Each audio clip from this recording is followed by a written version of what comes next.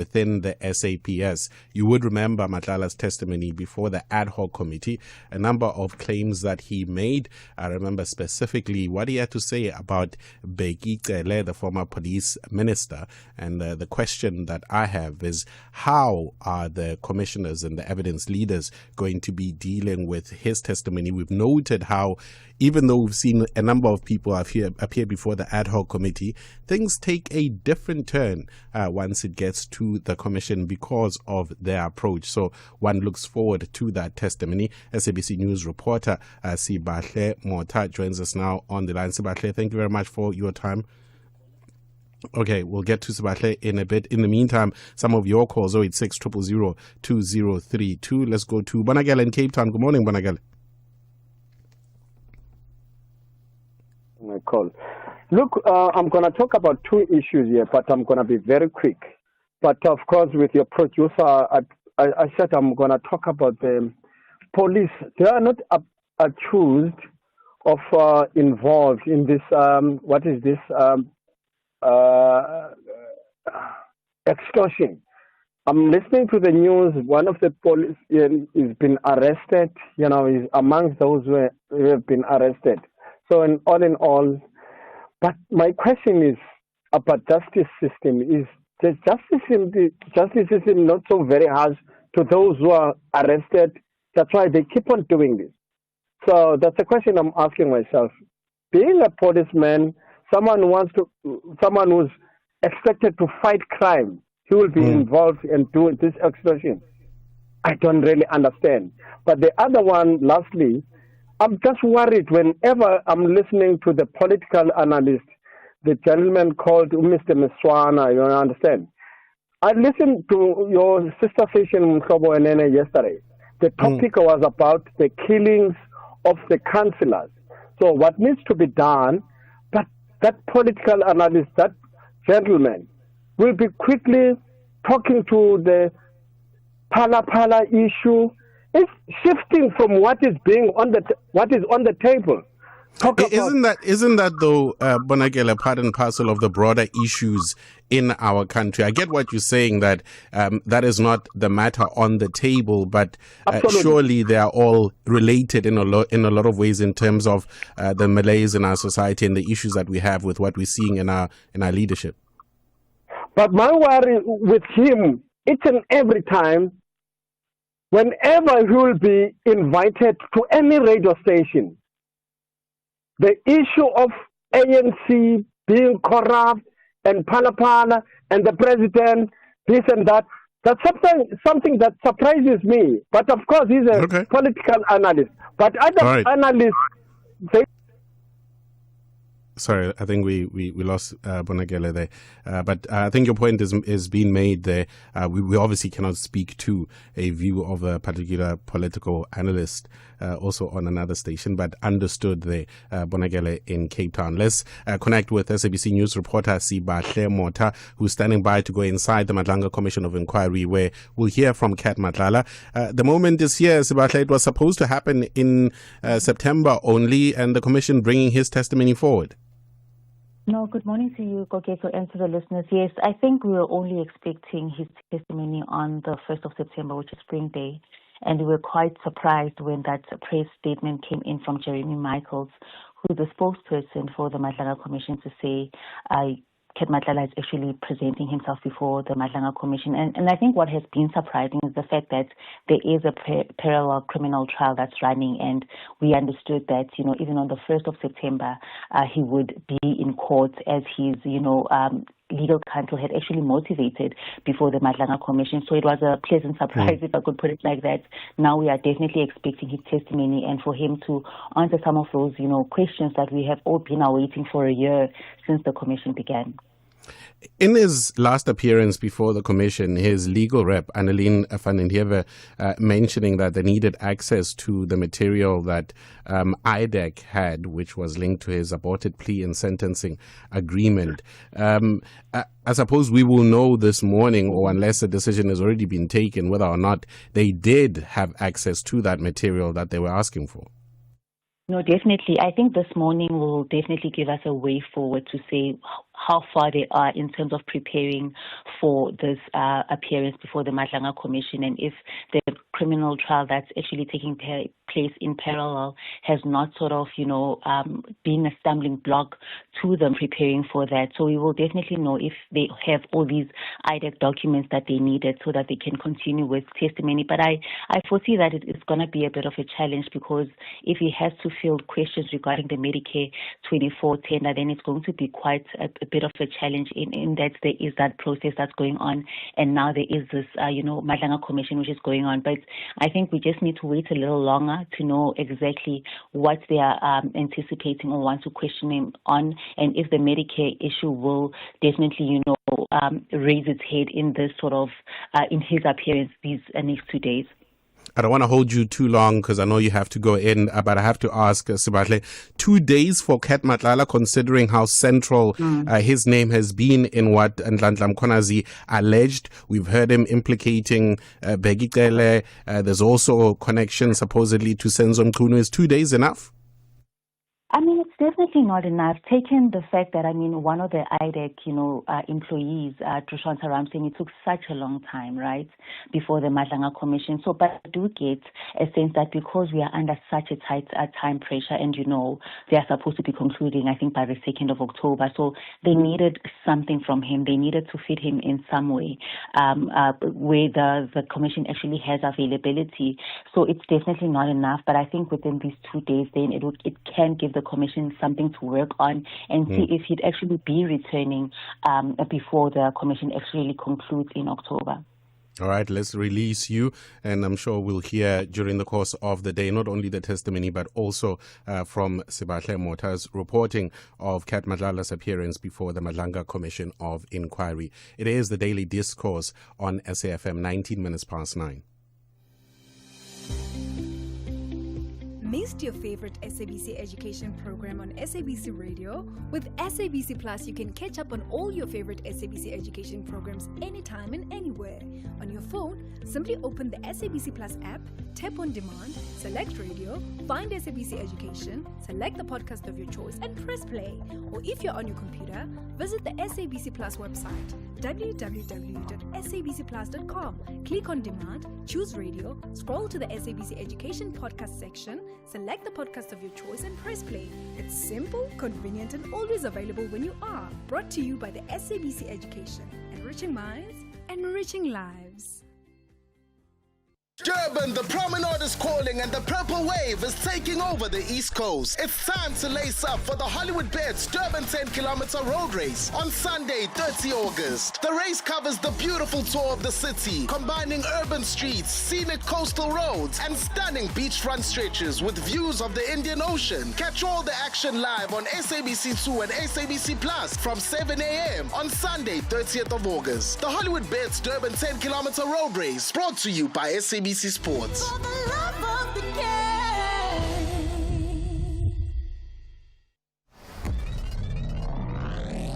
90 years of questions, 90 years of answers, 90 years of South Africans. Hello SAFM, my name is SAfmRadio and I'm a presenter at Voice of It. Congratulations on celebrating 90 incredible years of informing and also educating and as well as inspiring South Africans as a whole. Your commitment to trusted journalism and meaningful conversations has brought SAFM a cornerstone of public broadcasting. Voices may have changed, times may have changed, but the conversation continues.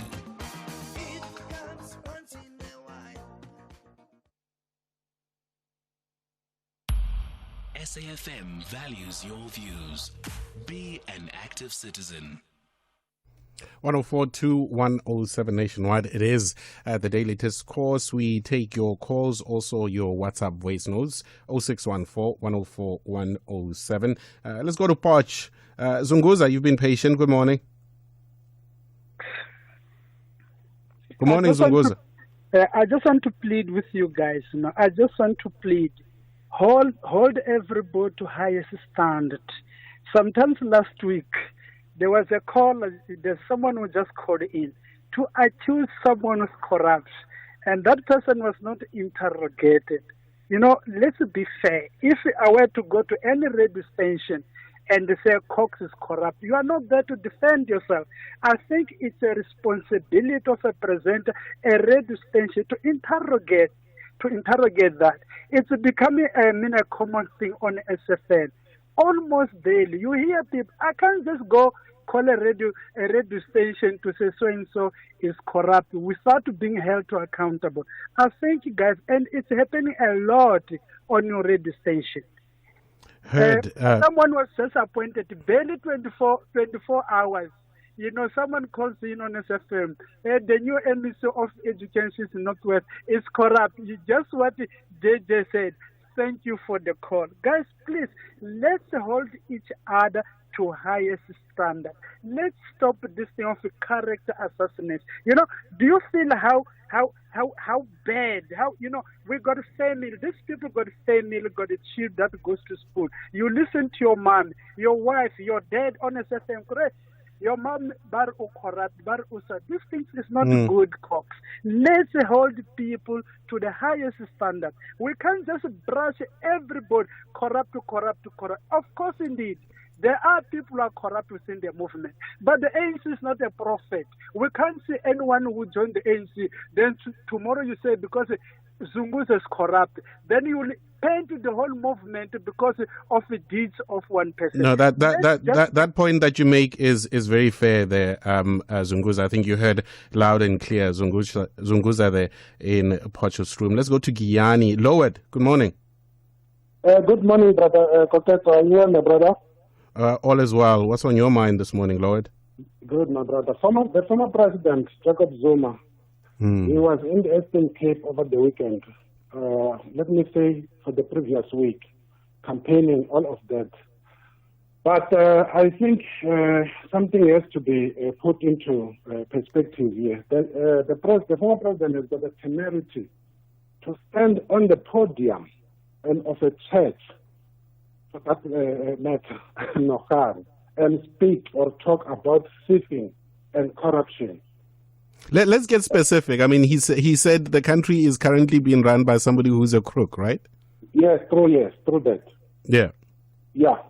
So, but that being said, Mr. Koketo, he is not the one who can talk about a crook who stole the taxpayers' money, or a crook whose money has been stolen. So that question has to be answered, hopefully by former President Jacob Zuma. And then knowing the incumbent, the President Ramaphosa's political posture, he might not respond to such accusations. He might laugh them off. Understandably, my brother, we are in an election campaign well-wind. And it does not surprise some of us to hear such utterances from someone who has enabled the Guptas. The uncles are there. He has enabled a specific family to loot our country of billions and they ran away with our millions. Well, let's go back to what the point that Zunguza was making, right? So you have President Zuma who's accusing President Ramaphosa of being a crook, and there's no proof in terms of, conviction, anything. And then also, on the other side, no matter what has been said about President Jacob Zuma, equally with him, notwithstanding the allegations, there isn't anything concrete that says this is what he did and this is the crook that he is, as some people hold or some people consider him to be. So to go back to Zunguza's point, let's not cast aspersions in the absence of proof. Yes, my dear brother, but the Zondo Commission report, if one can read it thoroughly in detail, there it will explain, it will reveal what happened during that President Zuma's tenure. That is why there is a proof where we can point that President Zuma, he enabled the Guptas to steal from the coffers. But did he himself steal? We can talk about enabling, but does the commission point a finger specifically and say, this is where the money went to and this is what he received? I'm just going back to the proof that we've been told to focus on from Zunguza. it might not have pointed directly to President Zuma per se, but the thing is, those Gupta family, they looked at the state coffers under the watchful eye of former President Zuma. That one is a record. It's on record. It is there. Okay. It's indisputable, yes.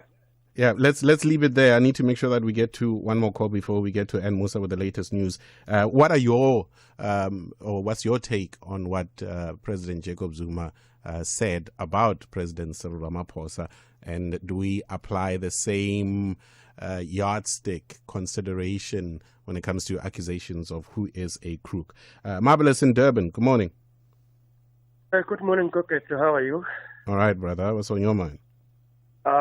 Before I get to, I want to talk about the SADC meeting, but before I get there... You don't have a lot of time before you get there, okay. My brother. There's not a lot of time. Sorry. All right. About the SADC meeting, I was astonished. I was surprised by Cyril Ramaphosa saying he's apologizing on our behalf. But just recently, the ANC said there are no xenophobic attacks. But there at the SADC meeting, he's saying he's sorry for the way South Africans were violent, attacking foreign nationals, and so forth. Lastly, SAfmRadio, please bring in Tsepiso Makwetla and Maschaba Mtolo for the 90th celebration. Thank you. Thank you. Yeah. You know what? No, thank you. Thank you very much, Marvelous. And that's there is a list. And this is where it gets a bit limited, or rather, we're quite limited because of the time that we have as part and parcel of our celebrations, that we are not necessarily going to get to everyone.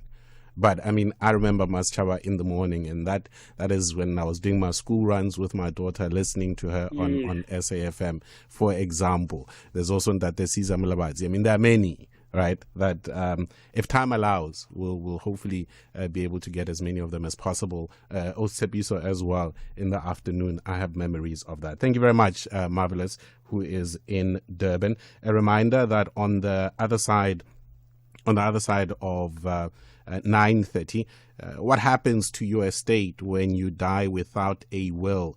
That question we answer with Machini Mutloung, who's the president of the Law Society of South Africa. And also, before we wrap up the hour, are you like me inundated with these spam calls?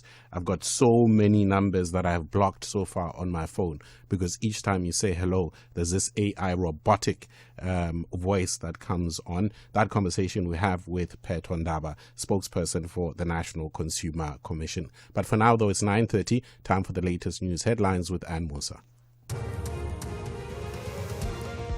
Good morning. Thanks, Koketso. In the headlines, Western Cape Police are probing the murder of a 5-year-old girl who was stabbed in the neck. Police found the child's body in Danefontein Road on the Cape Flats. 4 suspected extortionists, including a police officer, have been arrested in Bellville in Cape Town. Authorities seized 120,000 rand in cash, 4 vehicles valued at approximately 3 million rand, and several cell phones during the operation.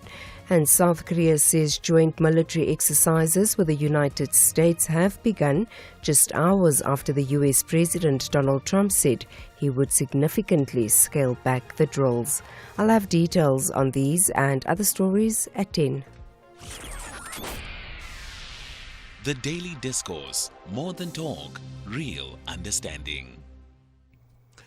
At 29 minutes to 10, in the next few minutes, I'd like to invite you to be part of the conversation around what happens to your estate when you die without a will. Any questions that you might have, Machini Mutlo of the Law Society of South Africa will assist us through that discussion. But before we get to that, a number of your voice notes that we did receive commenting a range of topics, 0614-104-107. These are your thoughts. Hi, I love this JCK counter from Usina. Hey, Mun, I'm flabbergasted and simultaneously dismayed by SADC. How can they not include immigration laws on their agenda? These people are not taking the nation seriously. With what is happening, they miss to put immigration laws on the agenda of SADC. These people are not serious. They seem not to care about us. Let me rest my case for now. Jesse K. Kaunda from Sina. What I would like to talk about is the SADC meeting where Mr. Ramaphosa is also involved. I think it's the second time he's going to go to Nigeria and ask for peace after we have this activation of March and March against the illegal immigrants in our own country. People are dying in South Africa in every corner. Mr. Ramaphosa, the 600,000 million that he spent on one day, he could have diverted that money to make sure that our police are active. Try to just employ more manpower to make sure that our people are safe. They always talk about right to life, but people are dying. Good morning, SAFM and all the listeners of SAFM. I like to talk regarding to UDM. I so wish people of Eastern Cape, the whole Eastern Cape, they must vote for UDM because we need change. We are sick and tired about ANC promising things, but they don't do nothing. Premier Oscar Mabuyan is promising that he's going to open firms and all of those, but nothing happened. It's good when it comes to talk, but when it comes to do something, nothing. So all the people of Eastern Cape, they must vote for UDM. We need change because now people is traveling to Joburg and Cape Town to find a better life. We need companies there in Eastern Cape. That is my concept here from Cape Town. Thank you. Conversations that you connect with and react to. SAFM. Thanks for those voice notes. Now, what ever wondered what happens to your estate should you pass away without a will? Who gets to own your property and who will ensure that the right people inherit from your estate? President of the Law Society of South Africa, Machini Mutlung, joins us now to explain the process that is undertaken to identify the correct heirs of an estate when there are no wills left behind. Machini, thank you very much for your time. Good morning. Good morning, and good morning to the listeners of SAFM. I think as a start, how often does it happen that you have people who pass on without there being a will, and in turn there being a legal issue around how the estate is distributed? Look, this is quite a crucial question. And the reality is it's something that happens frequently where a person dies without a will or a valid will. In such instance, when the estate has to be distributed to the lawful heirs, you find a lot of disputes in terms of who is actually supposed to be the heir and who is expected by law to receive a benefit out of that estate. So you find such disputes quite often. And one has, over time, learned that there was this idea that if somebody passes away and they do not have the will, then their estate automatically becomes state property. That is not the case, right? No, indeed, that is not the case. In actual fact, when you die without a will or a valid will, your estate devolves around in terms of the Interstate Succession Act, meaning that your property would or your assets will be collected, your estate will be reported to the Master of the High Court, and the distribution will happen in terms of biological relations to the deceased. So it's not necessarily that the moment you die without a will or a valid will, your assets will be forfeited to the state. That, in actual fact, is an incorrect position. The right position is that it will be distributed accordingly in terms of the interstate succession laws. Machini Mutlung is president of the Law Society of South Africa. We're talking about what happens to your estate when you die without a will. So I pass away, I do not have a will, and there is a process of identifying heirs. And heirs does not necessarily mean, for example, your only your biological children, if I'm not mistaken. What is the process then, Machini, that the state would go through in ensuring that the rightful people are the ones who benefit from the estate? Look, it's not even a process that will be undertaken by the state, but by the immediate family. In the event that there is a surviving spouse of the deceased, that surviving spouse owes a duty to report that estate to the Master of the High Court. And upon doing so, you complete the forms. And in those forms, it is incumbent on the spouse to then disclose the surviving heirs of the deceased. That will be inclusive of the children of the deceased, the biological children of the deceased, and any other dependents of the deceased. Rightfully so, you appreciate that there could be dependents, people who would prove that during the life of the deceased, they were directly and financially dependent on the deceased. So the spouse would then identify those people and then put the names and details of those people in the reporting documents, and then in such instance, upon the assets or upon the monies being distributed, they will be distributed accordingly in line with the list as compiled in the master's office. We've got not much time left with Machini Mutlohung. If you've got a question, 086-000-2032, do so right now. The onus, Machini, being on the spouse, I suppose, depending on circumstances, you almost rely on that particular spouse being not only honest in what is the totality of their estate, but also being honest in terms of who are the heirs that should benefit. It being an onus on them, I suppose, is why or how, in the event that there is not absolute honesty, that we end up with some legal battles around estates. Indeed. And you find, for instance, a situation where a spouse might not include children which were born out of the wedlock, and those children, in terms of the intestate succession laws, will also be entitled to inherit from the estate of their late parent. So you find often that the surviving spouse could, have not included all the children, and that also you find often, in cases of that nature. Okay, we've got a voice note and a call, just questions to you. Let's go to the voice note first. A question for you, Machini.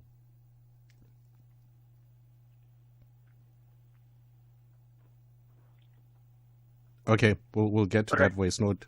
Veli in Durban. Good morning, Veli. Good morning, Goketo. I've got a question, but it's not maybe about the house, but in my case, my dad passed away in 2023.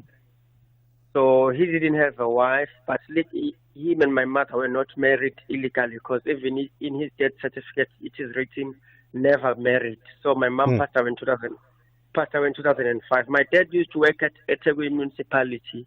He was still getting paid every month because he took pension. Every month he was still getting paid. So I want to ask on that regard, since he didn't have a wife, but he left kids behind. I'm the last born. And he didn't leave any will. We didn't get anything. Maybe when he dies, that money goes with him, or there's something left for his children, or what? How does it work in that regard? Machini? Thank you for that question. In actual fact, where there is no surviving spouse, the inheritance even when there is surviving spouse, it doesn't mean the surviving spouse is entitled to 100% of the value of the estate. There is a child share that goes to the surviving spouse, and the residue goes to the surviving children. In the event of the deceased not having a spouse, but is survived by children, those children will inherit equally the estate from the estate of their parents. So in that instance, by virtue of the biological relations between the child and the parent, that automatically entitles the child to an inheritance from the estate of his or her late parent.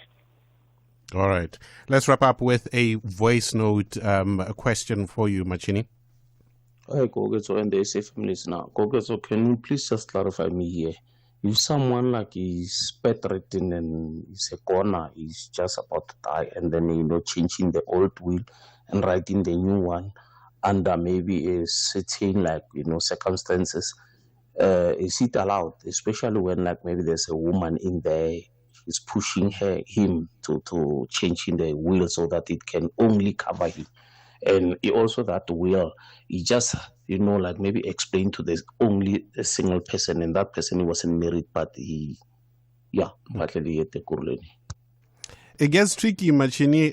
The validity of a will that has been changed by somebody who medically and otherwise, there are questions around their being able to do so without any form of pressure or it's an interesting one, this one. Indeed. What happens here is that there is what we would call a testamentary capacity. So meaning that one who makes a will must be of sound mind and fully understand what they are doing. So if you make a will, you must be fully aware of what you are doing, what you own, and who you are giving it to.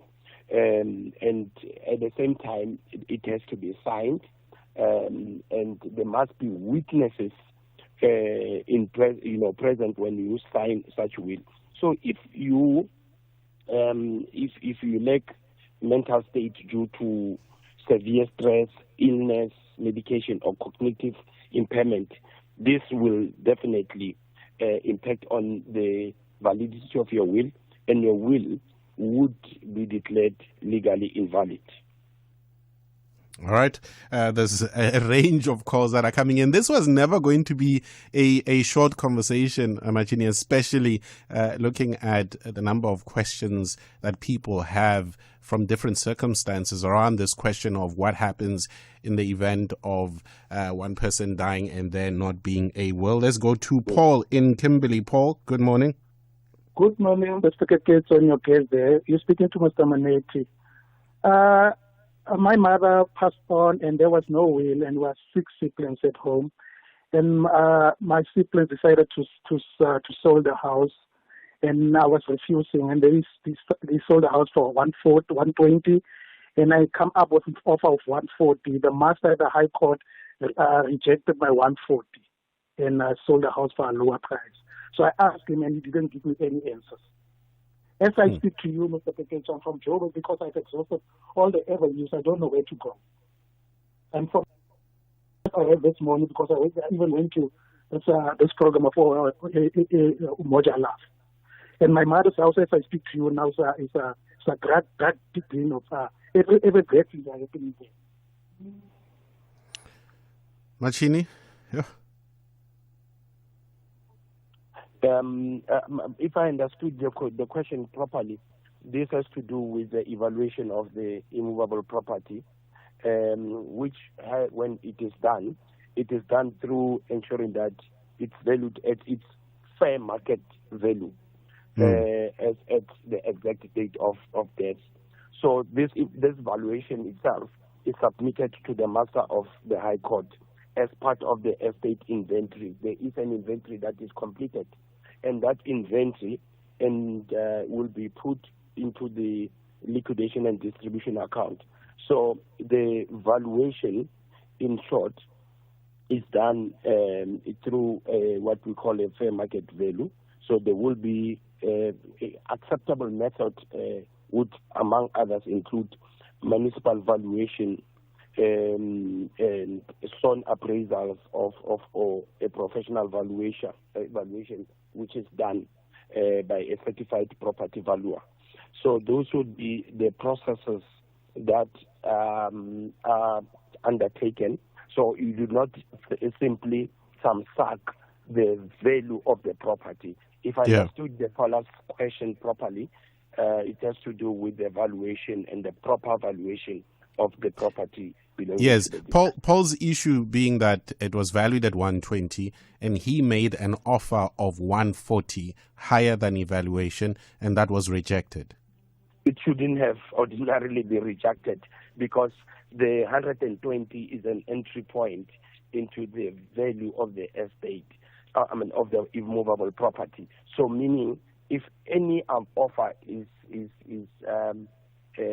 put on the table, that offer ordinarily should be accepted because it's an offer that is higher in terms of than the value of the property.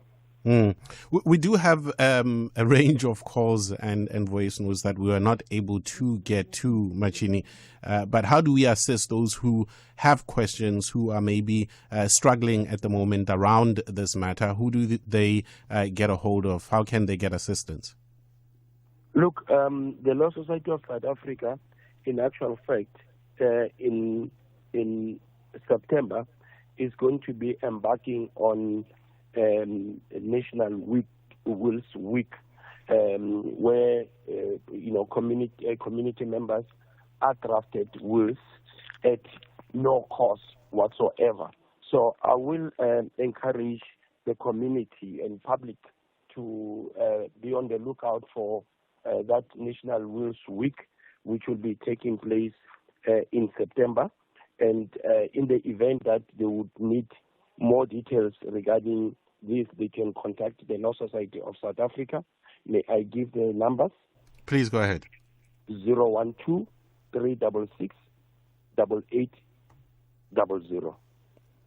Thank you very much and for the email address. They can send an email to lssa@lssa.org.za. Appreciate your time this morning. That is Machini Mutlaung, who is the president of the Law Society of South Africa. I know that we're not able to get to a number of your questions, but again, that phone number 012 366 8800 or email issa@issa.org.za. It's 10 minutes to 10. Being in construction has taught me that buying machinery doesn't come cheap. Loaders, excavators, graders, they're the heartbeat of the job site. Now, thanks to My Way Business Insurance, I save up to 20% on my insurance premiums every month. This saving helps keep my machines working and projects moving. Switch to My Way Business Insurance and save up to 20% on your yellow metal machinery. Real businesses, real savings. Call us on 0860 646464 today for a quote. My Way is a licensed non-life insurer and FSP. Standard rates and T's and C's apply. Before there was the SAfm you know today, there was the English service, there was Radio South Africa, Radio South Africa, and there was a country going through extraordinary change. Hello.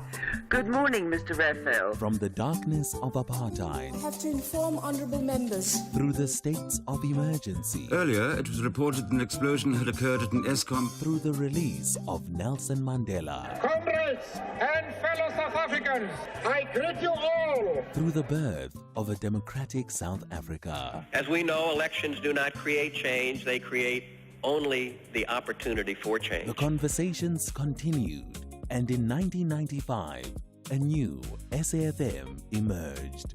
A new country, a new voice, a new chapter. This August, SAfm looks back at the journey that brought us here. The voices, the moments, the people, the history. 90 years of conversation, a nation story, our shared future. SAfm turns 90 from 1 August.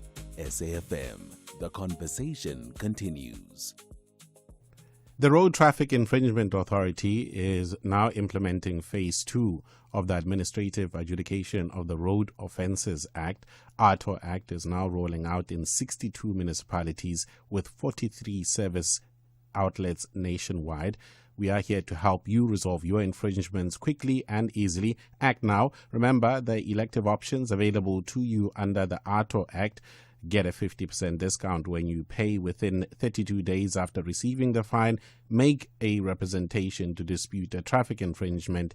Arrange to pay installments. Nominate a new driver. Apply for revocation of an enforcement order. Always remember to make use of the RTIA-approved payment platforms when paying your traffic fines. Don't be scammed. For any ARTO-related inquiries, call 0861 227 862 or visit online.arto.gov.za. The Daily Discourse. More than talk, real understanding. A few minutes before we get to the latest news at 10, but not before we speak to the National Consumer Commission. Are you, like I am, inundated with spam calls every day? If you look at the list of block numbers on my phone, there are so many of them. One of the biggest annoyances is getting this unlisted number or number that I do not know. And then suddenly when you answer, you hear some AI robotic voice. The spam calls no longer come from just landline numbers, but from numbers that look like ordinary cell phone numbers, which call you like clockwork at a specific time, at a specific day. It becomes a problem. And it seems as if I am not the only one affected by this. Peto Ndaba is spokesperson for the National Consumer Commission, who joins us now on the line. Thank you very much, Peto, for your time. Good morning. Good morning, Gogeto. Thank you so much for inviting us. Help me out here, Peto. What is going on that this has become mine and others' reality with this rise with AI calls? It is our reality, all of us, Gogeto. We have seen, I think, over the past 3 years or so, where direct marketers have now incorporated AI or robot calls. Something that you really don't want to engage with, at least from my side as a consumer, where you try to stop this person, but they don't hear you because it's automated. It doesn't matter whatever you are saying. Yes. So that's why we are seeing, these figures it's released by Truecaller. But that's just Truecaller alone. We know we've got consumers who don't have Truecaller. And yes, these are just indicative figures, but they are quite scary. It is for that reason, as the National Consumer Commission, we are saying very soon we'll be opening the opt-out registry for consumers who, for the 17.47, calls to say enough is enough. That's calls, SMSs, and emails.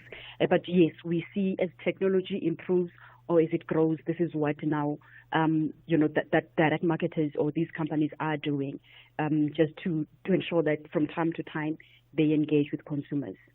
The figures are startling. I mean, 17.47 billion spam calls between January and June of 2026. Yeah.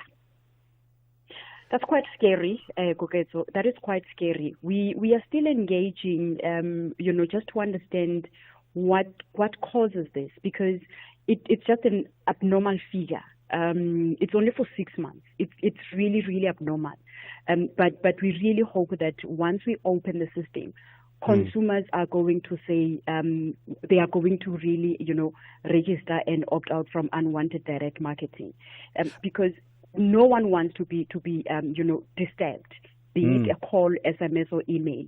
But those are engagements that we are having with direct marketers, but also with these service providers, just to understand what is it. With Truecaller, for example, to say why are we seeing such figures, and other regulators in the space. But we do have a solution. In a period of weeks or a month, we will be opening the system up for consumers. What will that look like? Because I feel harassed. I mean, even since starting now at 9 o'clock, Peto, there's been a couple of calls that I've rejected on my phone, and I know exactly what it is. Okay, so someone woke me at 20:07 on a Sunday. 20:07 kasontaha. Now, that is totally way outside the Consumer Protection Act, Section 12.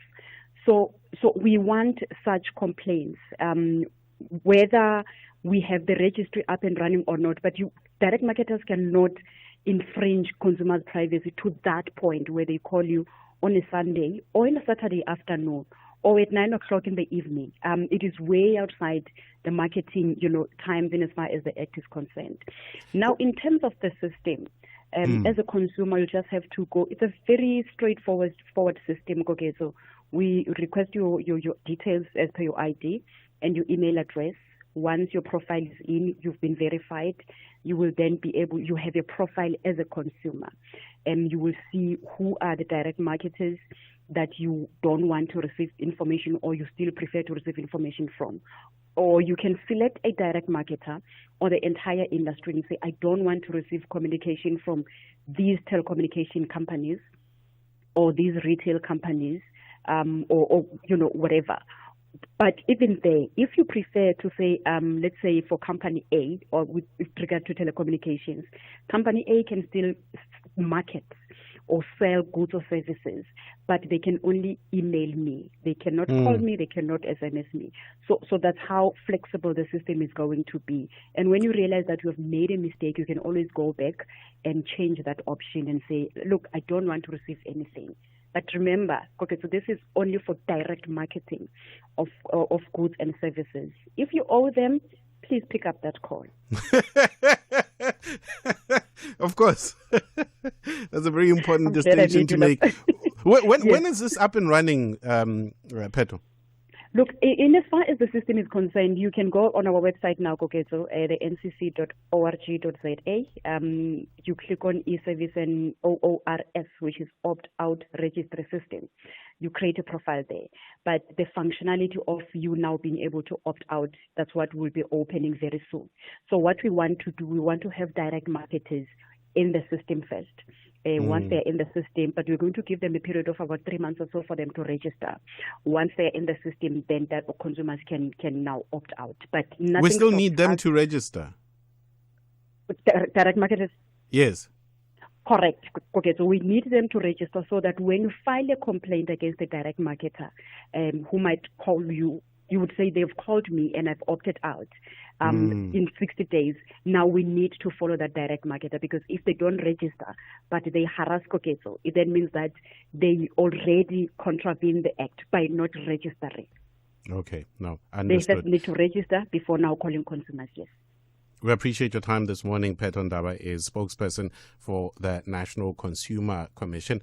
Let us all go and register via that online platform so that when the moment comes, especially if you are now annoyed by these spam calls, we're able to block them. It is 10 minutes, or rather 10 o'clock to be exact, and Musa standing by with the latest news.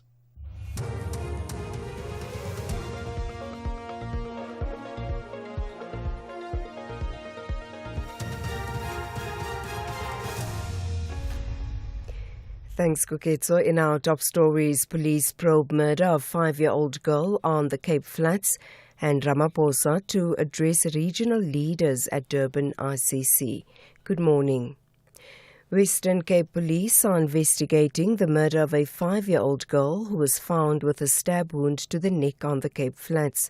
Police spokesperson SAfmRadio says officers discovered the child's body in Dainfontein Road in Samora Machel. Samora Machel police registered a murder case following the discovery of the body of a 5-year-old girl who was found with a stab wound to the neck on Sunday. 2 persons of interest, a male and female, has been taken in for questioning. Investigation continues. In another development, police are investigating the murder of a man who was shot dead while he was in bed in Witsundt informal settlement in Atlantis on the west coast. Police spokesperson Wesley Twigg says unknown suspects entered the victim's house and shot him before fleeing the scene. Twigg says the 52-year-old man was declared dead on the scene. The motive for the killing remains sketchy at this stage. 4 suspected extortionists, including a police officer, have been arrested in Bellville in Cape Town. Police spokesperson Novella Potelwa says the suspects are alleged to have collected money on behalf of an extortion syndicate.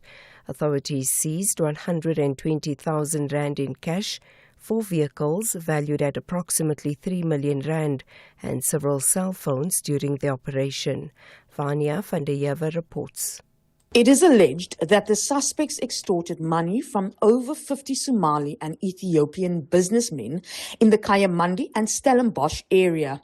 With the assistance of the Somalian businessman, who is believed to have collected the specified amounts of money on stipulated dates within a month on behalf of the suspects, the alleged extortionist would receive substantial amounts of cash on a regular basis. More arrests are expected in due course.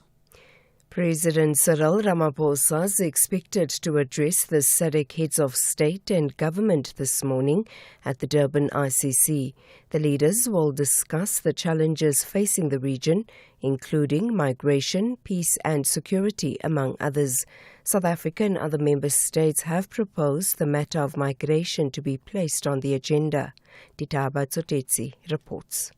SADC leaders are meeting in Durban for the 46th Ordinary Summit with migration, regional security, economic development and job creation as some of the key issues to be discussed. President Cyril Ramaphosa will assume the chairmanship of the bloc until next year, August. And the president has also called on the region to address the conditions driving people to leave their countries. Some member countries say the summit gives the leaders an opportunity to thoroughly engage on the migration issue. The AU Commission Chairperson Mahmoud Ali Yusuf is also expected to address the gathering. And finally, South Korea says joint military exercises with the United States have begun hours after the US President Donald Trump said he would substantially scale them back. Trump said his decision was influenced by what he described as a very good relationship with North Korean leader Kim Jong-un. Meanwhile, North Korea is continuing to develop its own nuclear weapons and launching regular ballistic missile tests. The BBC's Gigi Ahan has more. These exercises are a key part of maintaining the readiness between the US and South Korea in case of a potential North Korea nuclear attack. And it's essentially putting into play the main way that the US was demonstrating their commitment to South Korean defense. And now Trump is questioning that approach moving forward. So it's not just about saving money. It's really a significant change in the way that Trump is approaching military deterrence on the Korean Peninsula. Recapping the top story, Western Cape Police are investigating the murder of a 5-year-old girl who was found with a stab wound to the neck on the Cape Flats. For SAFM News, I am Anne Musa. SAFM 104 to 107 nationwide, leading the conversation. Missed your favorite SABC education program on SABC Radio? With SABC Plus, you can catch up on all your favorite SABC education programs anytime and anywhere. On your phone, simply open the SABC Plus app, tap on demand, select radio, find SABC Education, select the podcast of your choice and press play. Or if you're on your computer, visit the SABC Plus website, www.sabcplus.com. Click on demand, choose radio, scroll to the SABC Education podcast section, select the podcast of your choice and press play. It's simple, convenient and always available when you are. Brought to you by the SABC Education. Enriching minds, enriching lives. You can become a victim of a legal problem, wrongful arrest, assault, uncontested divorce, rental disputes, maintenance matters, or labor problems. It can happen to you. Clientele Legal provides tough professional lawyers for an affordable monthly premium. Our legal team is standing by to assist you 24 hours a day. Join today. SMS SAFM to 32195. That's SAFM to 32195. Clientele General is an authorized FSP and licensed non-life insurer. T's and C's online. Standard rates apply. 90 years of questions, 90 years of answers. 90 years of South Africans. Hello, my name is Simia Murat from Johannesburg, Gauteng. 90 years, that is not just a number. It's a generation of voices, of stories, of moments shared across kitchen tables and car radios, in cities and in the quietest corners of this land. SAFM, you have been through joy and through sorrow, through change and through continuity. Voices may have changed, times may have changed, but the conversation continues. SAFM 90 years.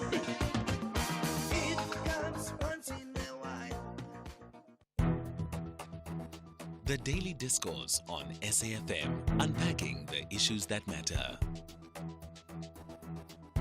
The Daily Discourse on SAfm, weekday mornings from 9 to 12. At 7 minutes past 10, we're in the second hour of the Daily Discourse. Koketso in for Joanne Joseph. If you just joined us, quite a number of important conversations to be had in this hour. In the next few minutes, we connect with Minister of Human Settlements, Thembi Simelane, to talk about the launch of the UN Habitat in South Africa. And then also, I look forward to a conversation we'll be having with ANC NEC member David Mahlobo on the back of the ANC reviewing its manifesto deliverables. This is the manifesto from the 2021 local government elections, of course, looking ahead to the local government elections in November of this year. If you've got questions and reflections on the ANC and its performance of its 2021 manifesto, how far they've come up until now. That's what the ANC says they have done in reviewing the manifesto. And as a resident of a city, as a resident of a municipality run by the ANC, when you compare what was promised in 2021 and now, what are you left with? Be part of that conversation. Send us your voice notes to 0614 104 107. You can also give us a call, 086 000 2032. On the other side of 11, in our Women's Month profile, we'll be in conversation with a General Manager for Mobility and Convenience at BP Southern Africa, that is Nokwanda Khumalo, where we will speak to her around her work, around the significance, or not only of this month, but also what impact she has made in the world of business and why there's a need for more women in that particular industry. We'll talk about education. We'll talk about the unexplored opportunities as well that we have on the other side of 11. In the meantime, there is time at least to get to some more of your voice notes and then maybe squeeze in a call or two. 086 000 2032 is the number to dial. Plenty conversations had in the previous hour, including the fact that as we speak at Matlala at the Madlanga Commission of Inquiry, what will emerge from his testimony over the next couple of days? That is a question. Oh, and just before the break, of course, or just before the news, we had that conversation with Petro Ndaba of the National Consumer Commission around dealing with the range or the increase in spam calls, and she did mention the opt-out service that exists, and I did during the news go to their website, the ncc.org.za, the ncc.org.za. You can go to the e-service, and that is one way that you can register in the meantime, so that when the moment comes, you are able to opt out of any direct marketing. So try that out. It doesn't take that long. The ncc.org.za. It's 10 minutes past 10.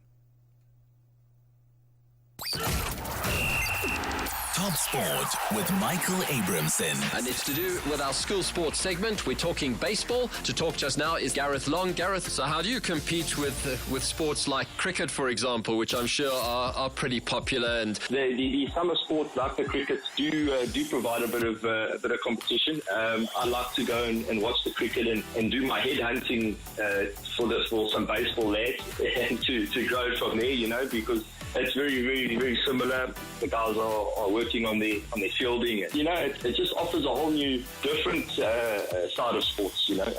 What they're learning in baseball, they take to cricket, and what they're learning in cricket, take to baseball. Baseball is a shorter sport. We're going out there for an hour and a half to 2 hours on a game day, and the trainings are a couple of hours a week. So it's not as demanding as cricket. Top Sport on SAfm. Looking for exclusive content, live events, and special broadcasts like the Madlanga Commission? Then connect to the all-new SAfm Connect stream. The Madlanga Commission, live and uninterrupted from 9:30 Monday to Friday. SAfm Connect brings you more of the conversations that matter. Listen anytime, anywhere by visiting connect.safm.co.za or stream directly on SABC Plus at sabc-plus.com. SAfm Connect. More conversations, more access. There's much more coming. The Daily Discourse. More than talk, real understanding. In the next few minutes, we connect with Human Settlements Minister Thembi Simelane, speaking to us about the launch of a new UN Habitat Country Office in South Africa, but not before we go back to some more of your voice notes from the previous hour, 0614-104-107. Good morning, Kogeto. This is VF from Rift Valley Extension 23. Kogeto, those PEM calls, do you know how many partners are fighting due to those calls? People calling in around 9 o'clock on a Sunday, on a weekend, they're even using even cell phone numbers. People are fighting. Partners are fighting. We are in trouble here. I never imagined this to be a consequence of spam calls. But think about it. It's Sunday morning, you're relaxing, and then 07 what comes. And then the question is, Kemang, why are you rejecting that call? Why are you not answering? Askies, more voice notes. Good morning, Koketso. Koketso, the process that Machine is talking about is such a frustrating process because to access all these services, you need to have a legal representative. And in our case, we had to go through legal aid. And I can tell you that since 2020, we've been struggling to get someone from legal aid to come and help us with that process to help my brother's sons to access their father's money when they left in their accounts, in his accounts. And, to the point where we decided, listen, we'll only claim when we're 18. And, because it was my father who's their grandfather who's was helping them. But because of the issue of writing, he couldn't do it alone. I had to help. Now it's 2026, 6 years later, and still a struggle. It's so frustrating. Thank you very much. Good morning, Prakokets Umbongo Sundisa Mbuyisa here. Prakokets, I don't recommend that lawyer for Matlala, man. She's leading him astray, and then that old lady is very stubborn. She's definitely not a good advocate. You will see as the process unfolds. Thanks, Prakokets, enjoy your day. Thanks. Bye. Hey, Cox, good morning, Cox. We are not casting aspersions on President Jacob Zuma, my brother. Remember, President Jacob Zuma is going to court. He has a case to answer. The case has been opened against him. He's going to court. We are not casting aspersions here. Thanks for those voice notes. Well, while that might be the case, that President Jacob Zuma, you're not casting aspersions, but considering that he is in court, there has not been a conviction. And this is not in defense. It's a point of principle, and I'll go back to, who was it, Zunguza, and the point that he made, saying, can we please stop casting aspersions on people in the absence of proof or in the absence of conviction, right?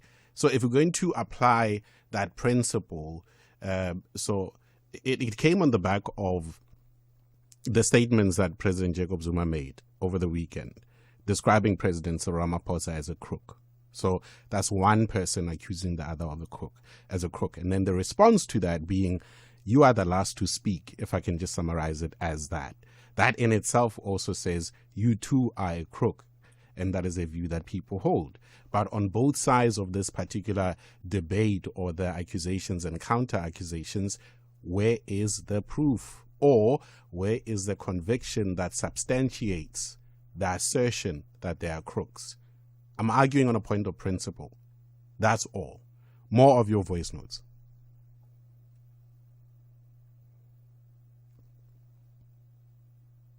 All right, we'll get to that. 086 000 2032. An update on the Malanga Commission of Inquiry right at the beginning of it all. Evidence leader pointing out that there seems to be an issue that must be addressed in relation to Matlala's sworn statement. The advocate for Matlala apparently saying that due to time constraints, she didn't have enough time to consult Matlala on the issues that were suggested by the evidence leader. So that story will continue to follow throughout the course of the morning and tomorrow, as well as the Malanga Commission of Inquiry has before it. Kat Matlala. We take your calls, 086 000 2032. We were meant to be connecting with the Human Settlements Minister, but unfortunately unable to get a hold of her, but that allows for more time. Let's go to the Eastern Cape. Gift, good morning. Good morning to your listeners. Look, there was a call, I think it was not a call, it was a voice note of someone from the Western Cape. I believe originally is from the Eastern Cape. Saying that people in the Eastern Cape must no longer vote for the ANC. They must vote for UDM because Eastern Cape has failed, especially the ANC. I think when we have time, we must have a discussion on the damage that has been done by the balkanization of our country. And I'm talking in this context that since there were Bantu stands in this country, the damage that was caused by that underdevelopment that has left many scars in areas like your Limpopo, your Eastern Cape, because those were areas that were largely balkanized with no development. And I think the democratic project that came after 1994 had to deal with a lot of those backlogs in terms of addressing these issues of infrastructure. I'm referring in particular to infrastructure because if you look, whether it's Limpopo, whether it's Eastern Cape, there's a lot of infrastructure challenges when it comes to road construction, when it comes to schools, when it comes to health facilities. And these two provinces, intercombined, have been in fact, they have been the victims of those scars of underdevelopment. Because, I mean, for someone who stays in the Eastern Cape, I know what the good work that has been done, but I think also in that discussion, there must also be an element of looking at this issue of rural urban migration, because people assume that rural urban migration started only post-1994. I mean, rural urban migration has started many years ago, from the early 1920s, because people were going to look for work opportunities. They were also going to look for economic opportunities because all these places that they were residing were underdeveloped and deliberately so by the previous regime of apartheid. And Quick in question. this instance, yes, I'm listening. Gift, I want to make sure, Gift, that I understand the argument that you're presenting. Are you saying that considering the balkanization, the Bantustans, and the lack of development during that period, pre-1994, that the current issues, for example, in the Eastern Cape, are legacies of that system pre-1994? Is that what you're saying? Yeah, that's what I'm saying, but it doesn't mean that there is nothing that is being done at the moment to address that, although there were backlogs. I'll make one example, for instance. In the area where my mother was born, there was no electricity. There were no tarred roads in the rural area. Because it's cross that area is going to another town. It's from Butterworth to Willowvale. But the ANC government brought a tarred road from that area. And there's an electricity as we speak in that area. And there's water pipes in that area. Something that was never done. Something that was not there before 1994 because of the issue of balkanization. The last issue that I want to address quickly without even wasting your time. Come to the Eastern Cape now. You will see when you drive from Makanda to Pedi, there's road construction. From Pedi to King Williamstown, there's road construction. From King Williamstown to Komga, there's road construction. I don't want to talk about the issue of Mtendo Bridge, which is also under construction, which has also created many direct jobs. I'm not going to talk about Msikaba Bridge, which is crossing from Lusikisiki from the N2 in KZN to the Eastern Cape to East London, which has also created a lot of economic opportunities in that particular area with also direct jobs. So these are the work that is being done, but people pretend as if nothing has been done or something that is being done at the moment. I think it's one thing for things to be done, but also the extent on which they can be done. I mean, if one looks at Stats SA, the Eastern Cape, in particular, generally lags behind the national average, and as compared to top-performing provinces like the Western Cape and Gauteng when it comes to issues of service delivery. Where you might be acknowledging certain projects. Not necessarily on service delivery. It was Statistics South Africa was focusing only on jobs because municipal service delivery. 47%. Municipal service delivery, infrastructure stability, finance governance, those are some of the areas that have been pointed out as the Eastern Cape lagging behind. Gift in the Eastern Cape there. Let's go to Harry Smith. Tsogolo, good morning. Why do you want to talk about this? Bro. Hey, bro, you know what? I don't know what to say, but now, hey, I'm very disappointed. Hey, this goalkeeper. You know, Peterson is not a goalkeeper. I'm telling you, my brother. If they can keep putting that guy on the board, we are really going to lose more games. I'm telling you, Mr. Kesha. That guy is not a goalkeeper. I'm telling you. Of course, Tsogolo is talking about the 1-1 draw between Chiefs and Sundowns. And remember, that was a nice win for Kaizer Chiefs. But Peterson, he did that on the MTN. He did again last weekend. That guy, I don't know. This guy, if they can keep putting the guy on the post, really going to lose more. I'm telling you, that guy is not a goalkeeper, man. I don't know what to call that guy. He's not a goalkeeper. I don't know, Mr. Keketo. But anyway, thanks, boss. Thanks for taking my call. Trauma. Thank you very much for your call. So thanks, boss. Thank you. Tsogolo there in Harry Smith. Kaizer Chiefs, can you please help us? We are suffering here. 23 minutes past 10. SAFM values your views. Be an active citizen. Executive Director of UN Habitat, Anna Claudia Rosbach, joined South African Human Settlements Minister Thembise Melane for the launch of a new UN Habitat country office in the city of Tshwane. That was last Friday.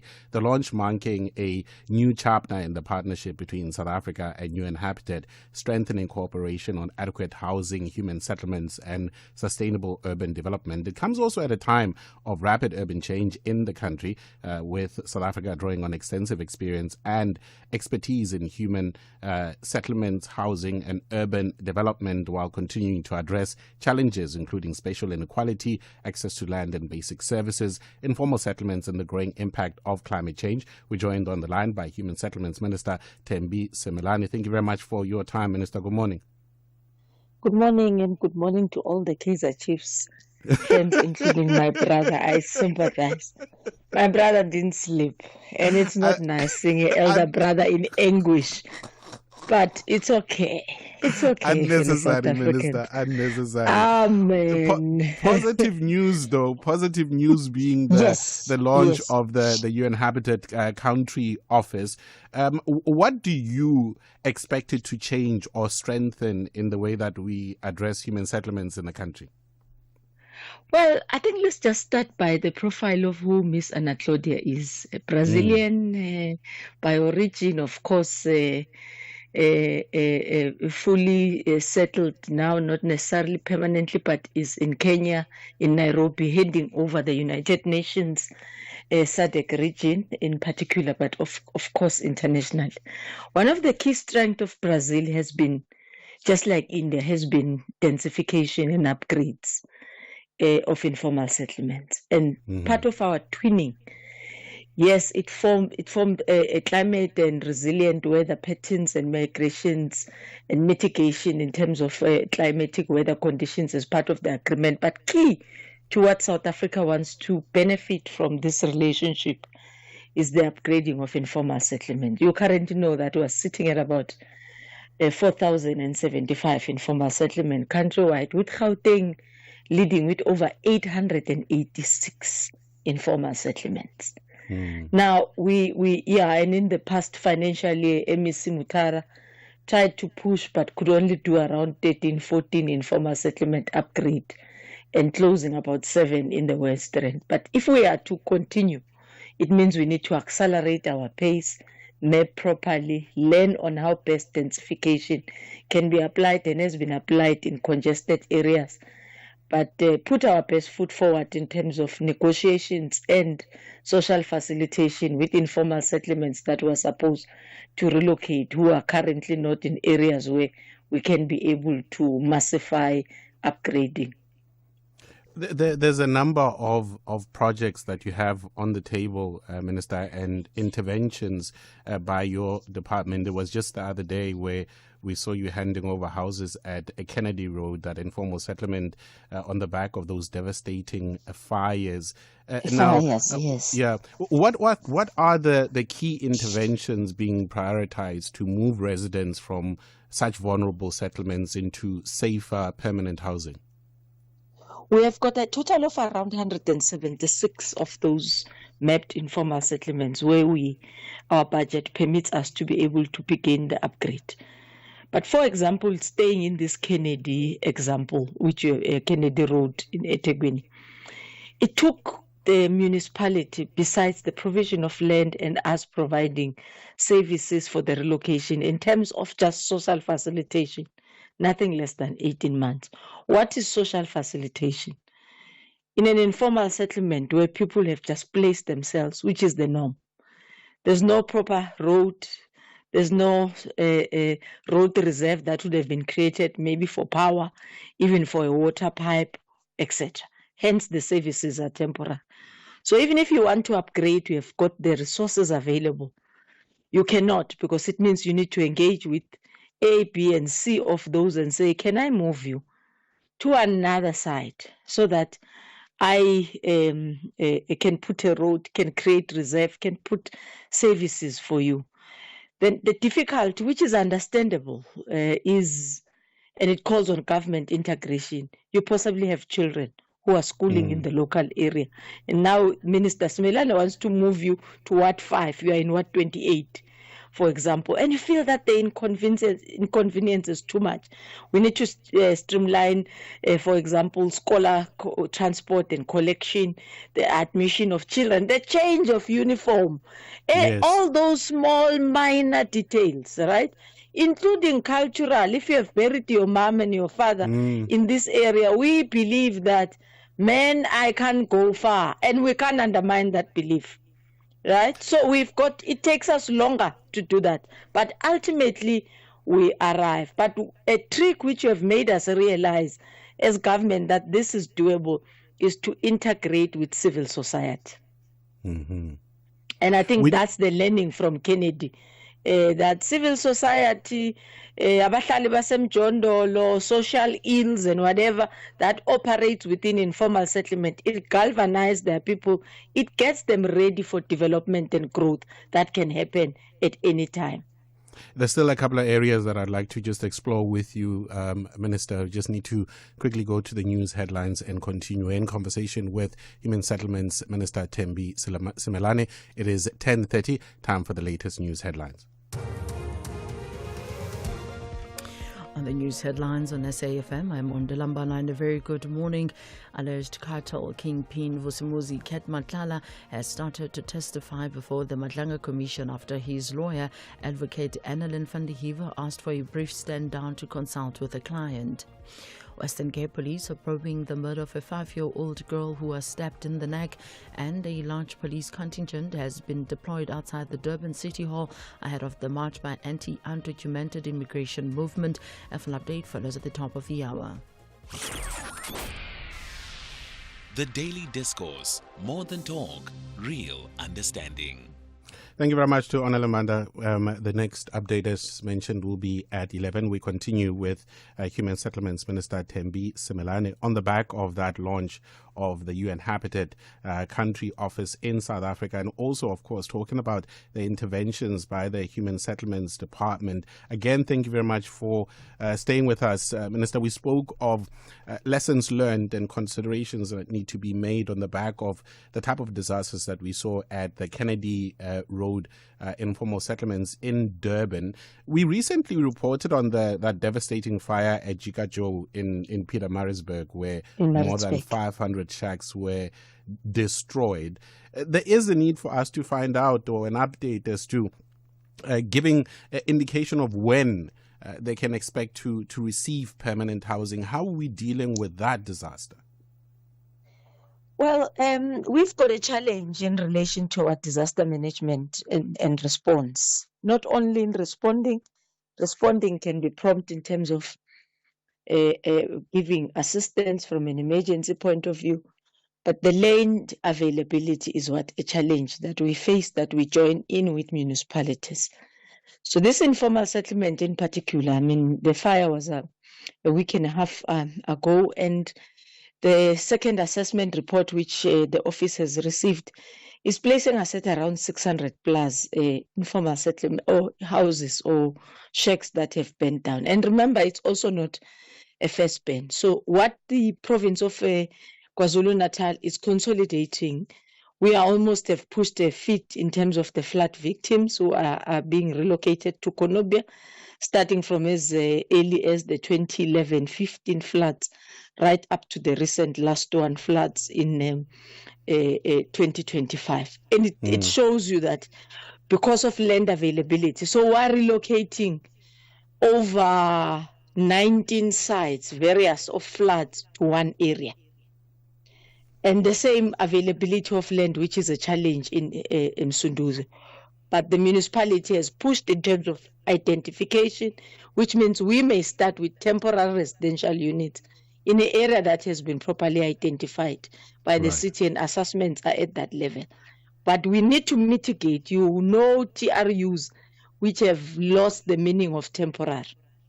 Some are 15 years, some they are categorized also in our special plan of eradication of informal settlement. We have just done a submission as requested by National Treasury on the 7th of August, consolidating not only in KwaZulu-Natal, countrywide, what we believe is a backlog of disasters in the country, with the hope that even if we may not be allocated everything that we so desire, but we have a planned pipeline of how to assist permanently the residents who have been affected, whether it's in Nelson Mandela Bay, whether it's in Umtata, whether it's in KwaZulu-Natal, whether it's in Limpopo, in Giyani, or in the recent floods, or in Bushbuck in the January floods, where they need permanent allocation.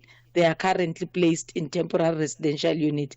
The number is a bit huge, but we are working in relation to the permanent solution in all those areas. In conclusion, Minister, and I remember your predecessors also giving this warning. I came across that video where you speak of, we do not make that mistake. It seems people continue to sell their government-provided homes. What are the risks for those who have not heeded that call? The risks are huge because they will never be reallocated. Even when you have left your house without selling it, let's say you got it from Limpopo and you now want to apply in the city of Tshwane, the system just indicates that you are a beneficiary already. But we have put our best foot forward with SITA. We possibly will be showcasing at the beginning of the year our human settlement system. That will tell you and any other South African who received the house where.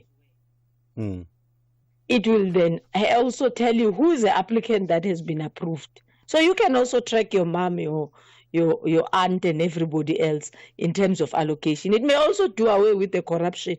There are people who knows their houses have not been out, but in the system they are allocated to somebody else. We'll have to do that correction. It's very minimal, but it is there. So you stand a chance. But secondly, that house can never be changed from your name without the state authorizing it, because we are the custodian of the house. We've registered that house on behalf of yourself as government. So you can only change it through us in the deeds office. So that sale is illegal. And your children can actually come and say to me, this is my mom's house. Here is her title deed, please. And we will evict you. Minister, so I think we are we out of say time. it shouldn't happen. We are out of time. Thank you very much Thank you for being with us this morning. Human Settlements Minister Thembi Simelane. For 90 years, South Africa has changed. Governments have changed. Generations have changed. Technology has changed. But through it all, one thing has remained. The conversation. From the voices of yesterday. It's 5 o'clock on Wednesday, the 1st of March, and this is SAfm 104 to 107. Hello. Good morning, Mr. Raphael. A very, very happy 100th birthday to you. This is Radio Station. You tell us about yourself a little bit. When you came to South Africa and what you did. Well, I arrived in South Africa in the early days. And the time just coming up to 7 minutes to 6 South African time, which is 3 hours 53 Greenwich Mean Time. To the voices shaping tomorrow. This August, SAfm celebrates 90 years of conversation. A nation's story, our shared future. SAfm turns 90 from 1 August. SAfm, the conversation continues.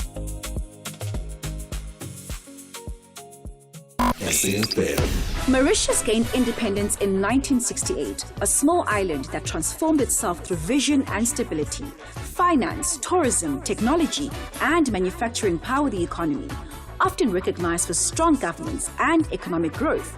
Yet challenges remain: rising living costs, climate risk, and economic inequality. Still, Mauritius continues to evolve with confidence and innovation. Business sector, there isn't any growth and there isn't any injection from the government to say, hey, let's rather expand sectors so that we can handle the capacity of graduates being produced yearly, This is what we are becoming. SAfm, leading the conversations that move us. Conversations that you connect with and react to. SAfm. 21 minutes to 11. The ANC is due to release its and launch its local government election manifesto on the 23rd of August. The party has, over the past few weeks, been engaging in reviewing their promises and service delivery achievements during its manifesto review. The ANC looking back on what was promised in 2021 and how far they've come. To speak to us on this, we're joined by ANC NEC member Ndade David Mahlobo. Thank you very much for your time. Ndade Mahlobo, good morning. How are you, and to all your listeners? No, we are well, and Ndade Mahlobo. In your statement reviewing your 2021 local government manifesto, the ANC refers to the manifesto as, and I quote, a covenant with communities and a program of action flowing from the historic objectives of the National Democratic Revolutions. Now, with a covenant being that binding agreement or promise between a group of people, has the ANC fully lived up to that covenant with the people from 2021? What we need to indicate is that there are areas where we need to indicate we have recorded strides, but equally in the same vein, there are areas of disappointment. And especially when it comes to access to basic services, the ANC over the period, we have actually expanded access to many, many communities that were denied access, but we still have a long way to go. But in areas where these services were expanded, there's been a number of shortcomings. That's why yesterday I referred to the issues of reliability of supply when it comes to water, especially that has declined when you look at reliability to 67%, of which our own reports indicate the challenges of non-revenue water, illegal connection, and others. But equally, during the same period, when we saw that there is a regression, we then had to provide leadership. I remember last year, President prioritized the question of water in the State of the Nation address. This year, he actually even declared it a national crisis after the January 8th statement. Then we started to embark on activities that will turn around the situation in the short term, medium term, and long term. As we speak right now, we are implementing those intervention and reforms, and we started to see some kind of changes, whether at eThekwini, whether Standerton and elsewhere. But equally, we could see that these issues will require us to face local government. Local government has become our weakest link on both issues of subjective issues and objective issues. Hence, the reform of fixing local government is a priority for the ANC as we speak. Let's stay with the point that you just made, Ndata Mahlobo. Local government being an area of the most weakness, and mentioning or taking into account the different challenges that exist at local government that have necessitated also the interventions that you mentioned around water and sanitation. How did we get to that point where there is a need for intervention in the first place? There are structural issues that have been there that have not been attended to. There were assumptions that were made. Those assumptions, they never thought that there would be changes. One of the assumptions was that we thought that local government would be in a position to self-fund. In other words, you can even see the allocation in terms of the fiscals. Most of the money goes to national government and provincial government. While we are having these issues of the slow economic growth that is sluggish, many South Africans are not working. And when they are not working, they are unable to pay for services. That is one component, which is the financial issue and the funding issue. That's why about a few weeks ago, remember, Minister of Finance had to act very decisively around this unfunded budget. Institutionally, there have been challenges around leadership. There are around issues of leadership where we have to be in a position to renew who then gets to lead us in local government. Because local government is the one that is the closest sphere to the people. And the ANC process now of looking at issues of who then becomes our councillor, who are those that are supposed to become mayors, including accountability, because people must be held accountable if there's areas of mediocrity and non-performance. Then the issues of professionalization of local government is very important. That's why in our own water space, the issues of having proper engineers, proper planners that are there is an important aspect. The last thing, local government cannot work if we leave citizens behind. The relationship on how communities deal with the issues of access to basic services, but also the culture of non-payment, that has actually affected a number of municipalities that are owed billions and billions, and including the state, because the state is also owing local. Those are the things in our turnaround plan we are looking at. Well, the last matter I nearly forgot, but it's an important matter, is the issue of criminals. Criminals that are affecting and vandalizing infrastructure, whether it's water and electricity, and then denying citizens the services that they require, but also eroding the confidence of investors, because investors will not be able to invest in areas that are manifested with criminality. And then we have that particular lab to say, what do we do to eliminate the conditions for criminality and corruption at a local government level?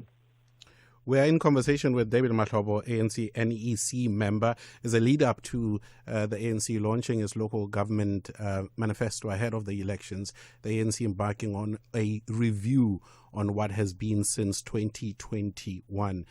David Mahlobo, there are, of course, as you've acknowledged, a number of factors outside of one's control, the state of the economy. One can even bring climate change in there, the criminal element that you speak of. And then you've touched briefly on issues of leadership. Now, key to achieving any of what you as the ANC intend to do is the type of cadre you will have in council. You speak of how ANC caucuses and deployees in your statement must treat the manifesto as a binding mandate. You further say that you are correcting your weaknesses and strengthening accountability. What have you as a party done in holding to account those who have broken their covenant with the people? And I'm not asking about in moving forward, but up until this point, as you review, who has been held to account as having failed the people while representing the African National Congress? The ANC decided to implement a number of measures. One of the measures that we implemented was to establish a national executive subcommittee just responsible to look at local government intervention, is led by Comrade Stella Ndabeni. We're all members there. We're meeting every second day to look at the state of all these municipalities. We've visited them and crisscrossed the country working with our provincial structures and supported by the national officials. You'll remember there was a day when the president led all of us to go to Nelson Mandela Bay. There are many problems. Where we have not been happy with the performance of municipalities, we have acted very decisively. With Free State, we gave them the opportunity to change the mayors, and the mayors, the people that are part of the Troika, on the basis of non-performance. We have done the same when it comes to areas like in Northwest, that has been bedeviled with the issues of non-performance. We are starting to act on those particular issues as we establish this committee. Then there's an accountability framework that the SG introduced, where there are these reports that must be continuously being given to look at these particular issues. But as to go forward, the issues of the renewal and how these councillors must be able to have the performance-based contracts, having the program that they will do in the first few days when they get into office, and then they must be in a position to account. And if they don't do so, we have made a decision, we shall remove them from office. David Mahlobo is with us, ANC NEC member. We take your calls 086-000-2032. Ndade Mahlobo, are you convinced as the ANC that residents, citizens believe you? And I ask this because it goes without saying, and in a lot of ways you acknowledge it in your statement as the ANC in reviewing what has been since 2021, that effectively there is this trust deficit. People are not happy with the African National Congress. The interventions that you speak of and what you say you will be doing, are you convinced that South Africans believe you? No, I'm very convinced. There are issues that we're the only party that has acknowledged our weaknesses. We're the ones that have put concrete plans, like I was saying, around the question of water. For an example, we are pushing ourselves very hard. Even President is making us to account with Comrade Payne and others. We have then made a decision to look at unserved communities. We have seen us rolling the program in Amaskral. We have rolled the program in Babanang, where the Deputy President was there in the Eastern Cape. We were hard on the ground. Look at the issue of the load shedding that was causing problems in the country. The leadership of the country, led by President Ramaphosa, took this matter as a serious matter. And then ultimately there was a deployment of a minister, Comrade Sputler, who was starting to make inroads. You look at the issues around ports, logistics and freight, the issues that were impacting on the economy. When we are disciplined and focused, those are the things that make the necessary changes that we need. And notwithstanding the weaknesses that you are highlighting, and we have a duty to be able to restore the confidence in our people. The only way we can restore confidence is not by slogans. It's by working very hard on the ground, make our commitments that we're making, but also be open when we meet difficulties, and then so that the communities should be brought together. The last thing that I like with the approach of President is the whole of government approach, but a societal approach. We have never claimed any monopoly of wisdom in this ANC-led government. That's why the intervention at Teguen, you could see we brought in business, we brought in civil society, we brought in communities and experts. It started to give us results. But because the damage of following of those institutions for some time has taken root. These reforms are going to start to see over the short to medium term, and then we can stabilize the situation. David Mahlobo is with us, ANC NEC member. We take your call. Zola in Bloemfontein. Good morning, Zola. Good morning, Kekeso. Good morning, Mr. Mahlobo.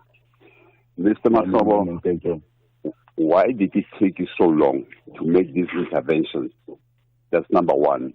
Number two, what do you do to these municipalities which are not paying your valve water, your ESCOMs, and so on and so forth? I believe that there's no political will to address these things. And for you to say the community are starting to believe in what they are doing. You are good in lip service, just talking, good policies, but no action. Thank you. Zola in Bloemfontein there. And Dada Mahlobo, Zola asking why it's taken this long for there to be intervention. We must admit, it might seem that we have taken long, admittedly, but we are a constitutional democracy. Local government is not a small sphere of government. National government can't just bully them. We need firstly to support them. And when we support it over a period of time, and then from there, we then have to intervene, whether using Section 139 of the Constitution, and then in certain instances, Section 63. But as part of the reforms, Comrade President has said, let's look at the legislative impediments that actually make us to take a little bit longer to intervene. In certain instances, some of these municipalities, they refuse national support or intervention, and then they take us to court. When it comes to issues of owing of money, of the water boards, we have actually engaged with Comrade Pim, with all the premiers and municipalities, and Comrade Enoch has assisted. They have started paying. But equally, these municipalities are being owed. They are owed by citizens, but they are also owed by government departments. And we have agreed with Minister Kutumane to say government departments that owe, they must be put on notice. And if they don't move, we're going to take their money like we take it from municipalities. But some of these municipalities, communities are poor. We need to give them a debt relief. There is one for ESCOM, and then there's also one from the Department of Water and Sanitation to support them. But more importantly, objectively, we need to get the economy to work.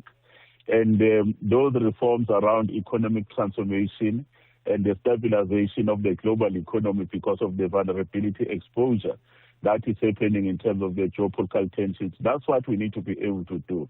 But all in all, the criticism is fair. But we do have a demonstration that we've moved, and we need to be able to move faster. Do you have time, Dada Mahlobo, and I ask this because we cannot argue the statistics in terms of the ANC's electoral performance for the past couple of election cycles, the decline in support, which in a lot of ways is also side by side with this frustration, anger, and trust deficit between the people and the African National Congress on a governance level.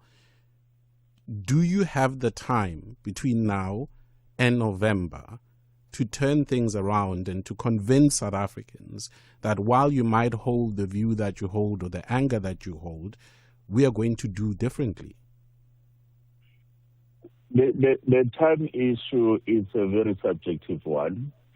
There are very tight deadlines that there are certain things that must be done. In the ministry where I'm deployed with Comrades Pemi, I know the rollout of the program of unserved communities. There are many of them. Like this now in August, we've rolled out more than 400 around decent sanitation. We'll continue to roll more around issues of water delivery, and then we'll be monitoring these municipalities. But it will be practically impossible to resolve all these issues because now there is elections. Even beyond elections, we need to remain steadfast on the reforms and the accountability makers that we have put in place. Then there has to be consequence management for all of us who are not performing. If I don't perform, I must be taken out. It must be the same with the other deployees at other levels. That's our attitude. But then they must also be supported because our deployees must be supported. That stronger institutions are being built, and then also the building of a capable state with the required professionals and with the tools of trade. That's what is our responsibility. After the elections, we should be able to publish the performance agreements of all these mayors, including their timelines. Just recently, President Ramaphosa was assessing Minister Majotina, myself, and the Deputy Minister Bloom on the performance like he has said he will do, and he has done with a number of ministries. The water, in staying within your department and the interventions that you spoke of, Dr. Mahlobo, you know that, of course, water remaining a perennial issue. The Metro Trading Services Reform Program you speak of in your statement, meant to address the challenges experienced in Joburg, for example, the practice of sweeping utility revenue into a central municipal account, which saw Joburg Water end up with zero balance and unable to pay creditors and suppliers like West Rand. Last week, we saw residents of Joburg in part without water. I'm a resident of Johannesburg, consistently without water, people protesting. Again, the question that arises is, how are you dealing with those issues? Because the lived experience for a resident right now speaks to whether or not I am happy moving forward and what will contribute to my making a decision come November as to which direction I'm going to vote. With respect to Johannesburg, they have taken too long to come to the right decisions. Ultimately, they've came to the decision to do the ring fencing with effect from the 1st of July, and I'm very pleased. But the financial position for Johannesburg is not good. That's why they've decided to partner with Rand Water to incubate and support Johannesburg Water and with the DBSA. At eThekwini, we are making progress there. If you could see now, we're stabilizing the situation. One of the issues that is problematic is the capacity of these municipalities to deal with infrastructure failure. There is nothing wrong if infrastructure fails, but if the response time takes a little bit longer, that's what is my problem, because sometimes these pipes are catching off water for nearly 72 hours or more, and there is no response. And then the councillors must start to work as councillors of our communities. They must give the information. If communities are informed and they are informed on time, they know that we keep those time, it becomes very helpful. We must also deal with the issues of workers. Workers must be given the tools of trade, but must also deal with the issues of cheating, where a worker will come during the day, they see that there's a water problem or a water breakage, they do the ID, in other words, to identify the problem. You go away, and then you decide to come back in the evening. And when you come back in the evening, you start to claim what we call this an overtime. Those are some of the issues that we need to address. But all in all, because of these issues, they're about leadership, a leadership that is very straight and understanding their obligation. We address issues of leadership in the main. Most of our problems will be dealt with. All right, we appreciate your time this morning. Dr. David Mahlobo, ANC NEC member.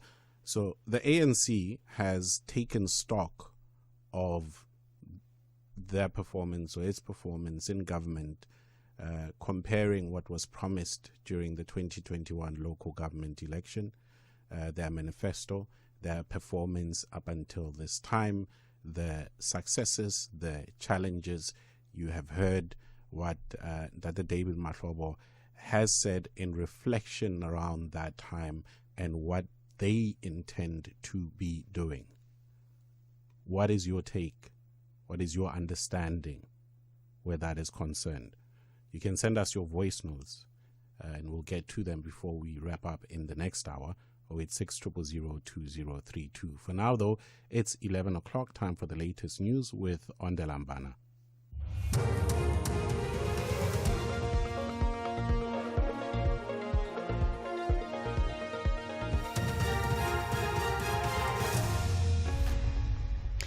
Thank you, Gogeto. On the top stories, Kat Matlala testifies at the Madlanga Commission and Western Cape Police probe the murder of a 5-year-old girl. For SAfm News, I am Ondelambana, and a very good day.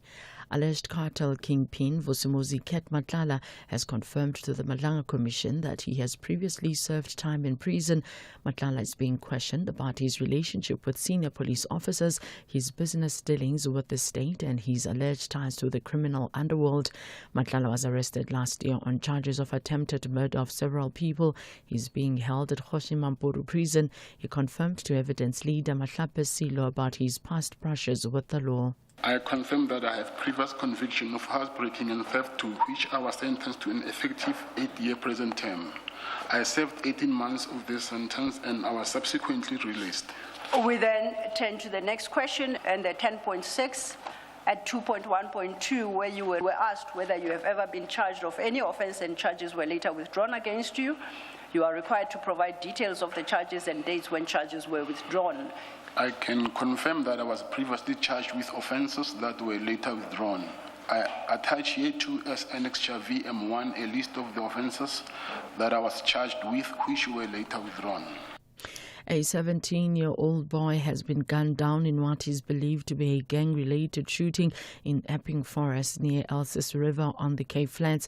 Police spokesperson FC Van Veek says the child was declared dead on the scene. He sustains a gunshot wound to the left side of his chest. He was declared deceased on the scene by medical personnel. The circumstances surrounding the shooting incident are under investigation and the motive is believed to be gang-related.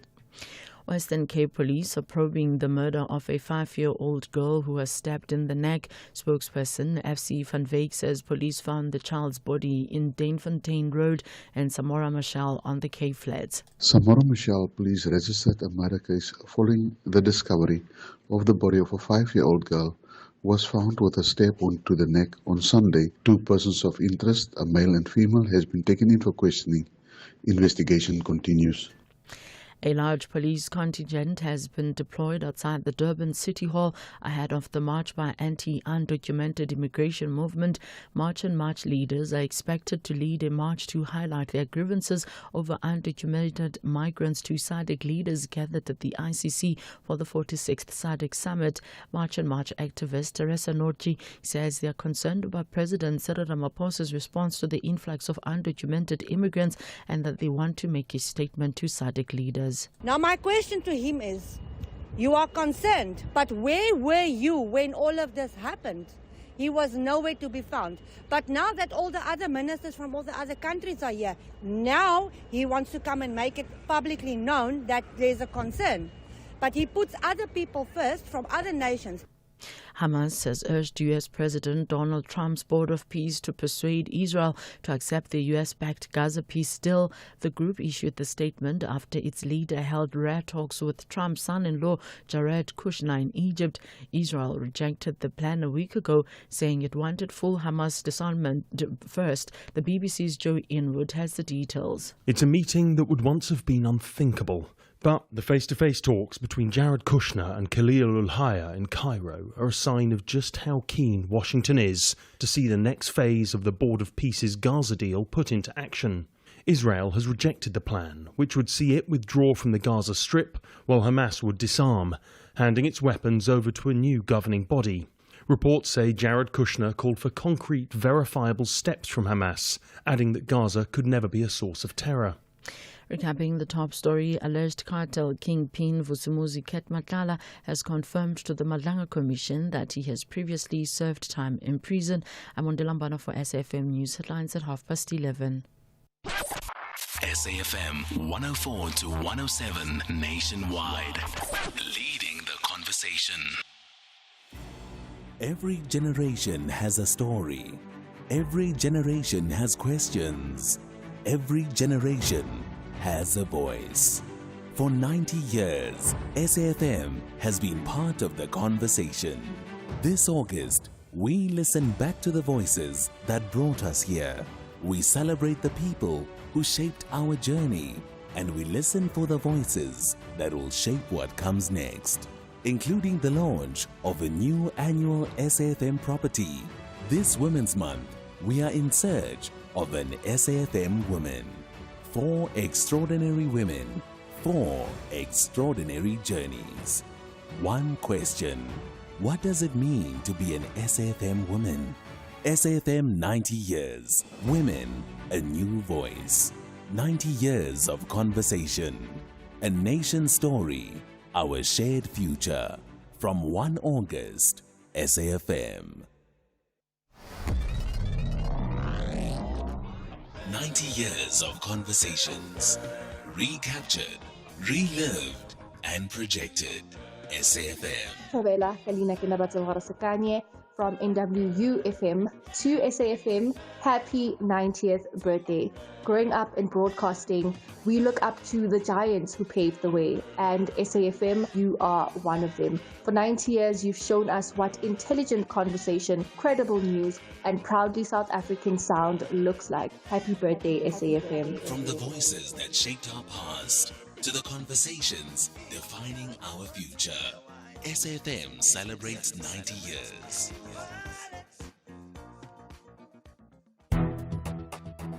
The Daily Discourse on SAfm, unpacking the issues that matter.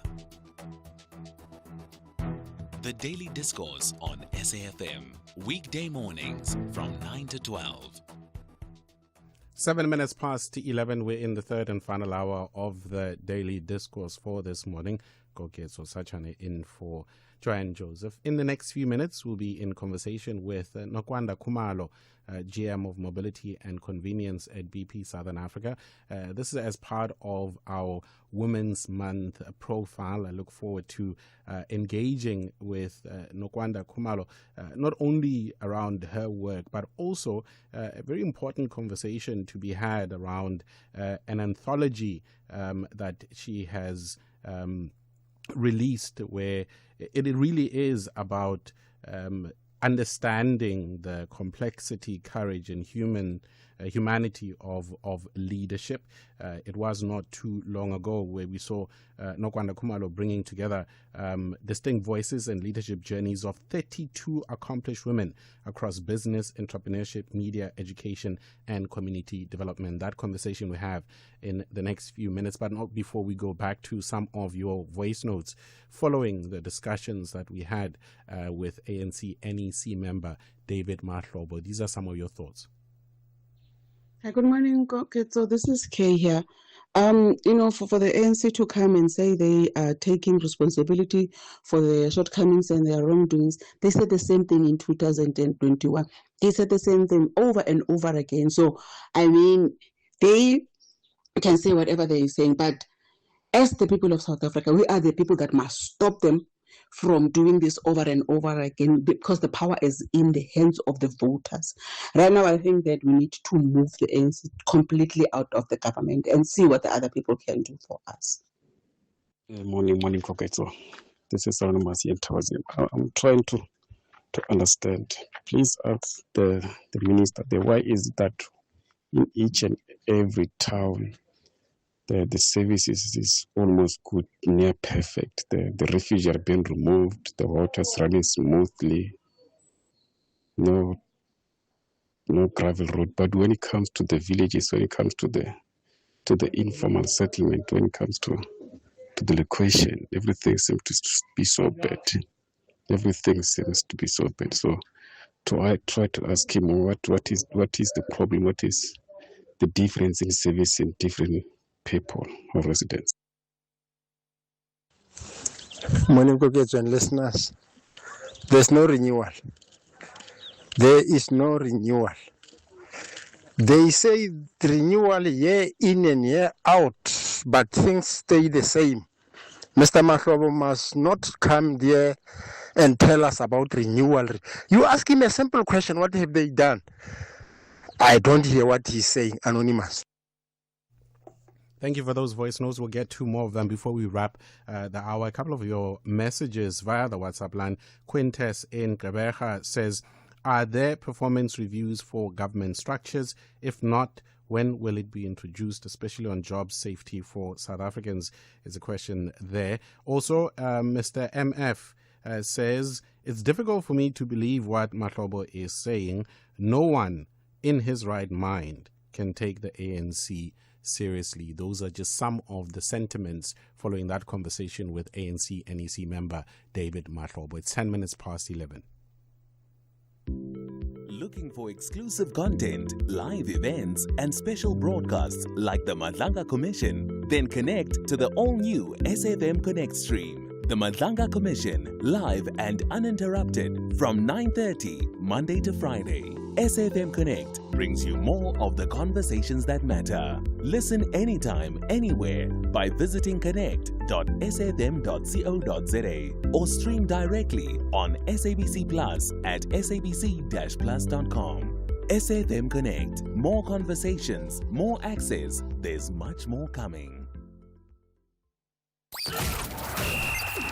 Top Sport with Michael Abramson. With SABC sports journalist Velile Myanduv, that Banyana out at the quarterfinal stage, losing 2-1 to Morocco, automatically into the World Cup next year. But everybody wants to know, South Africa have got to play Nigeria now in a playoff match. This is an expanded World Cup that we're talking about now. So they've got extra slots. Africa, the 4 direct qualifiers are the semi-finalists.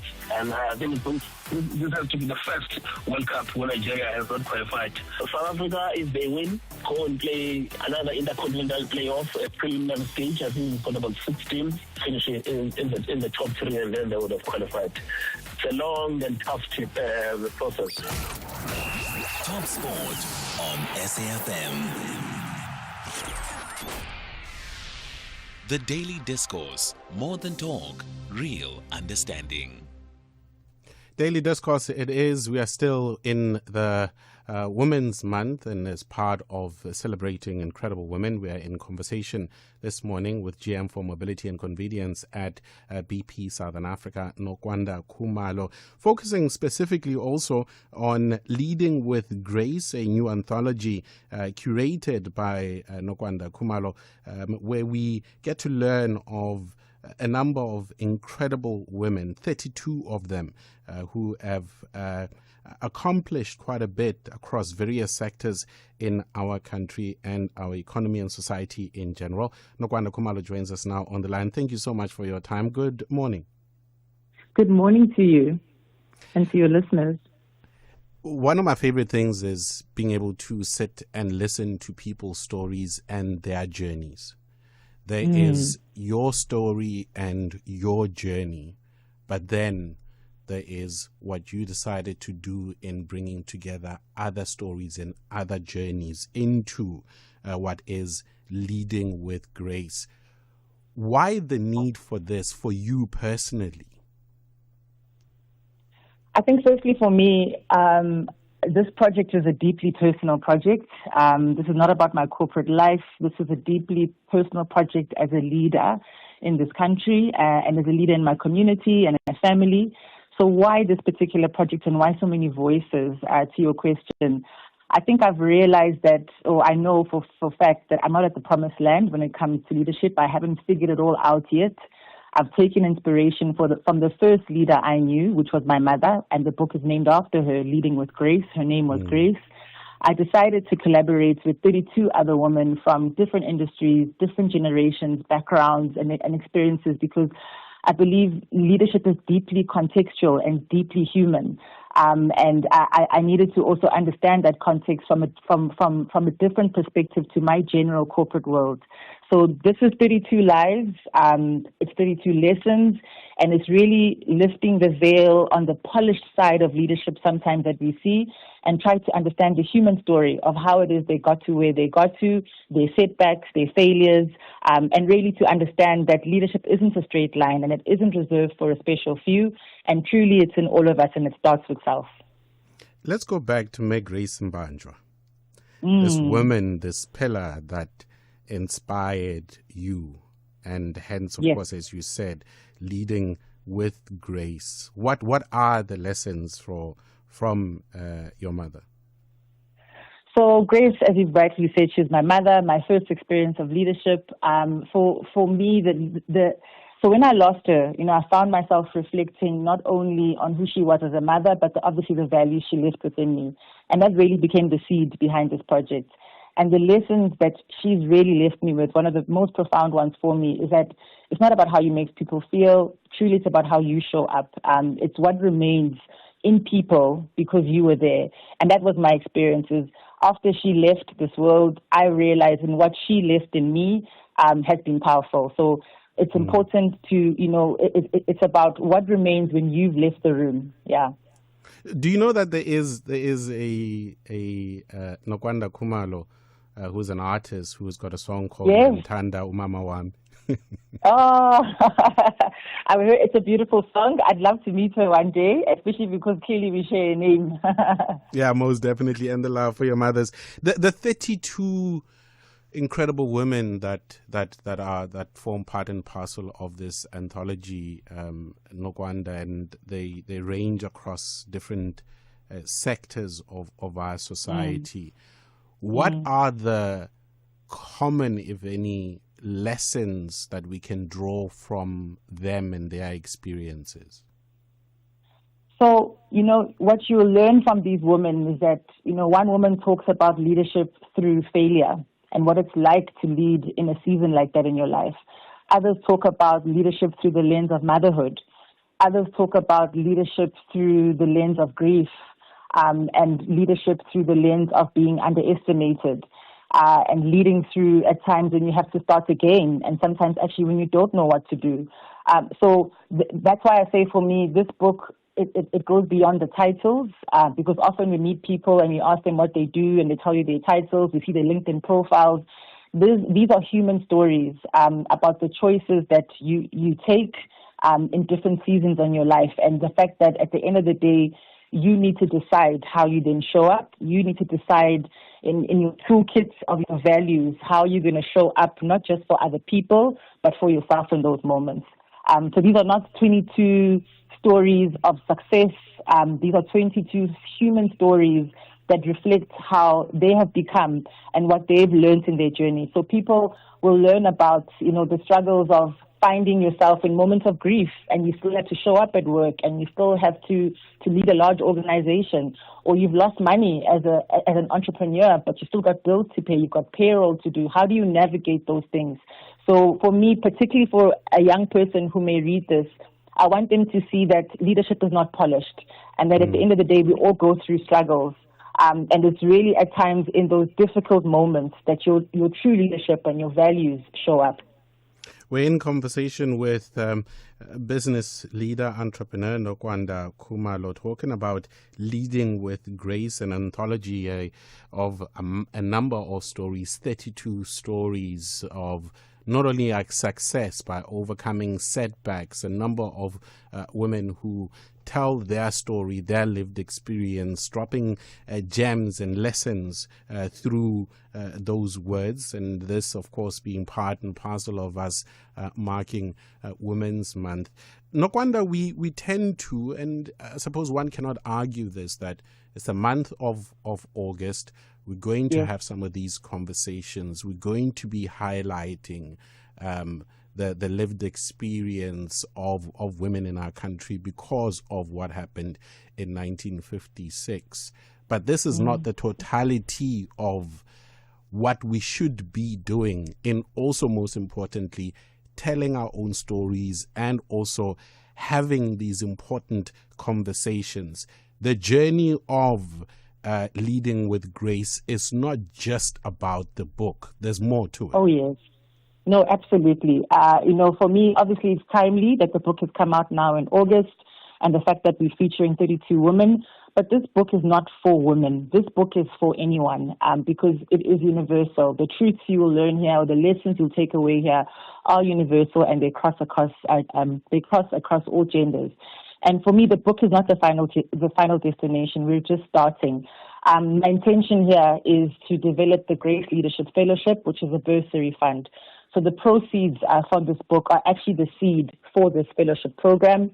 So my intention here is to take the wisdom, the networks, the lived experiences of the people that you see represented in this book to intentionally now invest in the next generation of leaders. And even in that investment, I'm not just wanting to invest in young girls. I'm looking to invest in young girls and young boys.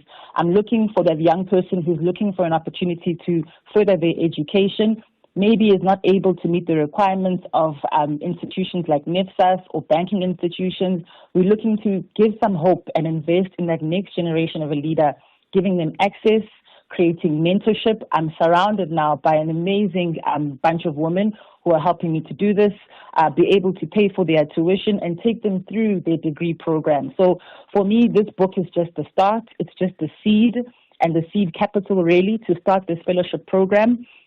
So I think if I summarize it, I'm honoring the women who've led by trying to invest in the leaders that are still coming up.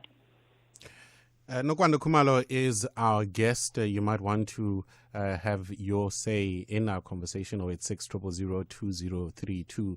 The point that you just made, Nokwanda, about those who are walking this journey with you, a reminder that we're not individuals, and not in looking at the challenges that we have in the country, in our communities, it does take a collective, it does take a community to do so. How easy is that? And I ask this because we are faced with many challenges in our country, and some of us do not feel that we are inspired enough or have enough people to share these visions with us and walk this journey with us. I want you to think about that, and we'll come to it after the break. Nokwanda Khumalo is our guest. It is the Daily Discourse on SAfm. Before there was the SAfm you know today, there was the English service. There was Radio South Africa, Radio South Africa, and there was a country going through extraordinary change. Hello. Good morning, Mr. Raphael. From the darkness of apartheid, I have to inform honourable members. through the states of emergency, Earlier, it was reported an explosion had occurred at an ESCOM. through the release of Nelson Mandela, Comrades and fellow South Africans, I greet you all. through the birth of a democratic South Africa. As we know, elections do not create change, they create only the opportunity for change. The conversations continued, and in 1995, a new SAfM emerged. A new country, a new voice, a new chapter. This August, SAfM looks back at the journey that brought us here. The voices, the moments, the people, the history. 90 years of conversation, a nation story, our shared future. SAfM turns 90 from 1 August. SAfM, the conversation continues. Looking for exclusive content, live events, and special broadcasts like the Madlanga Commission? Then connect to the all-new SAfM Connect stream. The Madlanga Commission, live and uninterrupted from 9:30 Monday to Friday. SAfM Connect brings you more of the conversations that matter. Listen anytime, anywhere by visiting connect.safm.co.za or stream directly on SABC Plus at sabc-plus.com. SAfM Connect. More conversations, more access. There's much more coming.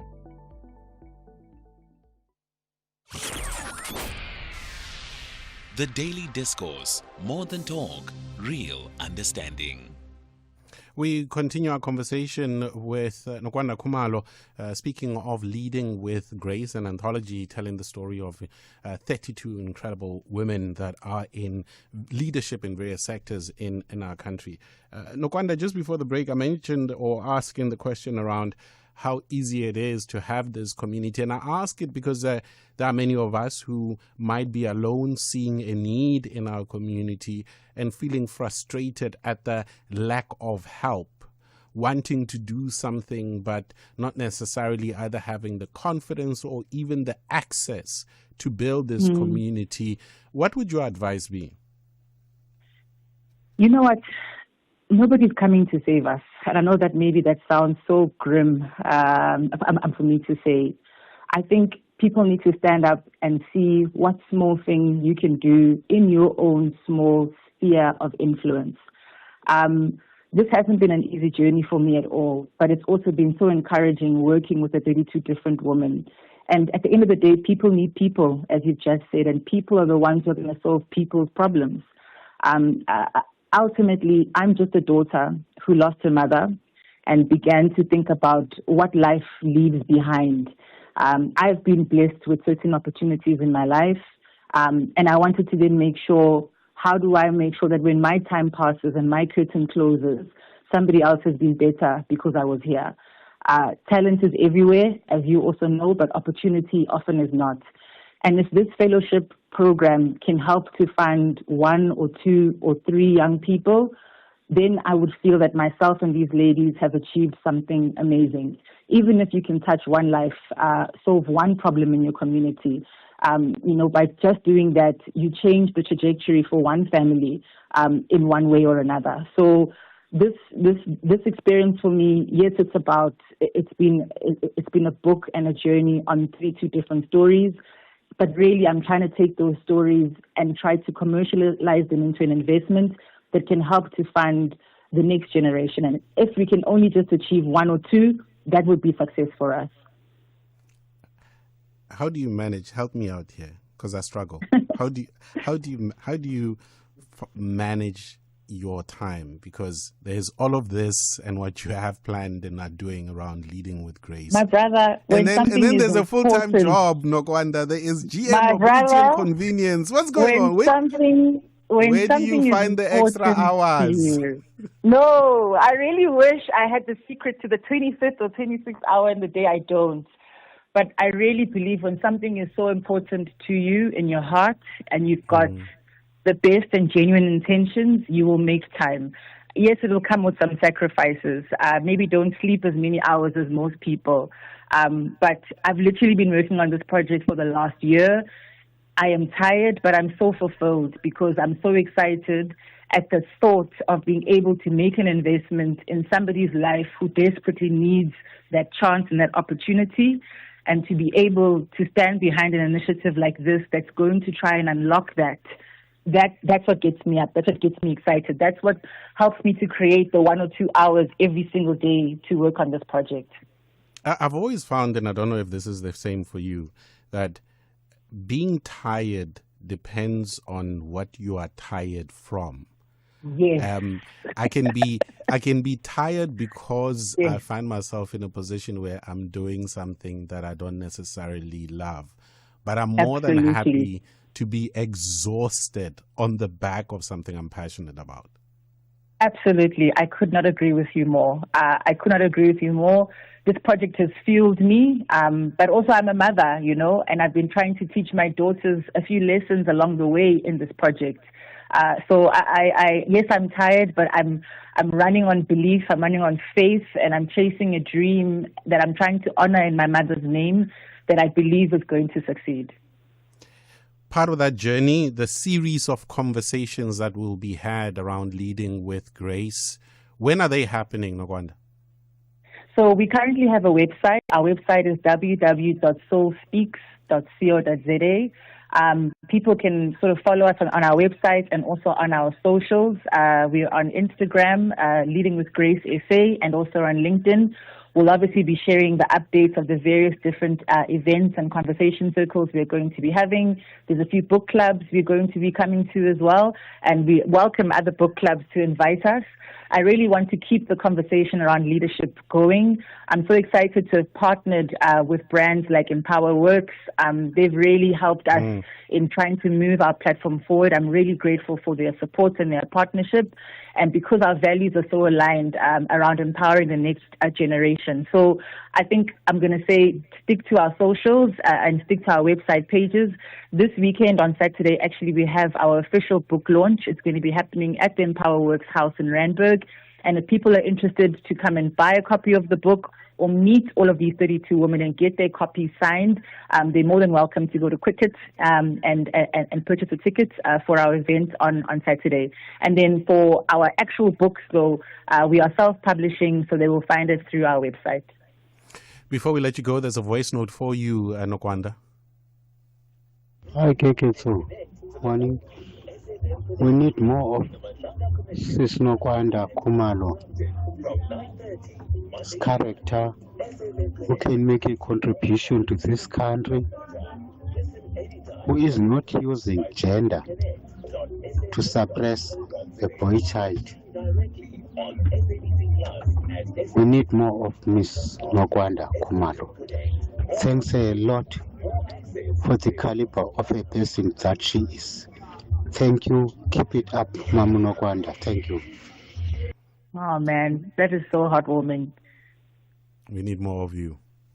Oh, that is so heartwarming. And they are. It starts with each of us. I think my challenge to everybody is start where you are, start in your own community, start in your circle. Nobody's coming to save us. Maybe that's a bit harsh for me to say, but if you have the means and you have the energy, start something small, do something small in your spaces to impact the next person. All right, we appreciate your time this morning. Thank you very much. That is Nokwanda Khumalo there. And as she said, there will be that official launch of Leading with Grace. And we also, of course, celebrate her work as GM Mobility and Convenience at BP Southern Africa. A little bit late for the news headlines on Delambana. Thank you, Koketo. On the news headlines, police have launched a manhunt for assailants who shot and killed 2 men in N2 Gateway near Delft on the Cape Flats. The death toll in the shooting incident in New Clare, west of Johannesburg on Saturday has risen to 4. Police say they are now investigating 4 counts of murder and 1 of attempted murder after one of the victims succumbed to injuries and died in hospital. And alleged cartel kingpin Vusimuzi Matlala has confirmed to the Madlanga Commission that he has previously served time in prison. A full update follows at the top of the hour. SAFM values your views. Be an active citizen. From the voices that made history to the voices making history today. SAFM. Kabelo, to do something like this, and we keep talking about this, you need to make sure that your parents are on board and that your parents support you in as many different ways as possible. What kind of support are you getting from your parents? A lot, emotional support. Mostly because my mother always tells me to believe in what you want to do, and if you excel in what you want to do, it will help you in the future. And tell me something, the Astro Quiz competition, you've recently won the competition. What does this mean for you? Where do you go from here as a team? So as a team, we started at the school level, then we went to the district level, which we got position 2. Yeah. We went to the provincial level, we got position 1, and in the national, we got under the top 9 in South Africa. So what now? As we've come to the nationals, we did a lot of interviews with the news. We are well known now as a school that is excelling. Yeah. That's absolutely brilliant. Just for our listeners, the Astro Quiz is a project funded by the South African Agency for Science and Technological Advancement. It's also run provincially by the South African Astronomical Observatory. I suppose, Kabelo, that one of the big things that one really needs to know is you need a teacher that is going to really make things work and make things happen. Tell us about the teacher that you work with on this one. Teacher we worked with in Astro Quiz was Miss Mahanga. She helped us a lot because she's our natural science teacher. She knows more about science. 90 years of conversations, recaptured, relived, and projected. SAFM. Reflecting on back what we had then is the fact that yes, we have education now, but stuff like education being free is one of the struggles. Sao Tome and Principe proves that small nations can still shine bright. In every island, in every forest, in every wave, there is peace. Sao Tome and Principe, peaceful, tropical, and resilient. This is what we are becoming.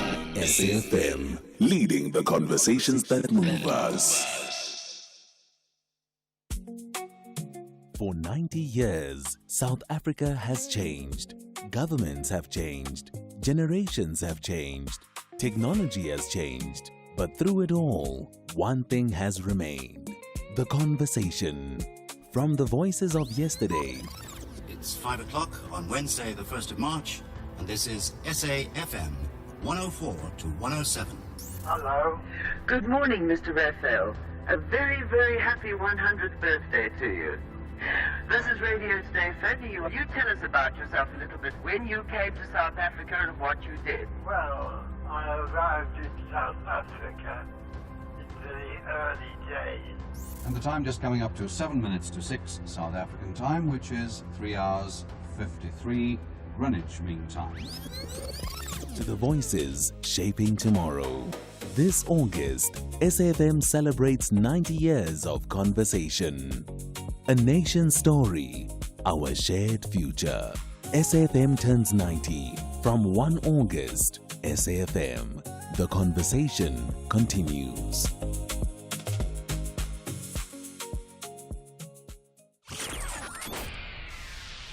The Daily Discourse, more than talk, real understanding. We're in the last half hour of the Daily Discourse. In the next few minutes, we have our book reading. The Invisible People by Phuthuma Nhleko is the journey that we've been walking, and we'll share that with you in the next few minutes.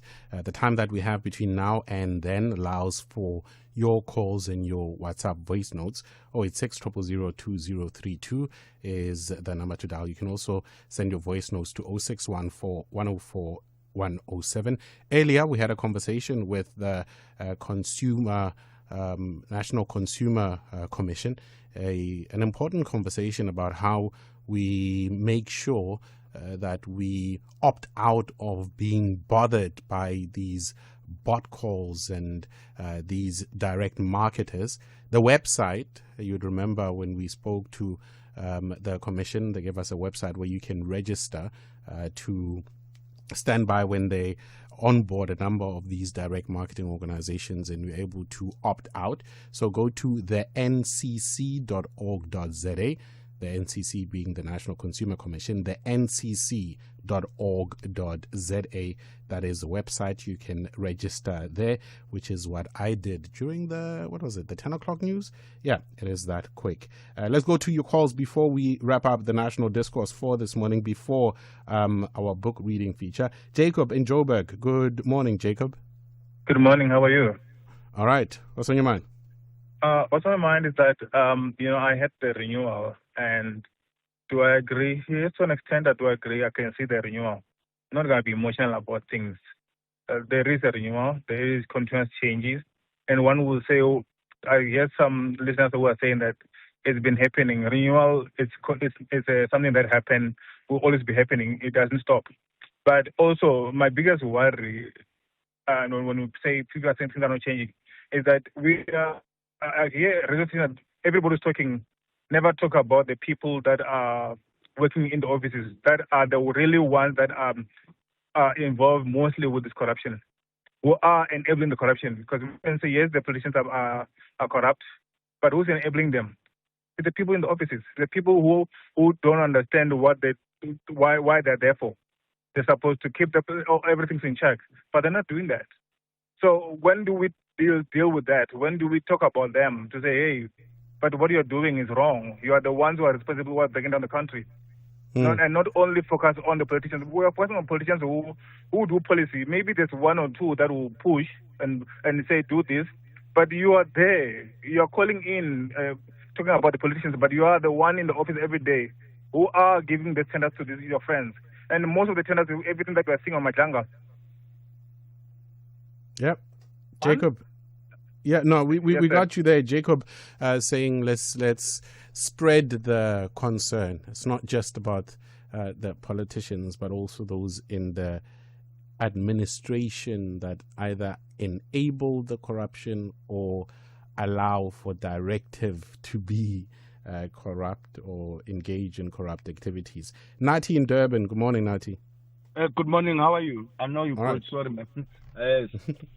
Listen here, I just wanted to touch on something that is a bigger pandemic. Then I think, yes, we have a drug pandemic, but the online gambling. Currently, we have casinos on every second phone has a casino right now. And it's so unregulated that if you go on social media, every second advert, and these gambling companies have a lot of money to push in the advertising. You go on socials, you go on Twitter or whatever, you see a lot of advertising. Now, this advertising, this gambling companies now, they're also on our sports, which, like, we have now 16-year-olds gambling. Besides that, women are gambling right now. People are putting, like, some people are spending over, like, 30% of gambling because they are looking for that that magic whatever, and there are stockpiles of gambling, and we have parliamentarians currently. Nobody for the past 2 years has raised this issue. We cannot have this much population gambling. We cannot have these gambling companies being all over the place.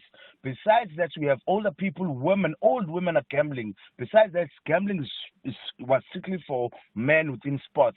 Women now are gambling for companies in small countries, Vietnam, soccer teams or whatever. If we can't have our government officials, our parliamentarians dealing with this issue, we're in trouble. And I suspect these gambling companies are paying huge amounts for politicians to look the other way. That's all. I wanted to conscientize the country that we are facing a true pandemic. This is so bad. People are spending 60% of their income wishing it's a casino. The house never loses. Let me correct something quickly, Nati.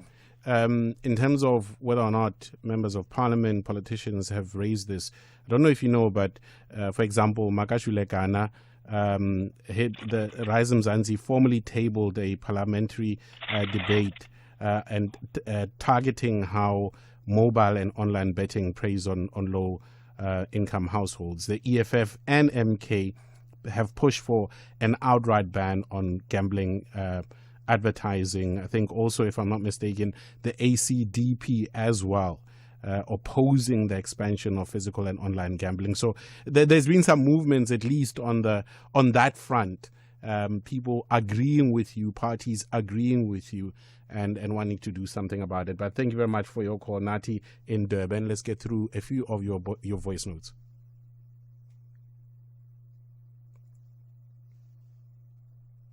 And we'll get Good morning. Those.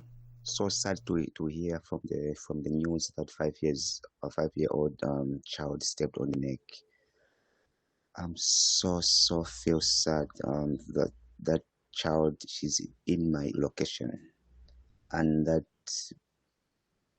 man who killed that child is my homeboy.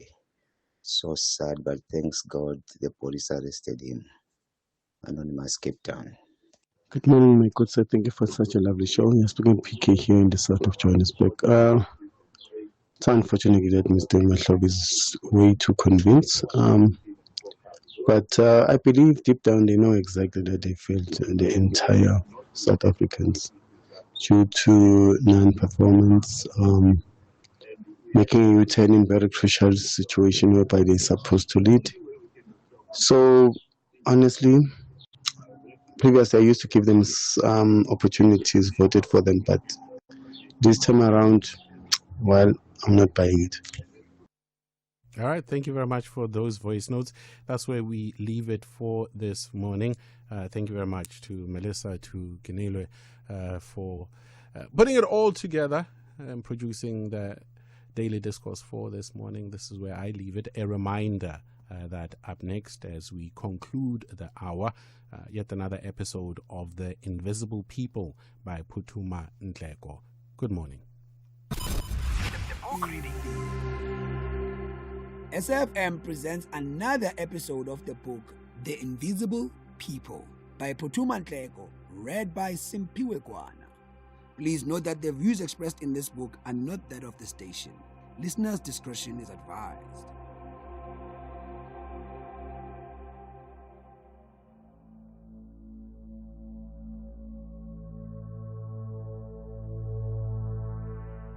The Invisible People by Phuthuma Nhleko. How a quarter of humanity can thrive in Africa by 2050. This book will serve as an irreplaceable source of inspiration to very numerous Africans, including those in the African diaspora, who daily pray for Africa's renaissance. Forward by Thabo Mbeki, former president of South Africa. This book is a tour de force, blending history, economic and policy analysis, and strategic vision. Forward by Jendai Fraser, former U.S. Assistant Secretary of State for African Affairs and former U.S. Ambassador to South Africa. In the next 25 years, Africa's population is predicted to double in size to 2.5 billion, so that by 2050, 1 in 4 people on Earth will be African. How can Africa accommodate and benefit from this huge demographic shift? In The Invisible People, former MTN CEO Phuthuma Nhleko calls for a new African renaissance based on 3 pillars. The first involves building a confident common identity rooted in Africa's long and rich history and celebrating its fundamental contributions to modern civilization, religion, and culture. The second is unleashing the kind of economic development that has so far eluded Africa by leveraging its significant assets and resources, abandoning outdated and inadequate economic models, and carving a new path grounded in a Pan-African vision and based on technological and economic leapfrogging. The third pillar involves bolstering Africa's geopolitical influence by redefining its relationship with the US and China and embracing a strategic path in its own interests to take its rightful place in world affairs as home to a quarter of humanity. An insightful and inspiring journey through history, economics, and geopolitics, The Invisible People will change the way that people view the future of Africa and the world.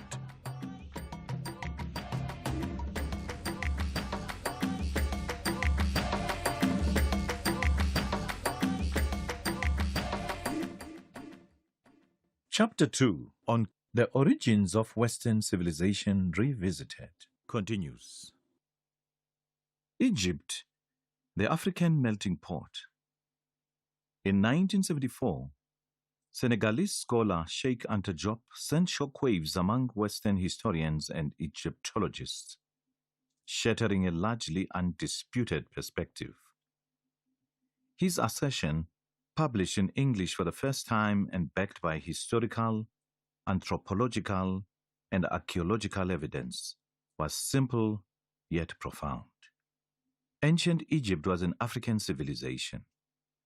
A few years later, Egyptologist and linguist Theophile Obenga, drawing on earlier work, demonstrated in detail how ancient Egypt's language was related to many African languages, ranging from Tamazight in North Africa to Somali and Oromo in East Africa and Hausa in West Africa.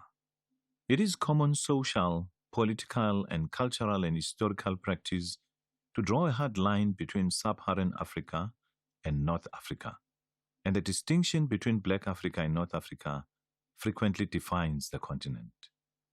Many European universities that teach Egyptology, for instance, do not have African studies, as if the two were separable instead of one a branch of the other.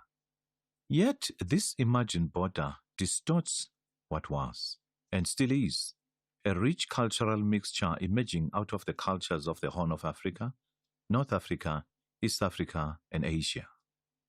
Although this demarcation might seem innocent at first glance, it is also used to distinguish civility and advancement using narrowly defined racial, ethnic, and geographic boundaries.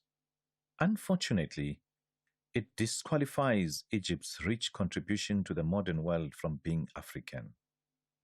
I still remember how during a lecture I attended shortly after I arrived at Atlanta University in 1985, Professor Ali Mazrui convincingly argued that the separation between North and Sub-Saharan Africa was an artificial Western construct, turning Sahara, which had historically been a connector, into a barrier. The ethnicity of ancient Egyptians is a topic of much debate.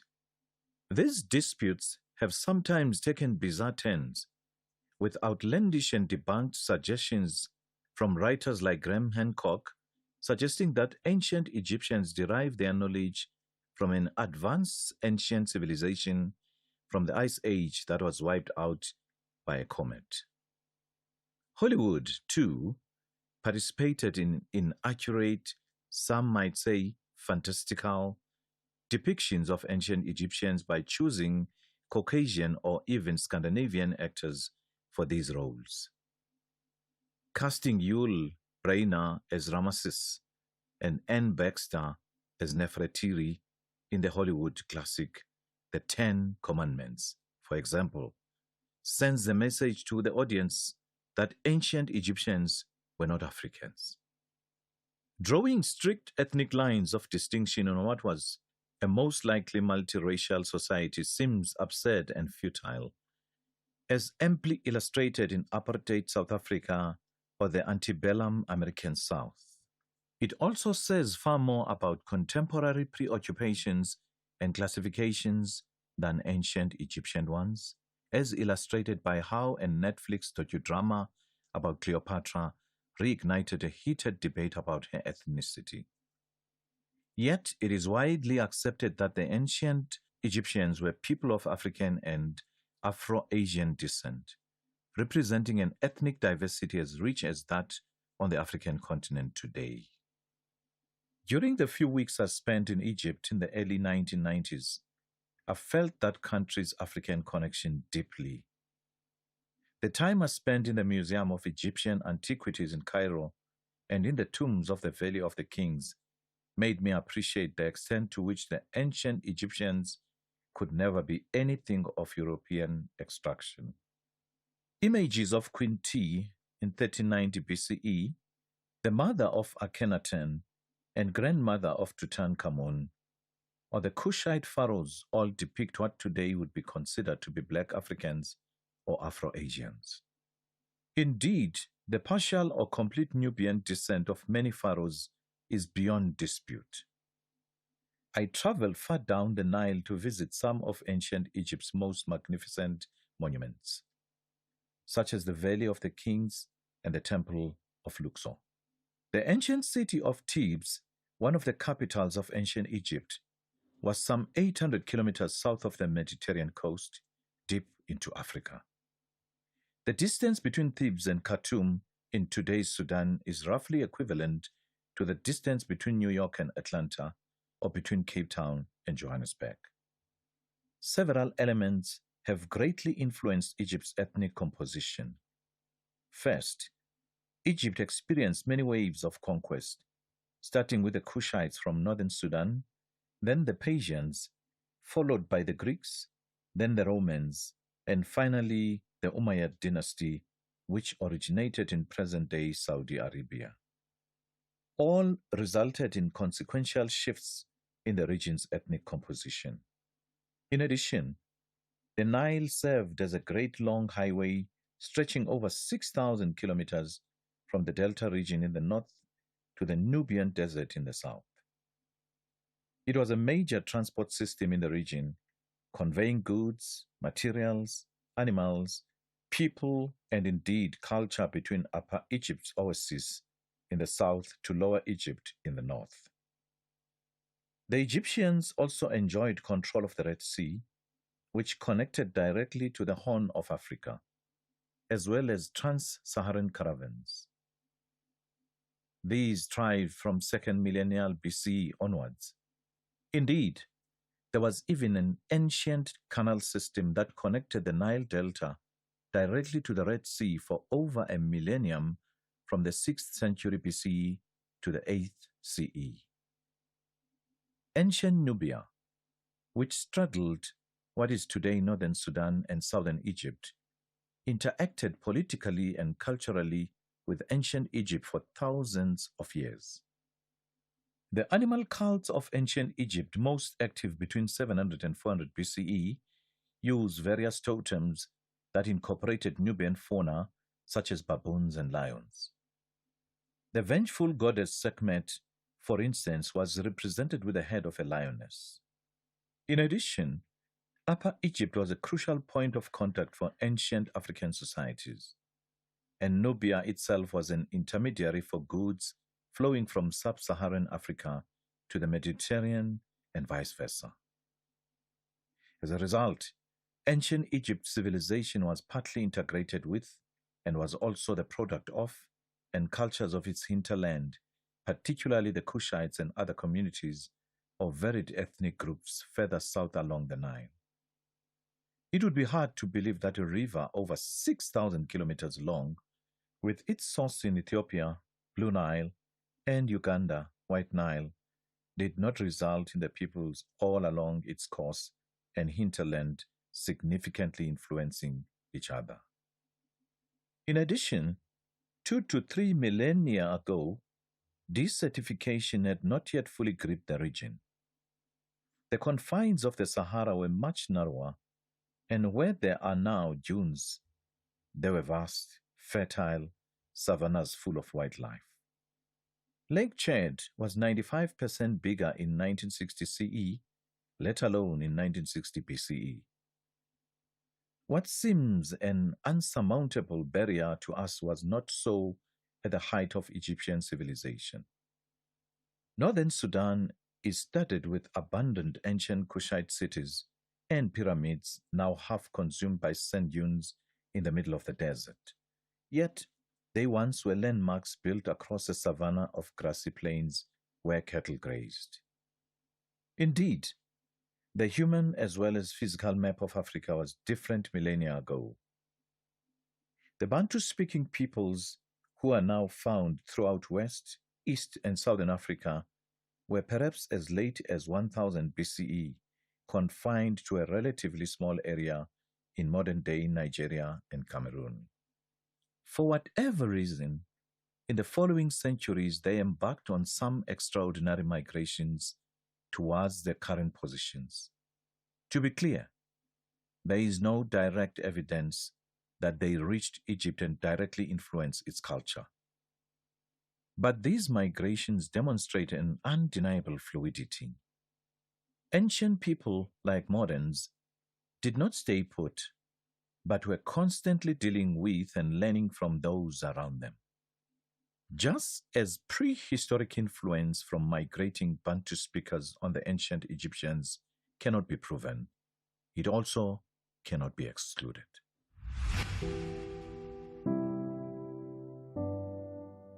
There was another episode of the book The Invisible People by Putuma Ntleko, read by Simpiwe Gwana.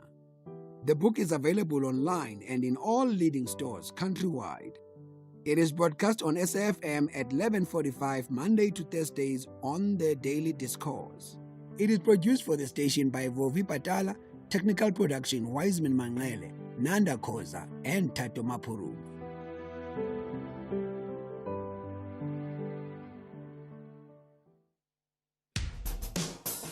SAfm has signed a code of conduct that is enforced by the Broadcasting Complaints Commission of South Africa. Under the code, we are committed to giving news that is accurate, comment that is fair, and programming that is not harmful, does not amount to hate speech, or contain violence or explicit sex. If you think we are not living up to that code, then you can inform the Broadcasting Complaints Commission of South Africa. Direct any complaints in writing to the Broadcasting Complaints Commission of South Africa. PO Box 142365. Craig Hall 2024. Fax to 011-326-3198 or an email to bccsa@nabsa.co.za. For more information, please visit www.bccsa.co.za.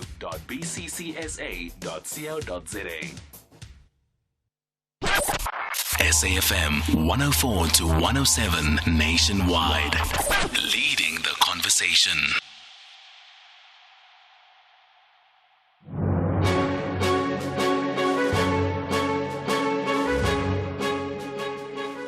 Well, it's exactly 12 o'clock on Monday, the 17th of August, 2026. A very warm welcome to Update at Noon here on SAfm. Leading the conversation, I'm Sakina Kamwendo. Coming up in the next hour. I do not have any relationship with Minister Senzo Mchunu. I have never met Minister Mchunu and have had no interactions with him, nor have I been at any gatherings where he was present.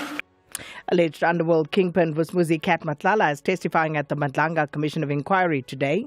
SADC is an instrument through which we give practical effect to our vision of a peaceful, integrated, industrialized, and successful and prosperous Southern Africa. The 46th Ordinary Summit of SADC Heads of State and Government has convened in Durban. Coming up in sport. Not a great start for South Africa. The Hockey World Cup, and Rassie makes the All Blacks sweat. Oh, that's John Clerico with those details. Second half of the show. In the meantime, let us know what's on your mind. 41391 is the SMS line number. It will be charged R1.50 per SMS. You can also write to us via X at SABC News_radio, or you can send us a WhatsApp voice note on 082-692-3909. All these and more stories coming up on this Monday edition of Updated Noon. First, though, let's bring you up to speed with the latest news with Kulufelo Tefo.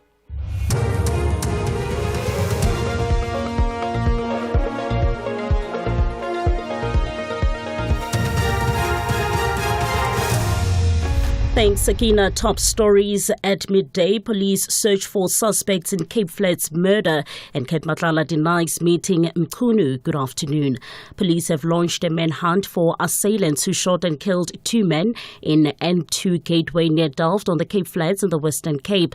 Police spokesperson Wesley Twig says the victims aged 30 and 32 were shot multiple times. Police members attended to the crime scene, where they found the victims with gunshot wounds to their bodies. Both victims were declared deceased on the scene by medical personnel. The circumstances surrounding the incident are under investigation, and no arrests have been made. And back in Gauteng, the death toll in the shooting incident in New Clare, west of Johannesburg, on Saturday has risen to 4.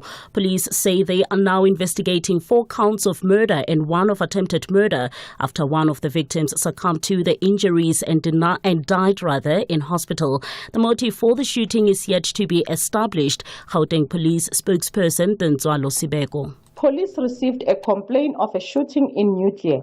Upon arrival at the scene, community members pointed out a flat where they alleged that several people had been shot.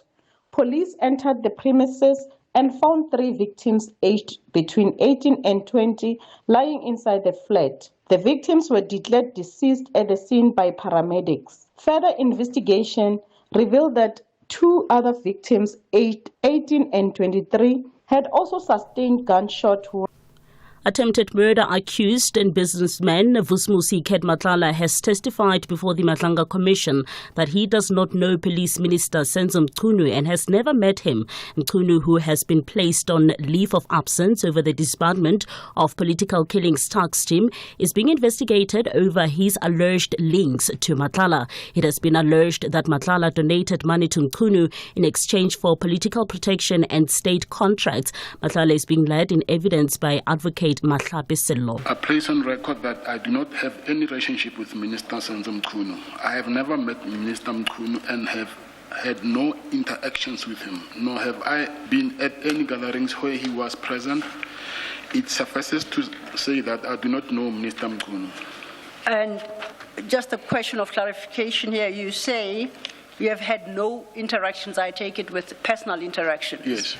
Matlala also stated the only interaction he's had with Minister Mkhunu was last year when he provided Mkhunu's attorneys with an affidavit denying that they knew each other. Have there been any interactions on your behalf with Minister Mkhunu to the best of your knowledge?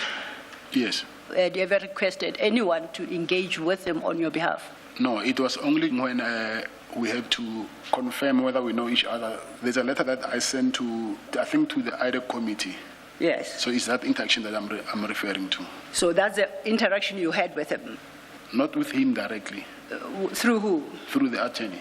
The attorney being his attorney or your attorney? My attorney and his attorney. Okay. And finally, large parts of Oudtshoorn in the Little Karoo remain without electricity since Saturday morning following a fault on Eskom's line supplying the town. Eskom has experienced technical challenges during repairs, delaying the restoration of power beyond the original time frame. The latest indication is that electricity should be restored by 2 o'clock this afternoon. The municipality says it remains in communication with Eskom and will provide further updates.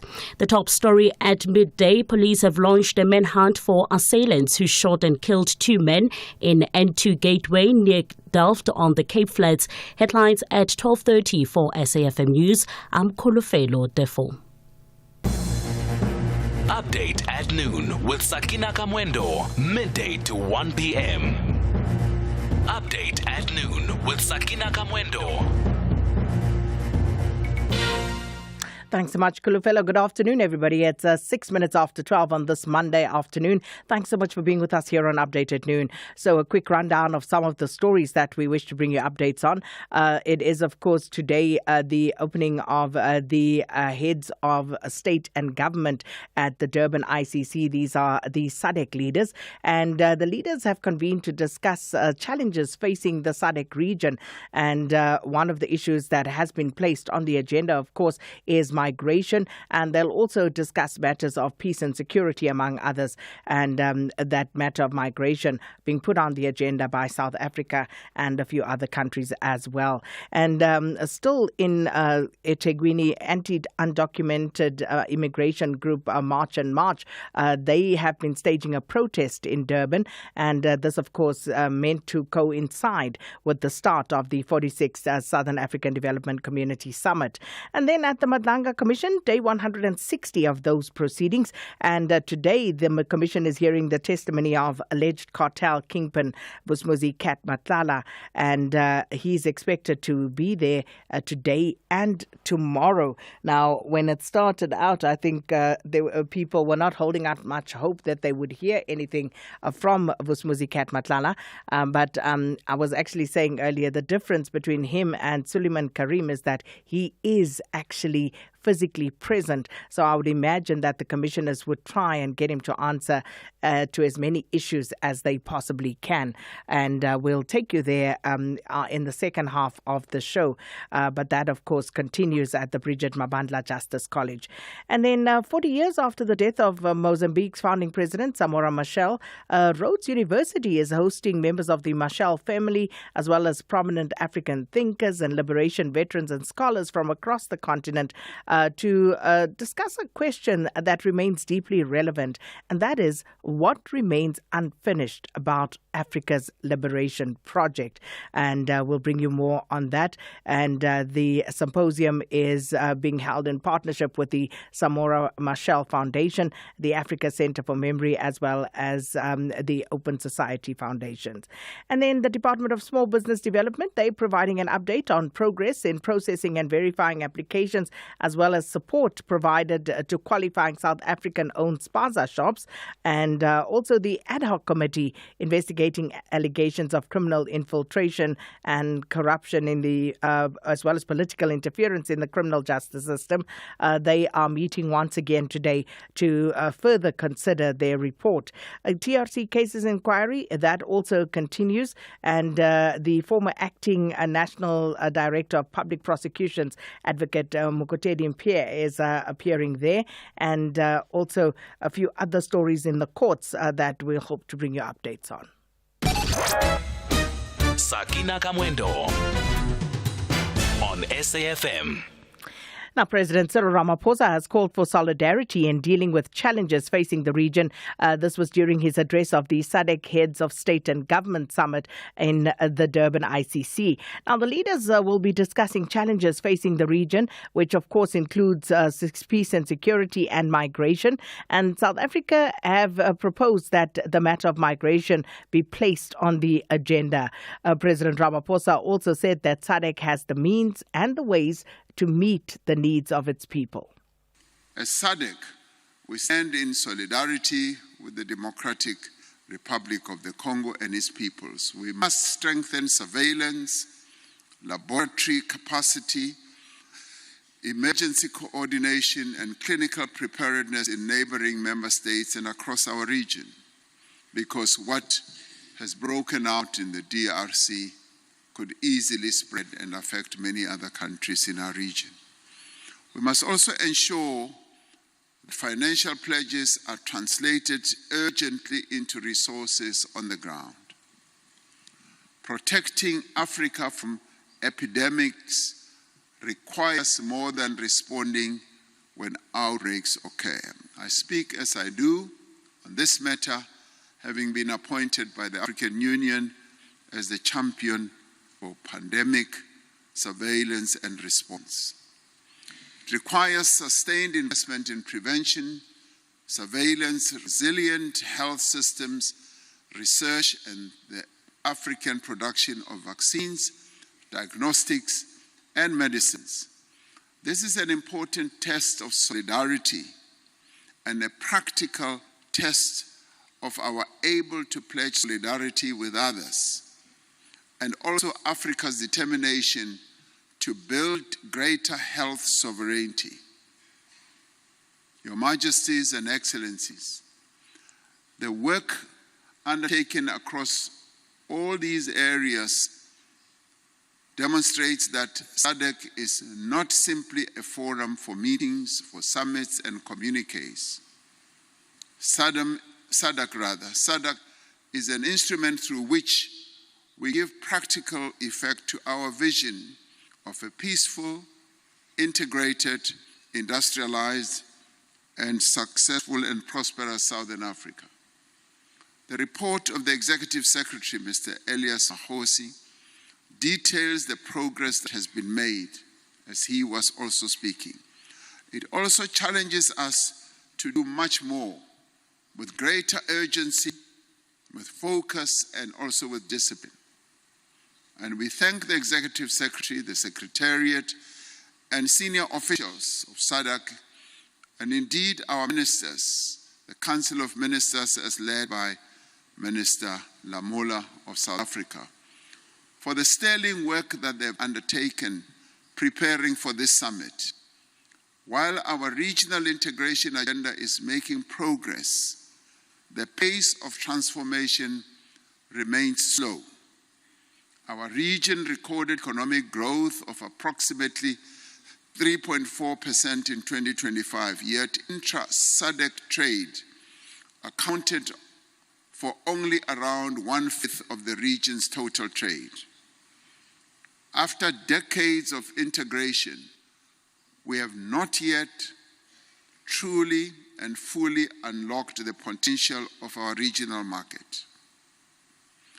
We continue to import too many goods that we could produce within our region. We continue to export, as we heard from our Executive Secretary, raw materials that we could process and beneficiate here ourselves in our region. We continue to procure services from elsewhere that our own people and businesses have the skills and the capacity to provide. Every raw material exported without beneficiation represents value that has left our shores. Every product imported that could competitively be manufactured here represents jobs that could have been created in our communities. We have everything we need across our 16 member states to meet the needs of our people.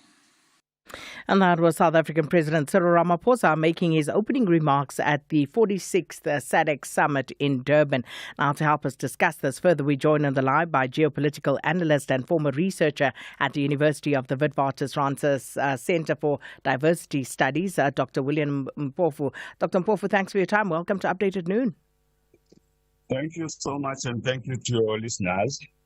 So listening to President Ramaphosa there, it becomes almost frustrating to listen to leaders tell each other that they are frustrated that the region is not doing all it can to be self-sufficient. The issue of beneficiation is not a new one, but these are the leaders. What should we read into that? Yes, it's a real question to be answered, why leaders are sounding helpless when they should be the ones that are leading positive political and historical change. Let me say this, Africa has a crisis of leadership. Leaders seem powerless. And then also Africa has a crisis of political followership. because every leader in every country in Africa has followers, has support nets, and has assistants that should be doing their part in helping African leadership to pilot the continent towards positive change.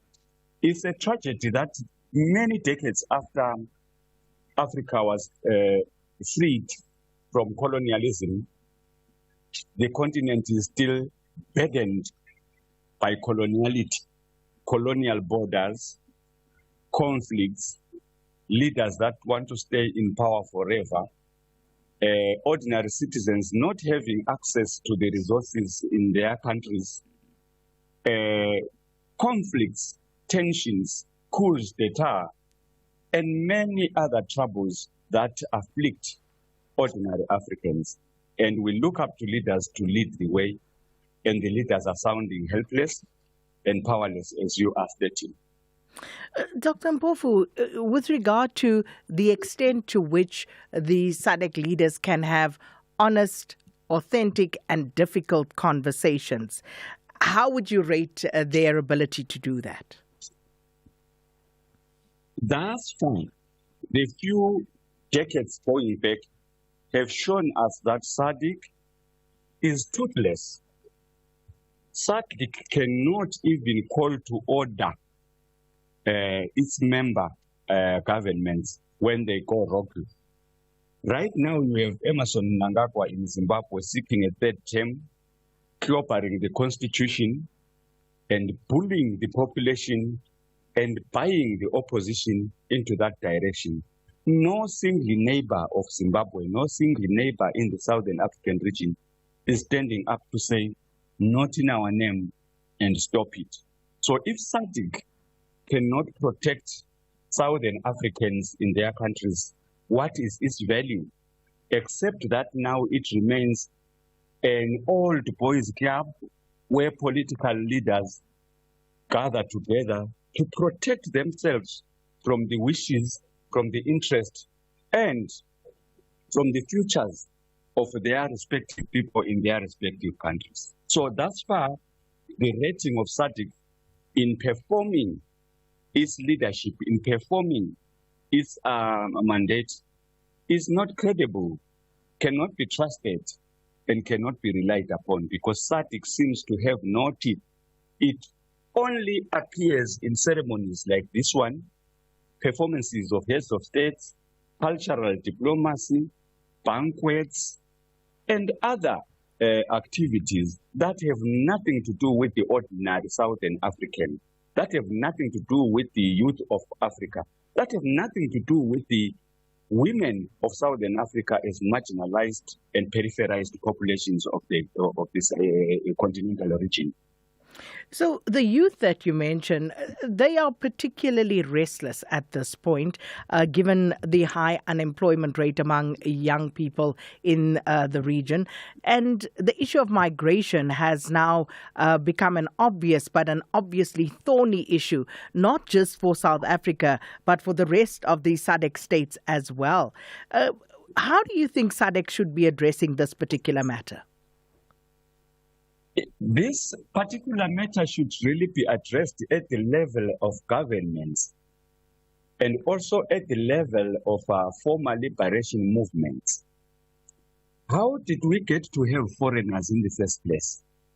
What is a foreigner? A foreigner is created by a border.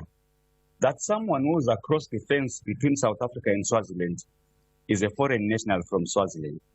That someone who is across River Limpopo between South Africa and Zimbabwe is a foreign national from Zimbabwe.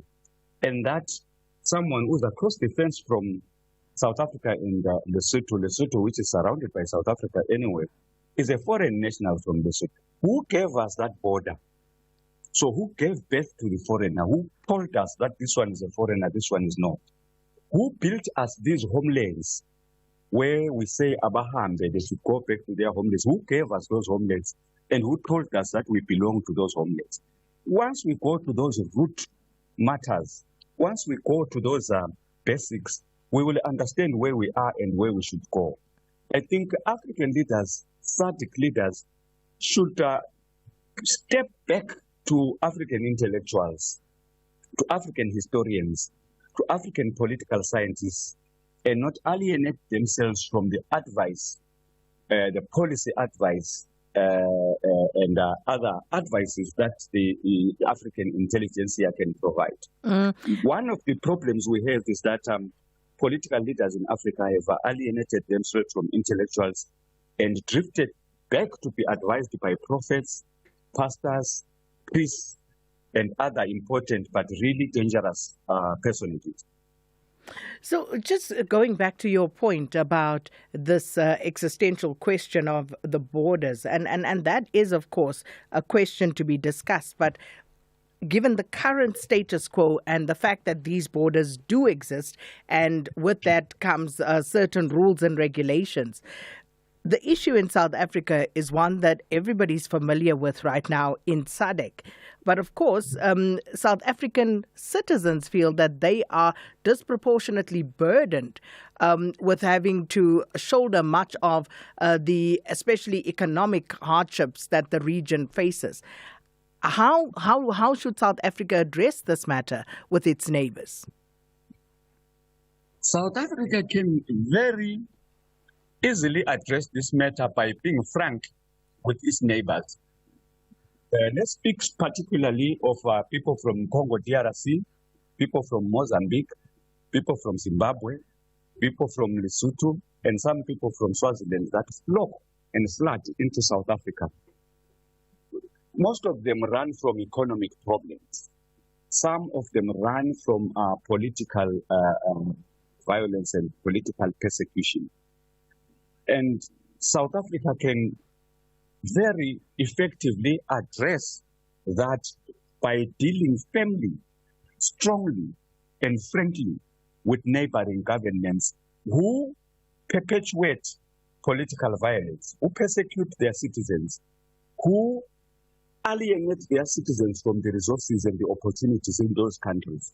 So if South Africa is going to prevent the further flooding of South Africa with Zimbabweans, the government of South Africa must be strict with the political excesses, with the corruption, with the electoral fraud, and with the policy misdemeanors of the government of Emmerson Mnangagwa next door. So if the South African government is going to celebrate liberation solidarities with ZANU-PF, and forget that ZANU-PF is every day spitting its refugees into South Africa, who burden the health sector, who burden the economy, who burden public service delivery and everything, then there is no seriousness and no focus in solving the problems at their root cause, not at their symptomatic level. To say Abahambe and to march in the streets and say Zimbabweans go back home is to deal with the symptom. The root cause is known. The root cause is known, and that is what must be addressed. Should South Africa start by sending bills, invoices to its neighboring states for what it has cost the South African government to actually house and, harbor member states, immigrants who come to South Africa, a lot of time illegally? If it needs be. Because those people that throw themselves into the river and challenging crocodiles and challenging flooding waters, they are not pretending. They are coming for existence. They are coming for survival. They are coming for livelihood. They are actually victims, not victimizers.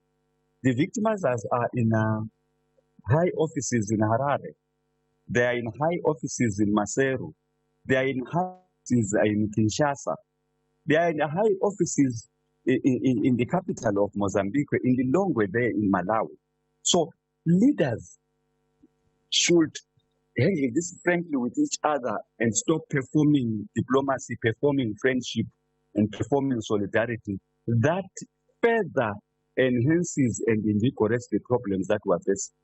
It's leaders who should tell each other that Abahambe, stop what you're doing, stop milking your economy, stop practicing electoral fraud, allow democracy to work, allow the opposition to function, generate policies that will create opportunities for your people so that people can migrate out of choice, not out of existentialism, out of misery. It's suicidal for someone to jump into a river that is a crocodile just in order to get a construction job across the border. Dr. Why are these Mpofu? people committing suicide? Why are these people committing suicide? We should ask that question. Really appreciate your time this afternoon. And that was Dr. William Mpofu, a geopolitical analyst and former researcher at the University of the Witwatersrand's Center for Diversity Studies. Whether it is a CCMA referral, problems with a mechanic, unfair blacklisting, or an uncontested divorce, Clientele Legal provides tough professional lawyers for an affordable monthly premium. We cover civil, criminal, and labor-related matters. Our nationwide legal teams are standing by to support you 24 hours a day. Plus, all plans include a bail benefit of up to 5,000 Rand, and we'll go to the police station and pay it for you. Join today. SMS SAFM to 32195. That's SAFM to 32195. And we'll call you back. SMS now. Clientele General is an authorized FSP and licensed non-life insurer. T's and C's online. Standard rates apply. At the current rate that unemployment is increasing, and parallel to that, we have more and more graduates also graduating, but we have no way to fit the graduates. We have no way, you know why? Because the focus is on school and graduating, but there isn't, especially in the business sector, there isn't any growth and there isn't any injection from the government to say, hey, you know, let's rather expand sectors so that we can handle the capacity. The Central African Republic gained independence in 1960, a country rich in resources yet deeply affected by instability. Agriculture and mining support the economy, but decades of conflict, political unrest, and humanitarian crisis have shaped daily life. This is what we are becoming. SAFM, leading the conversations that move us. Being in construction has taught me that buying machinery... Update at noon, midday to 1 p.m. Well, it's 27 minutes after 12. And of course, just keeping an eye on the protest, the March and March protest that is still underway, just struggling to reach our reporter. As you can imagine, can be a bit difficult sometimes, also with the noise levels around them. So as soon as we are able to update that, we shall. Now, a large police contingent has been deployed outside the Durban City Hall ahead of that march by anti-illegal immigration movements. March and March leaders are expected to lead that march, highlighting grievances over illegal migrants to SADC leaders who are gathered at the ICC for the 46th SADC summit. Let's see if we can call up our reporter now. Zanele Buthelezi is there. Zanele, good afternoon. So please talk to us about the march. Has it started? How big it is? What's happening there? Hi, yes, Sakina. The march has started, and the marchers are currently just moving towards Gugu Dlamini Park, which is not too far from the Durban ICC, where SADC leaders are meeting for the 46th SADC summit at the Durban ICC. And so right now the march is just moving slowly under a very watchful eye of the police. There's a large police contingent that has been deployed to monitor the march as the marchers just make their way towards their end point, which is the Gugu Dlamini Park. And they are, just to remind our listeners, the marchers are not allowed to get close to the ICC. So police are here just to ensure that everything is peaceful and that they're not going to get anywhere near the Durban ICC, because they said they don't want the safety and security of the leaders to be compromised. They just want to ensure that the proceedings at the ICC are not disrupted. So the marchers are allowed to do their protest and or demonstration and voice their grievances, but they will be kept away from the ICC. And just briefly, Zanele, as we understand, some of the activists are concerned about President Cyril Ramaphosa's response to the influx of illegal immigrants into the country. Do tell us more about that, please. Absolutely. Some of the march activists that we spoke to before the march started, one of them was Teresa Nokia, who's been very active here in Durban on behalf of March and March.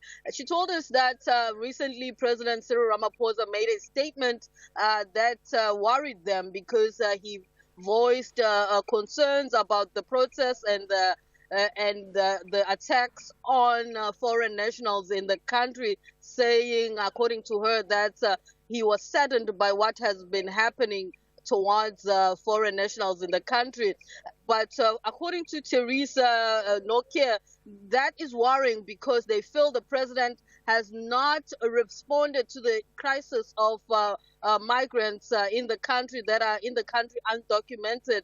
And so he's left it until this point where people are now getting out to the streets to voice their concerns about the issue. So they feel that he should have acted earlier and dealt with the situation so that he avoids people marching and voicing their discontentment over this situation. And also they are worried about the laws that remain lax when it comes to the movement of people, immigration policies that are not tightened or implemented to curb the influx of immigrants that come into the country without proper documentation, or those who do come into the country with proper documentation or visas but overstay their visas and for years.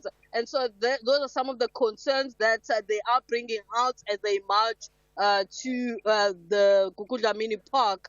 But also what concerns them is that the neighbors or the neighboring countries, the leaders in the neighboring countries, they need to do more to ensure that their people are taken care of within their borders so that they're not forced out to seek better financial situations or better living in countries like South Africa, and being forced to do so illegally in terms of immigration. And so those are some of the issues that they are bringing to the leaders as they are marching today, according to the March and March activists that we've spoken to. Zanele Buthelezi, thanks so much. That's our reporter out in Durban, keeping an eye on that protest march. With that, let's bring you up to speed with the latest news headlines. Here's Kulufelo Tifo. Thank you, Sakina. Good afternoon. In the headlines at 12:30, disbarred lawyer and fraud accused Bitful Yoon has been denied bail by the Pretoria Specialized Commercial Crimes Court. Police have launched a manhunt for assailants who shot and killed 2 men in N2 Gateway near Delft on the Cape Flats. An attempted murder accused Vusmusi Ket Matlala has testified before the Madlanga Commission that he does not know Police Minister Senzo Mchunu and has never met him. It has been alleged that Matlala donated money to Mchunu in exchange for political protection and state contracts. I'll have details on this and more stories at 1. Economic news on SAFM. Facts and figures you can count on. Well, let's welcome Moteo Tlachale, FNB investment analyst. Good afternoon, Moteo. Good afternoon, Sukina. How are you? I'm well, and you? Do you have a good weekend? It was good, and yours? It was good, but how are the markets looking?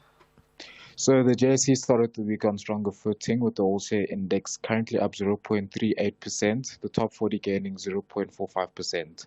The move was led by resources, which climbed 1.24% as investors responded positively to strong Chinese industrial data and upbeat updates from major mining companies. South 32 was among the standout performance, gaining 2.5%. Platinum counters also attracted fresh buying, with Northern Platinum gaining up 2.32%, while Impala Platinum rose 2.15%. Financials were broadly flat, while industrials slipped 0.06%. In currencies, the rand is holding relatively steady at 16 rand and 16 cents to the dollar, 18 rand and 74 cents to the euro, and 21 rand and 91 cents to the pound. Gold is trading at $4,394 an ounce, supported by safe haven demand and uncertainty around the U.S. interest rates, while Brent crude is trading at 18 rand and 24 cents a barrel. Overseas, technology and AI optimism helped several major markets. Hong Kong's Hang Seng gained 1.34%, while Japan's Nikkei rose 0.74%. Australia's AX200 bucked the trend, falling 0.46% amid caution around Chinese economic data and domestic monetary policy. In Europe, the Eurostoxx 50 is up 0.19%, while London's FTSE is marginally higher, helped by mining and precious metal stocks. Wall Street ended Friday's session slightly lower, with the S&P 500 down 0.17% and Nasdaq down 0.28%. And finally, the Dow Jones fell off 0.2% for the day. On the economic front, South Africa's T-bills auction concluded this morning with the 364-day 10-year at 7.75%. Later tonight, the U.S. net long-term TIC flows are due at 10 p.m. South African time. And that's your market update. Well, thanks so much. Mateo Tlachale is FNB investment analyst. SAfm Sport with John Gericka. Well, hello. How's it? Oh, fabulous. We're going to celebrate your team in a bit. Let me tell you about the Hockey World Cup. That's underway today. Already Japan have beaten Chile by 3-0. Those are the two bottom sides in Group A. On the go, second half, USA are leading Scotland by 3-2. Rest of the women's performances today. Germany against Argentina at 5. Australia take on the Netherlands at 6 o'clock. That's a big game there. Men started 12:30, or just started now. Pakistan up against Wales. France against Malaysia. India against England. That's the big game at 3, and Germany against Belgium at 8:30. Both sides of the South African sides opened with losses. The men were beaten 3-1 by Spain, and the women's team beaten 4-0 by England. Orlando Pirates moved to the top of the Premiership on goal difference after the opening 3 rounds of the season. Buccaneers put 3 past Chipper United yesterday. Coach Abdeslam Ouadou hit out at his critics in the post-match interviews. My only disadvantage as a coach, maybe I'm too much honest, and there is a lot of hypocrisy in this ecosystem of football, and maybe sometimes I'm too much honest, and people using these things to try to create a polemic, to put fire. I think that we don't have to do that, So just for people to understand when the coach is asking something for their players, it's not that the coach want to make problems. The coach is here to touch one essential point of the psychology sometimes, and we had it today. AmaZulu beat Sewelele to move up to 3rd, just behind Chiefs on goal difference. Amakosi and Sundowns left with 1 point each of the weekend. It was a 1-1 draw on Friday. Arsenal opened their 26-27 season, a 3-0 thumping at Manchester City in the Charity Shield last night. Here's boss Mikel Arteta. I think it's down to the preparation that we've done in pre-season, to the decisions that the boys have taken after the World Cup. To continue to get prepared to come early, because they wanted to be part of this, and they really wanted to win the competition, because it's something that we earned last year, and the chance to play against City here, and very impressed in the manner that we play, especially in the manner that we competed. So that's the standard for us, and if we drive the standards at this level, I'm sure that we're going to be really, really competitive.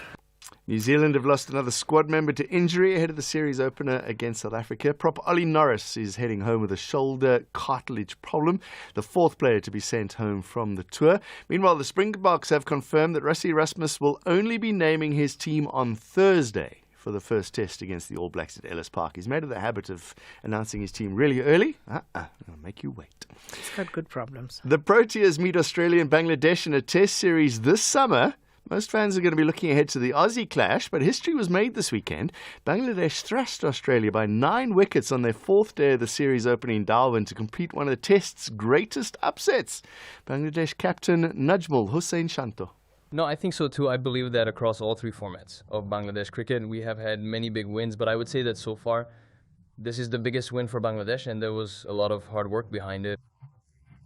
So I think this is the greatest win in Bangladesh's history. Well, it's going to be a tough summer. First test on the going, goal between India and Sri Lanka. India all out for 462. Sri Lanka's first innings, 241 for 6. That's the 3rd session of day 3. Sri Lanka still trailing by 221 runs. Looks like they're playing for a draw there. Quick update on the VAR saga, Sakina. Last Wednesday, SAFA spokesperson said there would be an announcement on VAR from SAFA by the end of last week. There has been no announcement. Yesterday, Sports Minister Gayton McKenzie even got involved. He says, quote, "We have written letters to SAFA to inquire about progress with VAR. This matter has never been more urgent, judging from some of the rough tackles on players. We'll give feedback on Tuesday." So we'll wait for him to give feedback. While we're speaking of Sports Minister, he's prolific on Twitter, but there's been no mention of the Hockey World Cup from our Sports Minister. And you want to know about numbers for the FIFA elections, Gianni Infantino, and all those kind of things. One country, one vote. Continental declarations that we're seeing don't translate to exact voting numbers, right? UEFA, AFC, CONCACAF hold a mathematical majority on paper, 136 votes. The deep support amongst individual African, South American, and rogue Asian North American nations keeps him highly competitive.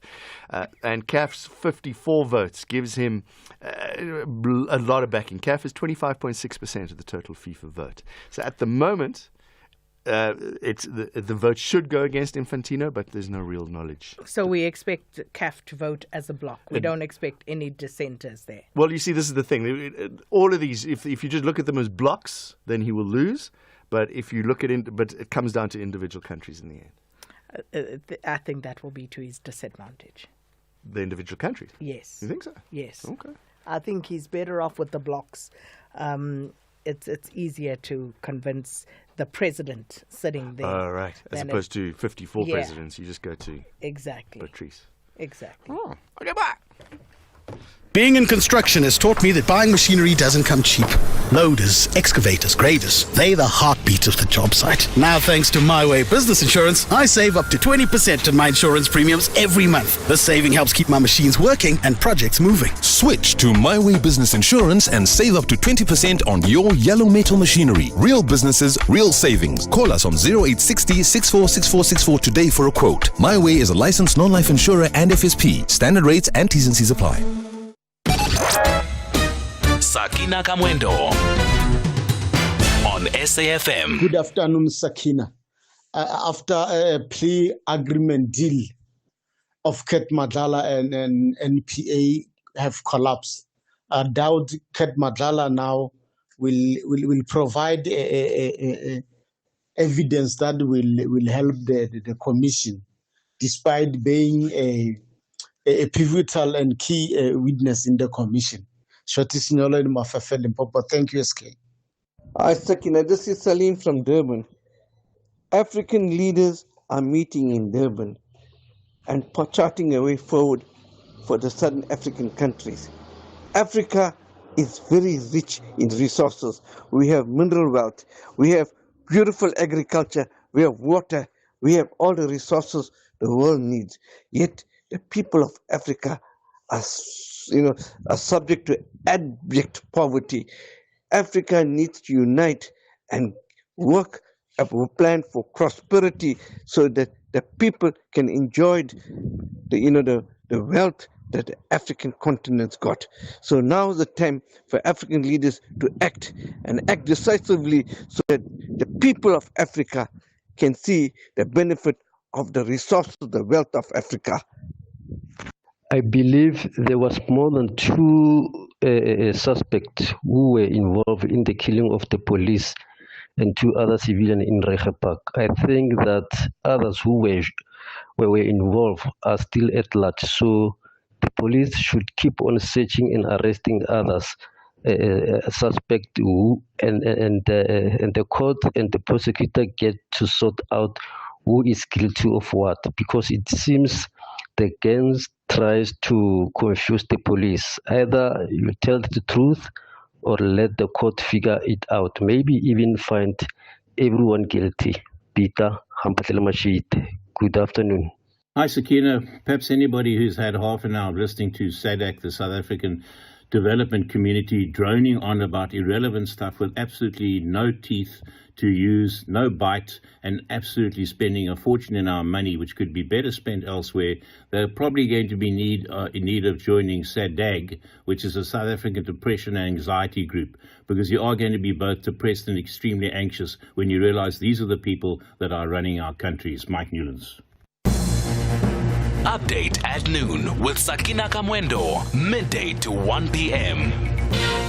Thanks so much for those voice notes. It's 15 minutes before 1.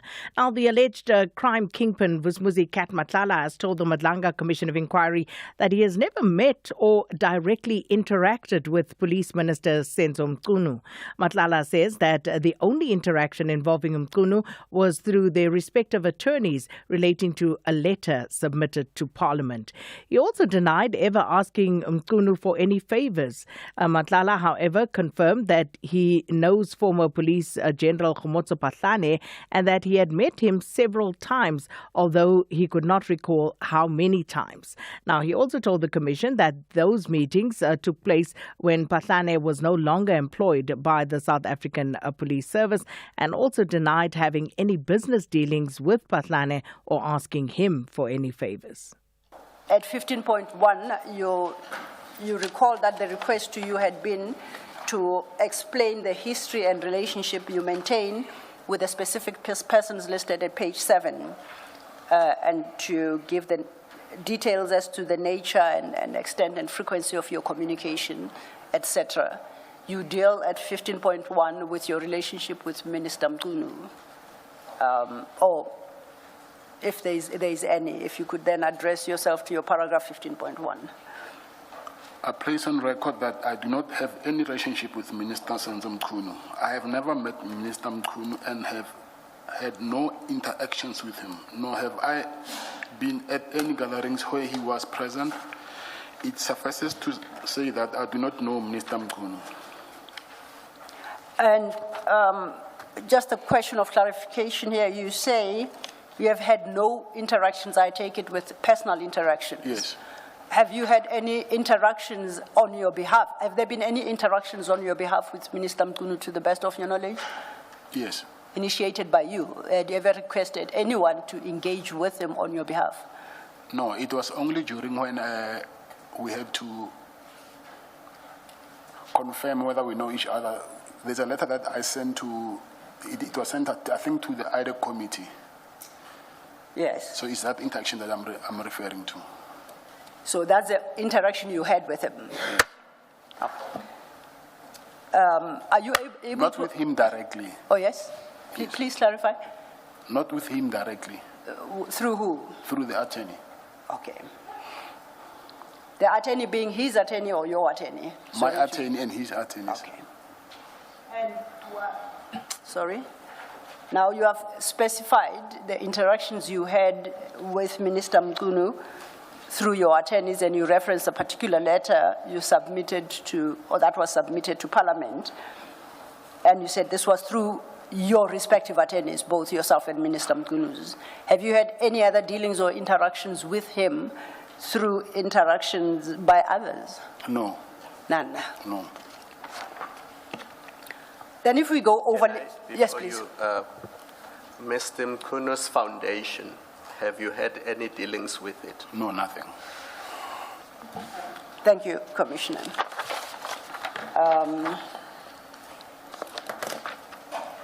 Now,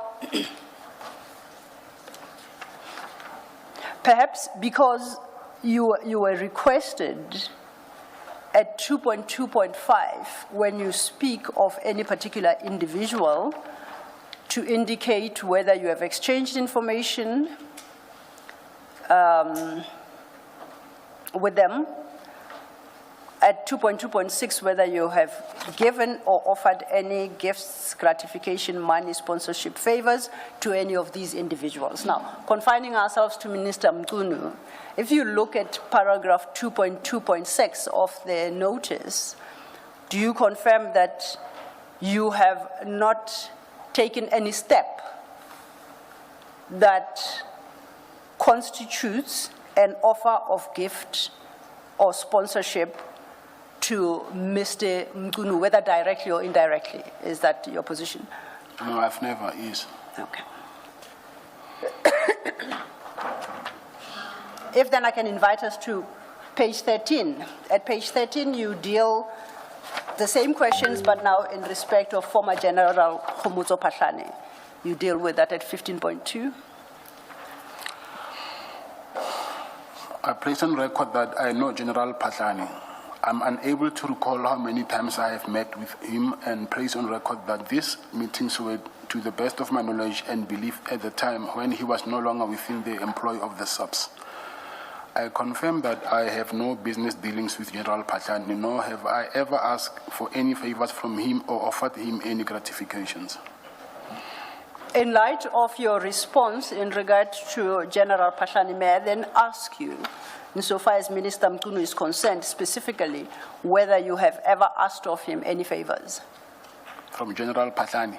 No, Mr. Mchunu, I'm going back because when you speak of General Phahlane, you specifically say you've never asked for any favors from him or offered him any gratifications. That is a claim you don't make in respect of Mr. Mchunu. So my question to you is whether you have ever asked of any favor of Minister Mchunu. No, I have never asked any favors from him. On that alleged crime kingpin, Vusmuzi Kat Matlala, currently testifying before the Madlanga Commission of Inquiry in Pretoria, being led by Advocate Matlapi Sillo. Update at noon, midday to 1 p.m. Delegates from across Africa have gathered at Rhodes University in Makhanda for a two-day symposium marking 40 years since the death of Mozambique's founding president, Samora Machel. Under the theme, A Luta Continua, Samora Machel, Liberation Movements and the Unfinished Decolonial Project, the symposium by Rhodes University brings the Machel family, liberation veterans, scholars, artists and young people to reflect on Africa's unfinished liberation journey and decolonial future. But for more on this, we joined on the line by Professor Bheki Moyo, Chair of the African Centre for Memory and Imagination. Professor Moyo, thanks for your time. Welcome to Update at Noon. Good afternoon, Sakina, and thanks for having me. I hope it's not noisy because, as you know, I'm in the middle of the conference and you guys just took me out when Machel is actually narrating the story of how she met Samora and what Samora actually meant for the region and Africa as a whole. Well, we apologize profusely. We'll try not to keep you too long. So for 40 years since Samora Machel's death, what aspects of his vision would you say remains unfinished in Africa today? Yeah, so we actually decided to host this event here at Rhodes, but actually it started in May on Africa Day. We held an event in Maputo. And our idea is really to take each of our liberation heroes and subject them to a discussion and debate with some of our young people to understand where we've come from, but also where we are going. And so in the case of Samora Machel, as you said, it's been 40 years since his death. But as we look into his life, the values that he espoused, and this idea of a single Southern Africa, we still realize that there are so many issues that have to do with high levels of poverty, inequality, gender-based violence, among others. And these are the issues that Samora Machel, in all his attempts and ways of working, wanted to actually dismantle. So one of the key issues that Rasa Machel was just narrating now is how in 1966, Samora Machel approached Eduardo Mondlane and said, it is time that women actually are treated as equals as men, and invited the chairperson then to actually have women join the liberation struggle so that among them, some of them could emerge as leaders. And so if we take that and we subject it to today, we actually realize that one of the values that Samora actually stood for was inclusivity and equality. The other is to do with what he said, that for leaders must be the first to sacrifice, but be the last to benefit. But when you look at our society today, it's actually the opposite. The leaders are the first to benefit and the last to actually sacrifice. And then there are also other issues that have to do with our regional integration and how we deal with economic development. We just had a very beautiful keynote given by Mbuyiseni Dlozi, who actually was driving on the issues around regional integration and how it is important for countries to come together and work towards a joint developmental agenda. And so I think this is a timely conversation that we are having here.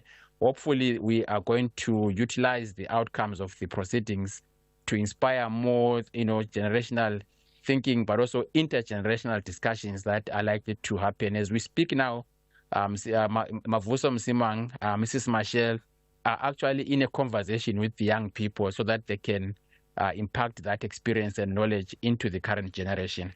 Now, speaking of young people, but of course not exclusively about young people, Samora Machel championed education as a tool of liberation. So why then has education across much of the continent failed to translate into greater economic and social independence for all countries? Yeah, I think there are so many other factors that we could look into in terms of why Africa is not developing. I mean, one of them is really about the kind of leadership that we have. So as much as we might have, universities and schools are invested in, the question is, what kind of education are we impacting? One of the questions that came up here right now was the issue of how the curriculum is still designed today, which is designed in a way that actually is to in a way thrive in enclave economies, but doesn't allow for this much anticipated development that we want as a region or as a continent. So that's the first part of things to look into it. What kind of curriculum are we actually imparting on our young ones? But secondly, the kind of leadership that our leaders need to provide and the kind of economic developmental pathways that we are adopting. And so I think education, as important as it is, it has to be, in a way enabled by other factors, political, economic, historic, cultural, among others. And of course, Machel was deeply critical of imperialism and in today's Africa. How much has the continent actually broken free from external, especially economic, and to a great extent still political influence? So I think there's still a lot that is, still defined in colonial frames and colonial terms. In fact, one of the discussions this morning was around how capitalism is always given a chance to either correct or to come back and try a second time, a third time. If you look at the different crises that we have faced, the global economic crisis in 2007 and many others, but a classless society or a socialist society that Machel actually proposed or fought for is not given that opportunity to come back and try again. And the idea here was that we should not give up the fight for democracy. We should not give up the fight for a classless society. We should not give up the fight to actually have inclusion and inclusivity as part of our DNA. And so I think that we still have a lot of colonial frames that are used in terms of our economic pathways, in terms of our education, but also in terms of how we have related among ourselves. If you look at how the EU is actually conducted business, is completely different from what we are doing as the African continent. We are still operating as individual countries, and none of our countries is big enough to actually compete globally. An example that was given this morning is, take a country like Zimbabwe, a country like Botswana. What kind of an economic deal is it going to come up with if they have to go and sit down with China with almost 1.5 billion people? And so the idea is really about African countries coming together and shackling off these colonial boundaries and colonial mindsets in order to achieve the greatest good. As we say, 40 years since Samora Machel departed this earth. But of course, we still continue to ask the questions. We still continue to have conversations. When are we moving beyond the rhetoric and actually doing something? I think there are pockets where people are actually doing something, and I think as much as this might be seen as just a conversation or a debate that is happening here at Rhodes, yesterday we had young people actually coming here from different universities from Southern Africa, especially from the frontline states, and they came up with their own declarations around the kind of life, the kind of economic policies that they want to achieve. And so the call to action for us, at least as the Center for Memory with Rhodes University, the Machel Social Foundation will then be to say what next from here, so that we continue this conscious, teaching, but also this intergenerational transfer of knowledge to the young people. And of course, this is only at a micro scale. There are other efforts that need to be done at a macro scale, where countries need to come together and take this seriously. The issues around SADC as an entity, as a customs union, and going into Africa, becoming one market, as some of the things that are already underway, but they just need us to boost them with more advocacy and maybe with even more investments. We'll leave it there. Thanks so much for your time, Professor Peggy Moyo, Chairperson of the Africa Centre for Memory and Imagination. And with that, that's all our time for this afternoon. Thanks so much for being with us. We'll do it again tomorrow. Thanks to the production team as well. Here is Kulufelo Tefo with your latest news at 1.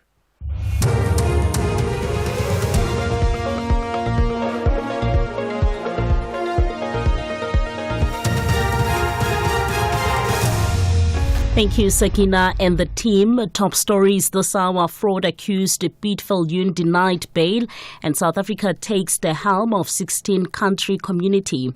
Good afternoon. Disbarred lawyer and fraud accused Piet Viljoen has been denied bail by the Pretoria Specialized Commercial Crimes Court. Viljoen is facing a total of 400 charges, including fraud, amounting to over 27 million rand. This is in relation to the alleged fraudulent sale of 46 properties belonging to the Johannesburg Property Company in 2010.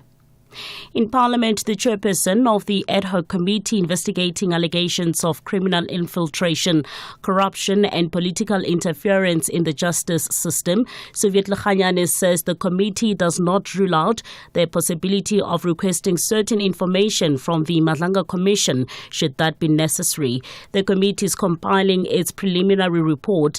Lechanyane says for now they are working on what the committee has gathered, but if there is a need, it cannot turn a blind eye on what transpired at the Madlanga Commission. What we should do is to restrict ourselves to what we have gathered.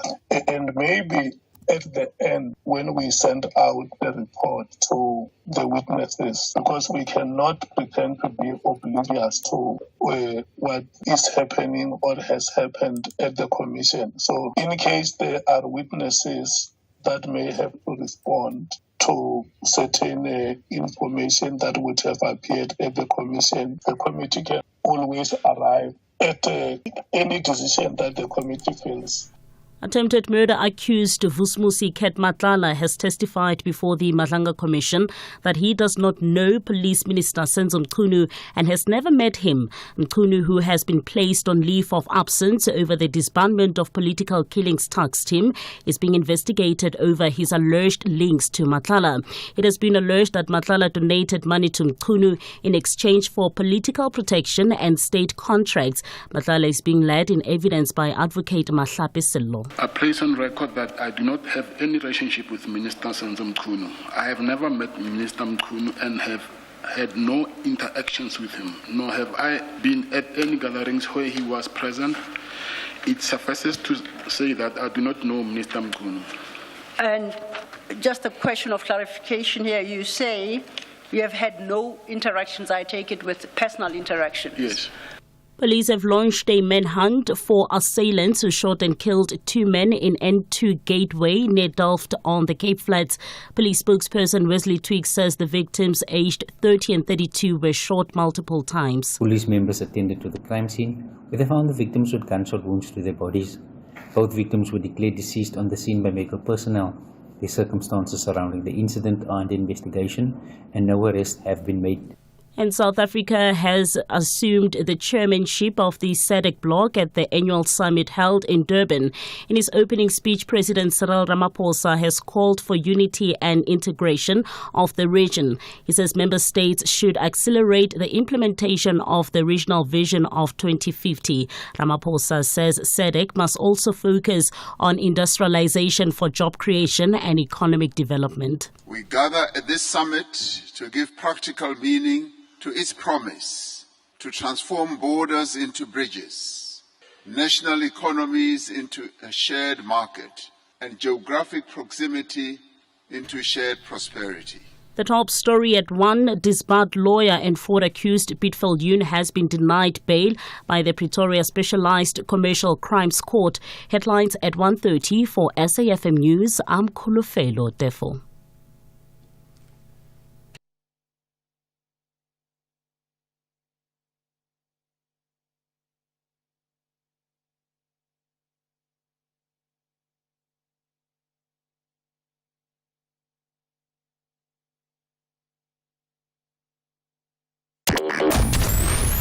Here, there, and everywhere. SAFM 105.8 FM in Knysna.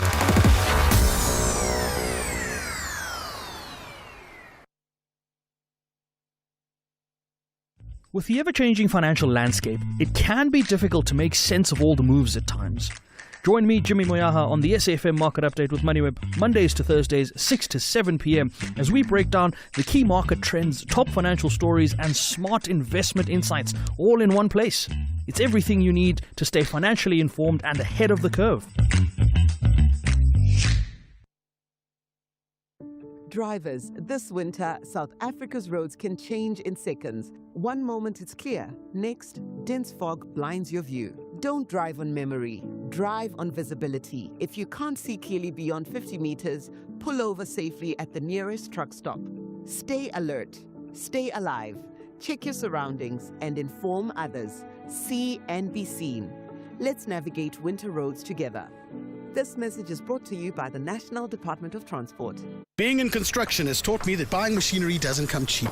Loaders, excavators, graders, they're the heartbeat of the job site. Now, thanks to My Way Business Insurance, I save up to 20% on my insurance premiums every month. This saving helps keep my machines working and projects moving. Switch to My Way Business Insurance and save up to 20% on your yellow metal machinery. Real businesses, real savings. Call us on 0860 646464 today for a quote. My Way is a licensed non-life insurer and FSP. Standard rates and T's and C's apply. 90 years of conversations, recaptured, relived, and projected. SAFM. A huge happy birthday to SAFM. As you celebrate this 90 years, we want to celebrate with you. My name is PJ Papalo Jason Twidise, and I am from the Northwest University, residing here in Unit 5. Just wanted to say a happy birthday. May it grow and more from generations to generations. From the voices that shaped our past to the conversations defining our future, SAFM celebrates 90 years. Electricity theft and network vandalism doesn't just damage power lines, they leave communities without electricity. Eskom remains committed to improving network reliability and a sustainable electricity future. Smart meters reduce energy losses, improve network performance, and helps to eradicate load reduction. So say yes to smart meters and help build a safe and reliable electricity network. Eskom, redefining for a better future. The Full Circle with Bridget Masinga, Monday to Friday, 1 to 3 p.m.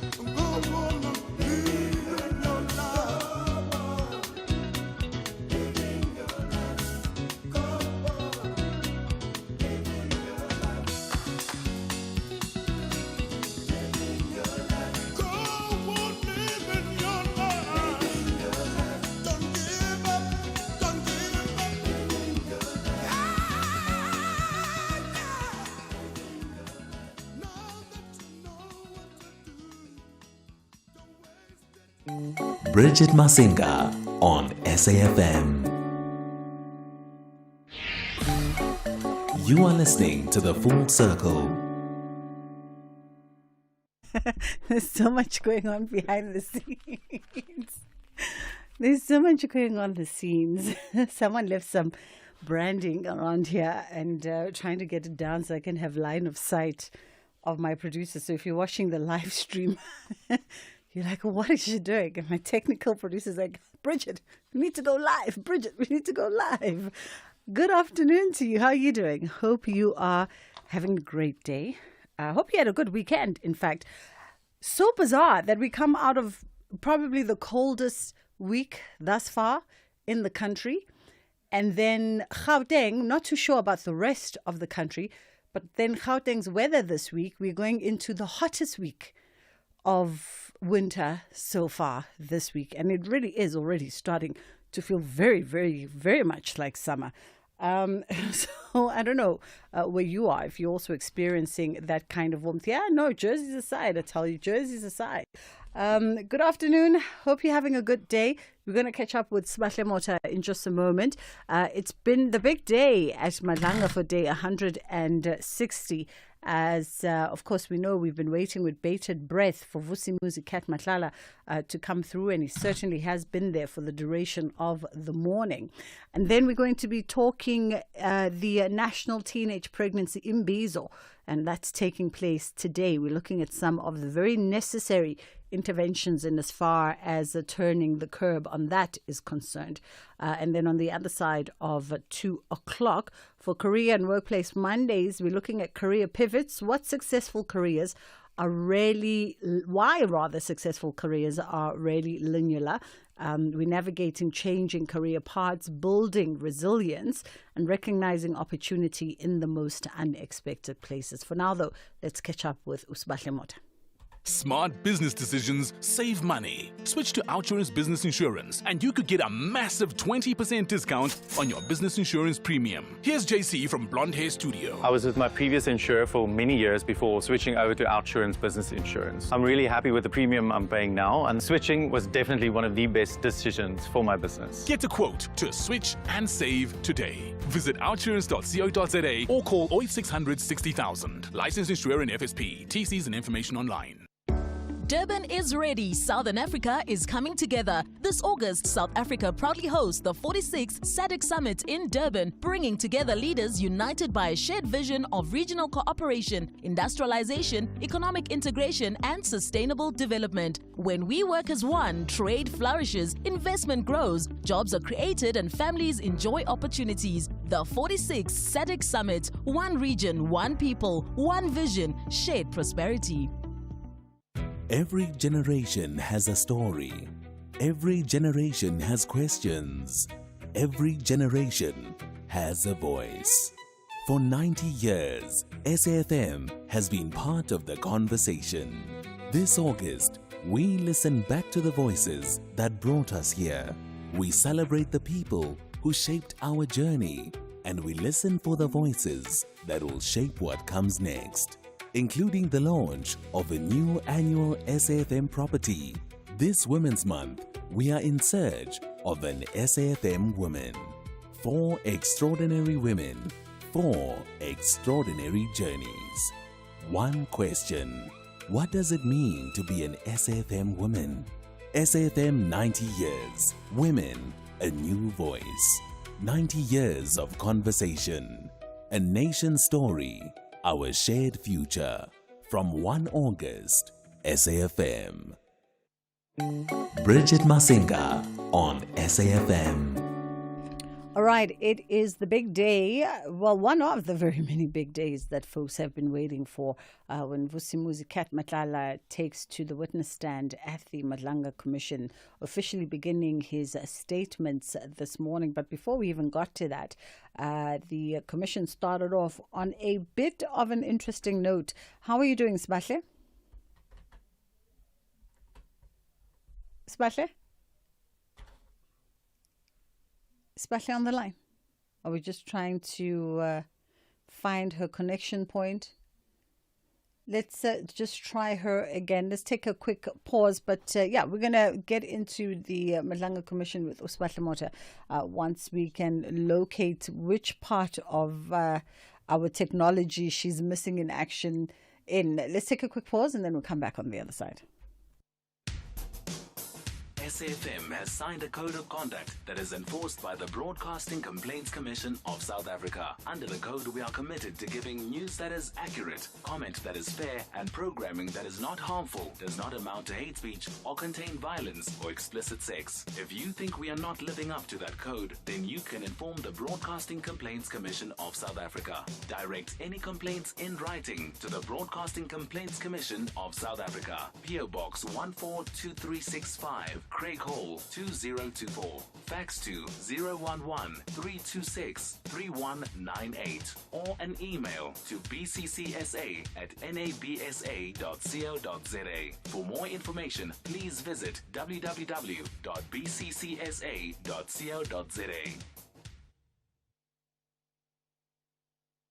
All right, let's try again. SAfmRadio Mota, how are you doing? SAfmRadio? We are trying to figure out the configurations of what's happening, but SAfmRadio is on the line. Probably SAfmRadio can hear us, but we can't hear her for some odd reason. 061-410-4107 is our WhatsApp line. 086-000-2032 is the number that you can call us on. We'd also love to gauge your sentiments now that Vusimuzi Matlala is taking to the stand at the commission. How useful do you think his evidence is going to be, or do you think we've already heard all that we can hear, and really at this point in time he's just there to provide just a little further clarity, but what is needed has already been ascertained. SAfmRadio Mota, let's try you again.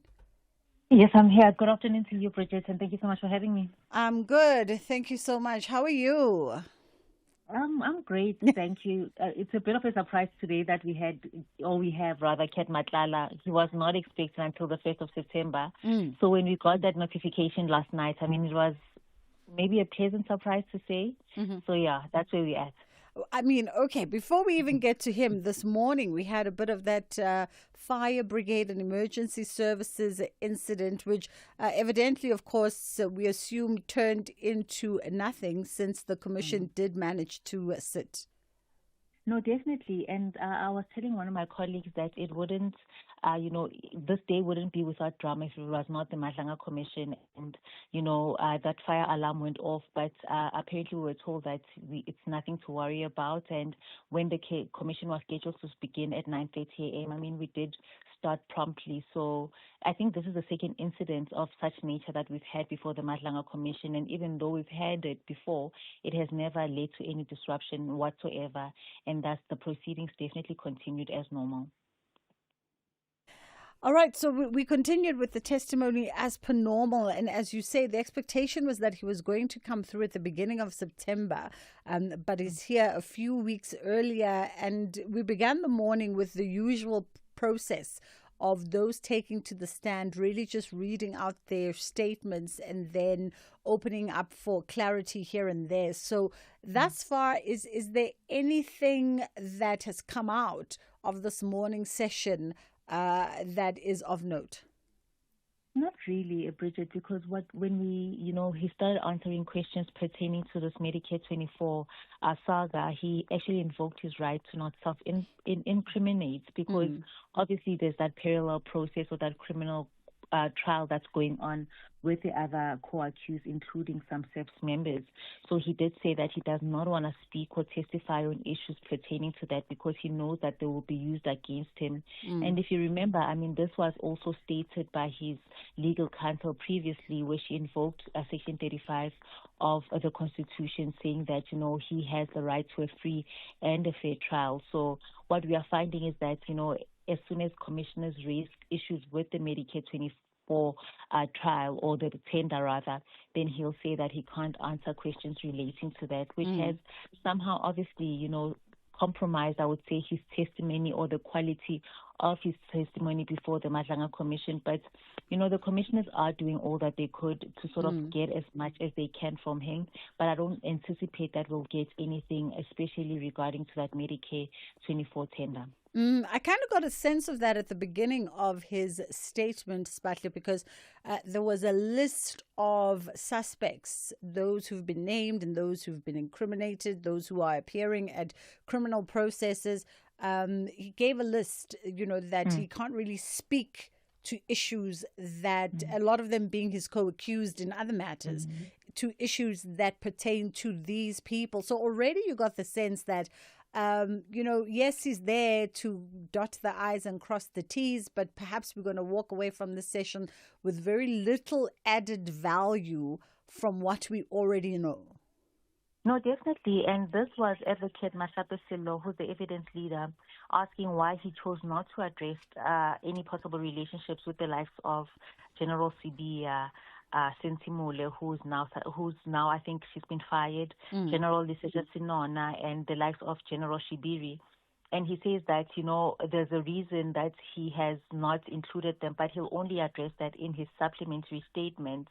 And he says that some of these his reasons rather, are linked to some of the recordings that have been played before the Madlanga Commission. And one recording that was played, if you remember, was the one regards to the 20 impales that he had allegedly given as a gift to General Shadrack Sibiya. And he says that recording is actually under investigation, and he does not want to compromise that sort of evidence or anything that may implicate him. So I think definitely we are not getting as much regarding his relationship with some of those police people.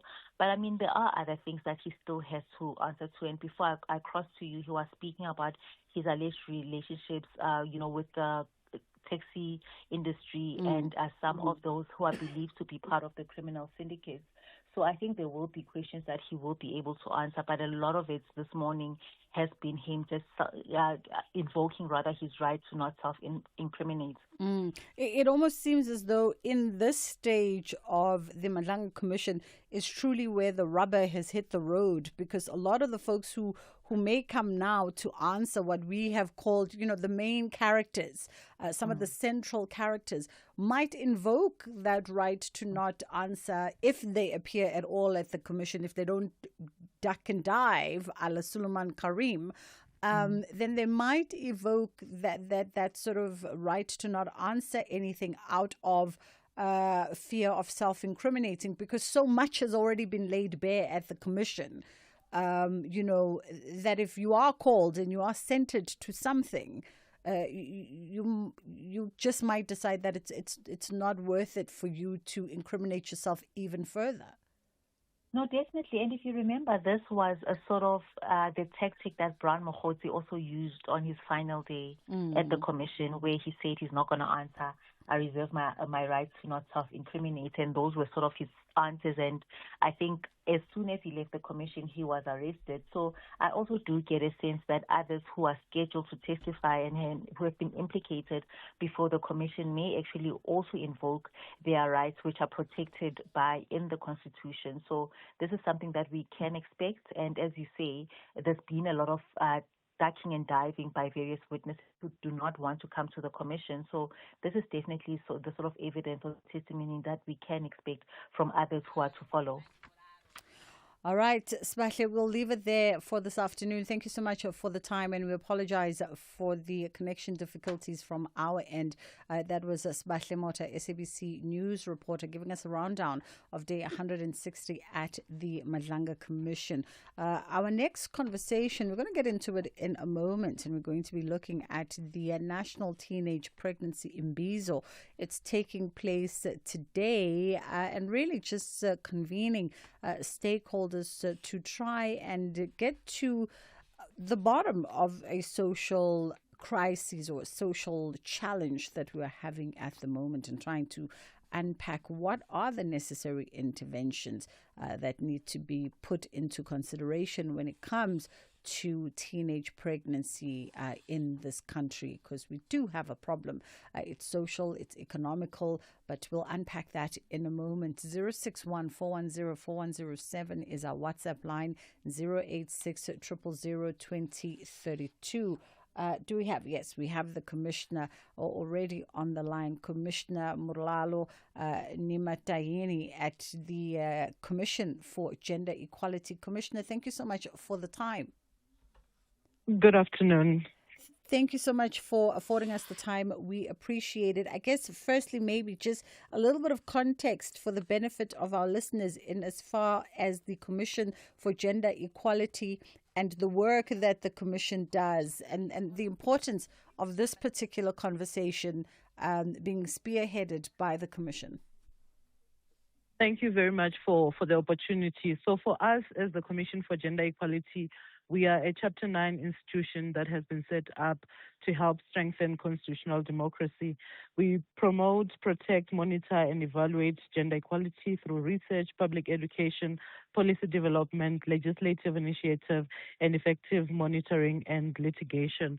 So this is the work that we do in line with providing oversight and also monitoring compliance of our country when it comes to issues of gender equality and also treaties that we have signed as a country in this regard.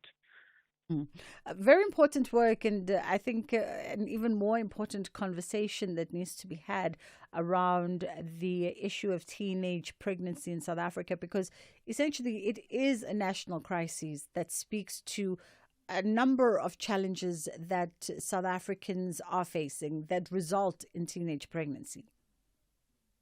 Yes, teenage pregnancy is a national crisis, and it is everyone's responsibility to ensure that we prevent teenage pregnancy. But once the pregnancy has happened, we need to provide the support to the learners.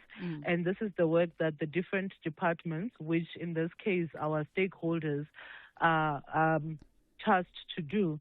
So in this engagement of the Imbizo that we are holding today, we've got stakeholders from the different departments, Department of Education, Department of Health, and Social Development. And we also have the learners themselves in the room that are giving inputs once they've heard from the different stakeholders, because you cannot solve the problems that affect teenagers without engaging the teenagers themselves in the discussion. Absolutely. Let's take a quick pause, Commissioner, for the headline news. We'll come back on the other side and continue. Okay. Good afternoon, I'm Kulufelo. Therefore, in the headlines at 1:30, alleged cartel kingpin Vusmusi Ketmatlala has told the Matlanga Commission that he will not comment on the alleged delivery of impalas to suspended Deputy National Police Commissioner for Crime Detection Shadrack Sibia. The chairperson of the ad hoc committee, Soviet Lekhanyane, says the committee does not rule out the possibility of requesting certain information from the Matlanga Commission should that be necessary. And the Pretoria Specialized Commercial Crimes Court has denied bail to disbarred lawyer and fraud accused Pete Viljoen. I'll have details on this and more stories at 2. You're listening to Bridget Masinga on SAFM. We're catching up with Commissioner Murlalo Nimatayeni, who's the Commissioner for Gender Equality, who's with the Commission, rather, for Gender Equality, as we look at the National Teenage Pregnancy Mbizo, which is taking place today. As a country, Commissioner, we know that we collectively should be addressing the conversation around teenage pregnancy together, because it is a national scourge. Let's just firstly maybe outline the environment, the social, economic environment that really leads to our teenagers being in vulnerable positions most of the time, being being really put in exploitative, even abusive situations that ultimately lead to teenage pregnancy. Of course, there's also just teenagers exercising lack of their own discipline. Definitely. When we speak about this work as the Commission, we also have a research department that does research in this matter. So we have done the research, and we have seen that there is issues of poverty that are playing a major role when it comes to making our children vulnerable, when it comes to issues of sexuality, sexual education, and also the practices. And when we don't educate them enough, and also when we don't come together and create that space that allows for a better conversation with our children about these matters, then they go and find the information somewhere else. This is something that the children have also raised, to say thank you to the department for making it easier for us to have these conversations, because when we go to our places where we stay, it becomes a taboo to speak about these things with our parents. So the department is doing the work. Now it's just a matter of saying, how do we pull in the other stakeholders and also have the parents be part of this conversation and make it easier to protect our children. In so many instances, we see children as young as 10 who are pregnant, and we've had conversations on this show, and in particular, we were talking to an NPO that was working out of Mpumalanga province, trying to galvanize the different stakeholders from Department of Health, SAPS, etc., to move in unison.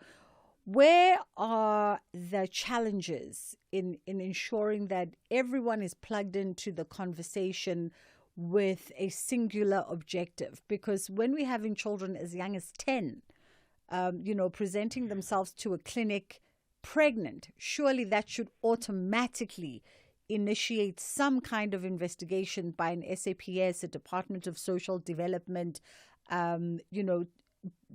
because that speaks to abuse, that speaks to rape. You are speaking directly to one of the presentations from the Department of Health, where they were sharing the stats in terms of the deliveries and also terminations of pregnancy from 10 to 14 years and 15 to 19. So I would like to say, for those that are not here with us, we are also available on social media. There is a live streaming where you can follow the presentation and also see the numbers. But when you look at those numbers, it calls for action and says something needs to be done. So that's why, as the Commission for Gender Equality, we have decided to have the stakeholder engagement so that people can come and see the realities that our children are facing and also the challenges. Because, yes, we've got policies, but we need to find ways to implement those policies, to scale up even on programs that are existing. The Department of Social Development also spoke about the different programs that they are implementing within schools, but there are some people that do not know about this or do not know where to go in order to find help. So we are having the stakeholder engagement to strengthen protection of our children, because it is indeed a crisis. Speaking of that presentation and that data, does it concisely paint us a broader picture as to who's impregnating our girls, or how our girls are being impregnated? And by that I mean, do we have data as to teenage pregnancies because as a result of, juvenile relationships where there's not enough of sexual education, not enough of understanding consequences? Or do we also have data that speaks to the amount of young girls that are impregnated as a result of being raped, as a result of being abused? Is it happening at home? Is it happening at school?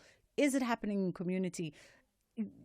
Does that presentation and that engagement at the Imbizo break it down so concisely that we are then able to come out of the Imbizo understanding what needs to be done and how it needs to be addressed? We do have the information. However, there are challenges when we come to the realities of what has happened and what has happened where. And this is one of the challenges that was pointed out. At times when the child is saying, this is what happened, you will find the parent saying, no, we cannot continue with this particular case. or telling the social worker to say, are you going to provide groceries to this household? Because at times you would find that some of the learners are impregnated by their teachers, some of them are impregnated by family members, and those people are providing support to the family members. So when we have this imbizo, we want to also highlight the importance of the laws and legislations that we have in the country so that people can understand, more especially the filling in of the Form 22, the duty to report, to say that even as a parent, when you hear about those things, or as a teacher or as a social worker, you've got a duty to report so that the relevant steps can be taken to protect our children and then not hide the identities of the people that are impregnating our children. I just want to take a quick break here. We'll come back on the other side, Commissioner. 061-410-4107 is our WhatsApp line. Cape Verde, West Africa. An island nation in the Atlantic Ocean, located off the western coast of Africa near Senegal and Mauritania. A country shaped by the sea, volcanic islands, ocean winds, and a culture carried through music. Portuguese is the official language. Cape Verdean Creole gives rhythm to everyday life. More than likely, Zetsi, that you're being described up and down the country at the moment as a communist. There is no truth in that as far as I'm concerned. It is just that in South Africa, if you're not doing what the government expects you to do, then you are a communist, of course. This is what we are becoming. SAfm, leading the conversations that move us. Outsurance is in the business of saving you money on your car insurance premium. If they can't, ask for 500 Rand. SMS out to 30754. That's out to 30754. Deciding to ignore your alarm may cost you your complimentary hotel breakfast, but deciding to stay with your current car insurance could be costing you thousands of rands in savings a year. With Outsurance, 48-year-old Adam saves an unbelievable 1,803 Rand a month on his 2020 Audi Q3. Switch to Outsurance and you could be one quote away from having more money in your pocket every month. SMS out to 30754. That's out to 30754. Outsurance is a licensed insurer and FSP, and T's and C's do apply. Outsurance will go out of their way to try and save you money on your car insurance. If they can't, ask for 500 Rand. SMS out to 30754. That's out to 30754. You are listening to The Full Circle. All right, we're in conversation with Commissioner Murlalo Nimatayini, who is with the Commission for Gender Equality, and today they're hosting the National Teenage Pregnancy Imbizo. And part and parcel of the Imbizo, Commissioner, was to come out of the dialogues with some kind of concrete, sustainable, coordinated effort. Let's talk about whether or not there's already been an identification of the next step approach. To say, yes, though the day is only halfway through, we've already identified steps 1, 2, and 3, perhaps, to be the next steps out of this, the tangible, practical way forward. This would be dealt with later on during the day.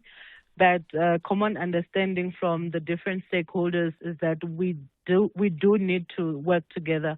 We cannot continue to work in silos. And we have seen the work that the different departments are doing, and also the policies that integrate the services that are being provided to our learners. And this is a national imbizo. However, there is also engagements that we are doing in the different provinces that makes it easier for those that have different challenges in the different provinces to plug in and also be part of this conversation. So I would also encourage everyone that is listening to start that relationship with the Commission for Gender Equality, because we've got provinces, offices in all the different provinces, and people that are doing this work to assist our people. As we begin to wind down on the conversation, as mentioned, one of the stakeholders in the room for the Zimbizo is young people themselves. And what is their sentiment, considering that essentially we are talking about their lives here, right? We're talking about something that affects them directly. And what is their sentiment and contribution around maybe how this should be tackled? The young people have raised important input to say that they need a platform where they can reach out when they need help. And it should be a platform where it will be accessible even for other young learners that are in the rural communities. And that is one thing that I also appreciate, or we as the Commission also appreciate, because the learners that are here are speaking also on behalf of learners that are in rural communities to say, let this not be just for us that can access, but we've mentioned that some provinces are 75% rural. What about the learners that are there in those spaces? And one of the learners also spoke about the importance of including the boy child, because she was saying that they would say things that would make you know that they need help, but there is people that will say a boy child is not allowed to cry, is not allowed to ask for help, but you can note that from what they're saying, there's things that indicate that there is issues that they are facing. There's mental health issues as well. Just to say, continue creating these platforms. However, make sure that even when you bring us to rooms like this, have the boy child come in and also share about their experiences. Because when we speak about pregnancy, mostly we think the girl is the one that falls pregnant and then life becomes different for her. But there's also effects as well in the boy child. It might be your sister, it might be a friend that falls pregnant. It affects you. Or a classmate that falls pregnant. It affects you. So we need to make sure that the boy child is also in the room, because some of them are fathers to those children, but no one is paying attention to them. So let us do this, not forgetting the boy child as well. Absolutely. And I mean, the burden of carrying teenage pregnancy physically and metaphorically is often placed on the girl child, but as you say, the boy child is involved in part and parcel of the conversation, and so is greater society.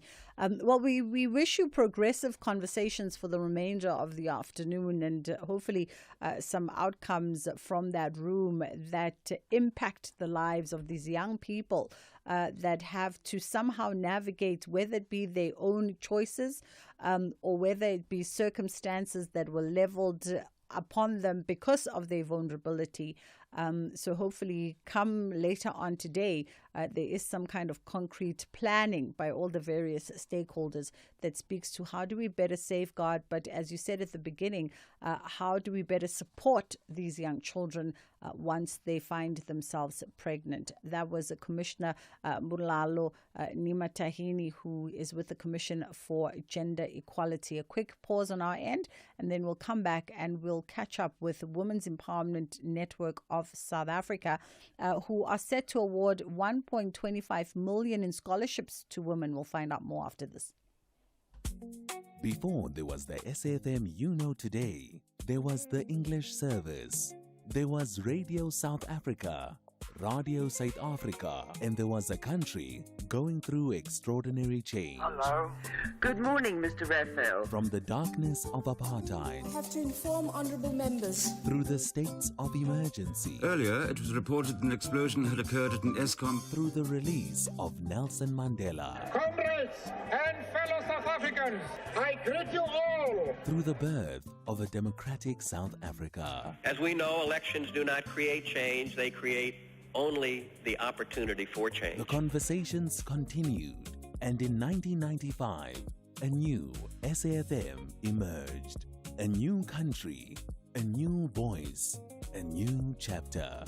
This August, SAfm looks back at the journey that brought us here. The voices, the moments, the people, the history. 90 years of conversation, a nation story, our shared future. SAfm turns 90 from 1 August. SAfm, the conversation continues. Full Circle with Bridget Masinga, Monday to Friday, 1 to 3 p.m. All right, let's catch up now with Moleboheng Maswabi, who is the Executive Director at WINOSA, the Women's Empowerment Network of South Africa. They're set to award 1.25 million in scholarships to women. I just wanted to make sure that I didn't commit you to a number that you weren't committed to. Moleboheng, how are you doing this afternoon? Very well. Good afternoon, Bridget. Good afternoon to all the SAFM listeners, and thank you very much for this opportunity. We appreciate the time. Perhaps just a little bit of context for us in as far as the Women's Empowerment Network of South Africa is concerned. Sure. So the Women's Empowerment Network of South Africa, popularly known as WINOSA, is really an organization focused on advancing the economic empowerment and meaningful participation of women and girls in South Africa. So really at the heart of our work, Bridget, is a simple question, and that is, how do we create tangible pathways for women to access opportunity and participate more fully in the economy? So our work spans education, entrepreneurship, leadership development, as well as economic participation. We do this through targeted programs and, importantly, through strategic partnerships with various stakeholders who share our commitment to advancing women. And I guess the scholarship then speaks to one of those pillars for women, and I'm assuming in particular young women. Certainly, Bridget. So the scholarship really sits at the intersection of two challenges that we believe South Africa needs to address. The first is financial exclusion. So we continue to have academically capable young people, young women, who make it into university, work incredibly hard, and then find themselves unable to complete their qualifications because of outstanding fees. And the second really is the continued underrepresentation of women in a number of critical sectors of our economy, specifically if you consider areas such as engineering, technology, sciences, and other high-demand professions. So we as WINOSA asked ourselves, how can we intervene at that critical point? So for the 2026 intake, Bridget, we are offering 25 scholarships, 10 for final year undergraduate students and 15 for postgraduate students, with funding of up to 50,000 rands towards outstanding tuition fees. But ultimately, this is bigger than just settling a university account. We do see it as an investment in South Africa's future talent pipeline. If we can help the talented young woman complete an engineering, technology, or data science qualification, we are not simply helping one student graduate, but we really are helping another woman enter an important part of the economy where her skills are needed.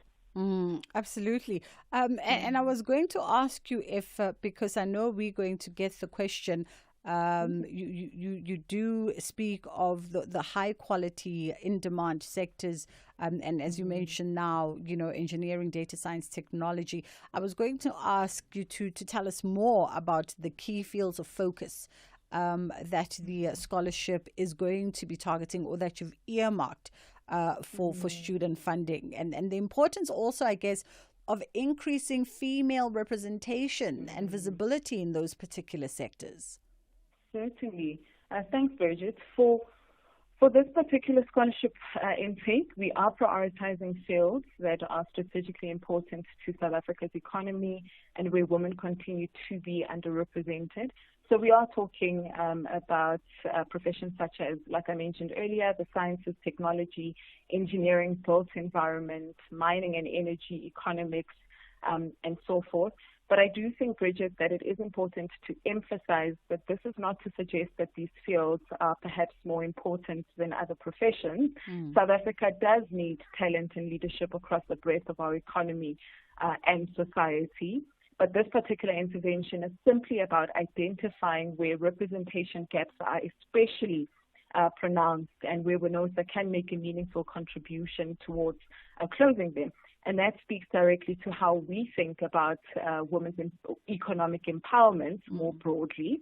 So it not only about whether women are participating in the economy, but also where they are participating and whether they are adequately represented in industries that are increasingly shaping the future of South Africa, right? So, I mean, technology is transforming almost every sector in the country. Engineers continue to build our infrastructure. Scientists and researchers are helping us solve complex problems. So we really want more women participating in these spaces, and not only as professionals, but increasingly as innovators, decision makers, even business owners and leaders. And one would argue so vital in a country like ours, which is majority female, if we think about it. So there should not be a field that should not be representative of that social, that social dynamic. Certainly, Bridget. To your point, women do make up the majority of population in South Africa, and so representation really continues and should be a priority across all sectors and fields. So 25 scholarships totaling 1.25 million rand, 10 going to undergrad students with 15 going to postgraduate scholarships. How will you go about just, I guess, identifying the candidates, and for those who are listening to us, who are currently on campus or, on that higher education journey, what are the most important criteria for them to ready themselves in order to make that application? Sure. So, Bridget, we have structured the selection process, this selection process, because we recognize that we are going to receive applications from many, many deserving women. So applicants need to have maintained at least 65% academic average, and academic performance certainly will be an important consideration. But academic performance alone doesn't really tell the whole story. So we will consider financial need, leadership potential, as well as community involvement. So we're essentially looking for a combination of three things, Bridget, and that is ability, need, and potential. So we want academically strong women who genuinely need the financial intervention, but we're also interested in who they are beyond their transcripts, right? So we're looking into how they've demonstrated leadership within their communities, how they've contributed to their communities, and the potential that they have to make an impact in their chosen professions. And very important, I think, also when one is looking holistically at what society needs, not just in skills, but in social and political leadership and community leadership, and in what you do also in creating a network of women who can plug in and lean on and maximize on each other's strengths and potentials. So I then understand why, elements like leadership and sense of community and future potentials make sense for a bursary like this. Absolutely. Spot on, Bridget. Like we said, just academic performance alone for us doesn't tell, the full and maybe more holistic story, and that's why it's important to consider other aspects and elements just about, the woman applying for this opportunity. Just putting you on the spot, Molebogeng, wondering beyond the scholarship period, beyond the plugging into the financial need of these undergraduates and postgraduates, once they come out of the other side having graduated, is there then a 360 consideration from WINOSA in terms of, now that we've got our grads, how do we then journey along with them to ensure that we are building future entrepreneurs, captains of industries and leaders, still supporting them along the way? A very, very important question, Bridget. Thanks for the question.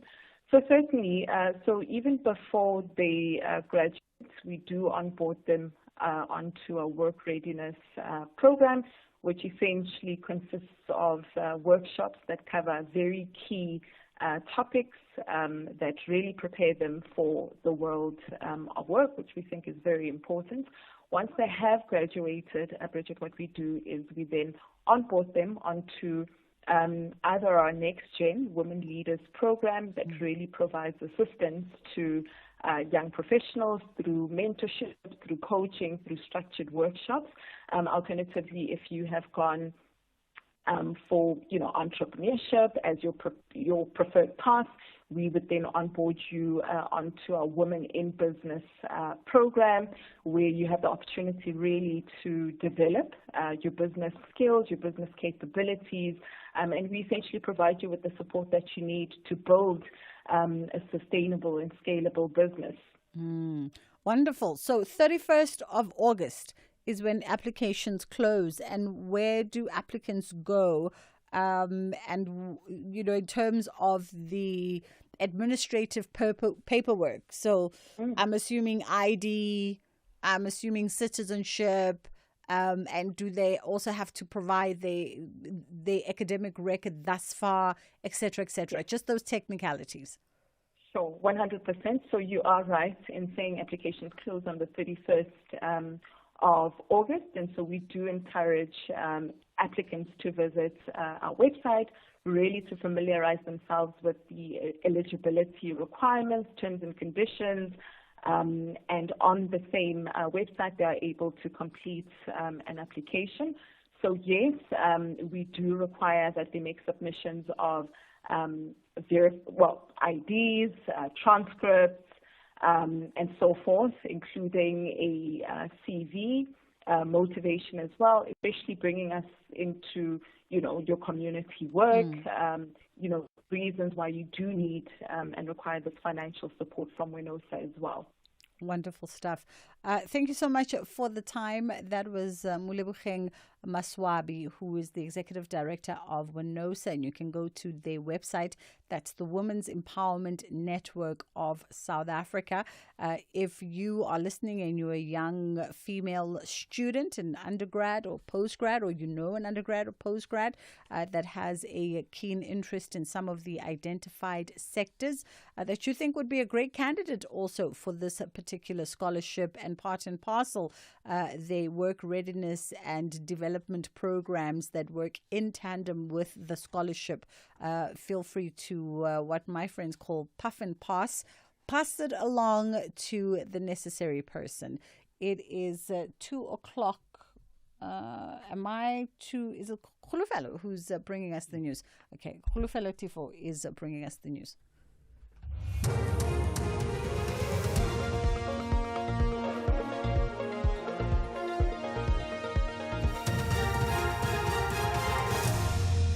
Thanks, Bridget. Top stories. The Sawa Matlala remains mum on delivery of impalas to Sibiya, and 7 killed in Indian temple stampede. Good afternoon. Alleged cartel kingpin Vusmusi Ket Matlala has told the Matlanga Commission that he will not comment on the alleged delivery of impalas to suspended Deputy National Police Commissioner for Crime Detection, Shadrack Sibiya.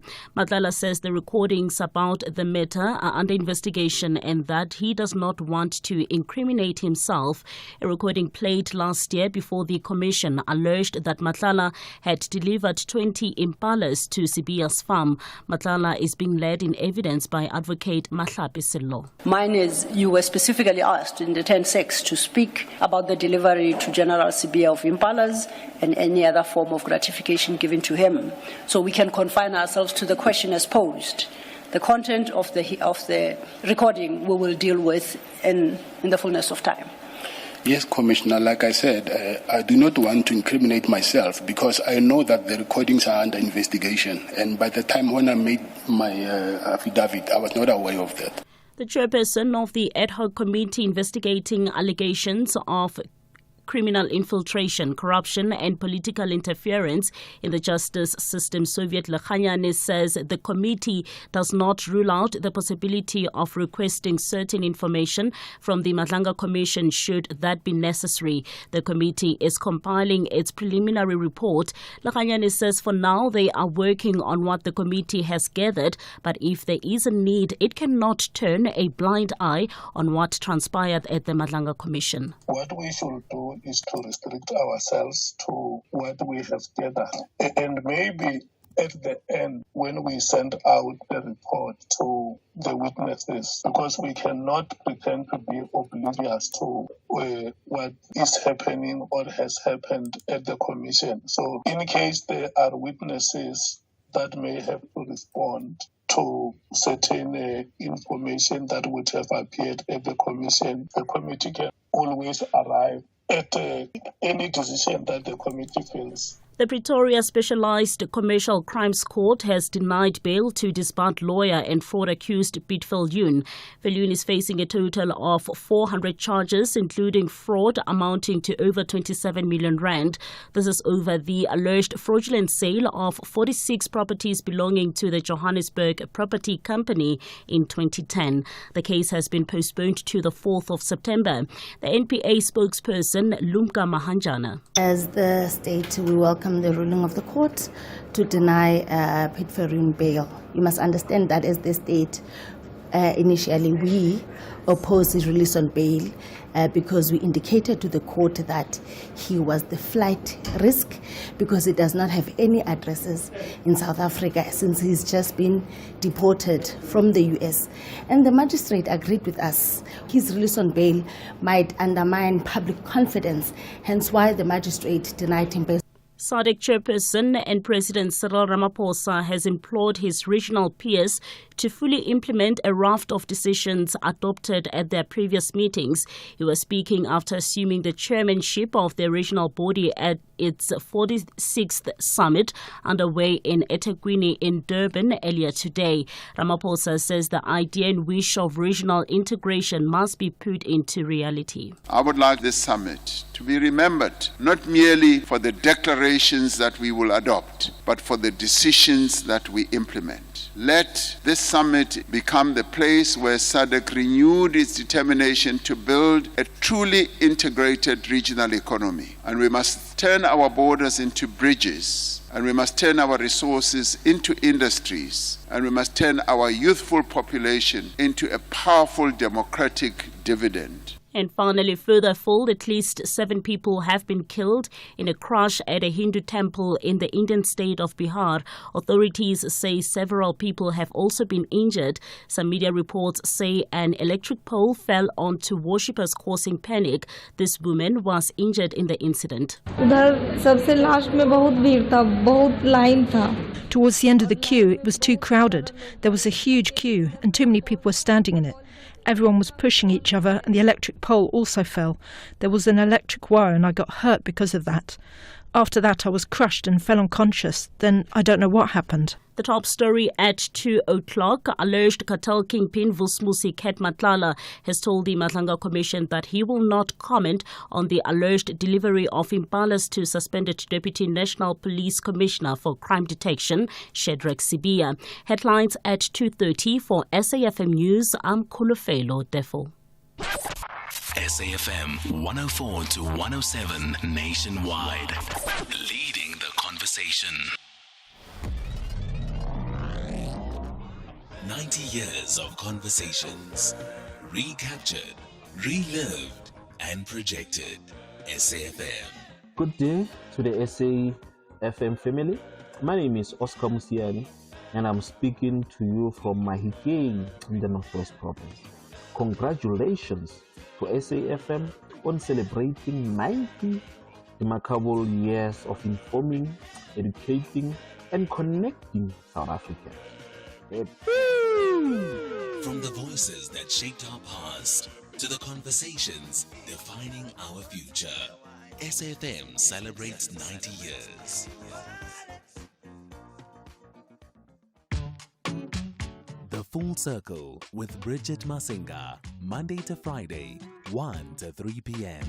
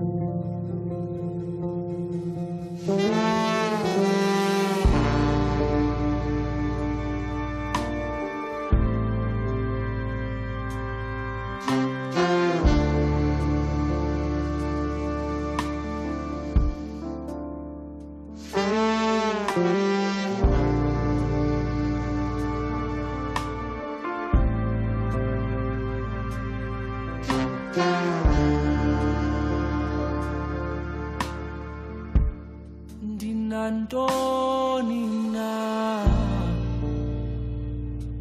elizweni, ndingubani mna elizweni, elizweni, elizweni.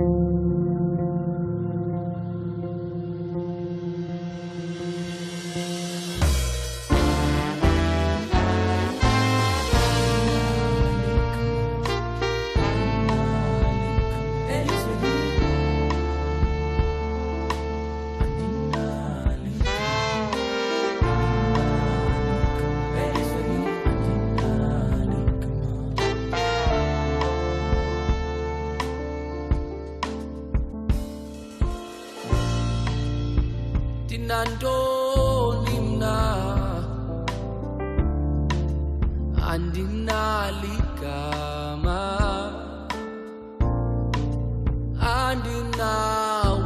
andinawumhlaba elizweni, ndinantoni mna ndingubani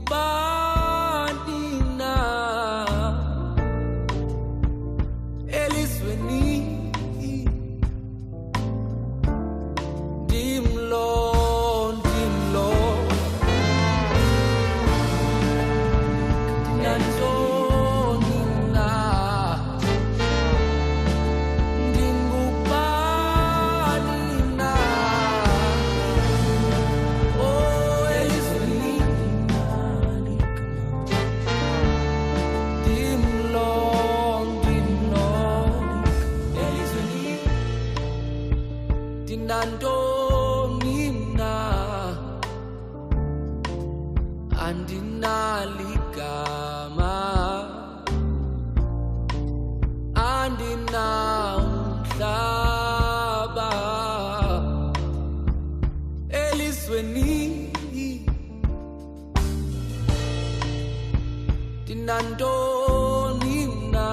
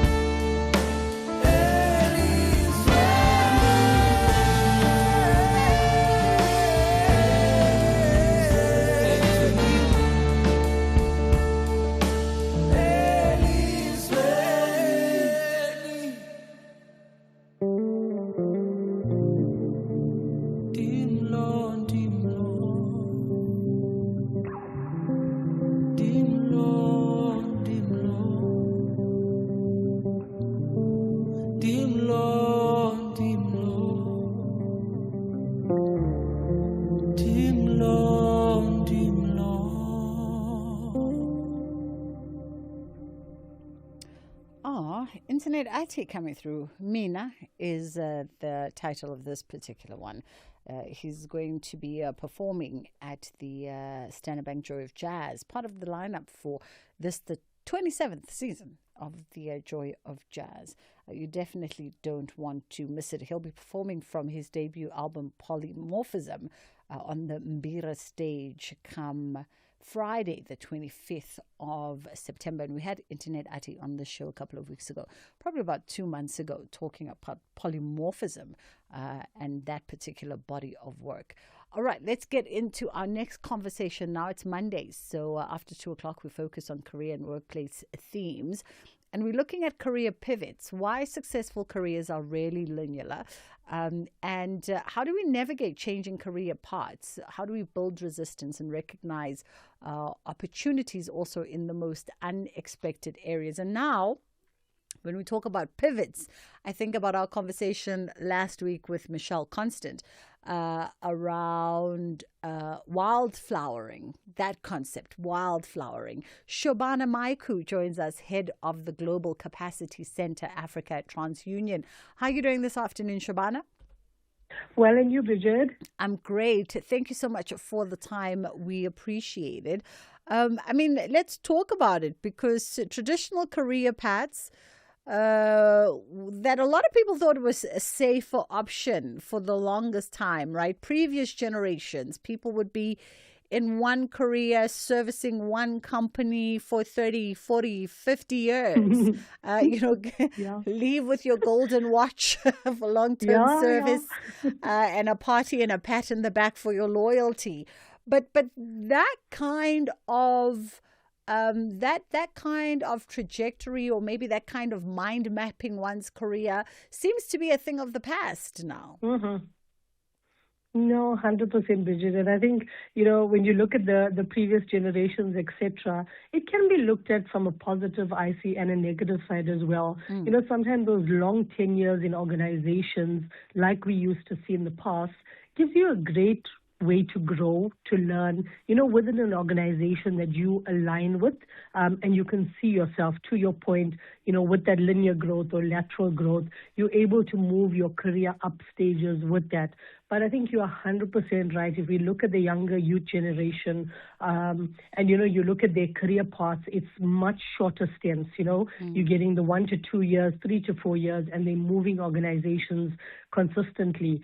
So definitely that's one opportunity from a growth perspective as well. And I think they're obviously looking to get into a lot more of the senior roles, a lot more quicker into those roles, versus maybe the lengthy trajectory that we took in our generations as well. Does that tell us something about where we are sort of socially, professionally? Does it give us any kind of indication, perhaps, about our own evolution?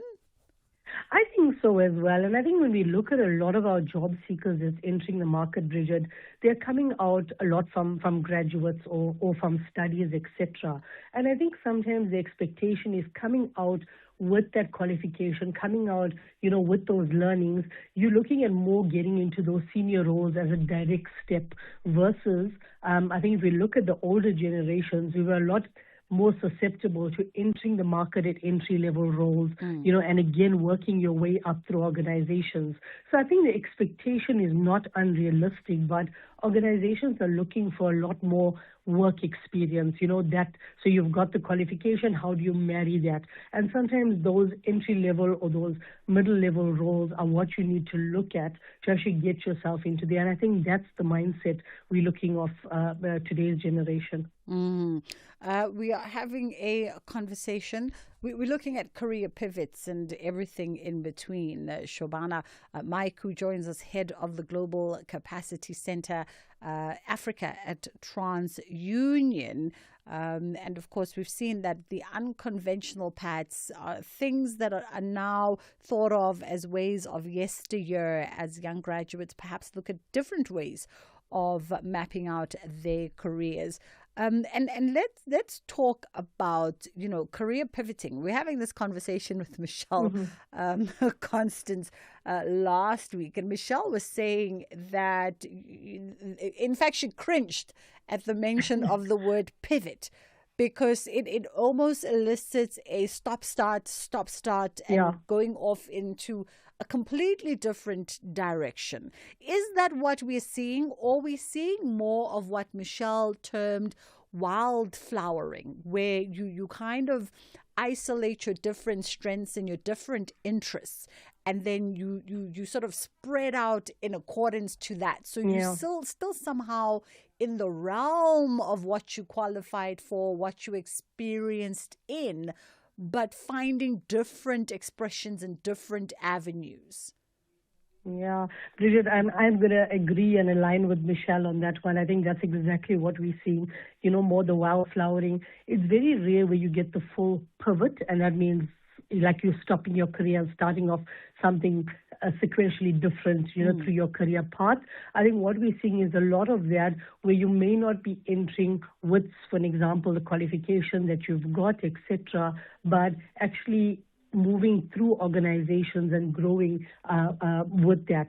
I think even if I relate my own path to it and kind of my career trajectory, if I look at the industries or the organizations that I worked for, were significantly different from what they did.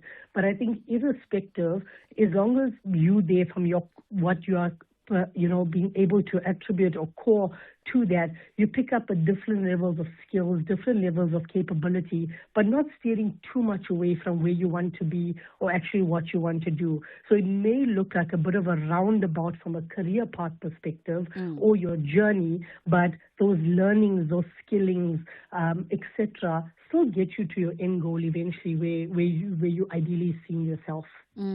Let's take a quick break here, Shabana. We'll come back on the other side. It's 2:20 on the Full Circle with myself, Bridget Masinga, on SAfm.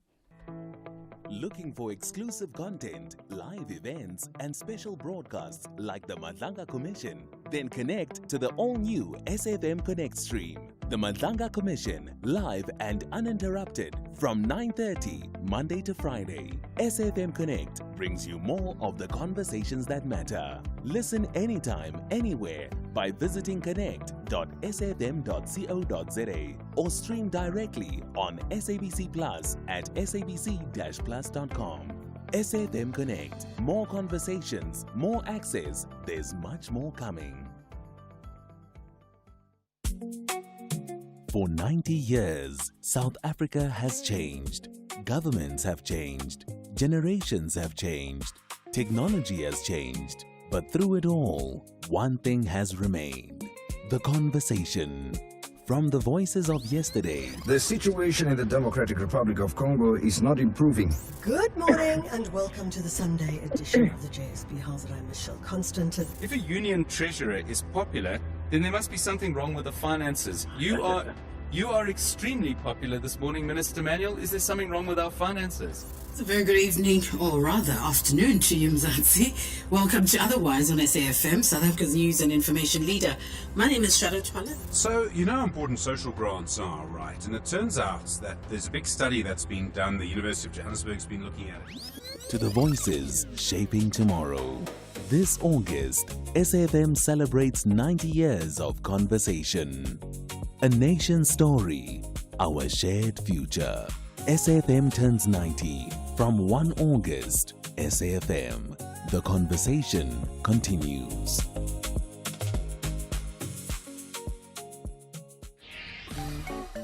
You are listening to The Full Circle. Shabana Maiku joins us, head of the Global Capacity Center Africa at TransUnion, and it's after 2:00 on a Monday. So we're focusing on career and workplace themes, and we're looking at career pivots. And I threw in a little bit of a curveball there with wildflowering, my new term, thanks to Michelle Constant. Let's also, when it comes to career pivot, because the thing is, going into COVID, Shabana, a lot of people went into COVID and cemented careers, had been there for a couple of years, had a career trajectory, a plan. And then we entered COVID and suddenly our internal dialogue started changing. priorities started shifting. Life happened which called for different decisions to be made on the personal and ultimately the professional. And I think that's where we really became au fait and familiar with this concept of career pivoting, because people really saw that moment as the moment to do something different. No, 100%, Bridget. And I think, just reflecting on what you're saying, I think doing things different in a lot of different ways. And I mean, if I look at our organization now that I currently lead, it's predominantly remotely managed. And I think if we look at that pivot from a career perspective, being able to work remotely, work from kind of anywhere, people have evolved to work in that way. As well as, obviously, we saw a lot of impact with job losses, etc. So people have pivoted their careers as well. We're doing that. We're looking at sustainable employment thereafter. So I think a lot of growth happened as well over that opportunity where you got to pivot a career or pivot your skills and capabilities as well as your skills from a individual perspective as well, with how to be able to work in a remote environment, how to be able to work with hybrid teams. So I think a lot of development on skills and capabilities happened, and an opportunity for someone to explore and pivot different careers and understand, if that's where they're looking to be from a career perspective. So I think a lot of change, positive and negative, that happened over that period, but I think it allowed people to be quite flexible as well. And I mean, we can't always wait for some kind of global Armageddon, global disaster, right? So for someone who's listening to us, how do you, because we have these internal moments, these periods come into our lives where you start questioning things. So how do you know when it's time that you want to pivot? Maybe you've tried a little bit, dabbled in some wildflowering here and there, but now you're like, in fact, maybe this looks more like I need to shift entirely. I need to pivot. Yeah. And, I think we do it a lot in our organization as well, Bridget, because, sometimes from the outset of a role, it looks exceptionally appealing. It looks like, okay, this is where I want to be. And it'll be a career shift or quick pivot for you into another area. Job shadowing as well is not a bad thing to consider. And for an example, if we've got somebody in your IT field that believes they have a future and a passion for HR, and I'm just using as an example, if you're in an organization that can accommodate something like that, you spend your time in that area as well and understand if being in that role is something that you'd actually want for yourself. Because, Bridget, I think we all be honest, you look at a spec of a role or somebody tells you what a role or a career can be, and being in that role or that career can be significantly different. So I think before you actually make significant pivots in your career, to understand that's exactly where you'd like to be. And also to that point, sometimes stepping back or levels on that role to grow yourself within where you're looking to pivot is also important.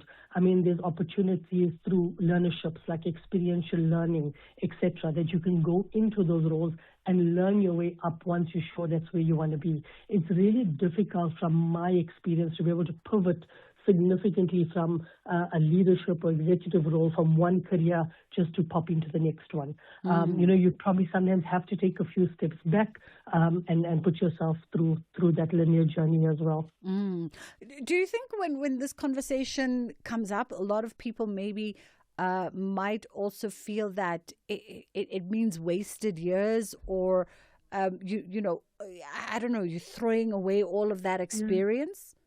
Yeah, I would never believe there'd be wasted years. And I know I'm referring back to my career, but if I look at it now, everything that you've learned, the skills you've picked up, the capabilities you've picked up over your journey, Bridget, I think will be valuable in any role that you are. If you just look at even from your ability with people, your connectedness, your skills, all of those things. So it may be a different role. Your daily outputs may be significantly different, but I think there's nothing in a previous role that anyone would have learned or skilled themselves up that you'll say, oh, this was a total waste of 5 years of my life. I would never believe that coming up as a conversation.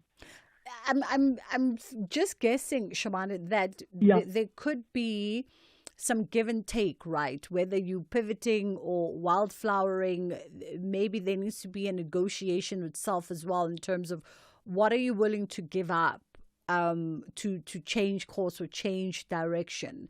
Whether we're looking at pay cuts, whether we're looking at going back to school, as you say, whether it's taking a junior position, and how do you sort of weigh that against the decision that must be made?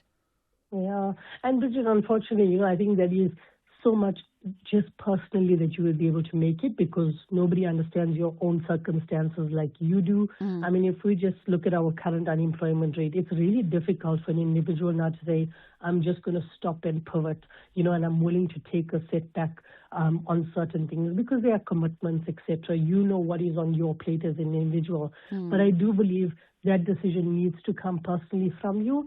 But I think those would be some of the considering factors that you would need to look at differently. Am I able to do this? What is the impact to me? What is the impact on my family or those that depend on me, for an example? If you have the opportunity to do that, Bridget, that is phenomenal and you're able to do that. I just think if we look at South Africa or Africa at this moment and the challenges we have, it's not an easy decision for people to make. And people tend to do the job hopping, hoping for that opportunity to be able to pivot rather than the kind of stop and start mechanism.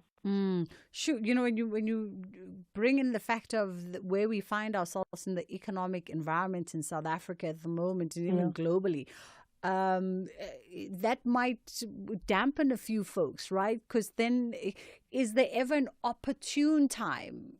Some people see crises as an opportunity. So some people say this is the perfect time to do it. Some folks will say no. Yeah. No, but I fully agree with you. It can be a very deterring factor, Bridget, at this point, because I think at the back of your mind, you say, okay, we've got a 37% unemployment rate. How easy is it for me to pivot? Do I just stay where I am now and kind of hope for the opportunity as I go through my career journey? Because, that's a very big chance to say, I'm going to stop and pivot and hopefully there's an opportunity for me. So I think just looking at our economic situation, it's really not an easy kind of stop and start journey. Shabana, we'll have to leave it there for today, but thank you for the conversation. That was Shabana Maiku, head of the Global Capacity Center Africa at TransUnion. 2:30, Khulufelo is standing by, and then from the headlines, we'll go into our kids' programming for the day. Thanks, Bridget. Good afternoon. In the headlines at 2:30, alleged cartel kingpin Vusmusi Ket Matlala has told the Madlanga Commission that he will not comment on the alleged delivery of impalas to suspended Deputy National Police Commissioner for Crime Detection, Shadrack Sibiya. EFF Member of Parliament Leanne Mattheys has suggested that the evidence given by researcher Merida Haas before the ad hoc committee be assessed further before a conclusion is made about perjury. And SADC chairperson and President Cyril Ramaphosa has implored his regional peers to fully implement a raft of decisions adopted at their previous meetings. I'll have details on this and more stories at 3. If you miss any of our programs, you can catch up anytime on the SABC Plus app or on the SABC Plus website, www.sabcplus.com. Brought to you by SABC Education, enriching minds, enriching lives.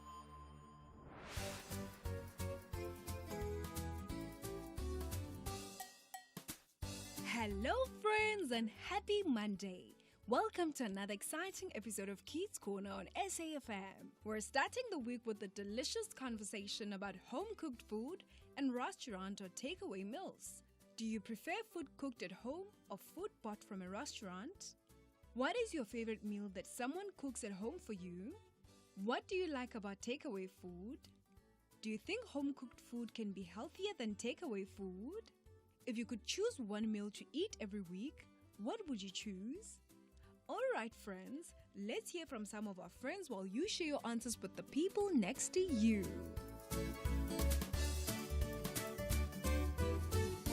Good day ladies and gentlemen. My name is Maya and my surname is Makele. I am in grade 6A, registered at the School of Christian Primary School. I prefer food cooked at home. My favorite meal is pap and chicken. The thing I like about buying takeaway food or eating in a restaurant is the food is always nice and always fresh.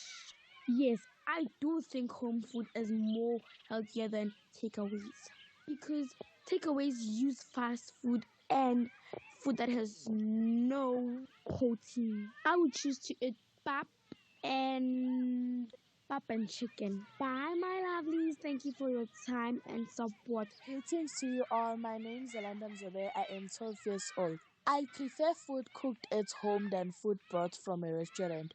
Why? Because I feel more comfortable and happy when I'm eating food that was made at home. What is my favorite meal that someone cooks at home for me, which is my mom? It's rice with 7 colors. What do I like about eating at a restaurant or buying takeaway food? Eating at a restaurant offers a vibrant social atmosphere, professional service, and freshly plated food. While buying takeaway provides unlimited comfort, zero cleanup, and the freedom to eat at your own pace in your own space. Yes, I do think home-cooked food can be healthier than takeaway food because food that is cooked at home, you can see where it's cooked in a clean place or dirty place, and you can see what ingredients are being used. I will choose spaghetti with meat sauce. Thank you, everyone. Hello, my name is Putama Chetan. I enjoy having a home-cooked meal because I get to help making it. My favorite dish is several colors. I feel home-cooked meals are better because you don't have to pay for it. Yes, I try eating healthy food at a restaurant. Greetings to everyone. My name is Nessa and my name is Bebe. I am in grade 6B. I'm 11 years old and I'm in Brixton Primary School. Honestly, I prefer food cooked at home because it tastes nice and it is made with love. One of my favorite home-cooked meal is chicken because it is protein. What I like about eating at a restaurant or buying takeaway food is that you don't have to cook and you can try new food. Yes, I do think home-cooked food can be healthier than takeaway food because parents use less oil and less salt. If I could choose one meal to eat every week, I would choose spinach because it is healthy. Thank you for listening. Hope you enjoy the rest of your day. Good day. My name is Monet Angel Ngovera. I prefer food cooked at home because it is made with love, healthy, and I know that it is clean.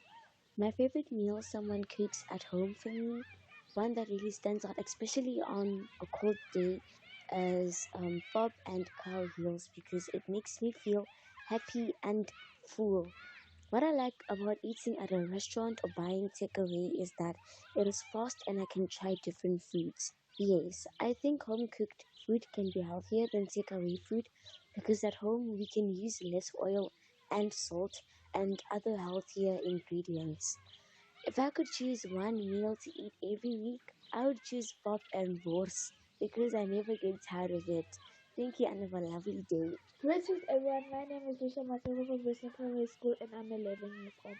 I prefer home cooked meals because it is much healthier and I can choose which one. The favorite meal that somebody likes to cook for me at home is 7 colors because it is much healthier and clean. And it has different colors, it's like colorful. It has a lot of veggies. My name is Bana Ramadi. My favorite food is lasagna. It's delicious and it makes me full by eating a quarter of it. I do understand healthy eating, and my advice to all the children who are listening right now, I would say don't eat unhealthy food all the time. Vegetables and fruits are very good in our bodies and you must keep eating them. You have to eat healthy foods that will keep you strong and smart. Hello, my name is Ashley Kapamba. My favorite type of food is lasagna because it just tastes so delicious and the flavors of it is so amazing.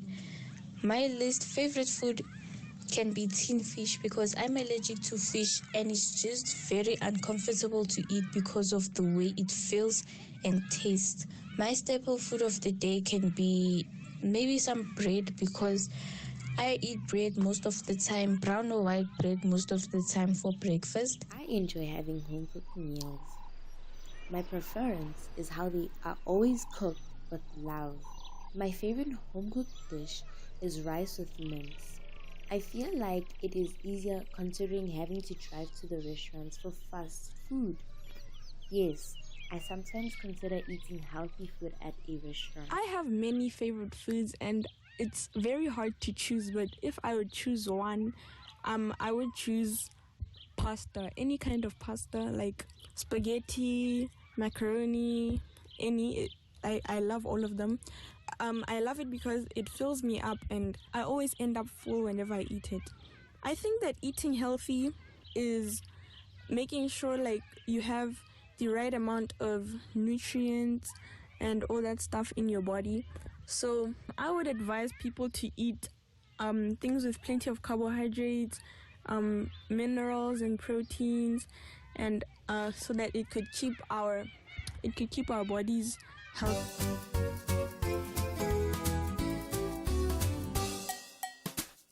Thank you, friends. It's always great to hear from you. And to our friends listening, I hope you shared your answers with the people next to you. Today, we're talking about something we all enjoy: food. Whether we love a meal cooked at home or enjoy buying food from a restaurant, it's important to remember that the food we eat gives our bodies the energy we need to grow, learn, play, and stay healthy. Home-cooked meals can be a great choice because we often know what ingredients are being used. At home, we can include healthy foods like vegetables, fruit, beans, whole grains, eggs, meat, or fish. And our parents and guardians can control how much salt, sugar, and oil goes into our food. Cooking at home can also be a wonderful way for families to spend time together and share recipes and traditions. Restaurant and takeaway food can be delicious and exciting too. We get to try different flavors and enjoy foods that we may not usually prepare at home. But some takeaway meals can contain a lot of salt, sugar, or fat, especially when we eat them very often. That's why it's important not to make these foods our everyday chores. Friends, as children, we are still growing, so our bodies need a variety of nutritious foods. That doesn't mean we can never enjoy chips, burgers, pizza, and other treats. We can enjoy them sometimes while making healthy foods part of our everyday meals. And remember, eating healthy doesn't have to mean eating boring food. We can make nutritious meals colorful, tasty, and fun.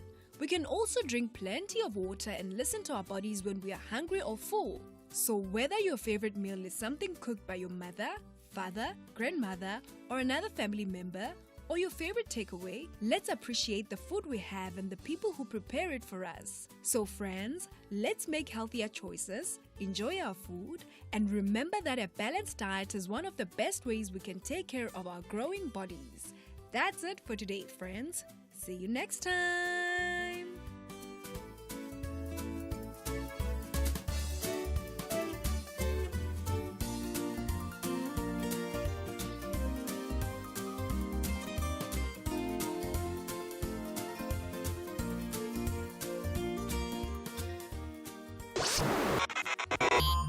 If you miss any of our programs, you can catch up anytime on the SABC Plus app or on the SABC Plus website, www.sabcplus.com. Brought to you by SABC Education, enriching minds, enriching lives. SAFM 104 to 107 nationwide, leading the conversation. Did you know that you can buy SABC programs to enjoy at home and at your own time? From your golden oldies like Ashifa Shaba, Nyaga Nyaga, Orkney Snorkney, and of course box sets of Isidingo the Need and other soapies for binge watching. Is it the legendary old games or perhaps programs from our radio stations that you're looking for?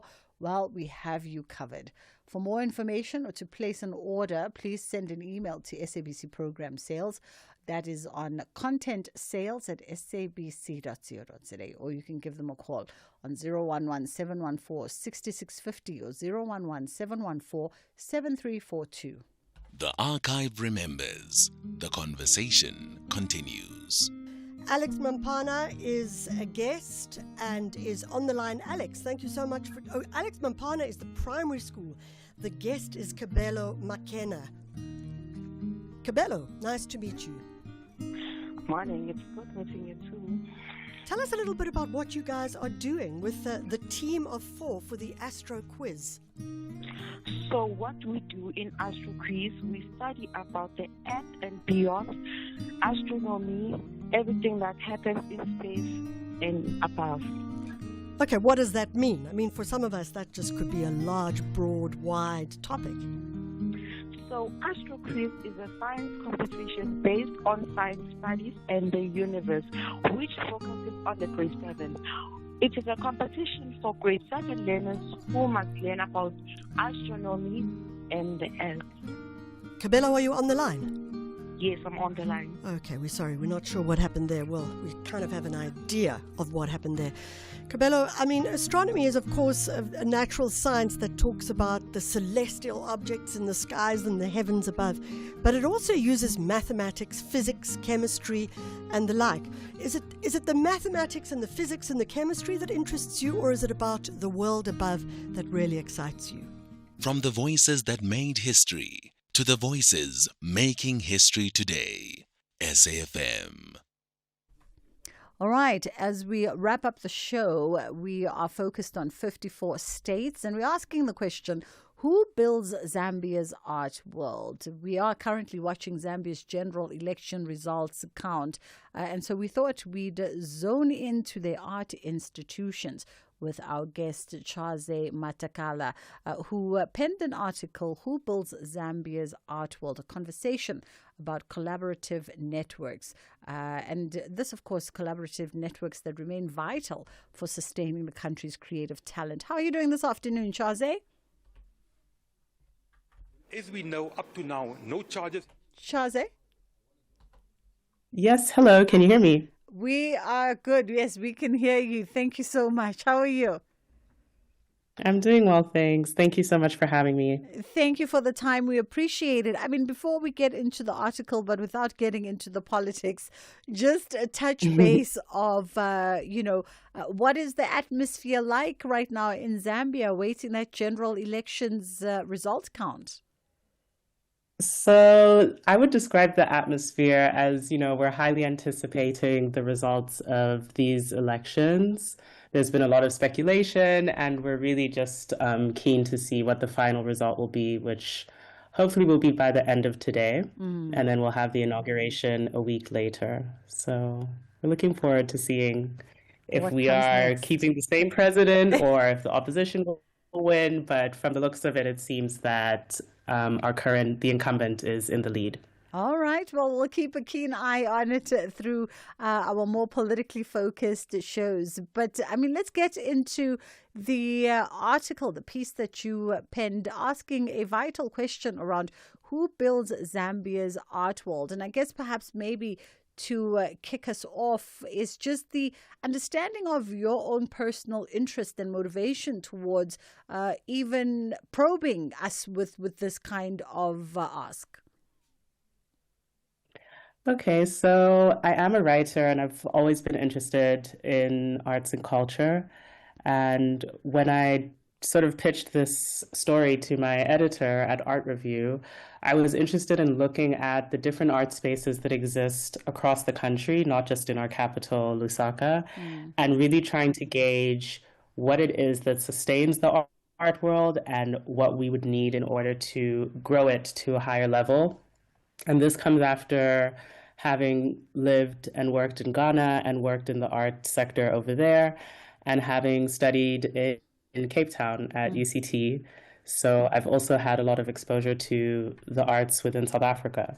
So seeing how these different African art scenes are developing elsewhere, I was interested to take a closer look at my home country and see what's going on here.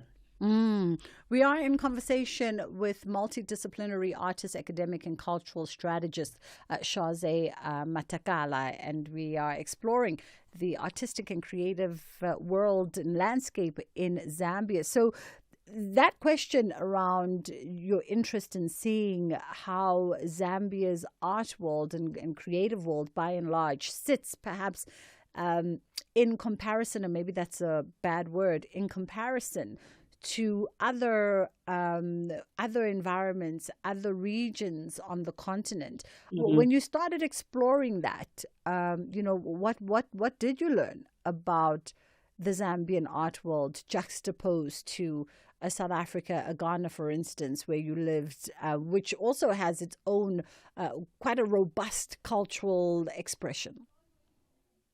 It does. There's such a vital energy that pulses throughout Accra and Tamale in Ghana, and also in Kumasi, where at the Kwame Nkrumah University of Science and Technology, there's a very incredible art program there where a lot of young artists go to study for their undergrad all the way through to their PhD. They have educational tertiary programs. So when I look at that compared to Zambia, we don't necessarily have, a lot of institutions where you can study fine art.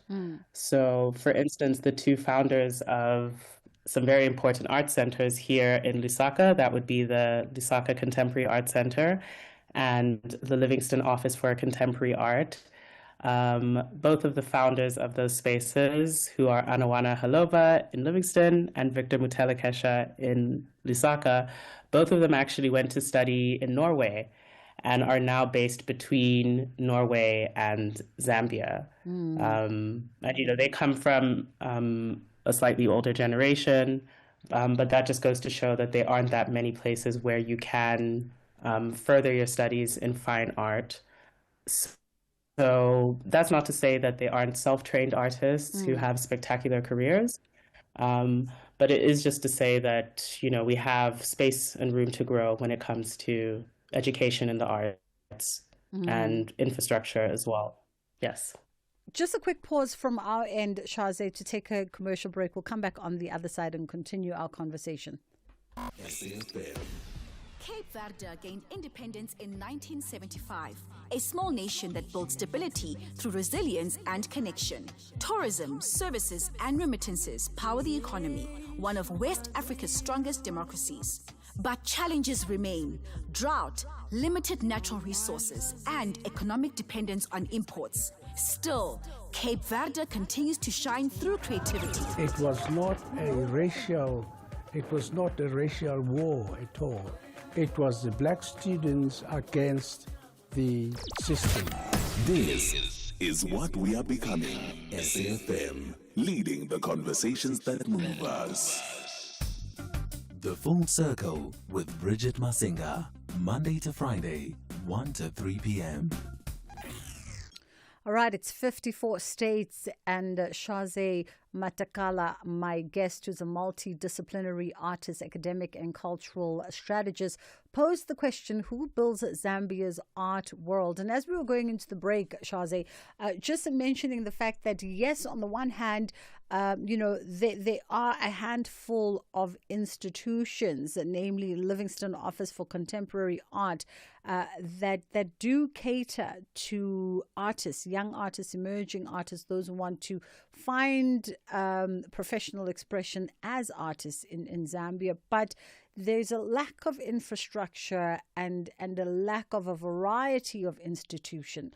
And that speaks to the question, right? Who builds Zambia's art world? So what becomes the conversation in terms of how does Zambia and its society begin to really put that infrastructure in place, and how important is that infrastructure, whether we're looking at institutions, whether we're looking at NPOs, whether we're looking at sort of the rest of the chain of custody when it comes to building the business of arts.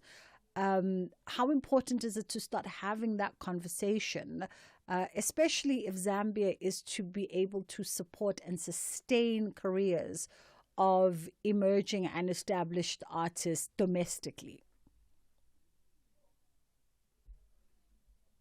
I would say that for the artist-run institutions and galleries that exist, those are really doing a big job in exposing artists and, giving them a platform on which to share their work.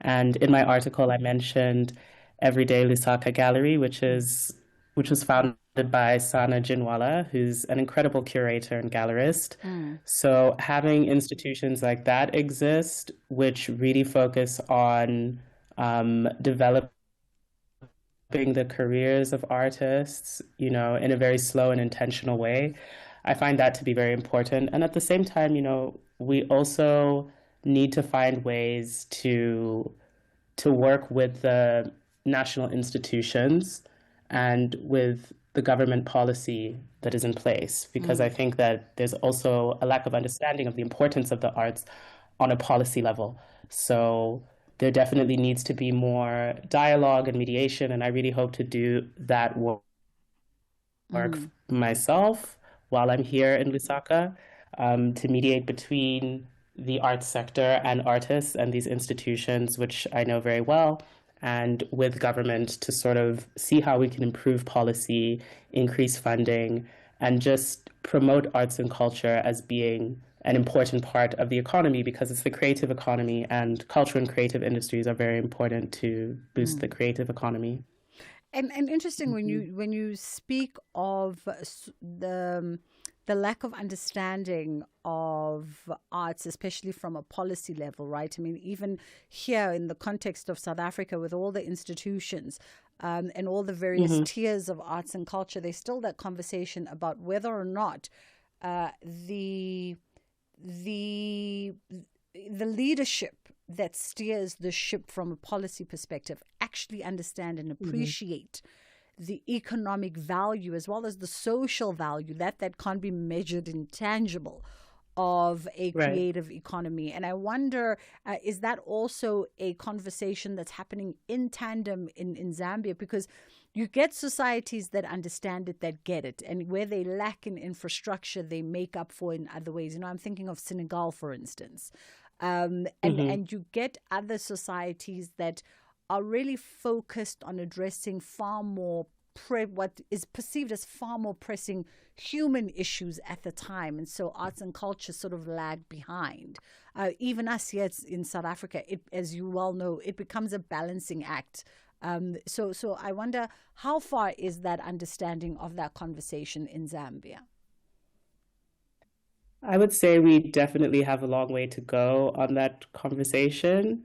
I think that, you know, in the coming years, there's opportunities to sort of open up that conversation through different events that would be happening, such as the Mosi Otunya Perennial, which will be taking place next month, about a month from now, opening in Livingston. And it's built on Livingston's history as a crossing point for trade, migration, and of culture, and it's bringing together dialogue-driven programming and a major art exhibition. And, you know, having events like that are not very commonplace within Zambia, I think can, you know, open up people's eyes to what the power of the arts is, even just on a regional level, because, you know, it will be showcasing contemporary art from across the SADC region and beyond. So even though it's organized by the Livingston Office for Contemporary Art, it's a huge event that will, you know, draw in different crowds from across the continent. And I think sometimes it takes attention from the outside in order for us to realize the value of what we really have. And from there, we can take up the conversations to see how we can align policy with the value and the talent that is very present within our artists. Speaking of the talent, you make mention of, is it Alec Perry, one of the few remaining professionally trained Black Zambian photographers who practiced in Lusaka until the 1990s. Tell us more. Yeah, so Alec Perry, his work was showcased by Everyday Lusaka Gallery, and I actually have the book that they produced of his work, and he would take a lot of self-portraits, but he also produced a lot of documentary photography during those newly post-independent times in Zambia. And I'm not sure if many people know, but during that time, because of the role that Zambia was playing in helping to liberate our neighbors who were still under colonial rule, photography photography was banned within much of Zambia for fear of spies and that kind of thing.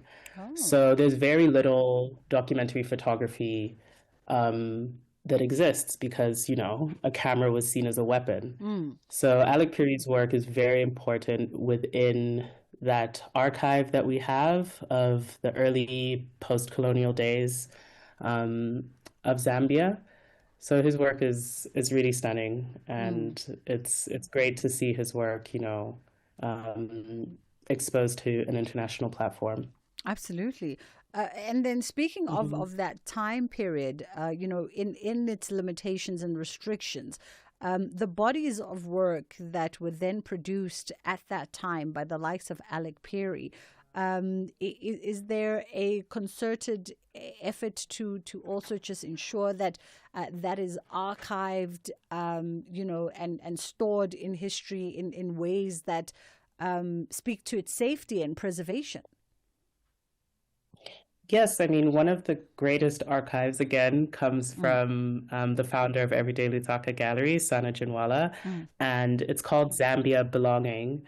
And those photographs are mostly studio portraits that were taken within the Lusaka CBD at a studio called Fine Art Studios.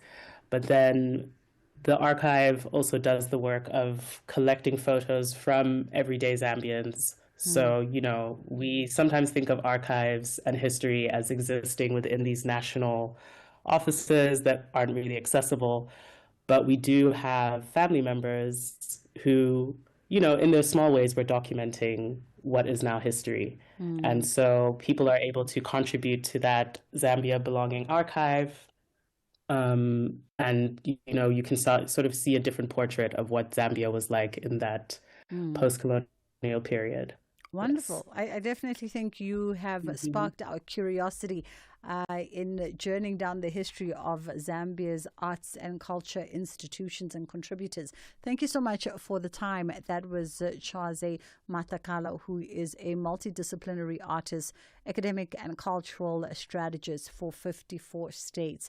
That's where we leave it this afternoon. Ashraf and his team are standing by on the National Pulse, and they're going to carry the conversations forward for the remainder of, for the remainder of the afternoon, not the remainder of the day, because we continue with programming 24/7. From myself and my team, we'll see you tomorrow. Have a great afternoon further.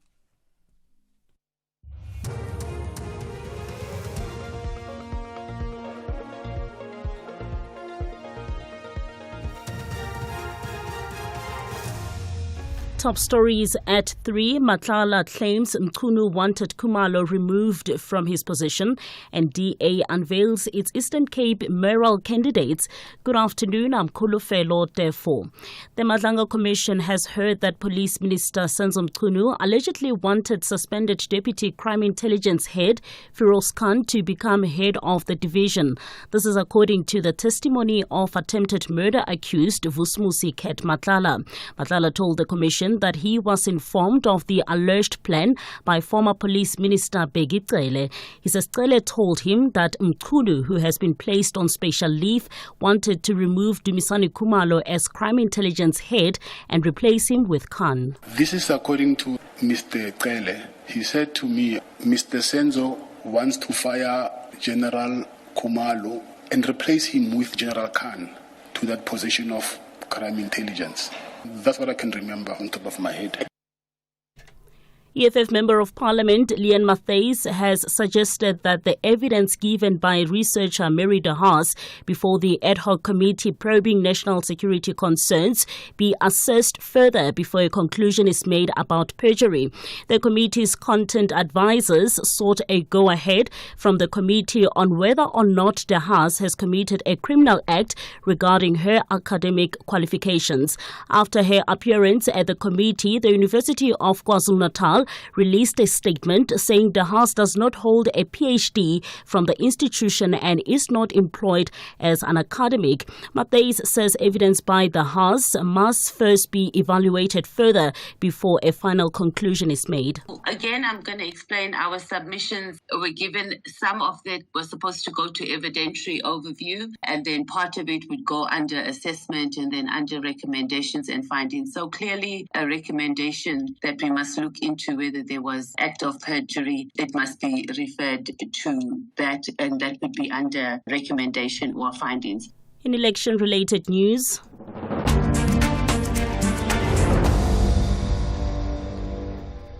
the DA has unveiled its 6 Eastern Cape mayoral candidates ahead of the November local government elections. In Nelson Mandela Bay, the party is putting professionalizing the municipal administration at the center of its campaign. Candidates elsewhere are focusing on investment, job creation, basic services and infrastructure. Nelson Mandela Bay mayoral candidate Retief Odendaal says the city's vacant senior management positions have contributed to what he describes as paralysis in the municipality. Right now, in Nelson Mandela Bay, 9 of the executive director positions are vacant. So there's no top management, including with the city manager. And that has resulted in the city going into a state of paralysis. And it's got an impact not just on service delivery, but also on our economy.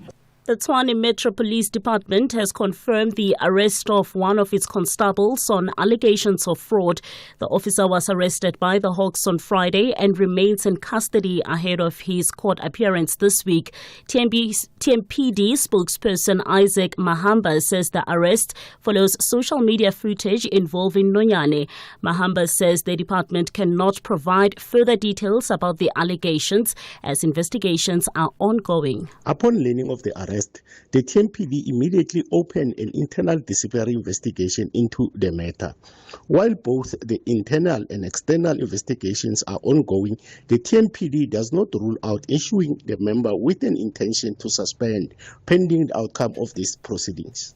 And finally, during his SADC chairmanship acceptance speech, President Cyril Ramaphosa has committed to work together with every maiden member country, guided by the principles of sovereign equality, mutual respect and consensus building.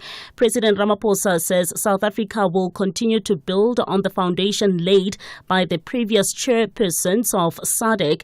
He said they will seek, amongst others, greater integration of regional economies. Our foremost responsibility will be to improve the lives of the peoples of Southern Africa.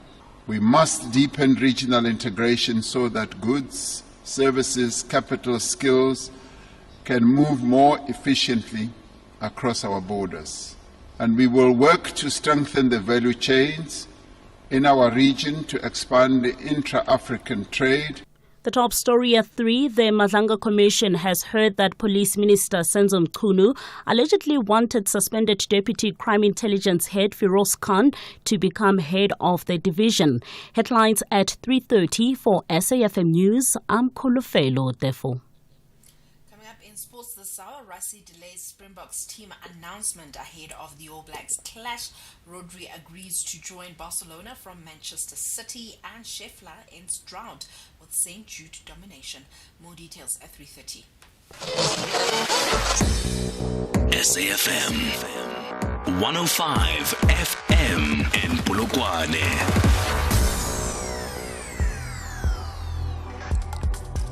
The National Pulse with Ashraf Garda on SAFM. You're listening to the National Pulse, weekdays 3 to 6 p.m.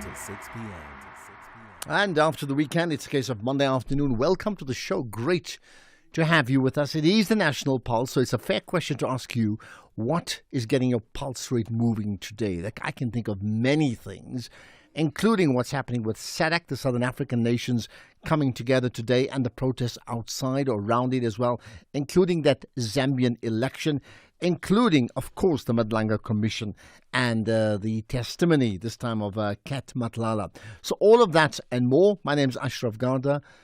You can connect with us by calling in live when we open the lines, and we shall. 086 000 2032. To WhatsApp, it's text or voice note 0614 104 107. What is it, by the way, over the weekend? Inevitably, the weekend is always filled with news exposés by its very nature. Did anything absolutely stick out for you? Think about that. We'll get to the Madlanga Commission next. Before there was the SAfm You Know Today, there was the English service, there was Radio South Africa, Radio South Africa, and there was a country going through extraordinary change. Hello. Good morning, Mr. Raphael. From the darkness of apartheid, I have to inform honourable members. through the states of emergency, Earlier, it was reported an explosion had occurred at an ESCOM. through the release of Nelson Mandela, Comrades and fellow South Africans, I greet you all. through the birth of a democratic South Africa. As we know, elections do not create change, they create only the opportunity for change. The conversations continued, and in 1995, a new SAfm emerged. A new country, a new voice, a new chapter. This August, SAfm looks back at the journey that brought us here. The voices, the moments, the people, the history. 90 years of conversation, a nation story, our shared future. SAfm turns 90 from 1 August. SAfm, the conversation continues.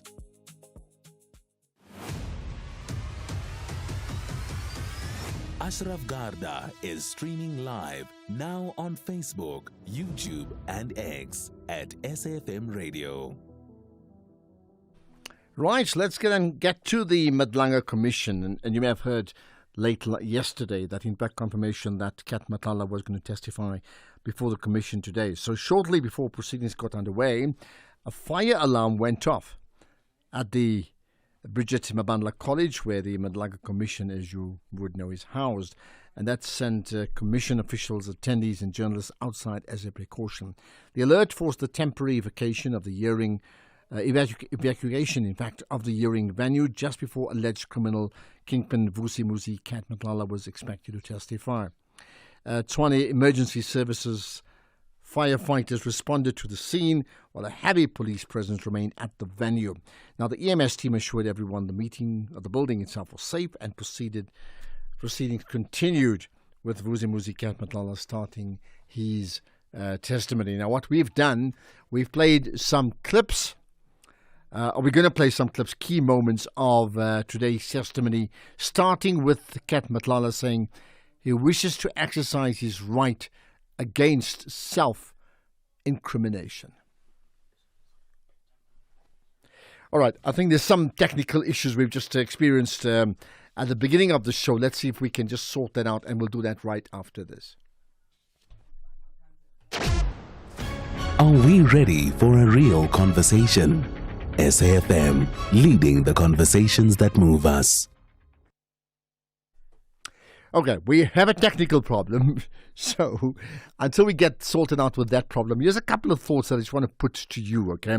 What have you heard so far of Kat Matlala in terms of the testimony? And on that basis, any reaction you may have, we'll certainly get full analysis of that. Then you also know the SADC summit. And one is the summit on the inside with the leaders gathered at the 46th summit. The other is the protests that are taking place on the outside by March and March, who naturally have used the focus of this particular event as a way to ensure that they are able to garner maximum attention. Okay. Now, as soon as we get the okay, we will then play some of the sound just to recap. With Kat Matlala appearing today before the Madlanga Commission, amongst the points he made, and we'll pick out some key moments, he wishes to exercise his right against self-incrimination. My company Medicare was previously contracted by SAPS to provide health and risk-related services. I place on record that the Medicare tender has since been terminated. As already alluded to above, I'm currently facing a criminal charge which is pending before the Specialized Commercial Crimes Court with respect to the Medicare tender. In light of the current pending criminal charges to hear him. I'm unable to comment further on this matter in that I do not wish to give evidence that may lead or self-incrimination, and therefore I claim the privilege against self-incrimination. However, I do, wish to assist the Commission as best as possible. Safe to say that I am unable to comment on matters that are sub judice. I'm in any event entitled to be presumed innocent until proven guilty. I'm advised that this is a well-established legal principle which affords protection to accused persons in criminal matters. The exercise of my right to claim privilege against self-incrimination should not be viewed as an obstruction or unwillingness to assist the Commission. Please. Before we turn to the issue of EMPD, just what you have stated in paragraph 11, if you are able to explain the extent to which you invoke that privilege, is it entirely in respect of your engagements and dealings with subs, or are you confining yourself specifically to the Medicare 24 contract? It's in relation with the Medicare 24 contract. Specifically, you confine yourself there too. And anything that will have to be connected with the Medicare 24 contract. Anything that will be connected with that contract? Yeah, of course, okay. Yes. Right, and there's more. Then Kat Matlala once again made the point that not only has he got no relationship with Minister Senzo Mchunu, but in fact they've never met. I place on record that I do not have any relationship with Minister Senzo Mchunu. I have never met Minister Mchunu and have had no interactions with him, nor have I been at any gatherings where he was present. It suffices to say that I do not know Minister Mchunu. And just a question of clarification here. You say you have had no interactions, I take it, with personal interactions. Yes. Have you had any interactions on your behalf? Have there been any interactions on your behalf with Minister Mchunu to the best of your knowledge? Yes. Initiated by you? Have you ever requested anyone to engage with him on your behalf? No, it was only during when we had to confirm whether we know each other. There's a letter that I sent to, it was sent, I think, to the IDEC committee. Yes. So it's that interaction that I'm referring to. So that's the interaction you had with him? Are you able Not with him directly. Oh, yes? Please clarify. Not with him directly. Through who? Through the attorney. Okay. Okay, and there's more. Once again, Matlala then says he knows General Khomotso Patlani, but has never asked him any favors. You look at paragraph 2.2.6 of the notice. Do you confirm that you have not taken any step that constitutes an offer of gift or sponsorship to Mr. Mchunu, whether directly or indirectly? Is that your position? No, I've never. Yes. Okay. If then I can invite us to page 13. At page 13, you deal the same questions, but now in respect of former General Khomotso Patlani. You deal with that at 15.2. I place on record that I know General Patlani. I'm unable to recall how many times I have met with him, and place on record that these meetings were, to the best of my knowledge and belief at the time, when he was no longer within the employ of the subs.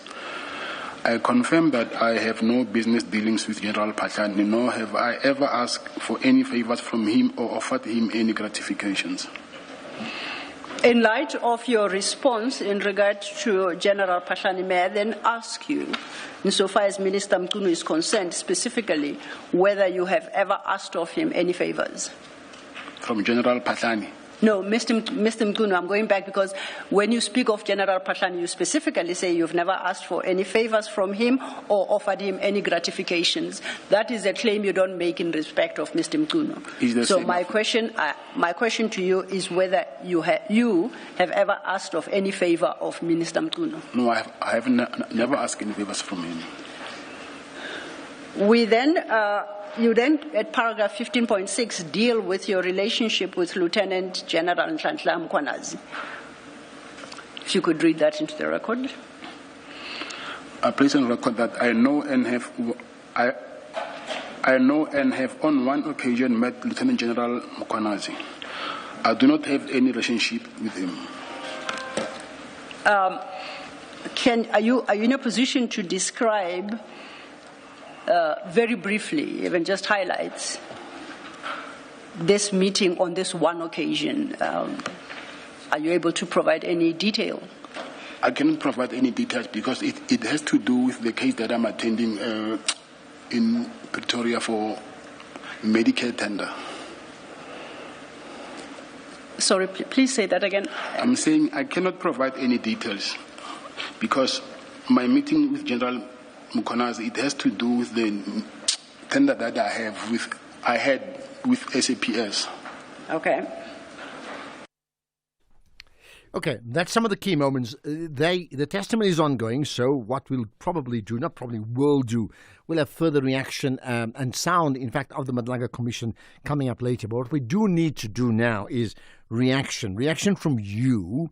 What do you make of what you've heard so far from Kat Matlala? Keeping in mind he was due to testify next month, right? And this was brought forward and we all heard about it very suddenly late yesterday. So what do you make of his testimony so far? And where will all this end up? And then we will chat to Andy Mashaile right after this. Moving to a bigger office space can be expensive. Thanks to My Way Business Insurance, I get to save up to 20% on my insurance premiums every month. Plus, I get My Business Assist, which helps me with marketing, legal, and admin services. Saving money while growing my business is a great win for me. Switch to My Way Business Insurance and save up to 20% on your monthly premiums. Real businesses, real savings. Call us on 0860 646464 today for a quote. My Way is a licensed non-life insurer and FSP. Standard rates and T's and C's apply.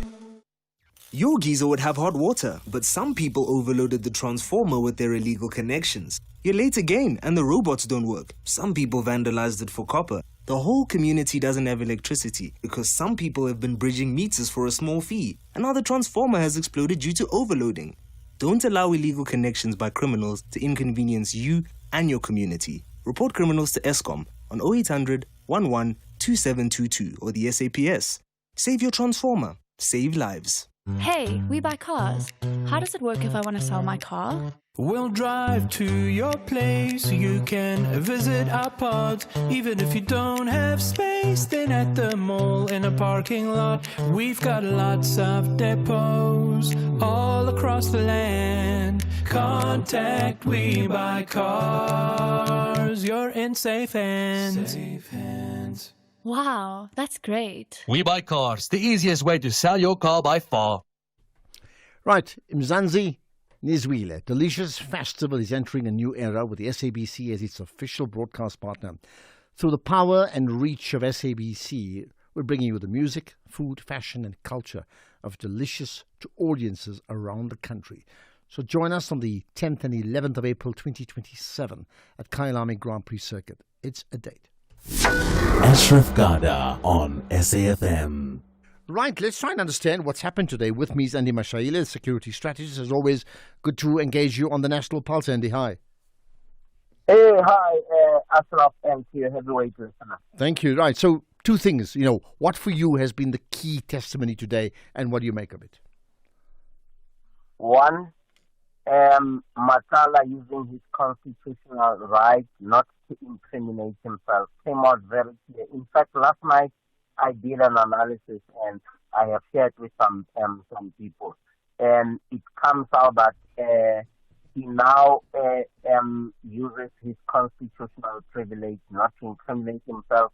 Number two, he is admitting to relationships and paying money, but avoid saying that would be for corruption. The payments that he made, as we said before, the postponement and the adjournment of the commission, that speaks to the issue of him paying 150,000 towards the ANC January 8th statement.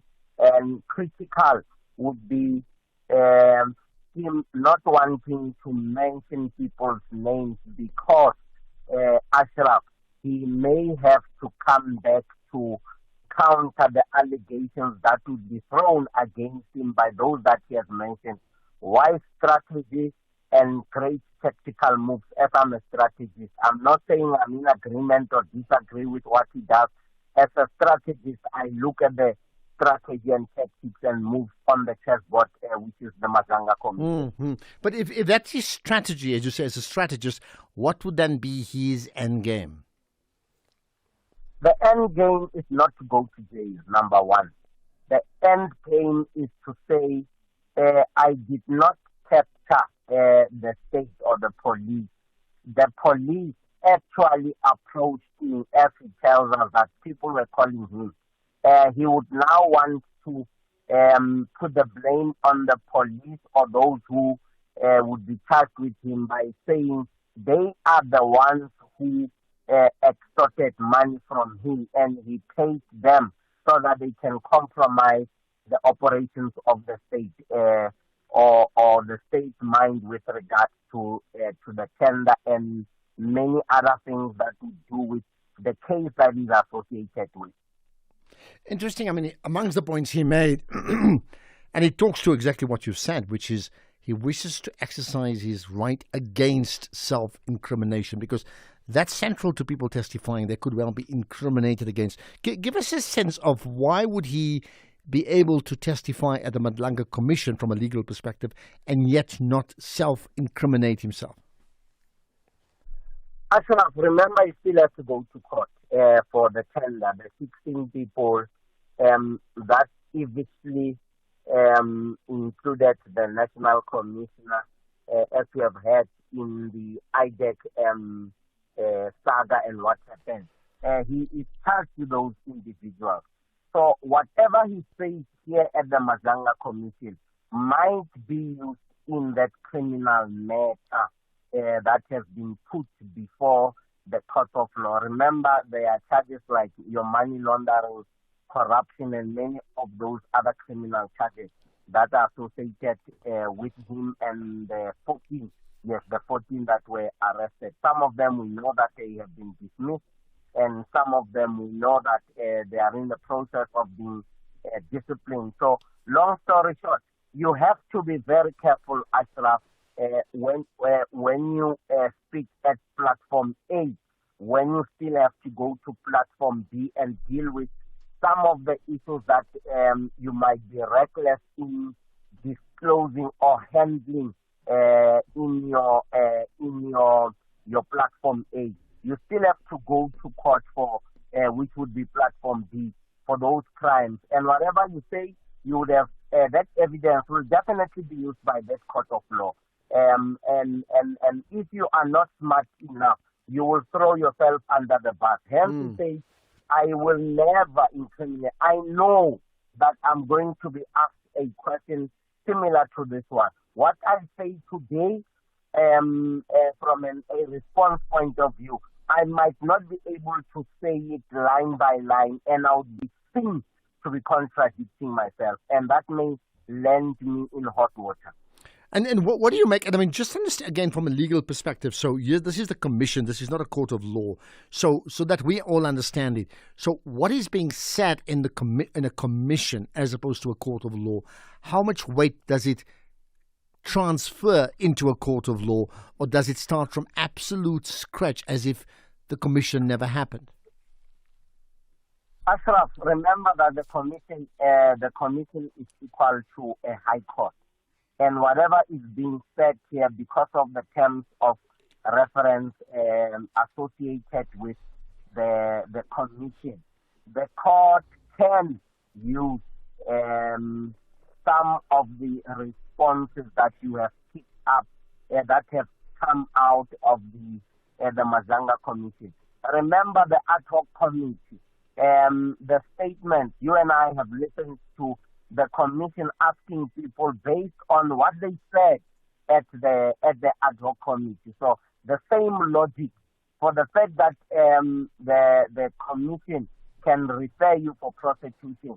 It means the court might use some of the evidence that comes out of the commission. So all the more than it's important. What is your understanding of the late night confirmation that was yesterday that in fact Vusimuzi Cat Matlala will appear tomorrow today that is, as opposed to in early September? What's your understanding of that? Yusuf, you and I, Ashraf, you and I have spoken about Mazanga Commission as the chess board. So whatever move that comes as late as yesterday, that would be one determined or designed to ensure that time is safe for us to be able to reach the 16th of November, having finalized everything which has been considered. Two, the move might be calculated at ensuring that those who are supposed to appear today and are not appearing today are then pushed to a later date, and today is a day that is not spent willy-nilly. I am not certain who would have been scheduled to appear today. Maybe it might have been continuation of Mr. Suleiman Karim from only a date point of view. So the dynamics of the chopping and changing and moving your different pieces on this chessboard of time is informed by the time frames. Once again, the end game, which is somewhere on the 16th of November, that will then speak finality of all issues and matters put before the commission. Okay. And, interesting you mentioned Suleiman Karim. You're suggesting, in fact, lessons to learn from Karim's issues about non-appearance to the point where he'd earned the wrath, really, of the commission itself, right? Yeah. The commission might have put a number of days for him to be interviewed, and unfortunately we saw that not happening, even though some of us knew that he will not be turning up to sit on that hot seat, even in the next appearance that he might be set up for. I foresee, now that you have gone through, you meaning the commission has gone through or has used the criminal route to deal with the challenges posed by Mr. Suleiman Karim. These are some of the dynamics that would inform the commission and its conclusion, wrapping up of the matter that emanate from these interviews and the allegations that came thick and fast into the space of the commission and on our space in South Africa. Okay, and that's where we shall leave it. Appreciate your input as always. Definitely has got us thinking, and I know that the nation's thinking anyway, so they'll think even more and they'll react. So thank you for your time, Andy Mashahile. Right, the nation will react. We always get reaction. So what do you make of what you've heard today at the Madlanga Commission, specifically in this case here, the testimony of Vusimuzi Cat Matlala? And of course, I mean, there's been already comments about his attorney too, that so many different dimensions and dynamics to a day at the Madlanga Commission. 3:30. Let's get the news headlines. Here's Kolefelo Tefu. Thank you, Ashraf. Good afternoon. In the headlines this hour, the Madlanga Commission has heard that Police Minister Senzo Mchunu allegedly wanted suspended Deputy Crime Intelligence Head Firoz Khan to become head of the division. The DA says it has written to President Cyril Ramaphosa requesting him to mandate an investigation into an unlisted investment by the Public Investment Corporation. And workers at RCL Foods, Sugar and Milling, affiliated to different labor unions, have embarked on a protected strike action following a deadlock in salary negotiations. I'll have details on this and more stories at 4.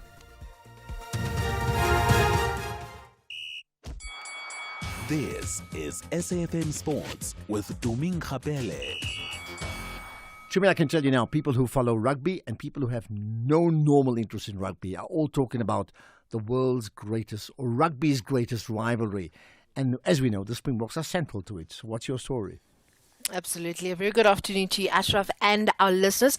Well, we're so used to Rassie Erasmus naming his Springbok team early in the week, but this time he's making us wait. The Boks will only announce their side on Thursday afternoon ahead of Saturday's clash with the All Blacks at Ellis Park, giving Erasmus more time to assess the fitness of key players. Captain Siya Kolisi remains a doubt, while prop Oxen Chair could return from injury. Now, if Kolisi misses out, Paul de Villiers is expected to start at flank, and the Springboks could otherwise field a near full-strength side, with fly-half selection still one of the big questions. All eyes now are on Thursday's team announcement ahead of another chapter in rugby's greatest rivalry.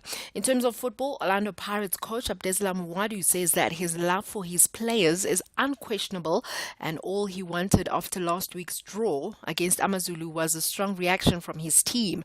Speaking after Pirates' impressive 3-0 win over Chippa United at Kings Park Stadium in Durban yesterday, Mwadu says that his comments were blown out of proportion. He said that he felt some players were still mentally in the United States after the World Cup and needed to refocus on Pirates and the domestic season. It's funny how some people want to create some polemics sometimes between the coach and the players. I know my players very well. I know their psychology. They know their coach. Yes, their coach sometimes is hot, but the love is here. And when a father, when a big brother is speaking, because maybe he's waiting the reaction. And I had it today, but now people don't let me to do my job. Now everybody's commenting. Everybody want to comment what the coach is saying, but you don't know what's happening in the dressing room, And I think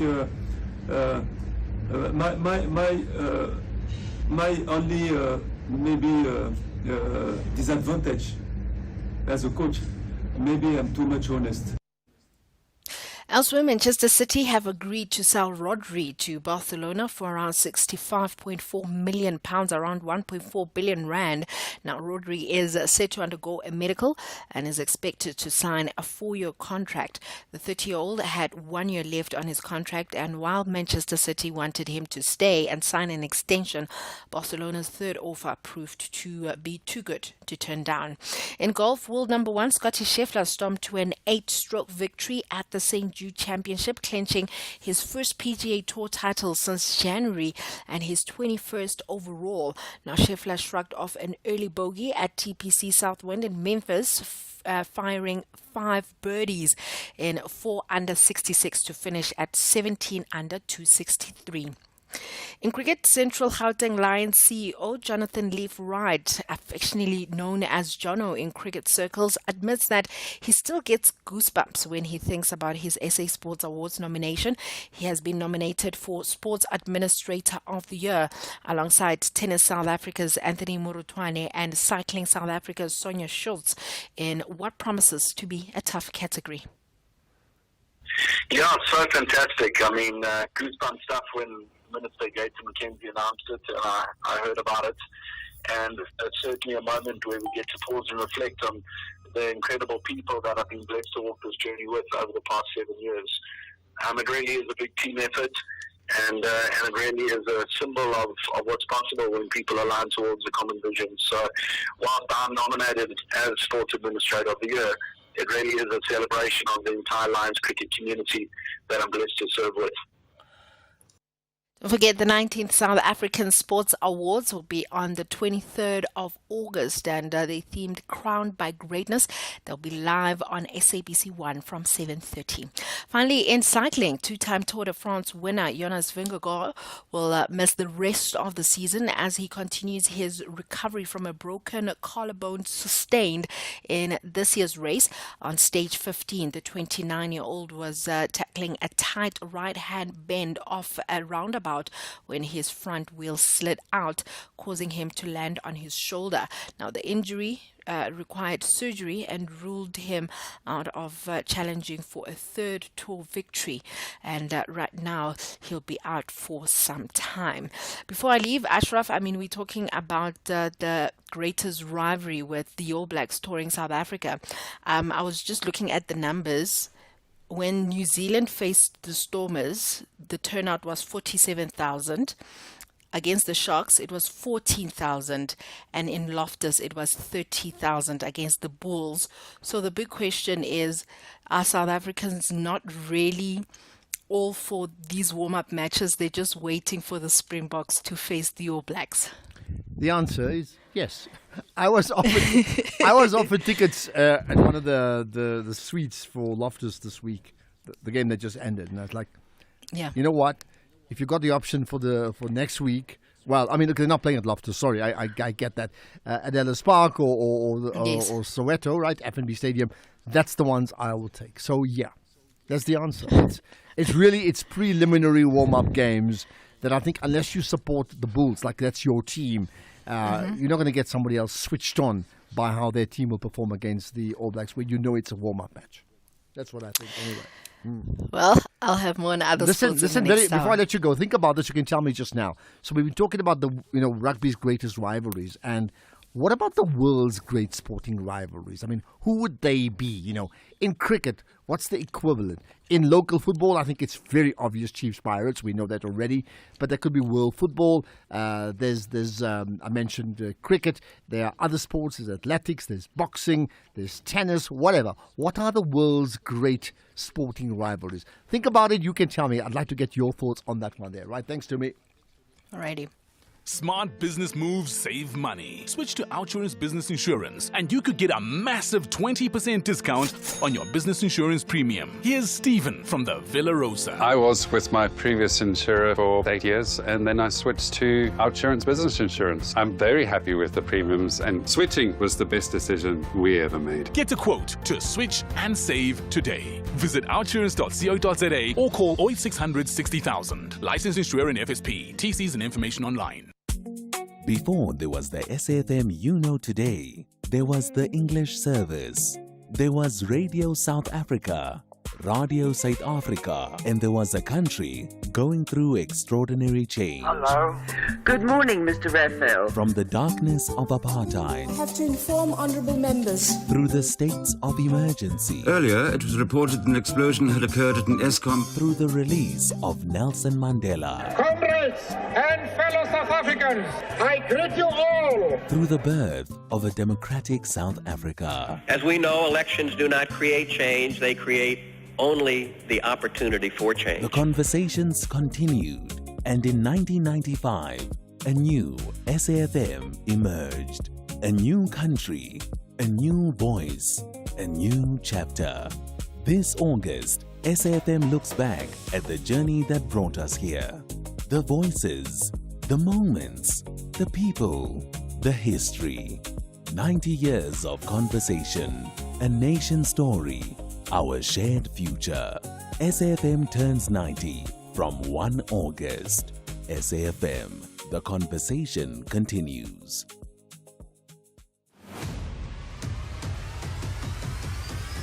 Ashraf Garda is streaming live now on Facebook, YouTube, and X at SAfm Radio.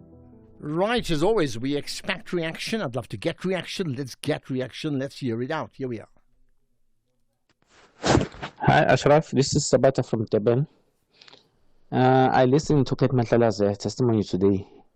Well, you can see that he does have much more information that he can reveal, but he didn't say much because of obvious reasons. That is of self-incrimination, because there are matters that are still in front of the courts that he's worried about. But we learned something about his relationship with Beqele, that it was based on what exactly. Thank you. And another, for me, it seems Kat Matlala, this is not me talking, this is a listener.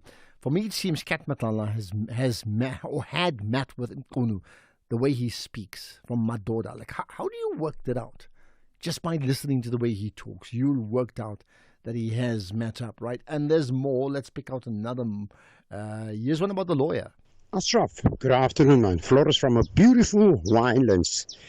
Kat Mahlala's lawyer, Miss Van der Heever, I think she tried to overexert herself. She is really improper, so I agree with Advocate Baloy.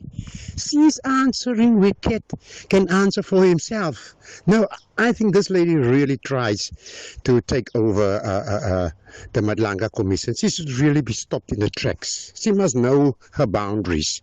Have a good job, bye-bye. She must know her boundaries. Is that how lawyers work? Or in fact, are they paid to, push boundaries? Ashraf, I think the only thing is that there's a black cloud on top of his head, Matlala.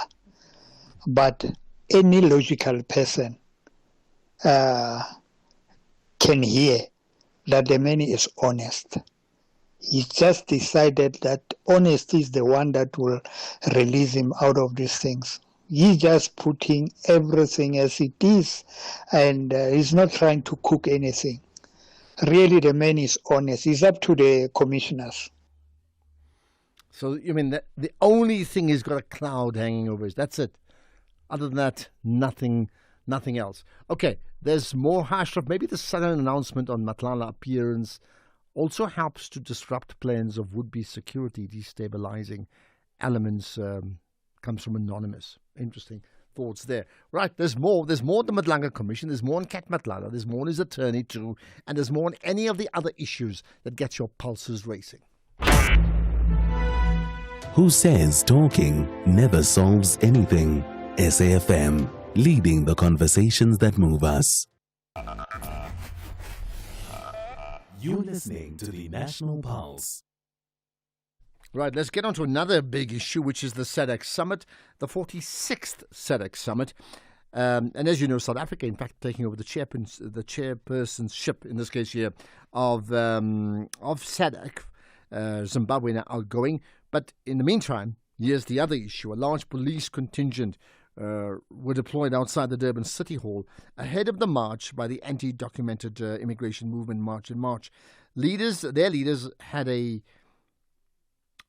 march, in this case here, to highlight their grievances over undocumented migrants gathering at the ICC. I mean, clearly it's there to maximize the attention. That's what, most protesters are able to do. They spot the trend. Let's do this. Let's first pick out a clip with that of President Ramaphosa addressing the heads of state and government at the summit itself. And interesting, in terms of the challenges that the region faces, he spoke about SADC, and the words are important, as a story of resilience, solidarity, and community. The story of SADC is a story of the triumph of solidarity over division and adversity. Before we became a development community, we were a community of solidarity. The peoples of this region stood together against colonialism, against minority rule, and against apartheid. The countries of Southern Africa endured aggression, destabilization, and immense economic hardship because they understood that no country in this region could be truly free while another remained oppressed.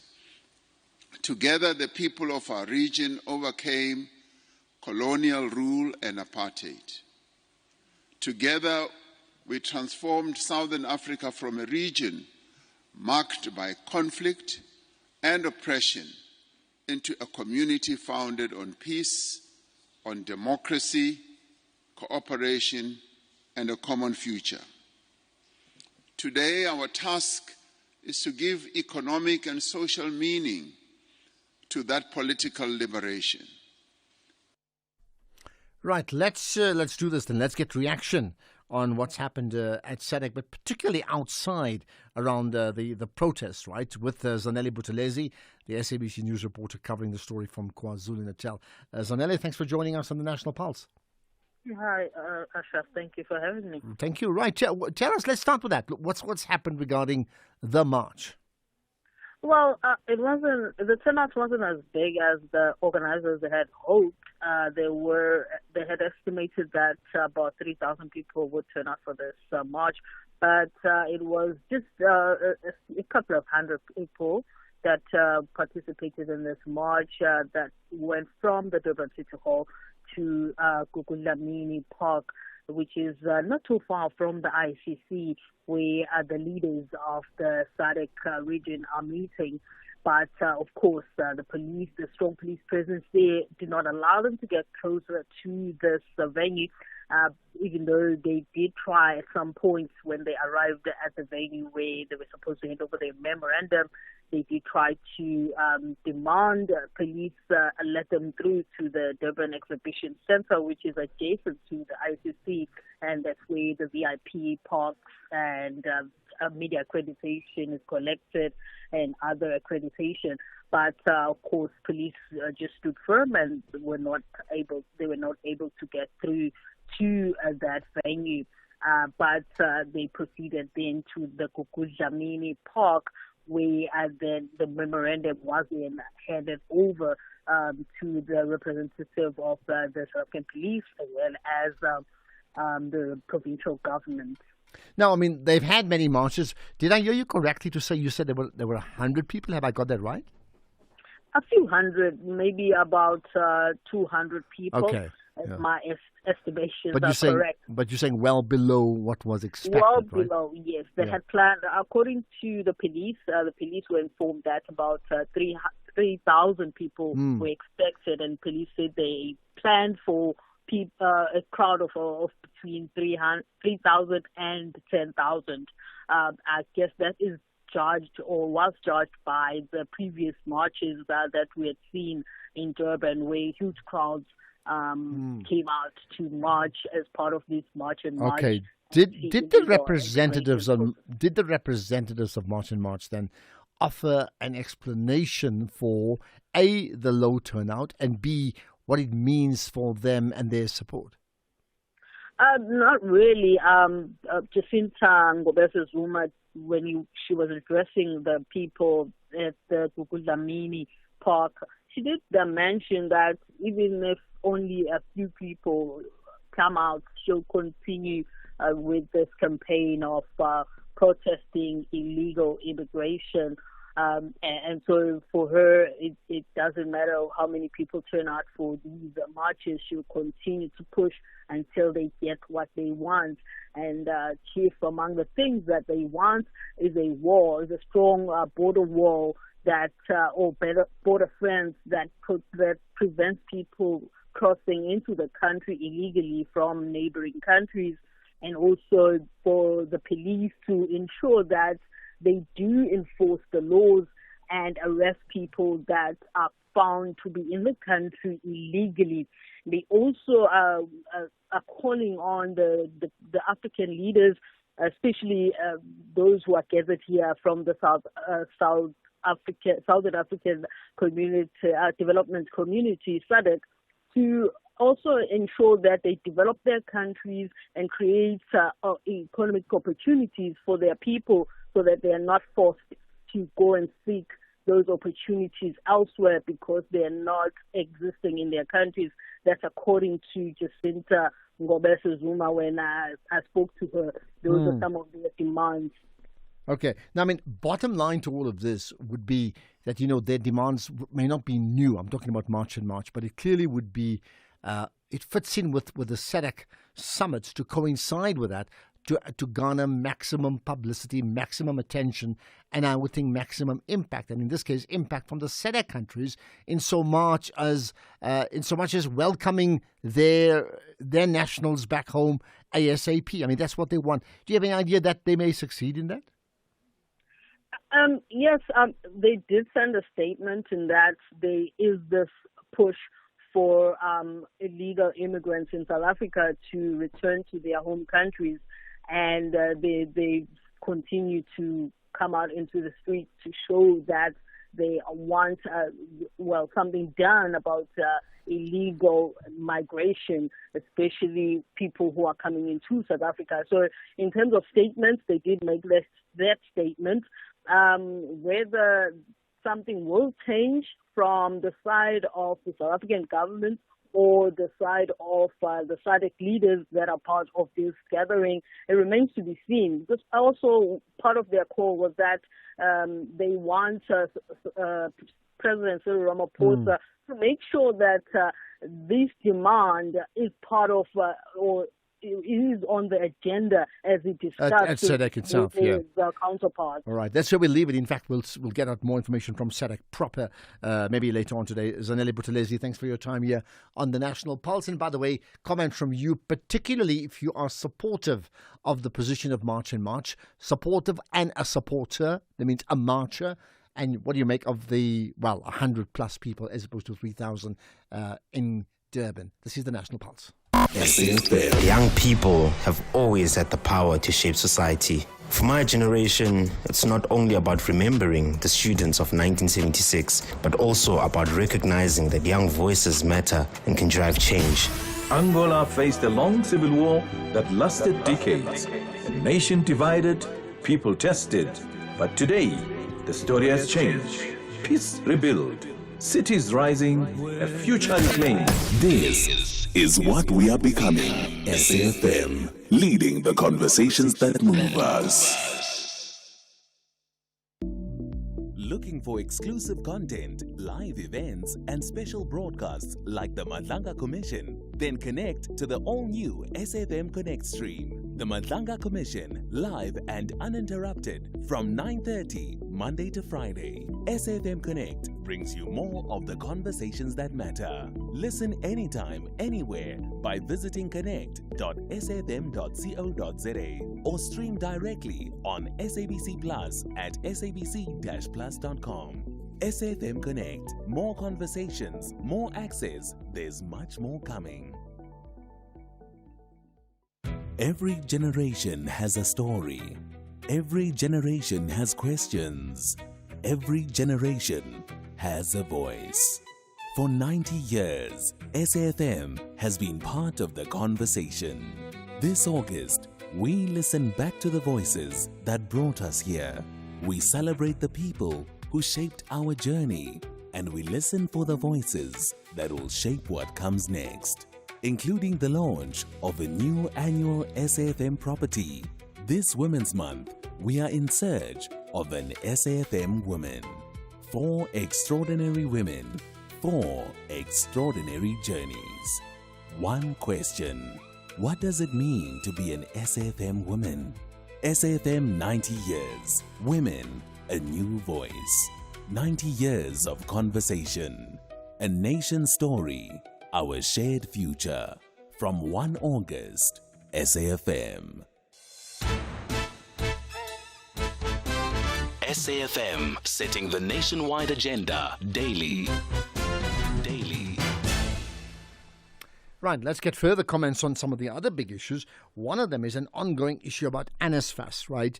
And we clearly know this organization that's there to assist in the funding of students running into all sorts of problems. So, in fact, the structural funding gap now, 15 billion rands. You've got that 15 billion rands driven by rising demand for student funding, while government allocations have not increased at the same pace. Now, the Higher Education Minister, Buti Manamela, has warned that government may have to reconsider how free higher education is funded if the gap continues to grow. The bottom line, if they have to reconsider, what next? Do not educate those who need to go to universities, and what are the implications of that? With me is Tebogo Letsie, the chair of the Portfolio Commission, in this case, on higher education. Tebogo, as always, good to connect with you on the National Pulse. Good afternoon, Ashraf, to yourself, and good afternoon to the National Pulse listeners. Thank you. Let's understand this. When we talk about a 15 billion rand structural funding gap, explain what that means in simple terms. In simple terms, it means the money allocated to NSFAS by National Treasury this year is sort of 15 billion. So National Treasury has allocated about 53 billion rand for student funding, And those that are funded this year, they're about 68 billion. So there's a 15 billion gap in terms of those that the money that NSFAS has and the money that National Treasury has given, and the money, the commitment that NSFAS has made to students. Okay, what then do you make of, and I mean, I understand where you sit as the chair of the Portfolio Commission on Higher Education, but Buti Manamela is the minister. What do you make of his, well, I'm not saying threat, but a cautionary that in fact, if this continues, then government may have to reconsider how free higher education is funded? Well, look, the president actually foresaw this thing as early as February when he opened Parliament in the State of the Nation address. And he indicated that the ministers, one of the that is given to the Minister of Higher Education is to engage with the Minister of Finance to look at a comprehensive student funding model. Because the one that we have, we've all agreed that it is not sustainable because the gap will continue to grow. And maybe we need to indicate at this point that the gap continues to grow because, especially on student accommodation, NSFAS pays about 17 billion to student accommodation. It is extremely expensive, and in some instances, universities have as much as 11,000 per bed, which really for us doesn't make sense. But we have called the meeting on the 28th of August this year to look at this issue of student accommodation. We've brought in the universities themselves, students, we've brought in landlords, we've brought in the Competition Commission, we've brought in real estate people to help us understand why would the student accommodation in some instances be more expensive than residential places in the same area. Well, it certainly would be. Maybe the broader issue, whether it's accommodation or whether it's actual tuition, is that if these learners do not get educated, we have even a bigger divide. I mean, it's not something you can even seriously consider, isn't it? No, we can't consider cutting student accommodation because it will mean that education will only be accessible to the rich. And those who come from township villages and they are poor, they will not be able to access education. That we can't accept. And that is why we're saying let's find solutions that will be in line with producing educated people to help us grow the economy of this country. If that stops, we're all in a bad position. Well, we would be. I mean, and maybe the broader one, and I understand you're dealing with higher education, but even at whether it's higher or basic, there's the broader issue of learners who actually graduate to the next level, whether it's high school or university, and they can't get in because there's no space. I mean, something needs a major rethink, because we can't be in that situation where they're denied access to their places of study because there's no space as well. No, you are correct. Again, that's the point the President made, that the Minister must work out a plan of increasing access to institutions of higher learning, meaning that universities must consider, having more campuses. TVET colleges must do the same, but we can only do so if, firstly, we don't destroy the infrastructure that we have, like we saw last week when students were doing at CPUT. They decided, or some people decided, to destroy infrastructure. That must be discouraged at all costs. The second is that we must fund universities to build infrastructure. We must do away with some people in our institutions who decide to do corruption, because there's a lot of money that gets wasted because of corrupt practices. I mean, you also, last week when we dealt with this matter, we're dealing with the issue at NSFAS, where the administrator has decided, unsupported by any documentation, either an act or a government gazette of the minister or concurrence from the minister, to pay his advisors against what the Act says. So Okay. some of these things you must do away with, and then we must find money in the system to increase success. That last part, we must find money. We must find money. We must ensure that the doors of learning are in fact open and not closed. For many people, they are shut. Tebogo Letsie, Chair of the Portfolio Committee or Commission on Higher Education, appreciate you engaging me on the National Pulse. Right, here's the news at 4 with Kolofelo Tefu.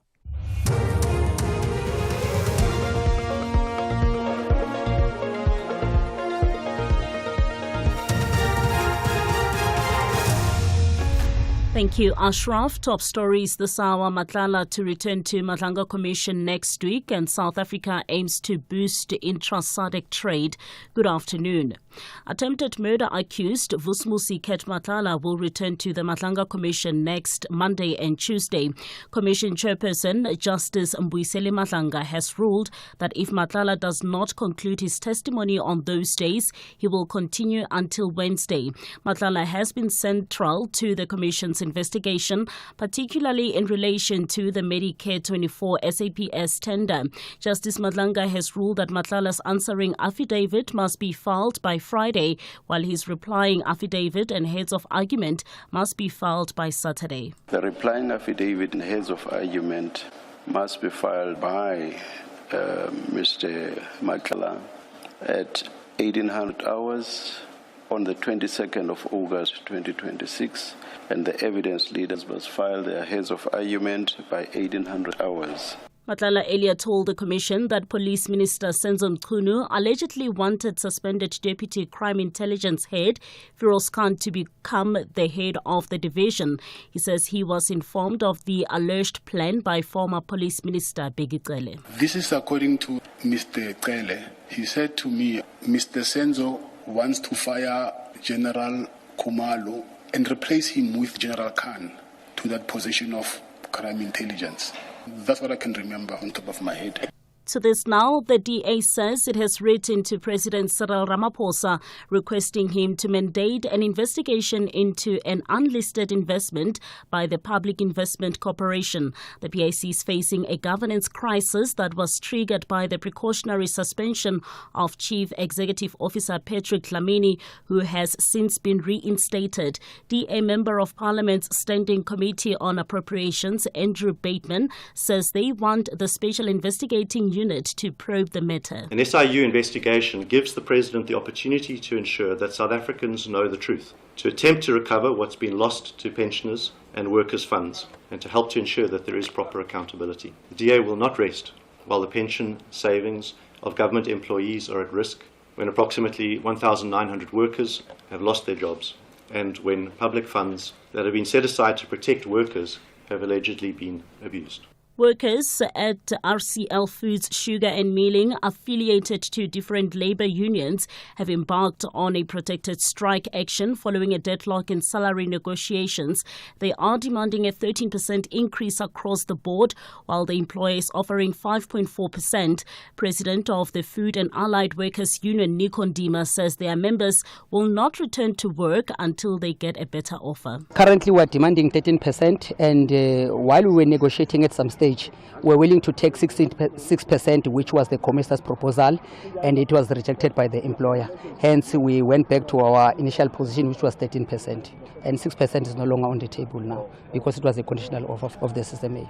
And finally, International Relations and Cooperation Minister Ronald Lamola says achieving at least 50% of SADC intra-trade in the foreseeable future will be the best legacy for South Africa as the chair of the regional body. Pretoria today assumed the chairmanship of the 16-member bloc. Lamola was speaking to the media in Durban, where the summit is underway. In terms of the legacy, the President has outlined what we want to achieve during our chairship: regional integration. Now at 20%. We want to see that grow to at least 50%, and the mandate will be given to the Ministers of Trade to give us by which dates we can reach 50% of intra-regional trade. Also to build our manufacturing capability, which is declining within the region, but also to trade with each other on some of the minerals, including value-added goods like food. For example, Tanzania has got rice, which we can all be able to trade with each other on it. The top story at 4, attempted murder accused Vusmusi Ket Matlala will return to the Matlanga Commission next Monday and Tuesday. Headlines at 4:30 for SAFM News. I'm Kolofelo Tefo. And in sports this hour, Proteas coach eases concerns over Bavuma's fitness, and scrum half crisis looms for All Blacks as fourth player goes home. More details at 4:30. SAFM. Guiding you through the rush hour traffic. Very good afternoon. We start in Joburg. Got the N3 running south. A breakdown at Van Buren. Traffic heavy coming through from the Edenvale via Gilulis. And 12R24 routes into the N3 from Ekurhuleni. Heavily backed up as well. The Mike 1 park down through the Boyson's already jamming. And those roadworks on the N17. Bit of a change up today. Westbound queues. That's Joburg bound down to Wits Rifles. And eastbound home to Brakpan, Boksburg and Springs. Queuing through Osborne Road and down towards Rondebolt Road. A crash on the main road between Lone Hill and Kyalani, causing some disruption both ways there as well. Just north of Lone Hill is that crash scene. Durban CBD, a bit busier than you'd probably like. An earlier March and March event, plus road closures around the convention centre for the big meeting that's underway there. A lot of truck congestion in Maiden Wharf. If you're on Wisley or that section of Maiden Wharf Road, top end of South Coast Road, that's all really busy. Cape Town today, crash on the N1 out of town at Marine Drive. That is heavy leaving the city centre. Also an impact on Marine Drive coming inbound to Cape Town, and a lot of traffic avoiding that, taking Albert Road slowly through Woodstock. With your traffic update, I'm Rob Byrne. SAFM 105.6 FM in Mthatha.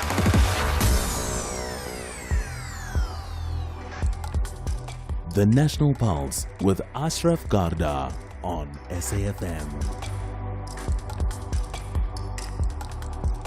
You're listening to the National Pulse, weekdays 3 to 6 p.m. Well, I can tell you now we'll have more on the Matlanga Commission and Vusimuzi Ket Matlala coming up after 5 o'clock. But it doesn't stop you, in fact, getting whatever it is off your chest right away. You can call in, you can WhatsApp right away, whatever it is, and we'll bank the calls to call in live. It's 086 000 2032. WhatsApp 0614 104 107. What gets your pulses racing today? What is it that gets your pulses racing? Let's talk about this then. Maybe this gets your pulses racing. What do you know about prison corruption and the alleged bids for cash system? Let's talk about it in a moment. 90 years of conversations, recaptured, relived, and projected. SAFM. Hi SAFM, congratulations. Bo, bo, bo, bo. Kinwaba from the Val. I'd like to say happy birthday. 90 years is a huge milestone. Hi, my name is Penyo. I'm from NWUFM. Congratulations to SAFM on 90 amazing years of informing, educating, and entertaining South Africa. Happy 90th, SAFM. From the voices that shaped our past to the conversations defining our future, SAFM celebrates 90 years.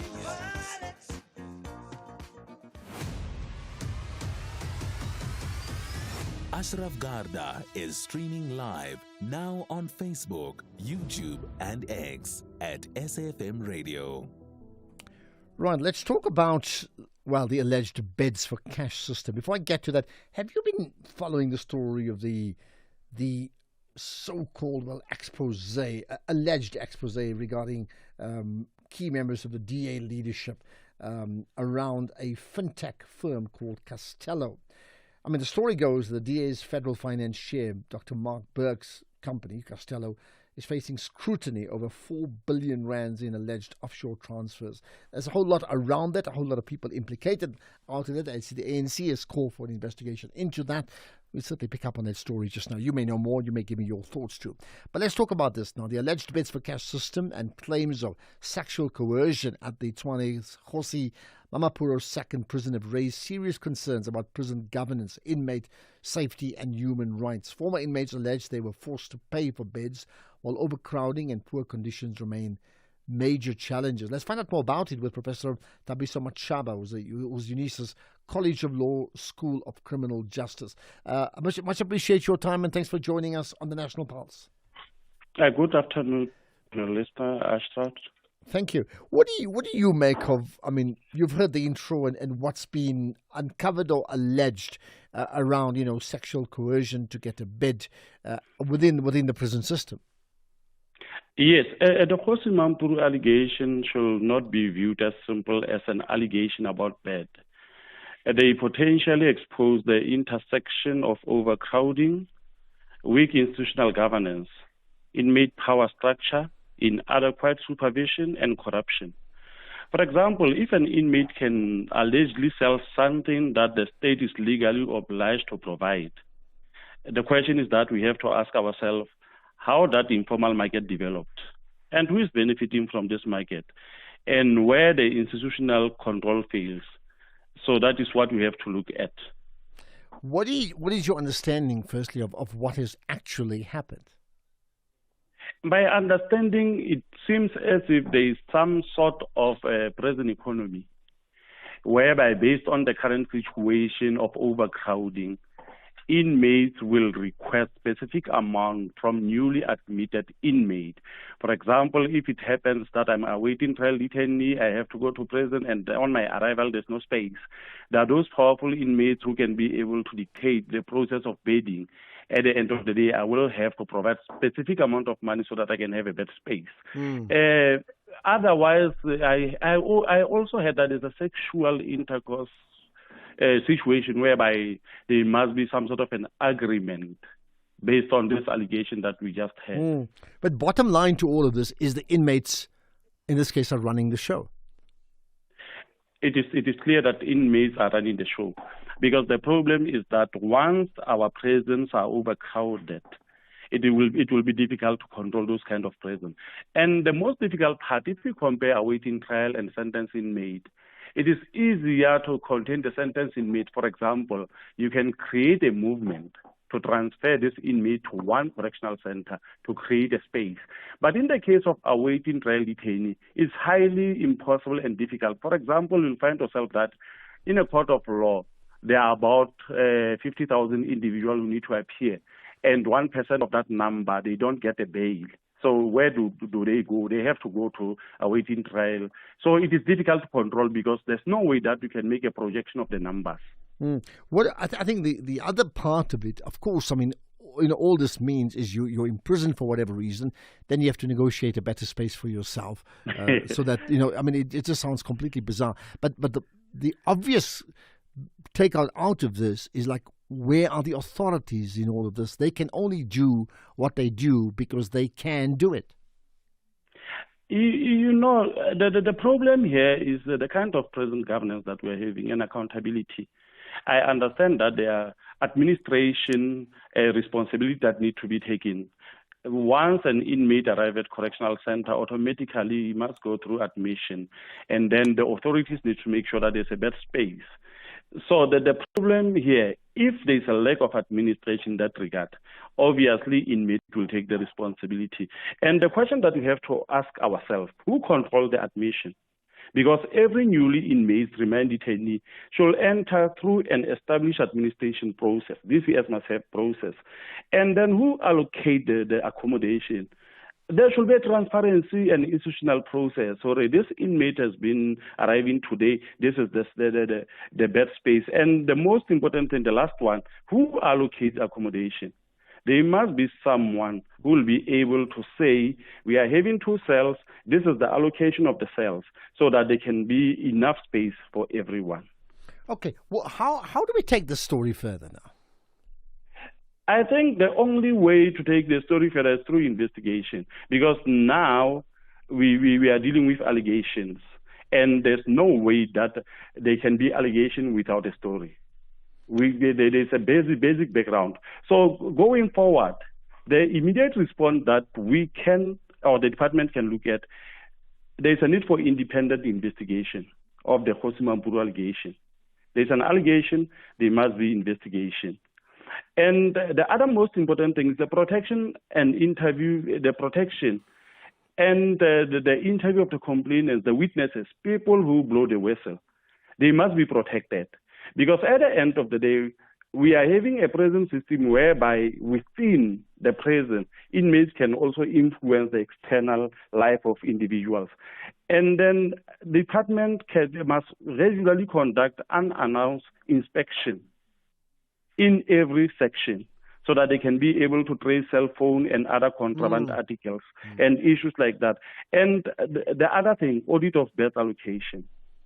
If we are having 300 beds, and then you push 3,000 people in 300 beds, we are creating a problem. So there must be an option.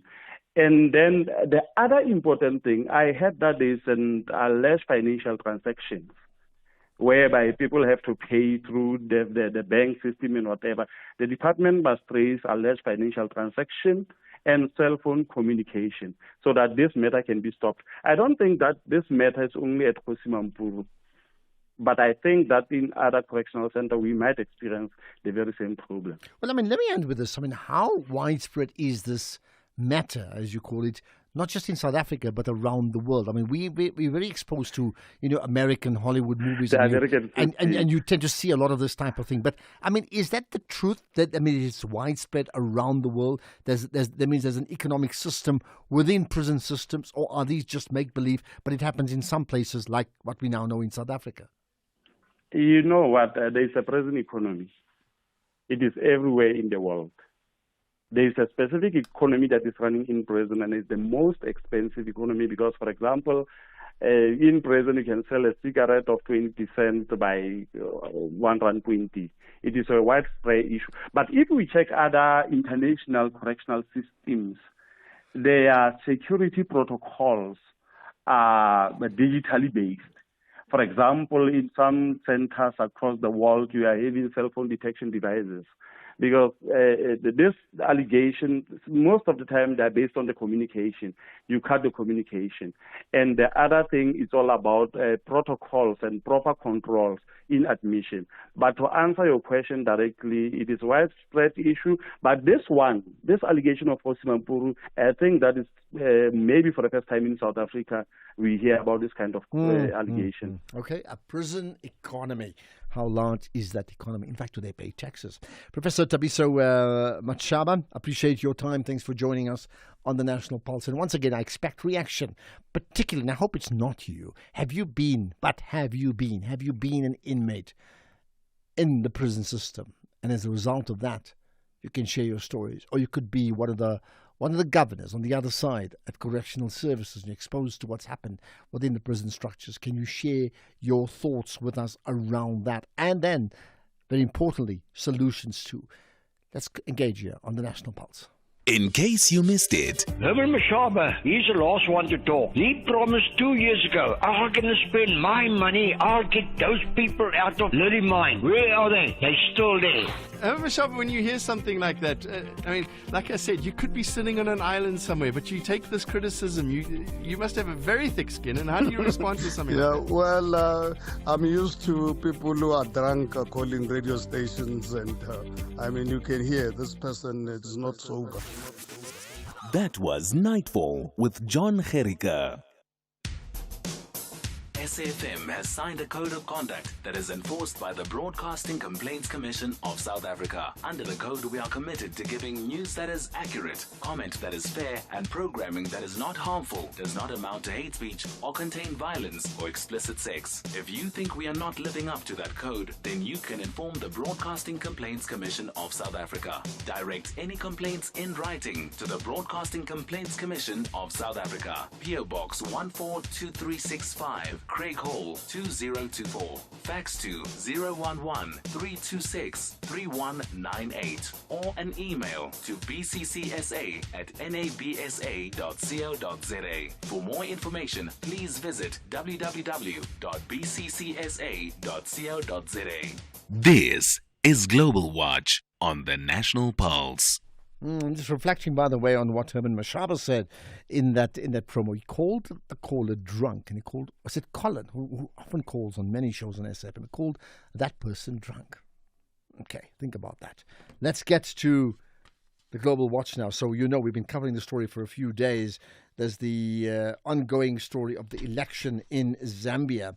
And the Zambian president, Hakainde Hichilema, has taken an early lead in the country's presidential election, putting him on course now for a possible, one-round victory, with results now from 135 of the 226 constituencies counted. Let's find out more about all the details. With me is Moses, who is effectively a pseudo name due to safety concerns for journalists in that region. Right, Moses, thanks for joining us here on the National Pulse. Thank you very much. Thank you. Well, maybe let's start with the last part, the point about safety of journalists. We'll not use your real name. How big an issue is that in that country? Yeah, it's been a big issue. If you recall, in 2021, the journalists they couldn't use the WhatsApp, the internet was shut, so they had to use VPNs this time around. The government, I think they were very careful. They couldn't shut the internet, although journalists were prepared to use the VPNs. So the president just went on his Facebook page and bought VPN. Yeah. He just wrote something. Okay. Which I can't recall. But so the internet is up and down, but not that like the case we had in 2021. Okay. This at least Let's talk then about up and running. All right. The line's crackling. Hopefully we'll get you better slightly just in a moment. Let's talk about the actual election. We previewed it. Then there was a stalling of the process after election day in terms of counting. Where are we now? Yeah, the counting resumed. They have also so far counted 161 constituencies out of the 226 as of this afternoon. And this has put United Party for National Development President Hakainde Hichilema at 2,057,986 against his incumbent, who is second, the National Reconciliation Party for Prosperity, the National Reconciliation Party for Unity and Prosperity presidential candidate, Brian Mundubile, who has garnered 1,190,920. This makes a difference of 867,066 votes. How should we then interpret that in terms of the likely outcome of the election? It's gone to the wire, if you can put it that way. It will be difficult for Brian Mundubile to catch up because of the wider margin and the strongholds that remain in 65 constituencies. We have a lot of strongholds for the incumbent, and is pulling a lot of numbers.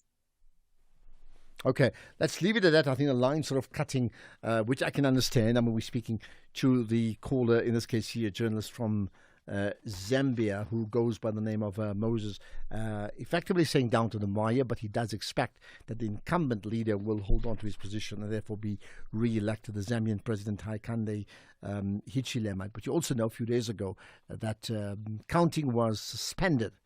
But that's been lifted, and the implications of that is something we can talk about as well. Right, there's more to come, but there's a lot to talk about from you, so we'll get to you next. SAFM. Prime time all day long. I did say, because of Kat Matlala, the Madlanga Commission, whenever we get the opportunity and play something that's really important for you to hear, it's all unscripted, it happens in the moment, we will certainly do so. So here's a clip of Vuzi Kat Matlala on his relationship with Brown Mokhotsi. Do you currently maintain a relationship with Mr. Mokhotsi? If not, when did it terminate, and what was the basis? No, I don't have. I actually hate him. Why, if I may inquire, as a matter of He interest? caused a lot of problems for me. Yeah. When did this relationship end, as far as you're concerned? After my arrest? The 2025 arrest? Yes. Okay. Have you been in, because the notice required any communication you may have had with any of these individuals identified. Have you had direct communication with Mr. Mokhotsi before you were arrested, but after you no longer liked him as much? Yes. When did I want to understand, when did your communication terminate, if it did, and not by reason of your arrest? I did not terminate him. I did not terminate the relationship, but he was not. We were not the best of buddies because of what he was doing. I knew what he was doing, but because of what Mr. Taylor said, I just kept him close. So, to a day when I eventually got arrested. So you eventually got to appreciate what, in fact, Mr. Mokhotsi was doing? Of course, yes. And what was he doing?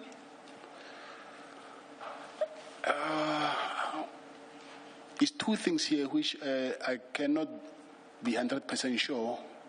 It's either he was using the minister's name, Mr. Senzo Mkunu's name, to swindle money from me, or he was working with him, but still he was asking money also on the side. So even today, I cannot be 100% sure whether he was working with him or not. Okay. But I know that he was using his name to ask money from me. Okay. Can I just get clarity? All right, we'll pause for that, but rest assured, more to come from the Madlanga Commission, more to come from Kat Matlala as and when things happen. We will certainly cover that, right? What it does leave me the time to do before we get to the news is time to talk to you. You're on the pulse. What are you feeling right now? What is it that drives your pulse rate sky high? One of them is the SADC summit.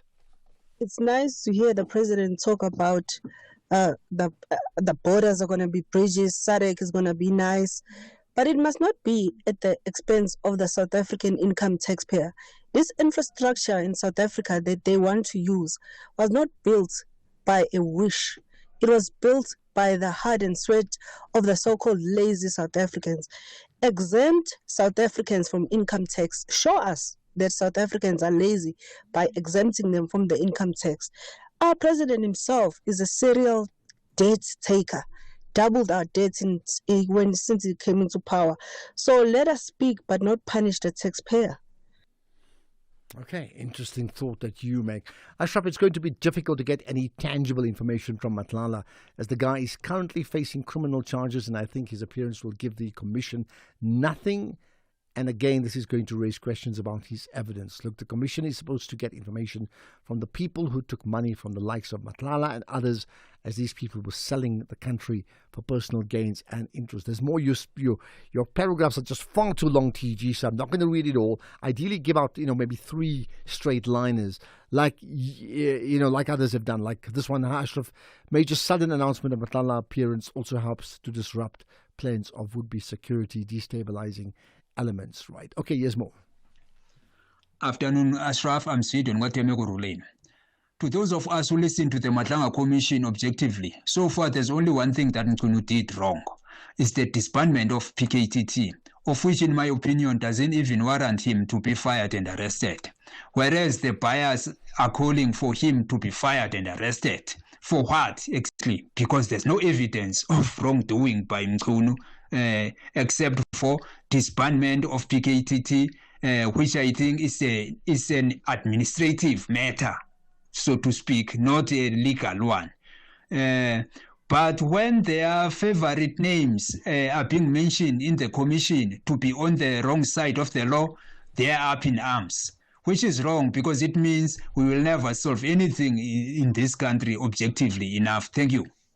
We will never solve things objectively enough. Do you think that's the case with others too? Yeah. Good afternoon, Ashraf. This is Unfugen from Rufande. Ashraf, after the deal went off, the deal of Matlala and NPA, I just told myself as well that no, we're not going to get anything from this guy when he goes to the commission. So that's what we're getting today. Nothing.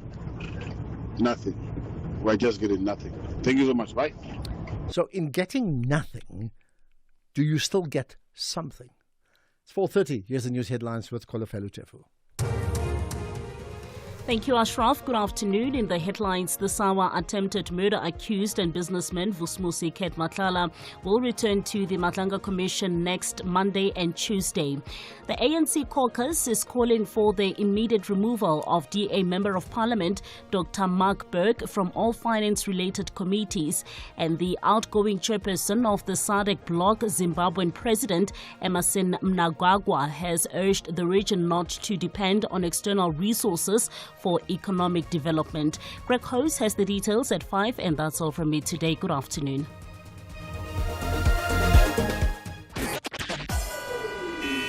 SAfm, guiding you through the rush hour traffic. To change in a minute, there's a breakdown on the southbound side near Van Buren. Now, that's a really big queue coming down from around Modderfontein, Edenvale side, through Galuli's down deep into Bedfordview. Behind that, the N12 and R24 routes in from Ekurhuleni, heavily queued up. And then on the northbound side, there's a crash going up into Galuli's interchange as well. Now, the N17, home to Brakpan and Springs, queuing heavily down towards Osborne Road. Just a single lane section there through Wadeville. And if you're a Joburg bound, Wadeville through Wits Rifles, also being held up with roadworks. Just back to the N3, there's a bit of a backlog building now. N3 south at Marlborough Drive. Looks like something's happened there. A crash on the main road just north of Lone Hill. It's between Lone Hill Boulevard and Chatton Road. If you're going between Lone Hill and Kyalami, that's a heavy one today.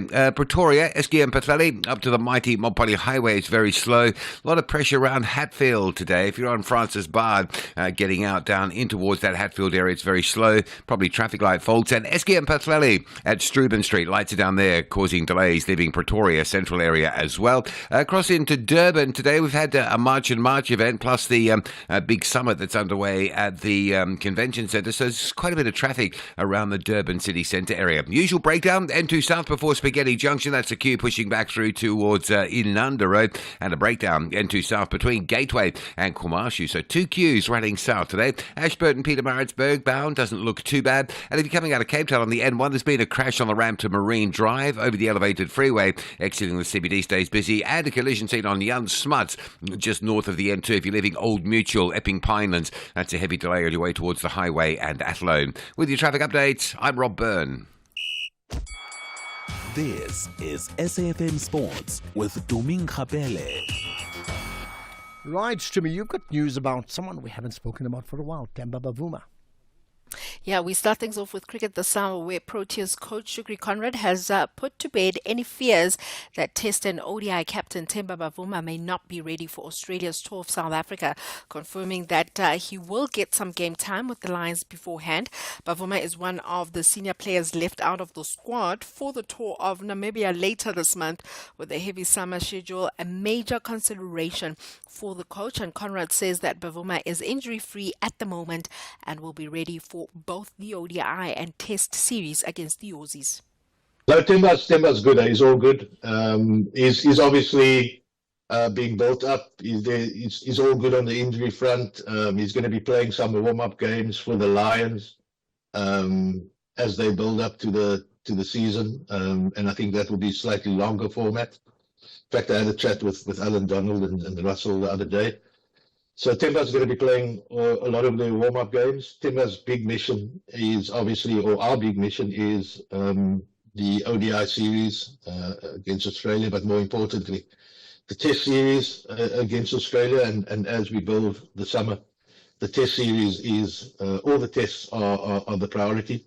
And we need to make sure that not only Timba, but all of our players are primed for that. So I'm very comfortable where Thames is at. We'll definitely see him take the field for that first ODI against Australia. Well, still staying with cricket, Ravindra Jadeja has etched his name into the record books, becoming the first Indian left-arm bowler to claim 350 wickets in Test cricket. Jadeja reached the milestone on day 3 of the first Test against Sri Lanka at the Gale International Stadium today, dismissing Kishara Nuwanta in the third session. Jadeja returned to India's Test side after missing the one-off Test against Afghanistan and marked his comeback with yet another the run. In rugby, the All Blacks have suffered another blow with prop Oli Norris ruled out of the tour after sustaining a knee injury, becoming the fourth player sent home following Billy Proctor, Caleb Clark and George Bell. Norris sidelined for 6 weeks, won't be immediately replaced, but the squad remains under strain with fitness doubts over Cam Rogard and his backup Cortez Retima, Canterbury halfback Noah Hotham, who has been called in as cover. In football, the Scottish Football Association has publicly withdrawn its support for FIFA President Gianni Infantino. It comes after Infantino shelved controversial plans to sell off stakes in the World Cup and other FIFA competitions last month. Infantino has lost the support of 3 confederations already: UEFA, CONMEBOL and Asian Football Confederation, but some nations have also split from their region, including the Scottish Football Association. In swimming, South Africa's most successful swimming coach, Rocco Mering, says that awards and recognition have never been his motivation. The University of Pretoria-based coach will battle athletics coach Thabo Matibedi and cricket coach Conrad Shukri for the prestigious award at the ceremony at Sun City on the 23rd of August. That is the 19th South African Sports Awards, and Mering, who has won the award twice, says that the nomination is simply a bonus after another successful year. I'm obviously in very good company with the other nominees. As I've said before, we don't do it for the nominations or for the trophies. It is a job for us, and it's something that we choose to do. But the being nominated or recognized is obviously very nice and a bonus for us. Well, that's it from my side for now. Ashraf, you were asking, I'm just trying to understand your question. Were you saying world rivalry or specifically to South Africa? No, worldwide. I mean, look, it can be South Africa and worldwide, but I'm talking worldwide. So if we're saying Springboks and the All Blacks is rugby's greatest rivalry, then the obvious soccer greatest rivalry in South Africa is not even a debate. Let's move on from Chiefs Pirates. We just move on, right? But there could be other big soccer great rivalries around the world. But then beyond that, there's cricket's great rivalries. There's athletics great rivalries. I think England, Australia as well for the Ashes, right? There's athletics. There's tennis. I'm thinking about Muhammad Ali, Joe Frazier at that time. Bjorn Borg, Jimmy Connors. I don't know. We can go on and on, man.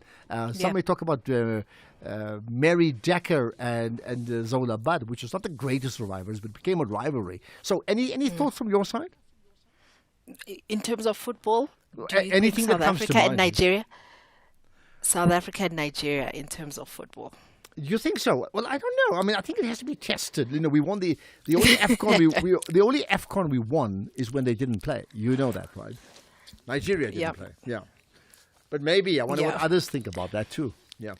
All right. Thanks for that, Tumi. Well, I'll tell you what. Here's a question I'll put out to you listening wherever you are. Beyond just the Springboks and the All Blacks, there's no question that it is rugby's greatest rivalry. So what other sports and what's their greatest rivalry in all other sports? In any sport, whatever. Even if we haven't mentioned it. I'd love to hear from you. This is the National Pulse. You can become a victim of a legal problem: wrongful arrest, assault, uncontested divorce, rental disputes, maintenance matters, or labor problems. It can happen to you. Clientele Legal provides tough professional lawyers for an affordable monthly premium. Our legal team is standing by to assist you 24 hours a day. Join today. SMS SAFM to 32195. That's SAFM to 32195. Clientele General is an authorized FSP and licensed non-life insurer. T&Cs online. Standard rates apply. Drivers, this winter, South Africa's roads can change in seconds. One moment it's clear, next, dense fog blinds your view. Don't drive on memory, drive on visibility. If you can't see clearly beyond 50 meters, pull over safely at the nearest truck stop. Stay alert, stay alive, check your surroundings and inform others. See and be seen. Let's navigate winter roads together. This message is brought to you by the National Department of Transport. Every victory begins with a dream. No stopping Tennessee for Dambele. Every medal tells a story. You're a star. Every champion earns their place in history. South Africa qualify for the knockout rounds for the first time in their history. On Sunday, 23 August 2026, South Africa comes together to celebrate the men and women whose passion, determination, and excellence have inspired a nation. Here she goes. Will it be a world record? Join us for the 19th South African Sport Awards, proudly presented by the Department of Sport, Arts and Culture in partnership with SASCOG and the SABC. This year's theme, Crowned by Greatness, honors those who have reached the pinnacle of sporting excellence and those whose commitment continues to shape the future of South African sport. Simbine doing well. Don't miss the 19th South African Sport Awards, live on SABC 1 from 7:30 p.m. on Sunday, 23 August 2026. Live from Sun City Super Bowl. Mzansi, join us as we celebrate #Izinja Game. South African Sport Awards, crowned by greatness. For the love of the game. Well, you wouldn't pay designer prices at the thrift store, right? So why overpay to insure your older car? Outsurance Essential Car Insurance covers older cars for much less. Here's an example. 49-year-old Esmeralda pays only 449 Rand a month for a 2015 Chevrolet Aveo and gets covered for full retail value if a car is stolen or hijacked. So get Outsurance Essential Car Insurance today for unfinanced cars older than 5 years and valued at less than 150,000 rands. SMS car to 43185. You got it, car 43185. Licensed insurer and FSP, T's and C's, and information available online. Economic news on SAFM. Facts and figures you can count on. With all the facts and figures, yes, Paswane and Patlele from Macquarie Fund Managers. You got news to start with Tungela Resources, Paswane. Yes, afternoon to you and all your listeners. Yeah, we got the first half results, and the guys have been making money, generating a free cash flow of around 1.9 billion, net cash just around 6 billion. Very positive, benefiting from the higher coal price, export, increased sales, increased production. Then they have reaffirmed their full year guidance in terms of production. Yes, but the revenue was just up 2%, just showing that the stronger rand did cap some of their gains. But when you look at it, they're expecting to see an improvement going to second year, supported by seasonal demands. Profits as per headline in special is 150%. Moving more importantly, their costs are well controlled and they're guiding for a better H2, and the balance sheet remains healthy. Shareholders are getting a stronger dividend from 2 Rand to 5 Rand 50, and the investors are generally very happy with the outlook. Stock was up 11%. When we come into the market, China reported on their economic activities in July. Retail sales were below expectations, just rising 0.6%. Industrial activity eased to 4.5%. Fixed investment down 6.7%, just signaling to the market that they are on the cooling phase in terms of getting to be dealing with softer growth. Yes, exports are still supportive, but the domestic demand continues to fade, increasing the likelihood that we might soon, over the next 6 months, hear of stimulus efforts to start propping up domestic demand. Globally, what continues to move markets is the likes of the King dollar that continues to show weakness, driven by the recent interventions we've been seeing. When you look at fiscal policy and the monetary policy side, the Fed investors continue to see opportunities that we might just not see those interest rate hikes, and it's reflected in those bond yields because the steeper they are getting, growing the expectation of weaker growth is also filtering on inflation is above target, and it's just printing out a stagflationary risk that holds the United States, helping the gold price up 1% at $4,422 an ounce. Silver is also being a benefactor, up 1.5% at $66. Platinum up 1.8% at $1,774 an ounce. Oil remains a non-event, sitting at $88.75 a barrel, just up 0.3%, with the volatility sitting around 51, despite Trump's latest threat. But investors are generally taking the move that diplomacy will prevail. Equities, we're seeing the US down is down 0.3%, S&P and Nasdaq flat. We're seeing Europe CAC down 0.5%, and FTSE DAX down 0.1%. Locally, we ended up 0.7% gains, led by our resource sector up 3.5%. Industrials, we see those rand hedges under pressure, seeing the industrials down 0.9%. Financials are down 0.2%. The rand is relatively flat, 16.17 against the dollar. Rand against the euro, 18 Rand 76, and rand against the pound, 21 Rand 95. Right, thanks for that, Paswan. Anybody been following that journey in terms of in the mining space or mineral spaces? You may want to comment on that too. But there's a whole deeper dive into the markets coming up from 6 to 7 with Jimmy Moyaha. So listen out for that. Conversations that you connect with and react to. SAfM. Right, we've got this feature called Grow My Business. How do you grow your business? And today, very important insights into cash flow and maintaining cash flow. So that comes up pretty shortly. For now, Jamuka in the Eastern Cape, you've got thoughts about prisons. Go for it. Yes, Asfar.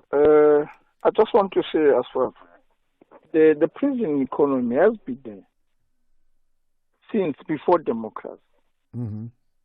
Has been there. I mean, at the prison, Ashraf, we can even pay for the sun, just to pass on the sun during winter. You pay for that. You pay for the sun, did you say? Yeah, so you can have sunshine. Like in winter, you know, man, those who are prison. I mean, those who are in the prison. Yeah, they're too long. So, for the sun to reflect inside the prison, it takes for quite some time. So when the sun ultimately reflects inside the prison, we have to pay for you to go and park on that sun. But who then would run that prison economy? Would it be the inmates, or would it actually be those who are on behalf of correctional services who should be getting paid to look after, but in fact they're making a double cut? No, the inmates are benefiting. Even for the food, you pay, for the food inside the kitchen. If you want extra food, you pay. I want to agree with the doctor there. Okay. That happens if there is a collapse of administration. You know, if the prison orders are not doing their job properly, then you'll find such situation. Well, you've just given the answer. They're not doing their job properly. Thanks for bringing that up, Mjamuka. Very, very worrisome. But I think for most people, not a surprise at all. But can you just imagine being a subject of the prison? I won't even call it economy. The prison kingdom. Can you just imagine that, being the subject of the king who rules the prisons? Yeah, afternoon, Ashraf. I think it's the first day of his testimony, and there's not much we can really take out of this, because it is during cross-examination of the evidence presented where we get a lot of facts. Right now, even the issue of Mkhunu right now, he says he was told by Peggy that Mkhunu wanted to do this. So if somebody says somebody told me this, and then Peggy didn't mention this to the commission, then it's become a challenge to find out exactly who's lying, who's telling the truth here. So I think we'd rather wait for the cross-examination to get all the facts. And on the question of the greatest sporting rivalry, I think the El Clasico comes to mind, and also the Ashes in cricket comes to mind. Thank you. Simple from Freire. Well, there we are. I think you're right, certainly about the points about cross-examinations matter when it comes to these testimonies, and then to segue onto the greatest rivalries, I suppose, when they come up, it's also cross-examination, one team against another, and the two you mentioned, Barcelona, Real Madrid, and certainly in the time when Ronaldo played for Real and the other Messi played for Barcelona, it was just incredible. But it still is one of the great rivalries in world football. The Ashes, Australia versus England, right? Yeah. Hey, Ashraf. I think there is a certain narrative that Kit Madlala wants to project here. If you notice, there are people that he's really giving names to, but there are people he's trying to hide or not to implicate. I think he's trying to shield others and implicate others. I hope Madlanga don't get dragged into this Kate Madlala web. I think he's playing games. Thank you, Ashraf. You think he's playing games? Well, what about the numbers that matter or don't for March and March? Afternoon, Ashraf. Ashraf, the emphasis on the turn up of people or supporters to the March and March. It wants to drive a narrative that people are no more interested in the March and March. This is a narrative the journalists are trying to push to the public there, that the people are losing interest in the March and March, which is a lie. One person can still deliver a message. One person. Numbers doesn't count here. No, man. Yeah, I don't know if I agree with you. I don't disagree either, meaning you could be one person and you could deliver a memorandum and you could be very, very forceful in that memo. So I agree with that part. It doesn't mean every march is going to be a few thousand, but in this case here, where the police catered for 3,000, that means that's what they expected, and you get like 100 plus. Then you may wonder why. Now, that does not mean when you say the media is peddling this narrative, like which media are you talking about? Even we're not doing it. We're simply asking questions based upon what was delivered by our reporter, which I think we have to do that so it gets you thinking about it, to say why was there less than what was expected, and it seems to be significantly less. Now, does that mean that March and March is closing shop? Not at all. Like, who made that assumption? That's just not the case. People often listen and they form conclusions based upon what we say, and they just think, well, you know, that's the way it is, right? Okay, there's more to come here on the National Pulse, including how do you grow your business?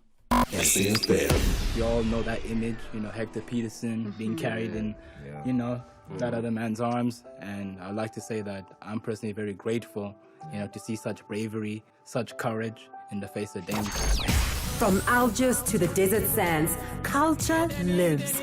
Rai music, Amazigh heritage, tradition and identity, standing tall. Algeria does not bend, it stands. In every grain of sand, in every voice, there is resilience. Algeria, the giant of the Sahara. This is what we are becoming. SAfm, leading the conversations that move us.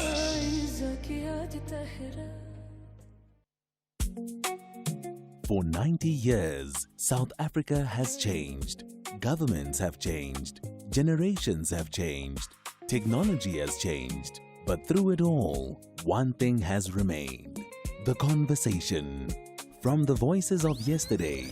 This morning to me, well, it took 8 attempts, but the Big Easy finally did it.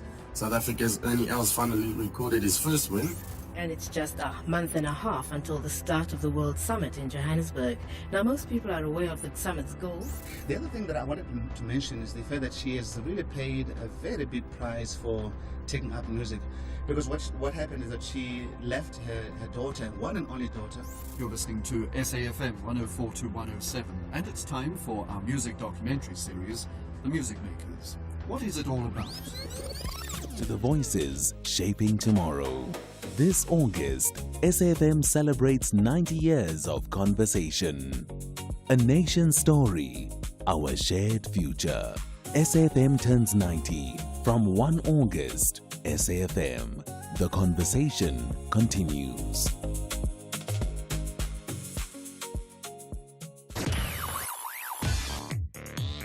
Stay on top of all meaningful, top trending stories right here on SAfm. Leading the conversation. This is Grow My Business on the National Pulse. Well, how do you grow your business? There are many, many ways. You need to have customers. You need to get market share. Your product has to work. You have to deliver regular good service. But also, once you grow it, you need to manage your money, right? So let's talk about that and the big nemesis around businesses, which is cash flow. So employees wait for the end of the month. They can't wait. Employers also can't wait. They don't want to wait, if you get my point. Lerato Matlodlana is the founder and editor of the Founder Brief. Thanks for joining us, Lerato, on the National Pulse. Thank you so much for having me. Thank you. So let's talk about this. I mean, you know, the importance of cash flow and ensure that you can have positivity in your cash flow as a means of growing your business.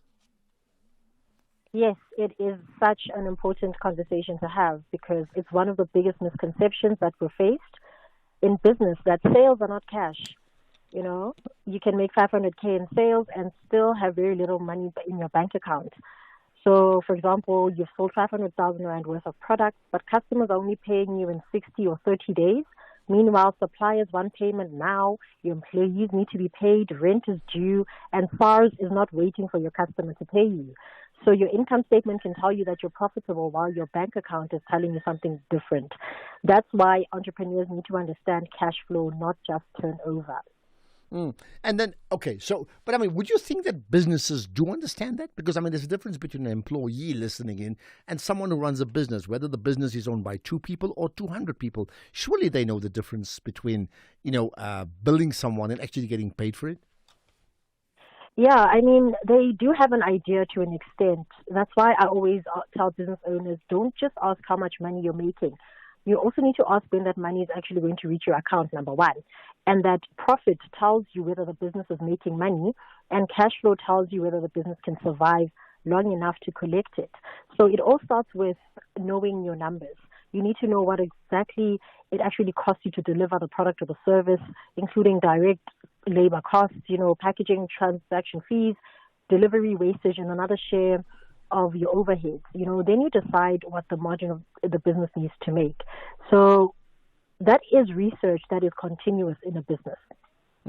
Now, I understand, you've got some numbers around the issues of late payments, and there's issues around 91% of South African SMEs were affected by late payments. Tell me about that.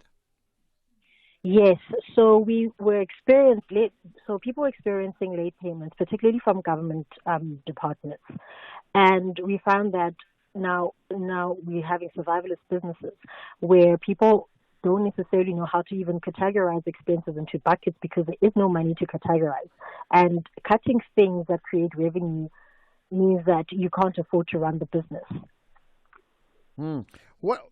So what's the trick then to be able to maintain a healthy cash flow? Meaning, in the trick, the first thing, am I right? You need to get the product right, and you need to actually get people to want to buy it in the first place. And then what? So there are multiple ways, that are very independent to each business. We sometimes find that late payments are where we are finding that businesses are cash starved because customers pay late, right? So this is where you have to be careful when we talk about cash flow, because it doesn't sometimes mean that the entrepreneur is spending recklessly. The money simply hasn't arrived. So we know that employees need to be paid, suppliers must be paid, rent, and suddenly you're being told cut your expenses. So what are you supposed to cut when the expense is what allows you to deliver the contract? That's why I think entrepreneurs need to distinguish between cost control and starving the business. You don't want to cut the salesperson who brings in the revenue. You don't want to stop maintaining the equipment that allows you to fulfill contracts. You need to understand which costs create revenue and which costs support the business and which costs are genuinely discretionary. I suppose, it leaves us with this. When do you then think it's okay to incur other expenses? Let me put it this way. You're a startup, let's say typically husband and wife hustling along, and they've been able to earn 100,000 rands over a year. You get my point, like roughly 10,000 a month, or so 120,000. At some stage, there's a demand for more, but they need to pay someone to assist them. Now, the moment they need to pay, it means they can possibly generate more business, maybe, but they don't really know. But they definitely have to pay more money. How do they, for a salary, how do they get that balance right? All right. So let's make a simple example, right? The husband and the wife, between them generating 10K a month, doing 120, as you mentioned. Now suddenly the demand increases, so they can't keep up with the orders themselves and they need to hire someone. And that's where the growth actually creates a cash flow problem, because an additional employee needs to be paid before the additional revenue from that employee necessarily comes in. So the question isn't simply, can we afford to hire someone? The better question would be, what will this person enable us to produce or to sell, and how quickly will that additional revenue cover the cost of employing them? If I pay someone 8,000 Rand a month, for example, I need to understand what the additional capacity that 8,000 Rand creates. So if they allow me to take on another 30 or 40,000 of profitable work consistently, then that's potentially a very different decision from hiring someone because I'm tired or overwhelmed. This is why I think, small businesses get into trouble. You see demand, and then you immediately add costs. because you haven't planned the cash flow gap between investing in capacity and actually receiving the revenue that all right. And to end with, so just in 30 seconds, I mean, here's the point. You make the hire, whether you're tired or you project revenue growth, and in fact, you pay the 8,000 rands or 10,000 a month, and the career and the revenue growth does not happen. Then what happens next? You've got 30 seconds. I'd say, I'd give the listener this practical rule. Don't hire because demand exists. Hire when you understand the economics of converting that demand into profitable revenue. And you will hardly ever go wrong, because now you're going to know how you're going to fund the growth before you commit to the cost. Okay. Got us all thinking, I'm sure. Lerato Madodlana, the founder and editor of The Founder Brief. Fascinating tools about how to grow your business. We'll do it again next week, and you can catch this as a podcast as well by the end of the day. I promise you that. Let's get the news now. It's 5 o'clock. Here's Greg Hurst.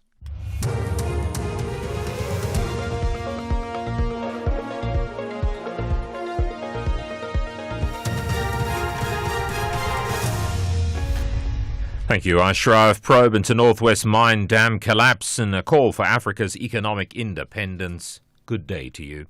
Government's launched a probe into the collapse of the Salmon-Kotikwena Chrome Mine Dam in the northwest. The Mineral Resources Minister, Gwedi Montashe, and other officials visited the mine near Brits today. The collapse led to sludge flowing into roads leading to nearby mines. Although no deaths are reported, the incident almost led to a major disaster. The minister believes the situation could have been prevented. Samango lowered their guards in supervising the contractors. And contractors handled the slimes dam in a reckless way because they saw seepage 3 months ago, but they allow it until there was a slimes, it's called a release. Yeah. And I'm arguing that managing slimes dam cannot be a water issue, it's a mining issue because they are inherently linked to the mining operation. Attempted murder-accused and businessman Vuzamuzi Kat Matlala will return to the Matlanga Commission next Monday and Tuesday. Commission chairperson Mbuyisile Matlanga has ruled that if Matlala does not conclude his testimony on those days, he will continue until Wednesday. Matlala has been central to the Commission's probe, especially in relation to the Medicare 24 police tender. He's refused to testify about the matter, invoking his right against self-incrimination. Matlanga's ruled that Matlala's answering affidavit must be filed by Friday, while his replying affidavit and heads of argument must be filed by Saturday. The replying affidavit and heads of argument must be filed by Mr. Matlala at 1800 hours on the 22nd of August 2026, and the evidence leaders must file their heads of argument by 1800 hours. The ANC's parliamentary caucus is calling for the immediate removal of DA MP Mark Burke from all finance-related committees. He serves on Parliament's Standing Committee on Appropriations and the Standing Committee on Finance. Burke is facing allegations said to be stemming from a Reserve Bank affidavit concerning the business activities of a fintech company he founded. The allegations relate to the movement of capital across the country's borders and the possible circumvention of exchange control regulations. An amount of around 4 billion rand is said to be mentioned in the affidavit. ANC MP Cameron Dugmore. The Finance Portfolio Committee has oversight over the Reserve Bank, so it's untenable that someone deeply involved in allegations or alleged to be involved in schemes that manipulate and exempt themselves from exchange control regulations can then be on a committee that in essence has oversight. So in the first place, we will be writing to the Speaker requesting that he be removed from these portfolio committees, and the DA should also do that. And secondly, that Parliament's Ethics Committee must investigate. The case against 62 alleged instigators of the July 2021 unrest has been postponed to the end of this month in the Durban High Court. This is to allow legal aid representation for 5 of the accused to be finalised. They face several charges, including incitement to commit public violence, terrorism and conspiracy to commit murder. The violent unrest erupted across KZN and Gauteng following the imprisonment of former President Jacob Zuma for contempt of court. The violence left more than 350 people dead and caused damages estimated at around 50 billion rand. The outgoing chairperson of the SADC bloc, Zimbabwean President Emmerson Mnangagwa, has urged the region not to depend on external resources for economic development. He's handed over the SADC chairmanship to President Cyril Ramaphosa at the SADC summit in Durban. As Zimbabwe, we are emboldened in our national development philosophy. Ilizwe lakhiwa. The increasing need to reduce over-reliance on external funding, which has the risk to compromise our sovereignty and national priorities. We must therefore build and enhance our own financial and industrial capabilities. The top story, government's launched a probe into the collapse of the Salmon-Kotikwena chrome mine dam near Brits in the northwest. That's SAFM News. I'm Greg Close. In sports this hour, Rassie says Springboks all set for the All Blacks. Sundowns agreed to sell Sabia to Lille, and Proteas coach eases concerns over Temba Pavuma's fitness. More details at 5:30. SAFM, guiding you through the rush hour traffic. Well, Joburg Z3 running south. It's one of those heavy days today. Buccleuch all the way down to Germiston. There was an earlier breakdown at Van Buren, which cleared. There is possibly another one that's just occurred in that area. It's very heavy coming out of Limbro Park all the way down to about the Heldenace interchange. Also, N12 and R24 routes into Kaludi from Ekurhuleni are both under pressure due to a crash. The N17 home to Brakpan queuing down to Rondebolt Road into a single lane roadwork section, and if you're Joburg bound, queuing up N17 west towards roadworks at Vince Rifle. A crash on the main road between Lone Hill and Kyalami, still causing quite a heavy backlog both ways as well. Pretoria, collision M1 north at Atterbury, that's starting to push the queue back beyond the R21. Dustport Tunnel very busy as well. Now, you be aware of the SADC summit at ICC Centre in Durban that's been underway since yesterday. The M4, this is a big deal. The M4 northbound closed from the city centre all the way up towards King Shaka International Airport as and when required. It's currently closed at the minute. Not sure whether it's going to be a full closure or whether they sort of on and off this closure as the convoys get ready. But what it means today is a really big queue out of Central Durban. Central Durban is jam-packed, and then a really big queue running up Masabalala Yengwa, Mhlanga Rocks Drive, all the way through towards Mhlanga. A lot of pressure around Gateway as well, the M41, Mhlanga Rocks Drive out with that side. Just be aware of that big VIP convoy causing major delays this afternoon. Probably worse than it was this morning. Still with the breakdown before Spaghetti Junction, the N2 coming southbound heavy from Queen Nundy Drive today. And Cape Town, that crash on the M1 outbound at Marine Drive is still there, so some delays leaving the city centre. And Jan Smuts Drive coming out of Pinelands, leaving Old Mutual, a crash just before the N2. That's a heavy backlog. With your traffic update, I'm Rob Byrne. SAFM 104.3 FM in Rustenburg.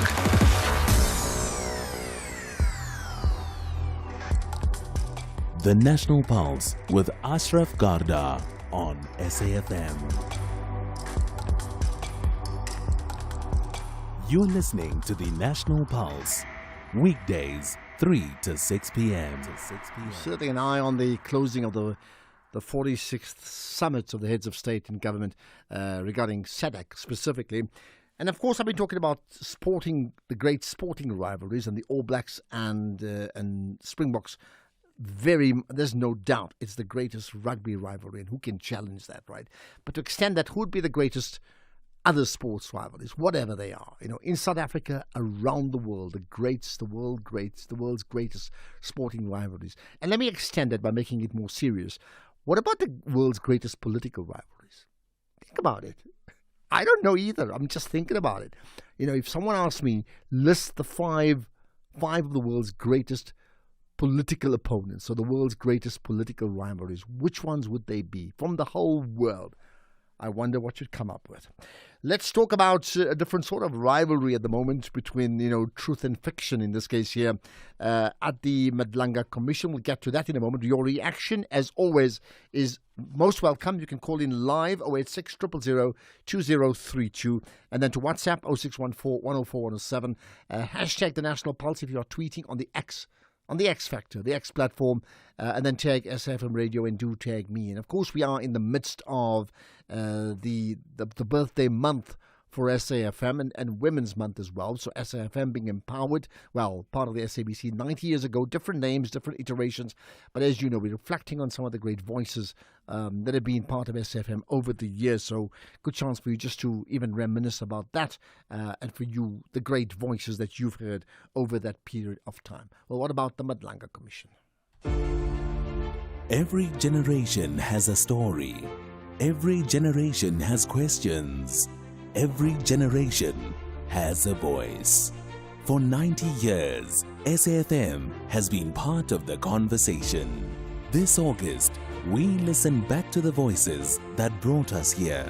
We celebrate the people who shaped our journey, and we listen for the voices that will shape what comes next, including the launch of a new annual SAFM property. This Women's Month, we are in search of an SAFM woman. 4 extraordinary women, 4 extraordinary journeys. One question: what does it mean to be an SAFM woman? SAFM 90 years, women, a new voice.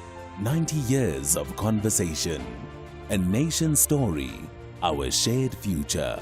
From 1 August, SAFM. 90 years of questions, 90 years of answers, 90 years of South Africans. Hi, I'm Birdie Indonesia from VOW 88.1. SAFM, you fulfilled the quota of transformation within the broadcasting space, and even after reaching this really great milestone, I continue to watch the evolution unfold to even greater heights. Congratulations. Voices may have changed, times may have changed, but the conversation continues. SAFM 90 years.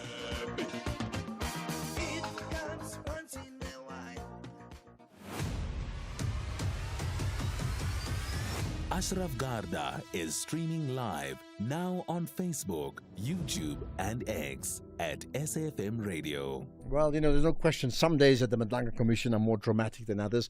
Sometimes it's because of what they say or they don't say, but often it's also just who the person who is in the dock providing testimony. Today it's the turn of Muzi Kat Matlala. You heard late last night that in fact confirmation he'll be on for the next 2 days, maybe the Wednesday if needed. So let's pick out some sound again. Do you currently maintain? Let's pick out some sound from today.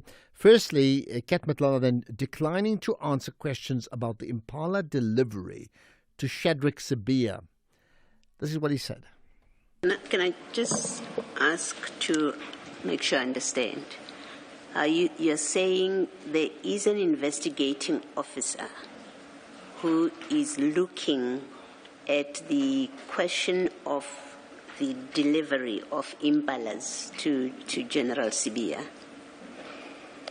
I'm saying there is an investigation, the entire recording. So I do not know out of the entire recording which part is investigated, which part is not. But what I'm saying is, in that recording, there is the Impala issue in that recording. So I do not know whether it's part of it or not. But what I know is that they're saying that recording itself is under investigation. So your answer to my question is, you are not saying, as a matter of fact, that there is an investigating officer who is investigating the issue of impalas delivered to General Sibia. That's not what you're saying to us. I'm not sure about that. Yeah, you're not saying that as a fact. You see, you're raising, you say you're reluctant to speak to it because you don't want to incriminate yourself. Yes. So it's important that we understand the basis of it. That is it just a suspicion that you have that the delivery of impalas is being investigated? It's a suspicion, and we have to deal with it on the basis that it's a suspicion, or, as a matter of fact, there is an investigator, an investigating officer, who is looking at this specific question. It is important to understand which one you're relying on. What I understand is they said there is an investigation, so they did not specify, because there's a number of issues in that recording, so they did not specify that directly we're investigating this, not this. That I do not know. So I cannot say it's under investigation or not. But Right, there's more. Then Kat Matana, well, he's first of all denied ever being awarded any work by the EMPD, but he made the point that the only work his company ever provided was to the Ekurhuleni municipality over security services. If you could read your response. I place on record that none of my companies were ever awarded contracts by EMPD, and that the only business that was concluded was for no financial gain, in terms of which we through one of my companies, CAT VIP Protection, provided security services to former Mayor Tanya Campbell. And on that issue, you haven't provided it, but are you able to, if it exists, to provide any documentation in respect of the security services you provided to the former mayor? Would you have any documentation in respect there at hand? No, I do not have any documentation. Okay. Right, then he was asked whether he was induced or threatened to give false information. Kat Matala says, he cannot comment. Listen to this. We are now in not yours, paragraph 2.3.5 of the regulation 10.6, if you could turn your attention to that. That paragraph is at page 4. That paragraph requested you to speak to your appearance at the ad hoc committee, that's a parliamentary ad hoc committee, and whether you were induced or threatened or influenced to give false evidence, including the details of anyone who may have induced or threatened you to give false testimony. When that happened, how and for what purpose was the false testimony requested of you? That is the request that was put to you. That's one of the issues you have not addressed in your statement. Are you able to indicate why that is? Yeah, this is one of the things that will be in our supplementary affidavit. Yeah, the first question was why it's not addressed in this statement. It's because also of the recordings that I came across the recordings after I've made this affidavit.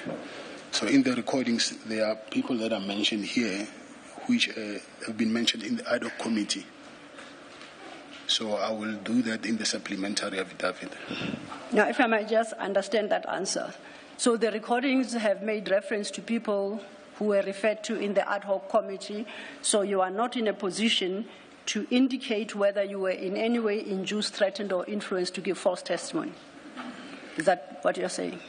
Yes, I cannot comment on that now because I do not want to give. I do not want to end up incriminating myself by way of perjury. Hence, I'm saying I need to go back and make my supplementary affidavit in regard to of this 2.3.5. So you, if I understand it correctly, and I might not, you don't know whether you were in any manner induced, threatened, or influenced to give false testimony. You don't know that. Chairperson, again, he's invoking his right against self-incrimination on this point, and inherent in that, my learned friend can read where this issue is going. If you lie under oath, you commit perjury, as simple as that.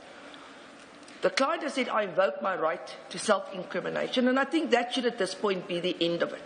We will make a supplementary affidavit and deal with these issues so that you can exercise your discretion or deal with it on a legal basis, having the benefit of factual submissions made to you.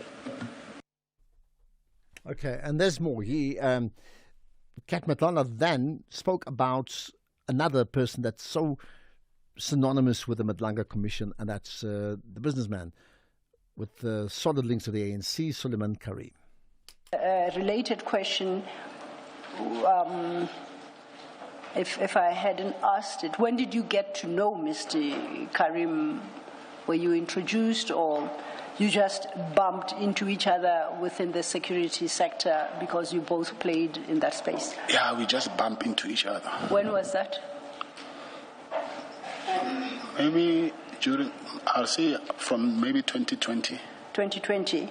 And as I understand it, and I speak under correction, Mr. Karim is from the Northwest. Yes. Does he provide his services out here in Gauteng, or alternatively, do you provide your services out in Northwest? I'm trying to see where you bumped into each other to get yes, to know each other. Yes, he's from Northwest, but he stays in Sandton. Oh, so he operates his security businesses here in the Gauteng area? I don't know where he operates his business. So where would you have bumped into each other? I said he used to visit Mr. Msibi. Oh, yes, okay.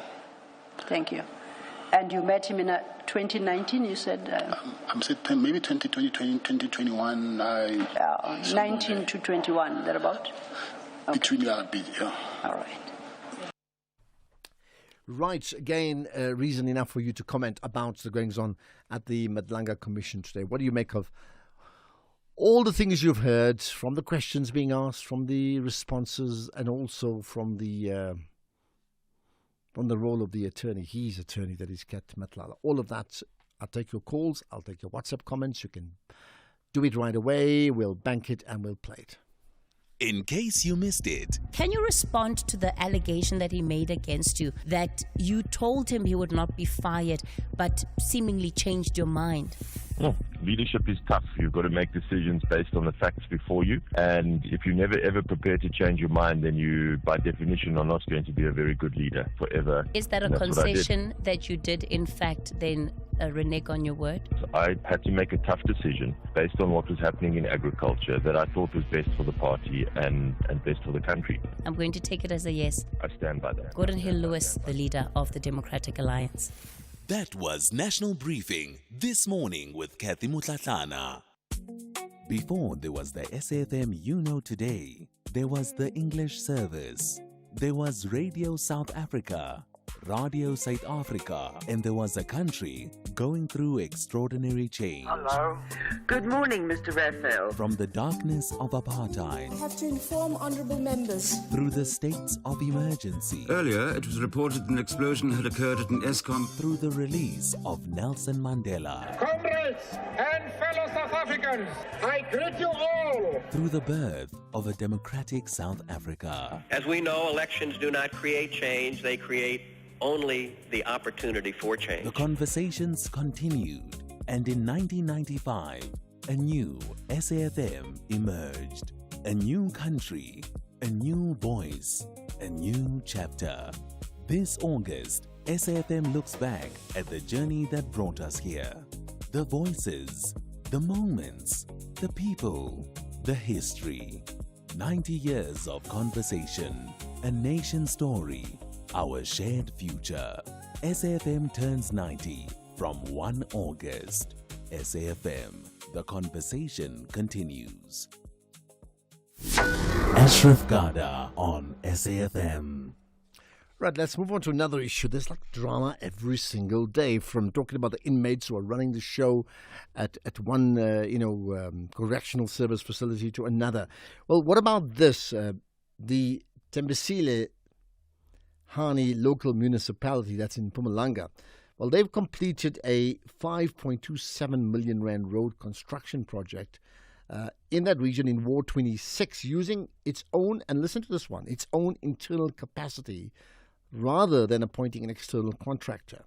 Now, according to the municipality, the project commenced in March 2026, was completed in August, right? The report project valued in this case here, the value comprises 2 million rand from the municipal infrastructure grant, 3.27 million from the municipality's own funding. But the key here would be, why would they then use an internal capacity in this case rather than appointing external contractor? Let's find out more about it with the executive mayor for the region, and that's Letsetsa Jacob Dikhali, the executive mayor of the Tembisile Hani local municipality. I appreciate you engaging us on the National Pulse.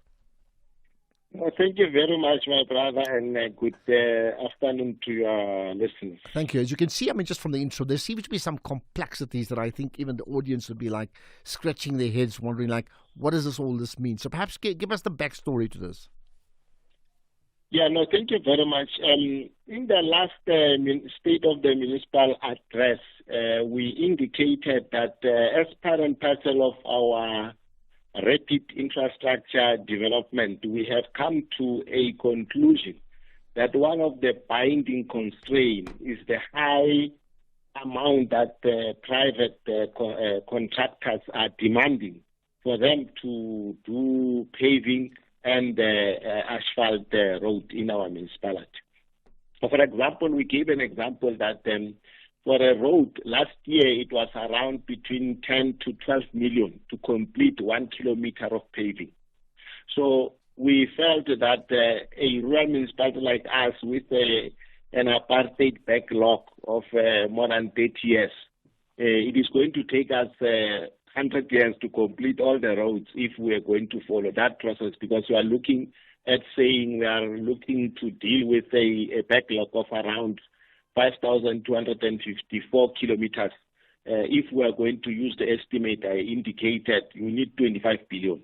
And our municipality's budget is about 1.3 billion. So what is the insinuation here that you're saying if you had to, by going internal, you actually were able to expedite the matter cheaper versus where others may say, well, why would it not go externally, which means it'll be on an open budget, which means others could actually perhaps have a stake in the construction and the building of those roads? The challenge with that is that if you follow that understanding, you must accept that the market forces will determine the price. And then if you follow that, it also then says you must be willing to pay for the bidder that is willing to do the work. And then most of the time, you'll find that it is outside our capacity to deal with the backlogs. So that is why we have taken a decision that if we want to eradicate the issues of internal road in the city, we must then do it internally in order to lessen the blow financially and in order to expedite dealing with the backlog that I've indicated. All right, so basically you're saying you're getting it cheaper, you're getting it done cheaper, you're getting it done quicker as well, and yet there's been criticism from the outside, right? How do you respond to that? Ashraf, I'm happy that when you are politically conscious. You see, we're living in what we call a capitalist society where everybody believes that the private sector is the king in terms of service delivery of whatever kind, as I've indicated on the political platforms. We are disagreeing with that. If you look historically in South Africa, the state was dealing with all the works. And then because of that, it was able to deal with a lot of infrastructure. And then that created an opportunity for a country that we are having today. So it is not correct to indicate that only the private sector can deal with this important process of infrastructure development.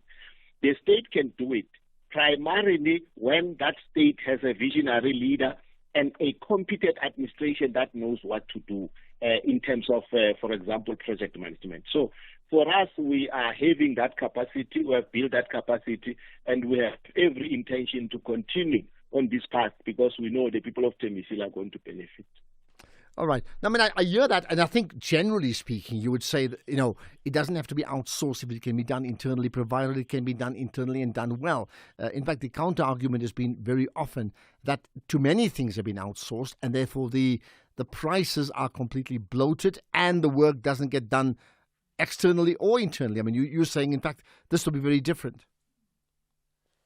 Yeah, no, we believe in the adage that says, if the state is willing to do anything, it is capable of doing it. It's about political will, Ashraf.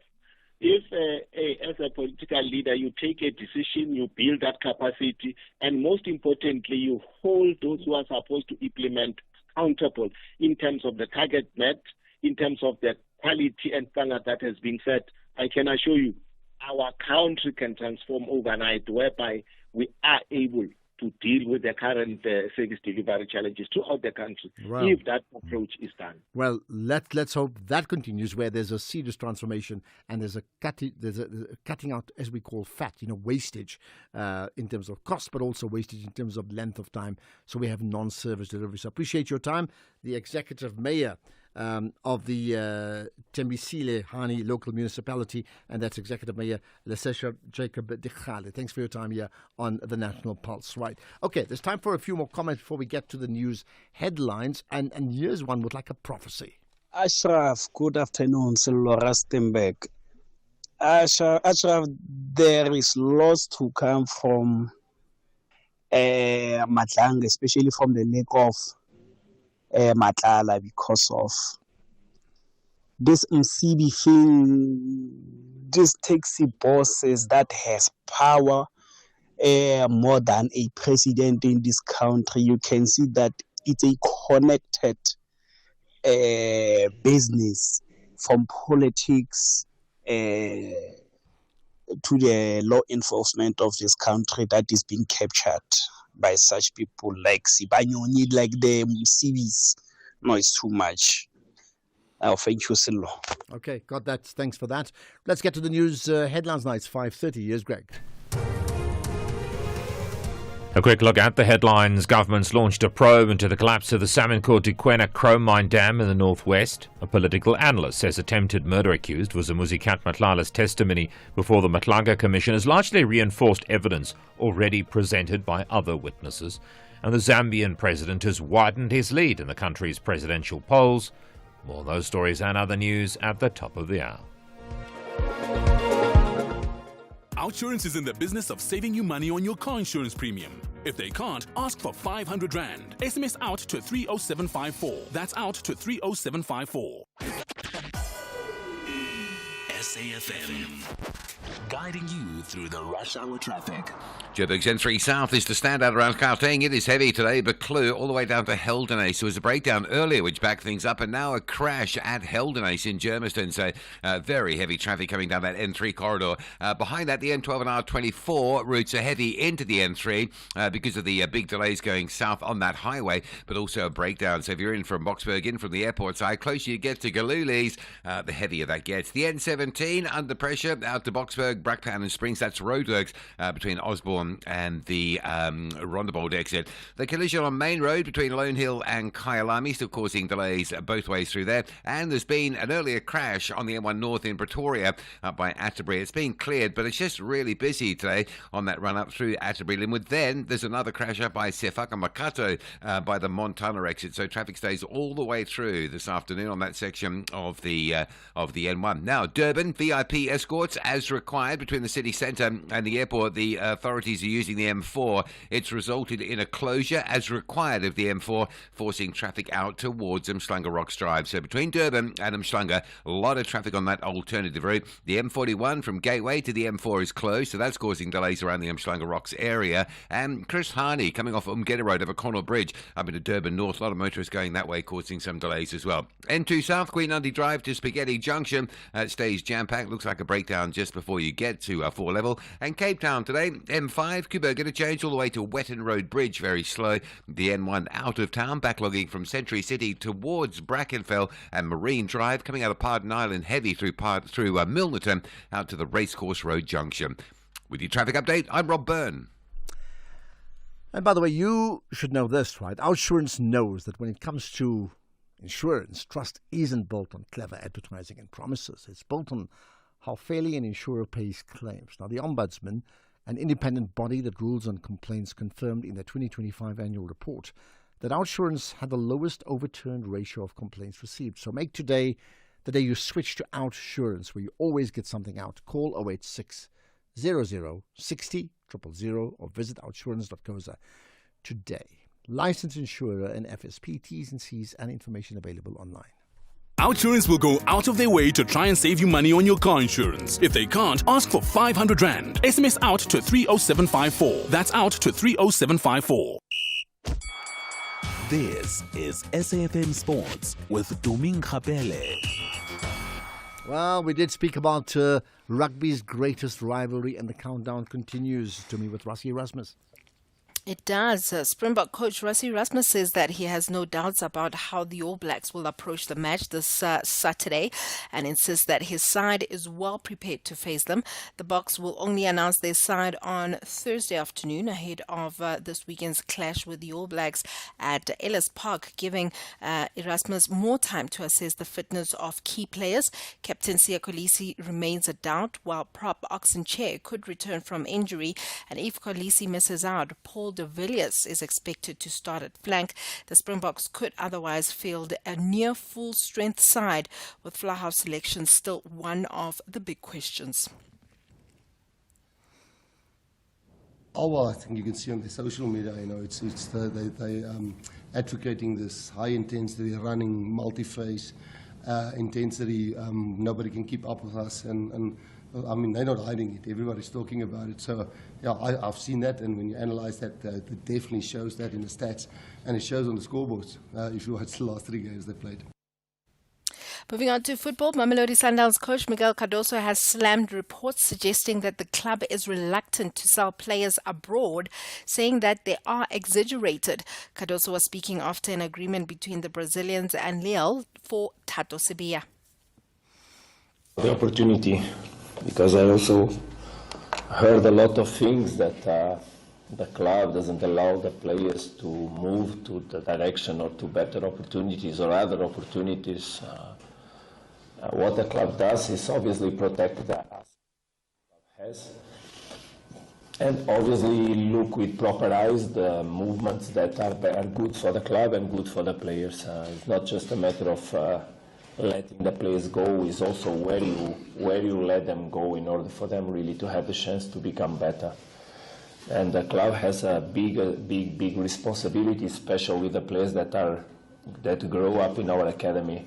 It's a process of affirmation inside the club, but then also the big responsibility, not only on the ones that go, but also on the ones that need to be placed in teams that are not so obviously on the highlights. It's a big responsibility from a club, and is the last step of an academy, is to where we put our boys when they finish here.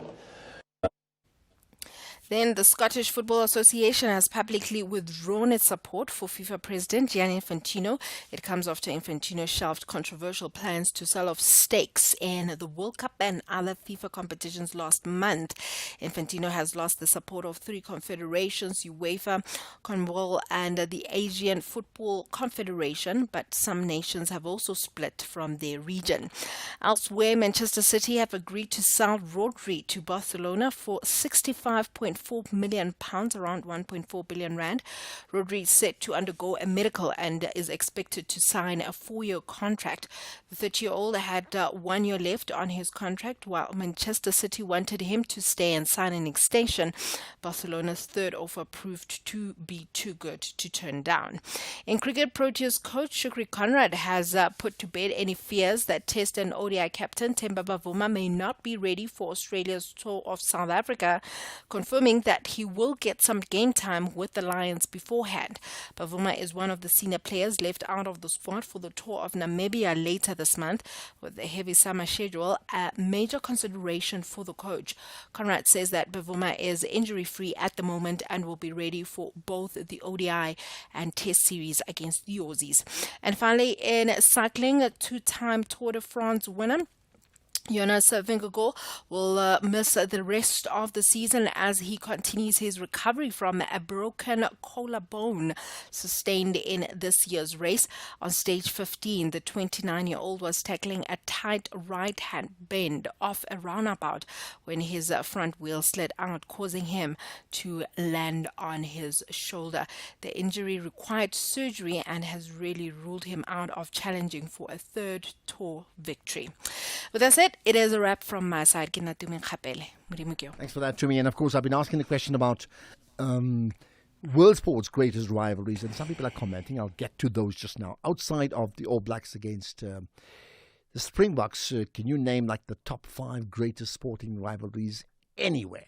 And if you want to be serious, what about the great political rivalries? Who are they? Looking for exclusive content, live events, and special broadcasts like the Madlanga Commission? Then connect to the all-new SAfm Connect stream. The Madlanga Commission, live and uninterrupted from 9:30 Monday to Friday. SAfm Connect brings you more of the conversations that matter. Listen anytime, anywhere by visiting connect.safm.co.za or stream directly on SABC Plus at sabc-plus.com. SAfm Connect. More conversations, more access. There's much more coming. SAfm. After 132 years of colonial rule, Algeria fought a brutal war for freedom. Independence came at a cost: lives, land, and legacy. But from that struggle came strength. Today, Algeria stands sovereign, steady, and self-defined. I was with Hector Peterson when he was shot. The boy who was in that picture where a boy was carrying. He was the first student I saw going down. I saw him being shot on the head and he fell down. This is what we are becoming. SAfm, leading the conversations that move us. Economic news on SAfm. Facts and figures you can count on. Right, all those numbers coming from Jimmy Moyaha. First day of the week, Jimmy. You want to touch on SPAR and what they're not saving or something like that? Good afternoon, Ashraf. Good afternoon to the listeners. The SPAR Group announced today that the board chair and deputy chair have both resigned. We know that recently as well we did get the sudden resignation of the SPAR chief executive officer. So we're going to be looking at that in a bit more detail, digging into some of the concerns that could be raised around governance as they relate to the SPAR Group. A lot has been said around some of the retailers and how they've been performing. We're going to take a look at that as well, the performance of the business itself as it stands at the moment, and how some of these governance concerns could potentially be impacting on that performance. We also have a conversation on the announcement that the chief executive officer at South African Airways has been placed under suspension. This is also another concerning development that has unfolded in the last couple of days. We're going to take a look at that with our aviation expert, Guy Leach. I want to get his thoughts around what that suspension particularly means. We know that SA has been trying to get itself back on the right track. We started to see some positive light at the end of the tunnel based on some of the most recent results. So the sudden suspension of the chief executive officer does raise some questions. We're going to take a look at that and what's happening at that state-owned entity. Then we have a conversation with the team at 91 on South Africa's bond market and how it is that has been faring in light of all of the risk that's been out there in the world. And we have a conversation with the team at Merchant West, taking a look at some of the winners and losers in the markets and how it is that tools like artificial intelligence can potentially separate them. And while we have that artificial intelligence conversation, we're going to be looking at that as part of our personal finance segment with the team at NMG Benefits. We're going to get a sense of just how far you should be trusting artificial intelligence with your personal finances and the advice that it generates for you in that respect. Before those conversations, though, a sense of some of the market movements throughout the day. It's been a great day for resource stocks, but let's start with equity markets. Asian markets that would have been trading first. The Nikkei in Tokyo down up around 0.75%, but that wasn't the biggest winner on the day. Shanghai was up 1.3%, and the biggest winner was Hong Kong, up 1.4%, almost 1.5%. The Sydney ASX index was down around 0.5%. European markets were all in the red. The biggest loser there was the CAC 40 in France. That was down about almost 0.2%. US markets at the moment are a bit of a mixed bunch. The S&P is down 12 basis points. The Nasdaq is up 15 basis points. Local markets had a much better day. As I said, resources were really doing a lot of the heavy lifting locally. Resource stocks up 3%, industrials down 0.83%, financials down 1/3. The top 40 finishing up 0.69%, the all share finishing up 0.5%. Commodity prices, the gold price back above $4,400 a fine ounce. Platinum, interestingly enough, is approaching $1,800 a fine ounce. It's briefly touched above that level.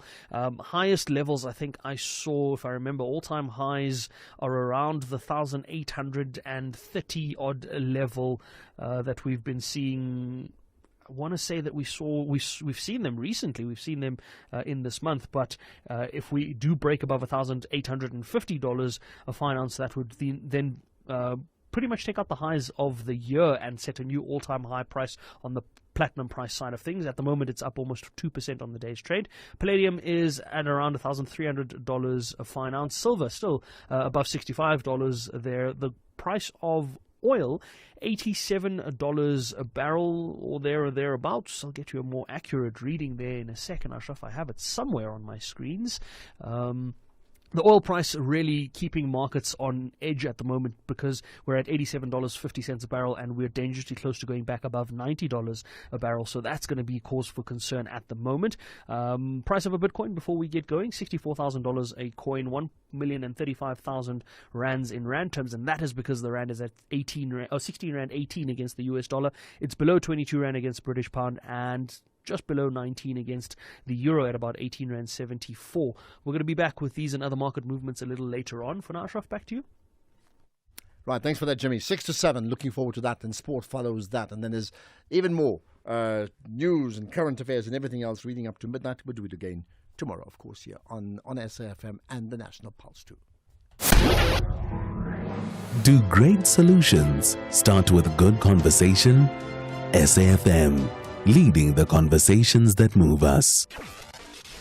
Across South Africa, online and on radio. SAFM, let's talk. Let's talk indeed. In fact, I'll get to your calls just in a moment or so. But here's a story that certainly has captured the imagination. Piet Viljoen has been denied bail and remain in custody after appearing in the Pretoria Specialised Commercial Crimes Court on Monday, the 17th of August. Right now, you know, he was the one, together with his wife. They were sent back from the USA and then detained in South Africa, and they've been linked to 400 charges linked to an alleged multi-million rand property fraud scheme. So let's understand what's happened here. Mike Bolhuis is a specialist investigator. Mike, thanks for joining us on the National Pulse. Thank you, man. Thank you for the opportunity. Thank you. Right, tell us more, just to give us context so we understand it. Look, Piet Viljoen has been busy with fraudulent and fury and intimidation for a long, long time, 2010. And there's a lot of cases that were brought against him and several others. And it's just caught up to him because the latest in the last couple of years, he and his wife, Mel Viljoen, was involved in the Tammy Taylor scam. In other words, they usurped that name, actually stole it, and sold franchises, 400 to 600,000 a franchise in the nail industry. Very, very high profile, very beautiful, very blasé, and just didn't give the franchises over. As a matter of fact, they deliver. So this, plus the fact that we've been seeing projects warning the people to do thorough investigations before they get involved with them. Unfortunately, they have caught many, many people with multi-millions of rands. But he's been doing this for years and years and years, and it's actually shocking that it only came up now. But when he fled the country, on the authorities and the public, that this is what he's going to do. He's not going on holiday. He fled the country. And it was very clear that it's intention never to come back. So him and his wife was in America, but there they were caught for stealing. Because they ran out of money. Rather trivial stealing, am I right, in that case, compared to what's happened in South Africa? Yeah. So they were caught their base and the authorities, and they were jailed and kept in jail. They had a speedy, how shall I say, short hearing, and they were deported. Because America will work that way. They're not going to spend money on another country's criminals. So they sent them back, and Piet Mel came in. She tried to slip in without anybody knowing, but through our project informed the public. So what we did is the whole time we kept the public and the authorities appraised of what was going on, and also working with the police. So when Piet came back, he was arrested, and all the old cases of 2010, forgery, the theft, the intimidation, the manipulation and everything else, with several others, identified properly. He was arrested, taken in for that because he's the brain behind it. Okay. And he's been denied bail because he's definitely a flight. And I take it the denying of bail is the most obvious thing. It's not even it's not a big deal. It's what's expected, right? In this case. Yeah. The advocate Willem van Zyl did a good job. The police did a very good job. We are thankful for the media keeping it alive, and we are thankful for those that opened the case eventually. All right. And Tammy, at the time, you mentioned the Tammy Taylor. I'm certainly well aware of the brand and how it supported, I think, beauty pageants in a big way. So the brand prominence was very, very high. At the time that they fled the country, in all that period that they were living in the USA, and they were not caught out for, as I said, something rather mundane in terms of theft. I think it was a supermarket thing, right? From a South African perspective, were they attempting to pursue them at all? Did they know where they were? Were they able to in any way have got them back into the country under some extradition if they did not commit a crime in the USA? Yeah, we were pursuing that very much so, and we were getting everybody involved and on board to open up cases, and then we were about to make that move with the authorities.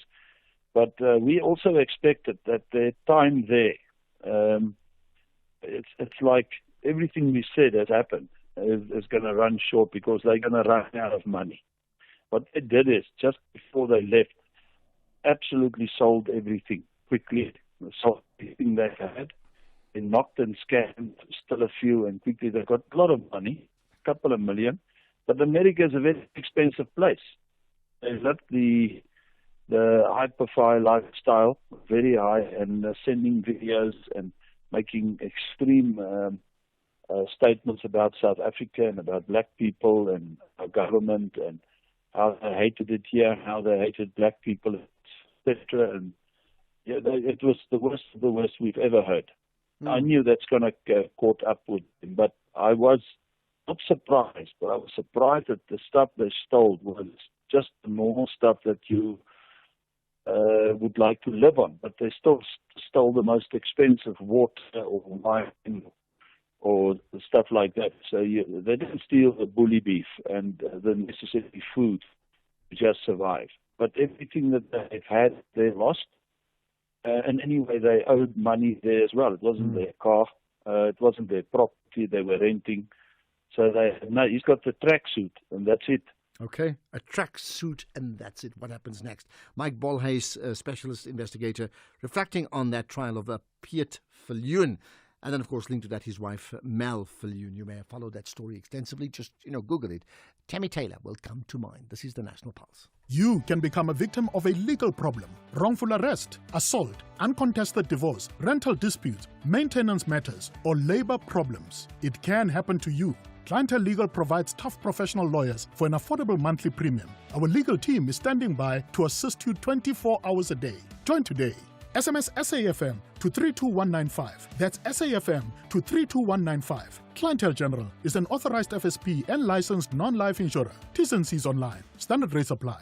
Pedestrians, winter days are shorter.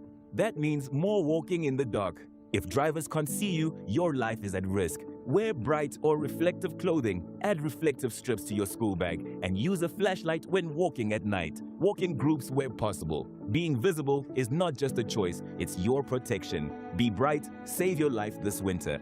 This message is brought to you by the National Department of Transport. 90 years of conversations, recaptured, relived, and projected. SAFM. My name is Musimana Happy Mofosi. I hail all the way from Mafikeng in the Northwest Province. Congratulations to you guys on the incredible 90 years of informing, educating, and inspiring South Africans. Thank you for being a trusted voice that has connected generations through news, meaningful conversations. From the voices that shaped our past to the conversations defining our future, SAFM celebrates 90 years.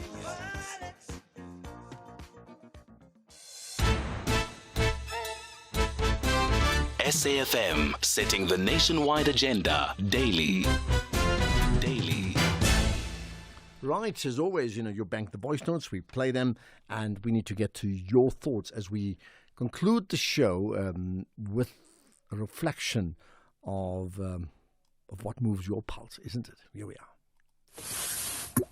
Good afternoon, Ashraf. Good afternoon, SFM listeners. I'd like to talk about Zambia, my country. On the 13th, you talked to this guy called Tendai. I sense a lot of negativity toward our president. Zambia is in good hands. I just want to say that HH is not corrupt like the previous government. They hate him because they cannot steal anymore. So, people have spoken. They have voted for him. Game over. He's standing on 2 million. Thank you. Okay, there we are. I think you've been very, very clear what you feel about it. And in fact, if many think like you, then there's an emphatic vote to keep in the leader of Zambia for another term. And that may be good if he's exactly what you think, what you say he is. Good afternoon, Ashraf. You see that Matala guy, he's hiding something. A lot of things that he's hiding. Why is explaining when it's come to Pashan, when it's come to Senso, it's dilly-dallying. No, this guy is hiding big things. He's hiding big things. But what about Durban? Good afternoon, Ashraf. The closure of the M4 both ways for the exclusive use of the SADC dignitaries. Well, here's the solution. They are attending meetings at the ICC in the middle of Durban, and yet they want to stay at 5-star hotels in Umhlanga.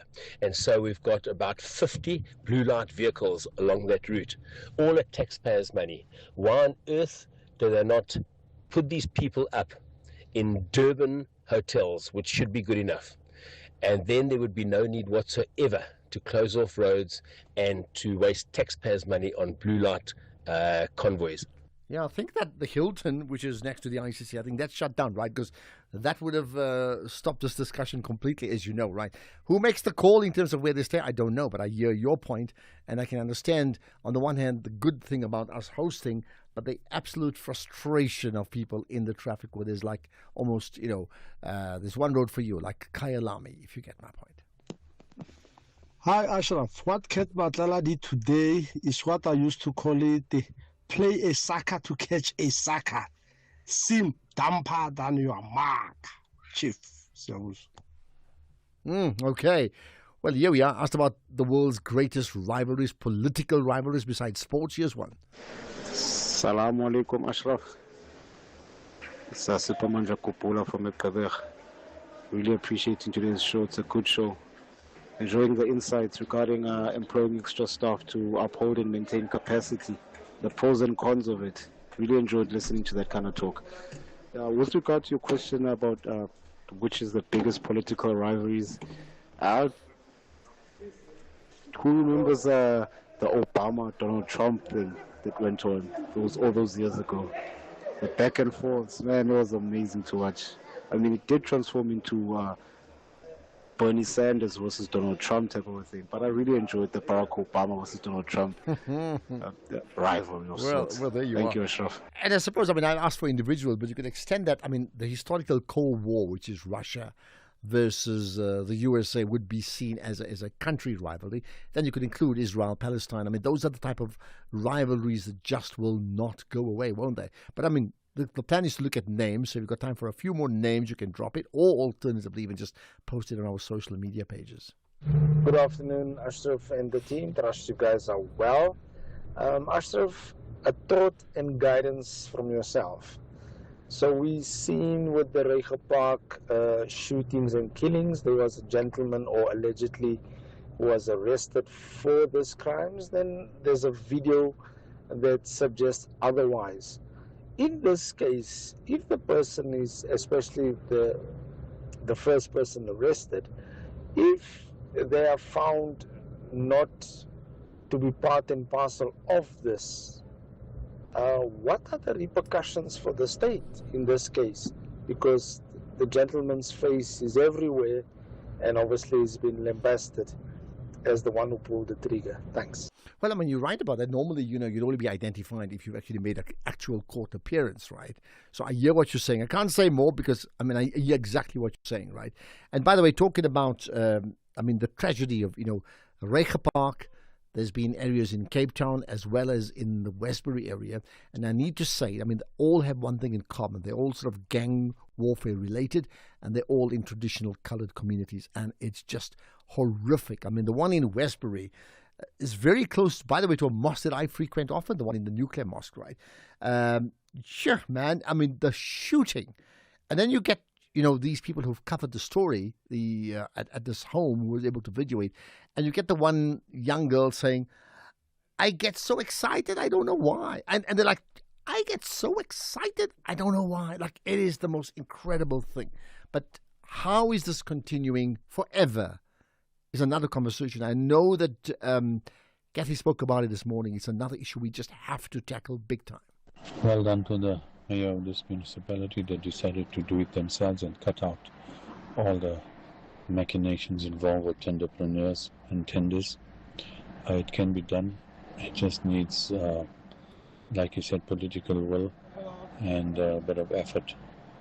Similarly, the question is who is going to fix all of the problems and how, that we are hearing coming out in Madlanga. We haven't even looked at prisons and all the mess that is going on in there.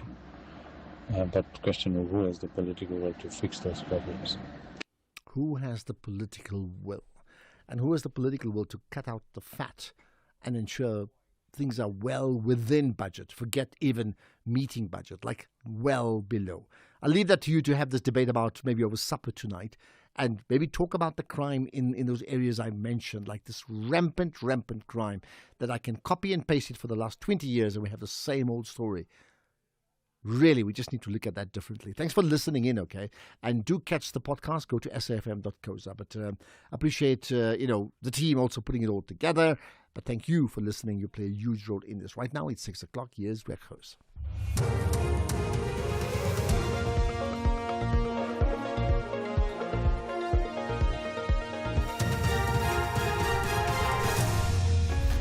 Thank you again, Ashraf. Probe into Northwest Mine Dam collapse and the Zambian president extends his election lead.